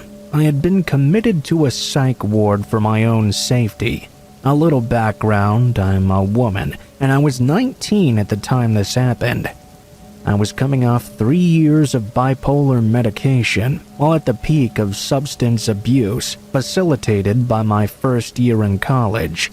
I was going crazy with new adult freedom. One night I had a big mental breakdown, and I was committed for the first time in the adult ward. Previously, I had only been admitted in the minors ward during my adolescence for similar episodes. Within this unit, you had to share a room with the same sex, but weren't given any proper introductions. The facility as a whole wasn't really managed effectively, nor did any of the nurses or doctors seem to care, other than to prescribe and get you out as soon as possible. I was led to the room I would be staying in. The nurse just said to the other lady in the room, "This is your new roommate," then left. The woman appeared to be in her late 40s or early 50s, Hispanic and a little bit taller than I was. She would not keep her gaze off the floor in front of her and didn't say a word or move when I tried to greet her. I noticed she had a tattoo of a cartoon version of the classic Red Devil, but as a baby of some sort. I figured I would just try and leave her to her own business and stick to my area of the room. The first night went as they normally do in a psych ward. a nightly group where my roommate declined to share anything yet again, only staring at the floor and barely moving an inch, while everyone else was lining up to be given their medication before bed. One of the people across the way started banging on their door and screaming. One guy was smiling while banging his bald head against a glass window. Some other guys behind him were screaming and jumping around. The orderlies came and took them away, their screams still lingering through the halls. Having been in psych wards before, I was not surprised by out-of-the-ordinary behavior, like yelling or fights starting, but this was something completely different to me. I was with disturbed adults now, people who had years of illnesses deteriorating their mind, not just angry little kids anymore. I actually felt scared for the first time because of the high level of unpredictability with these people.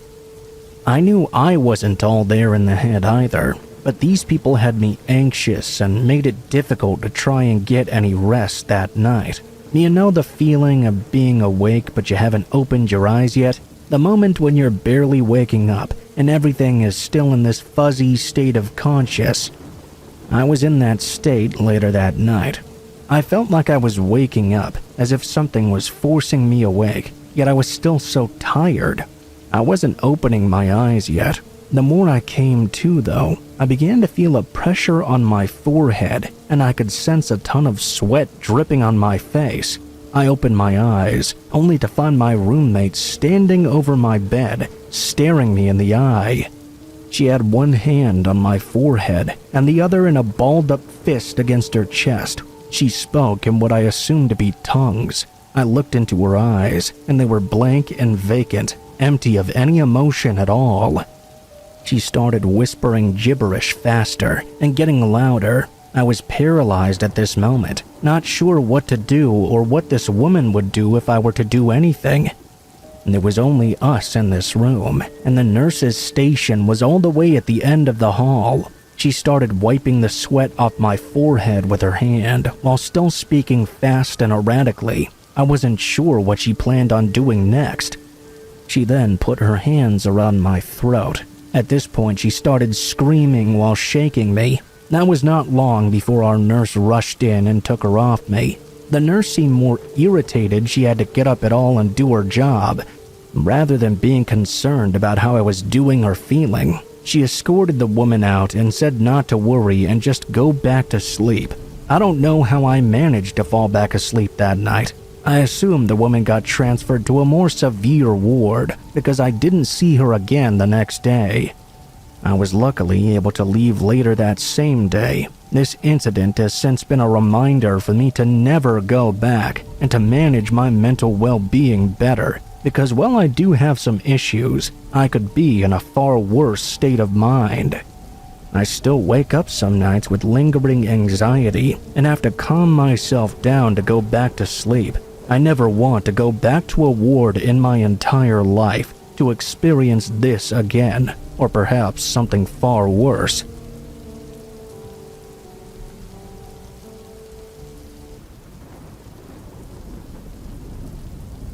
My husband and I, on paper, look like two people that would never be together. He's got wild, long hair, covered in tattoos with a long beard, and plays guitar in a local rock band. I, on the other hand, am a nurse with no tattoos, no piercings, and I don't enjoy rock music at all. But love is quite funny that way, and you can't help who you fall for. That defines our relationship perfectly. Every year, a tattoo convention comes through our town, and since we started dating, he's been asking me to go every time. I've always been able to get out of it every year, but the last year I couldn't really find an excuse. I finally decided to just go to the convention with him. Right away, this place was completely not my scene. It was loud, and the people there were, let's just say, aggressive. He was in his full glory, though, and ended up seeing one of his oldest friends that he had lost touch with. It turns out the guy had become a tattoo artist in another state, and just so happened to have a booth at this convention. Long story short, he agreed to tattoo my husband for free. My husband wanted to show it off later at the evening in the tattoo competition that they held every year. Well, I wasn't just gonna sit at the booth for 4 hours while my husband was getting his new tattoo done. I decided to just walk around and pretend like I belonged here. I'm not even gonna lie though, I really had no idea what was going on at all. I did end up meeting some really cool people though, and seeing some awesome tattoos. The artist I liked handed me cards and I put them in my bag so I could show my husband later how amazing some of these artists were. At some point during the night, I was starting to get a bit warm, so I went outside to get some air. While I was sitting on the stone wall outside, I noticed this woman running under the tree line that was directly across from me, nervously jogging through the parking lot. I watched this woman because she looked really freaked out, and I was genuinely worried for her safety. A minute later, she was already gone. Nobody ever came out of the forest behind her or anything, so I assume maybe the woman was just partying extra hard, if you know what I mean. After a few minutes, I went back into the venue and checked on my husband, who was about 50% done with his tattoo. I sat around for a while, then started to walk around the scene again. As I walked around the convention, I noticed this side door that was open. It led to a dark hallway, it seemed. As I got closer, I noticed something a little further down it. I saw the girl I had just seen outside. She was sitting on the ground in that back room and looked borderline unconscious. I went over to see if she needed help. When I got close though, she jumped up and hit me with a large blunt object. I'm pretty sure it was some sort of pipe. I fell to the ground, and the woman got right in my face and just screamed at me. I stayed down, pretending like I was actually hurt. She ran out of the dark hall and into the convention center. I got up a few seconds later and started making my way back to my husband and his friend's booth. I was clenched over in pain, but I guess nobody really noticed, probably because they figured I'd just gotten a big tattoo or something. When I got back to them, I finally started to freak out. I was able to keep my composure until that moment, but once my husband saw the pain I was in, the waterworks started in full force. They put the tattoo on hold and immediately notified the security the venue had hired for the event. The security then notified the police as well. When they showed up, I told them all about the interaction with that woman. Unfortunately, the description of that woman was nearly identical to every single other woman that was at this event. Thankfully, the venue did have some cameras, and they were able to pull up the feed and find the woman relatively easily. It was haunting watching the footage back. It was like the clearest day. You could see the woman strike me on the head. In the same footage, after she hit me, she ran to the parking lot and tried to open numerous car doors. She was walking down the line of parked cars, pulling on every handle. Finally, she found a car with the door unlocked. She opened the door and just sat there in the back seat. She wasn't hiding or anything either. She was just sitting there in the back seat, like a passenger of the vehicle. The police and security checked the live feed, and sure enough, the woman was still in that person's car. They ran out and detained the woman immediately. She seemed to put up very little struggle when they were arresting her. They did find a knife in her back pocket. I'm glad I found out like that and never had to find out the hard way about that knife. It gives me chills. What if she intended on using that knife for the owner of the vehicle? They notified the driver of that vehicle, and more disturbingly, the owner had never seen that woman before. She was indeed just trying to find any unlocked car. It was clear this woman was not in the right state of mind. I'm not sure what happened to her. I hope she got the help she clearly needed, because I don't think she was evil or malicious or anything. I just think she had some demons that got the better of her that night. Thankfully, nobody besides me got hurt that evening, and if I didn't take that shot to the head, someone else may have gotten far more seriously injured than I.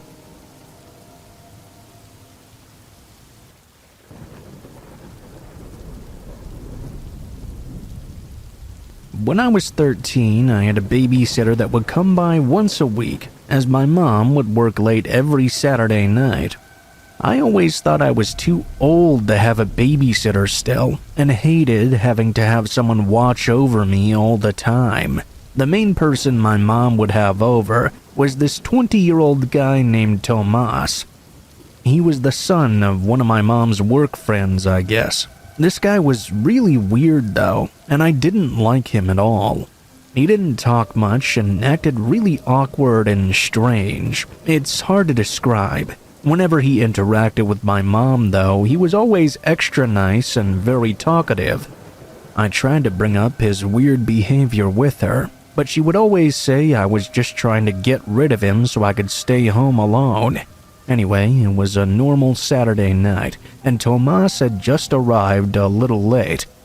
As usual, my mom talked with him for a little while, then headed out to work. I walked over to the couch and turned on my Xbox to play some video games and try to pass the time away. I usually go to bed at 10 or so I'd have to spend 4 or 5 hours with Tomas. Most of the time, I'd find something to do alone. He never really talked to me anyway, and would just kind of hang around in the kitchen or in our loft area. Today was no different really. He was just hanging around in the kitchen for a while. After a few minutes though, I started to hear what sounded like him talking to someone. I tried to listen in as best I could, but I couldn't quite make out anything he was saying. The kitchen was right behind the living room that I was in, but he was talking really quietly. This went on for a few minutes, then the talking stopped altogether. That was followed by him coming into the living room and standing next to the couch. I looked up at him and saw he was holding his phone. Tomas said someone was going to come over for just a second and not to worry about anything. I didn't really know how to respond, other than just to say okay. It was pretty weird though, and I knew it was definitely not something a babysitter should be doing. I also knew there was nothing I could really do about it myself though.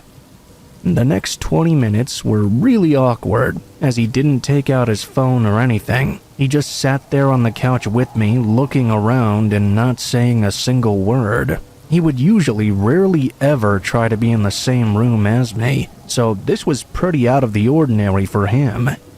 Our living room was right by the front door though, so I guess he was just waiting for that person to get there. Eventually, a car did pull into the driveway, and a man came knocking at the door. Tomas shot up and went over to the door, then stood right in front of it for a moment, before turning and telling me he'd be back in just a minute. He opened the door and walked outside, then shut the door behind him.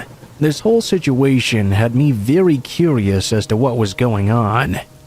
The blinds on the windows were cracked open just enough for me to peek outside and see the two shadows as they moved around in the driveway. I could tell the man handed Tomas a large bag, then got in his car and drove away. A few seconds later, I heard the lid of the garbage can outside slamming shut, followed by Tomas coming back inside through the front door. Something about this whole situation seemed very odd. I couldn't help myself from asking what the hell this was all about. He replied by telling me it was just his friend, and he'd left his wallet at his friend's house last night. He was only coming over to drop it off for him. Something about the way he answered made me feel uncomfortable. That also didn't explain the large bag I'd seen him holding just a few moments ago. I didn't feel safe questioning him any further though, so I just said okay and went back to playing my game. Things started to get more strange though as the night progressed onward. During the next hour, I could hear Tomas having multiple phone calls with people in the kitchen. At one point, he went to the far loft area, where I could hear him raising his voice quite intensely. I still couldn't make out what he was saying though. After the 5th or 6th call, the same car from earlier pulled into the driveway again. Tomas immediately ran outside without saying anything. I could tell from the body language and the way they were moving around that they were clearly arguing about something. Tomas left for 30 seconds, then came back with the bag from earlier. The man took it and put it in his back seat, then drove off in a hurry. He came back inside, and I could see frustration all over his face. He went over to the kitchen and didn't come back until 10, when he told me to just go to bed. I got myself ready and laid down, while Tomas stayed downstairs. He would usually stay until my mom got home at 12, but just a few moments later I heard the front door open and close. I waited for 10 minutes, then got up and went downstairs to see if he was still there. Sure enough, he was nowhere to be seen. I looked out the window and his car was gone too. I stayed up in bed for a few hours to wait for my mom to get home, then told her everything that happened. She seemed to believe me this time. She also thought it was strange and very unprofessional to leave the house before she came home. The next day, she tried to call him, but he didn't answer on any of his contact information. Eventually, she got a hold of her friend who was Tomas's mom and asked what happened. She said that he'd gone home feeling sick. We both knew that was a complete lie and didn't make much sense at all. Anyway, it's been almost 10 years since all that happened, and I still find myself thinking how weird that night was. I always wonder what the two were arguing about and why he just left me there in a hurry. What was in that bag, too?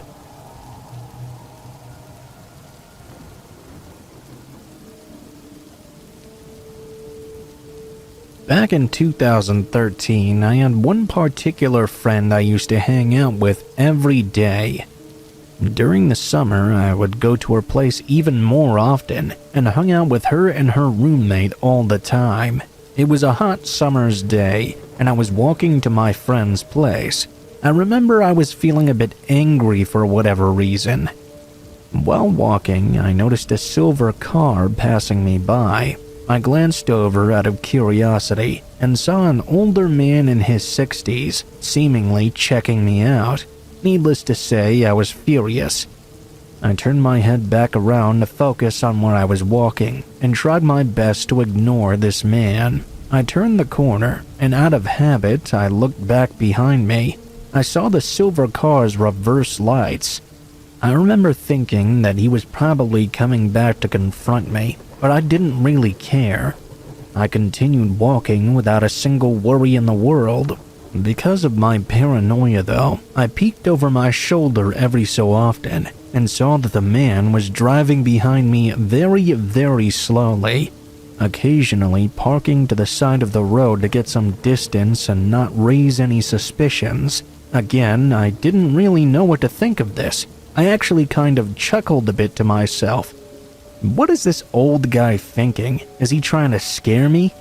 I continued on my walk and turned my cell phone camera on, activating the front camera. I tried to act dumb and pretend I had no idea he was following me, but I had my eyes on him.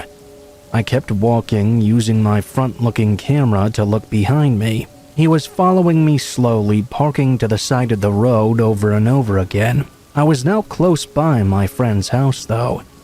I thought of leading him there, then calling her to come down with her 3 massive dogs and scare him away. I thought it might not be such a good idea to lead a possibly deranged man to my friend's house, though, so I thought of calling the cops instead. I wasn't sure what street I was on, though, nor did I want to give this creep more time to decide what to do. Whatever sick things he had planned in his mind, the police were going to take a while to get there. I casually looked behind me once more, pretending I was just checking my surroundings and that I had not noticed him following me. When I took another look at the car, though, I noticed there were now 2 men inside. The older man and another man who looked to be in his mid to late 40s. I was now infuriated. I had many thoughts running through my mind. Should I call my friend and tell her to meet me with the dogs? Should I call the cops? None of this appealed to me. I was too angry. I wanted to let them know I was onto them. In a split-second decision, I took off the backpack I was carrying. I grabbed my hairspray out and turned around. I marched toward the car as angry as ever. For some reason, I thought I could hurt them with my hairspray. When they saw my angry face speed-walking towards their car while looking straight into their eyes, they must have been caught supremely off guard. They actually had a shocked and scared expression on their faces. Their car shot into full-speed reverse and drove down into a side street. I had no time to take down their license plate. I went to my friend's house and called the police shortly after. After I was done explaining everything to my friend of what had happened, an officer came and asked me more questions about the men. They also asked about the make and year of his car. Unfortunately, I didn't know much about any of that. All I'd noticed was the color. The cop told me they would patrol the area and let me know if anything ever came up. Unfortunately, nothing ever did. I never saw that piece of bark again. At the time, I kind of wished I did, because I would have loved to beat his head into a pulp, or at least take down their license plate number.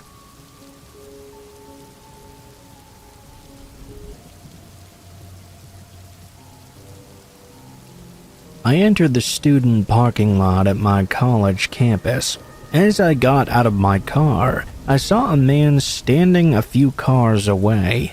I started walking, and the man called out to me, "Hey, remember me?" I said no, I don't, with a big smile. He replied back, "I remember you from high school. We were in Miss Smith's class." I never had a Miss Smith in high school, and I'm damn sure I would have remembered this guy if he was in my class, since me and my classmates had been together for all 4 years in high school. I told him sorry and I had to go. Then he asked what high school I went to. I told him and he swore he knew me again. I said I didn't recognize him. He then asked me for a ride to his class and said that it started at 9:15. My college classes started on the hour, and all my inner warning lights were going off right now. I was getting extremely weirded out by this guy. I said that I couldn't, and I had to go to class right away. I was walking away when he said out loud to me, "Guess I can't pull the wool over your eyes, huh?" A week later, the college campus newsletter said a man robbed a student at knife point. The student had given him a ride. The student had been asked the very same questions by the man as well.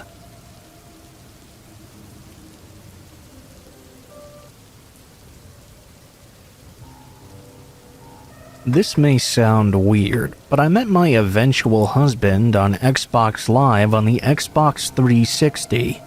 We started playing Halo together after just randomly being on a team one time. That formed into a friendship, which eventually led to a romance that led to marriage.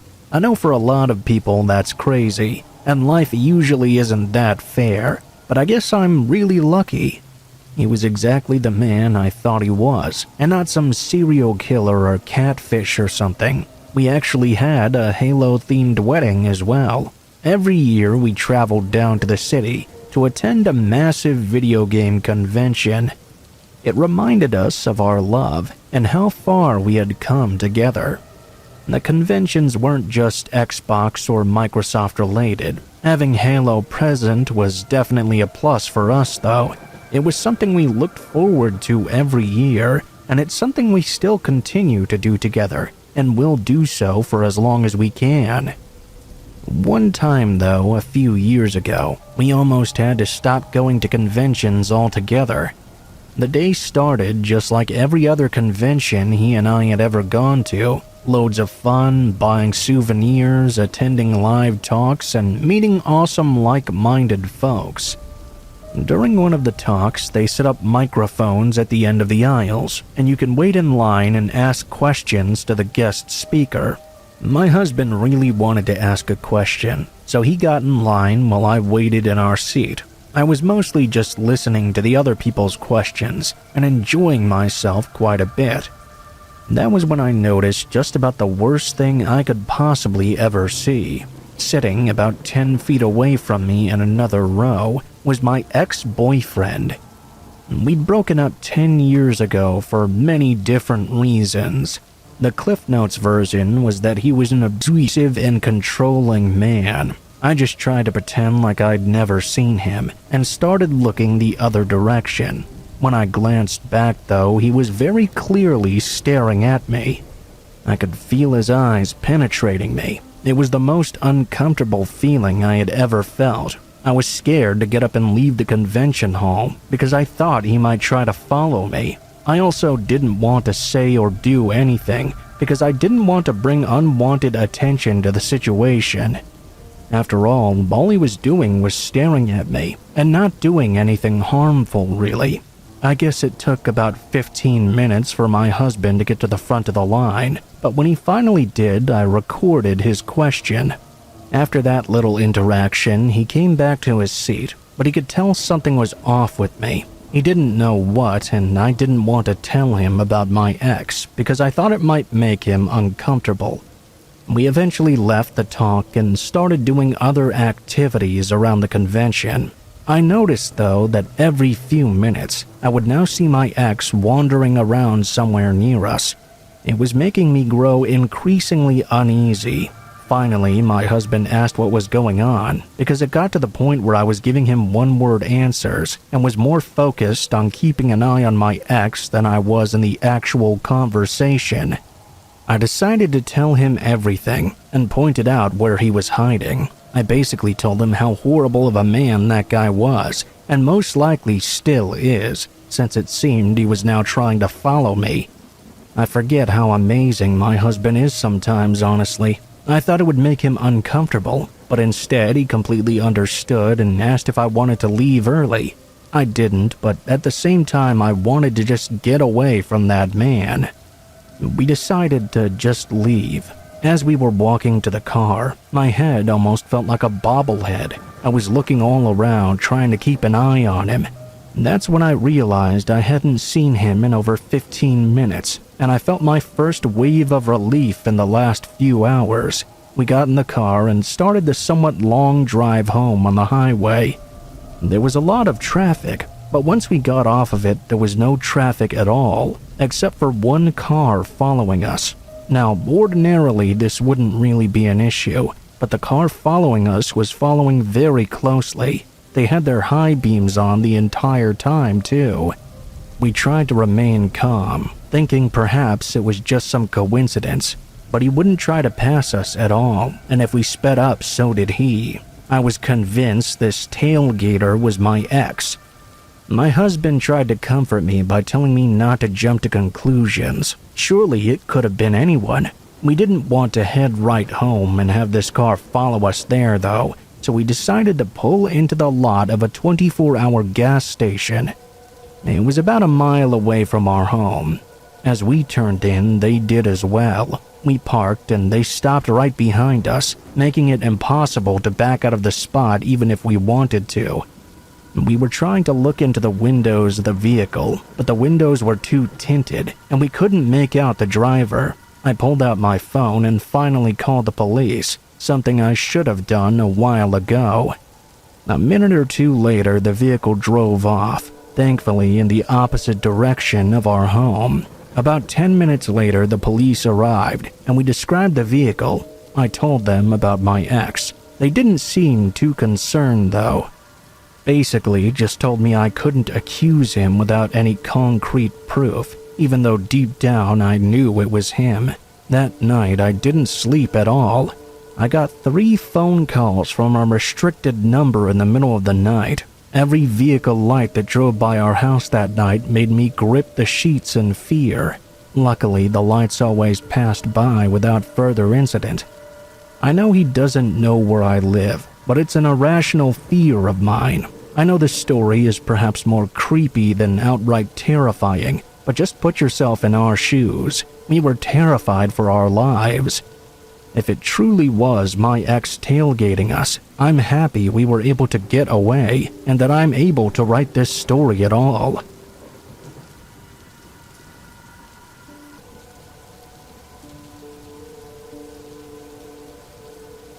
Back in 2016, I believe, Dragon Ball Super was coming to America with the English dub. As a lifelong Dragon Ball fan, I was thrilled leading up to its release. The cast and crew of the American version were touring all over the United States. I got tickets to one of the anime conventions they were going to be appearing at. I was so pumped up to meet the voices behind many of my childhood heroes. The convention itself was a general anime convention, and it had a countless number of things to do, but Dragon Ball was definitely the main focus of the event. At least, it felt that way to me. The lines to meet the cast were, of course, super long, and the rooms where they were speaking and answering questions were packed to the brim. As ridiculous as it may sound, it was almost like being at a rock concert. People were screaming and yelling with excitement, myself included. Being that my friends don't really like anime and never really got into Dragon Ball growing up, I attended this convention all by myself. I didn't mind being alone though. There were so many like-minded people in attendance that I would have rather just been there alone in general. If my non-anime friends were there, I feel like I would have felt the need to babysit them the whole time, instead of just letting loose and being myself. At some point in the afternoon, I met a girl and I was instantly head over heels for her. Believe it or not, not only was she a super Dragon Ball fan like me, but she was dressed like one of the characters from the show, Bulma. If anybody out there is a fan of Dragon Ball, I'm sure you'll know the outfit I'm talking about. The woman at the convention had her exact outfit on, the blue hair, all of that. She told me her name was Jessie. We hit it off and spent the remainder of the convention together. I actually have a picture of me, her, and Sean Shamel, who was the voice actor of Goku on the English dub of the show. Around 9 p.m. or so, she asked me if I wanted to head back to her place, which she said was only about 20 minutes away from the venue. As you can imagine, it took very little convincing to get me to go with her. I was planning on just driving home anyway, so to me this was an awesome way to continue an already amazing night. We got to her house, and I hate to say this, but I felt a little bit uncomfortable. She did not live in a nice neighborhood at all. All the houses were beat up and almost falling apart. Many of the houses on that street were boarded up and condemned even. I was happy that I'd driven my own car and followed her, because the more I looked at these houses, the more I felt like I was ready to just drive home that evening, in case the night didn't go so well. We parked in front of this big brick house that was completely concealed in darkness. I parked on the street in front of the house. She pulled into the driveway and waved for me to follow her to the back door, which I did. We walked in the back door of the house. I remember being completely shocked that anybody could actually live there. This place looked like it had been abandoned for years. I mean, there were even plants growing in some parts. I think I was blinded by my infatuation with this new girl, Jessie. I didn't see any of the red flags around me. Before I could even open my mouth to say anything, she spoke up first and said she needed to use the bathroom. She would be right back out though. I thought it was weird that she didn't bring me into the living room or offer me a seat or anything. I was just standing in this small room with trash everywhere. In this brief moment alone, I was finally starting to come to my senses. I was becoming more aware that something was weird about this. My alarm bells went off just a little bit too late though. I felt a strike to the back of my head, and I fell to the ground. I tried to immediately jump back up, but before I could get to my feet, some guy in a hooded sweatshirt kicked me back down to the ground and demanded I give him my wallet. I handed it over without struggle on my end. My life was far more important than anything in that wallet. The large man shouted to Jessie that he had the wallet. She ran out from the other room, now just wearing a normal shirt and black leggings. They ran out of the house, and I heard the car drive away. I remained on the ground for a little while, in absolute shock of what just happened. I eventually ran to my car and called the police. As I drove away, I was thankful these idiots didn't rob my phone or my car keys from me. I was able to give the police a detailed description of Jessie, since I had a picture of us from the convention. I even remembered the color, make, and model of her car since I'd followed behind her. It didn't take long. The police were able to track both of them down. Thank God they were both detained. I realized how lucky I was, because it could have ended much worse than it did. It doesn't change the fact that it was still one of the scariest moments of my life. When I was laying on the ground and that man was kicking me, I'd never been more scared before. And that was the last convention of any kind I'd ever gone to. After this nightmare of an evening, I'll probably never attend another one ever again.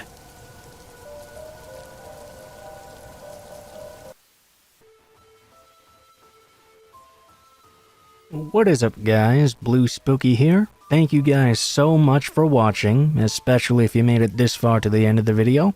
If you liked the video, please be sure to like, share, comment, and subscribe if you feel so inclined.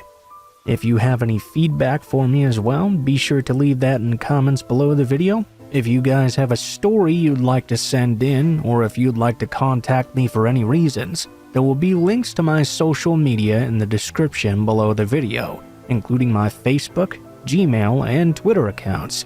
Go ahead and send me a message on any of those, and I'll try to get to you as soon as possible.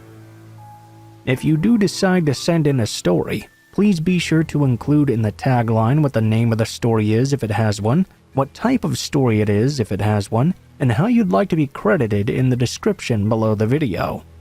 Please make sure to include as much detail as you feel comfortable with, and try to use as much proper grammar as possible to make sure you have the highest chance of appearing in a future video. Overall, I think that's pretty much it for now, guys, so thank you so much for watching, and I hope you guys have a great day.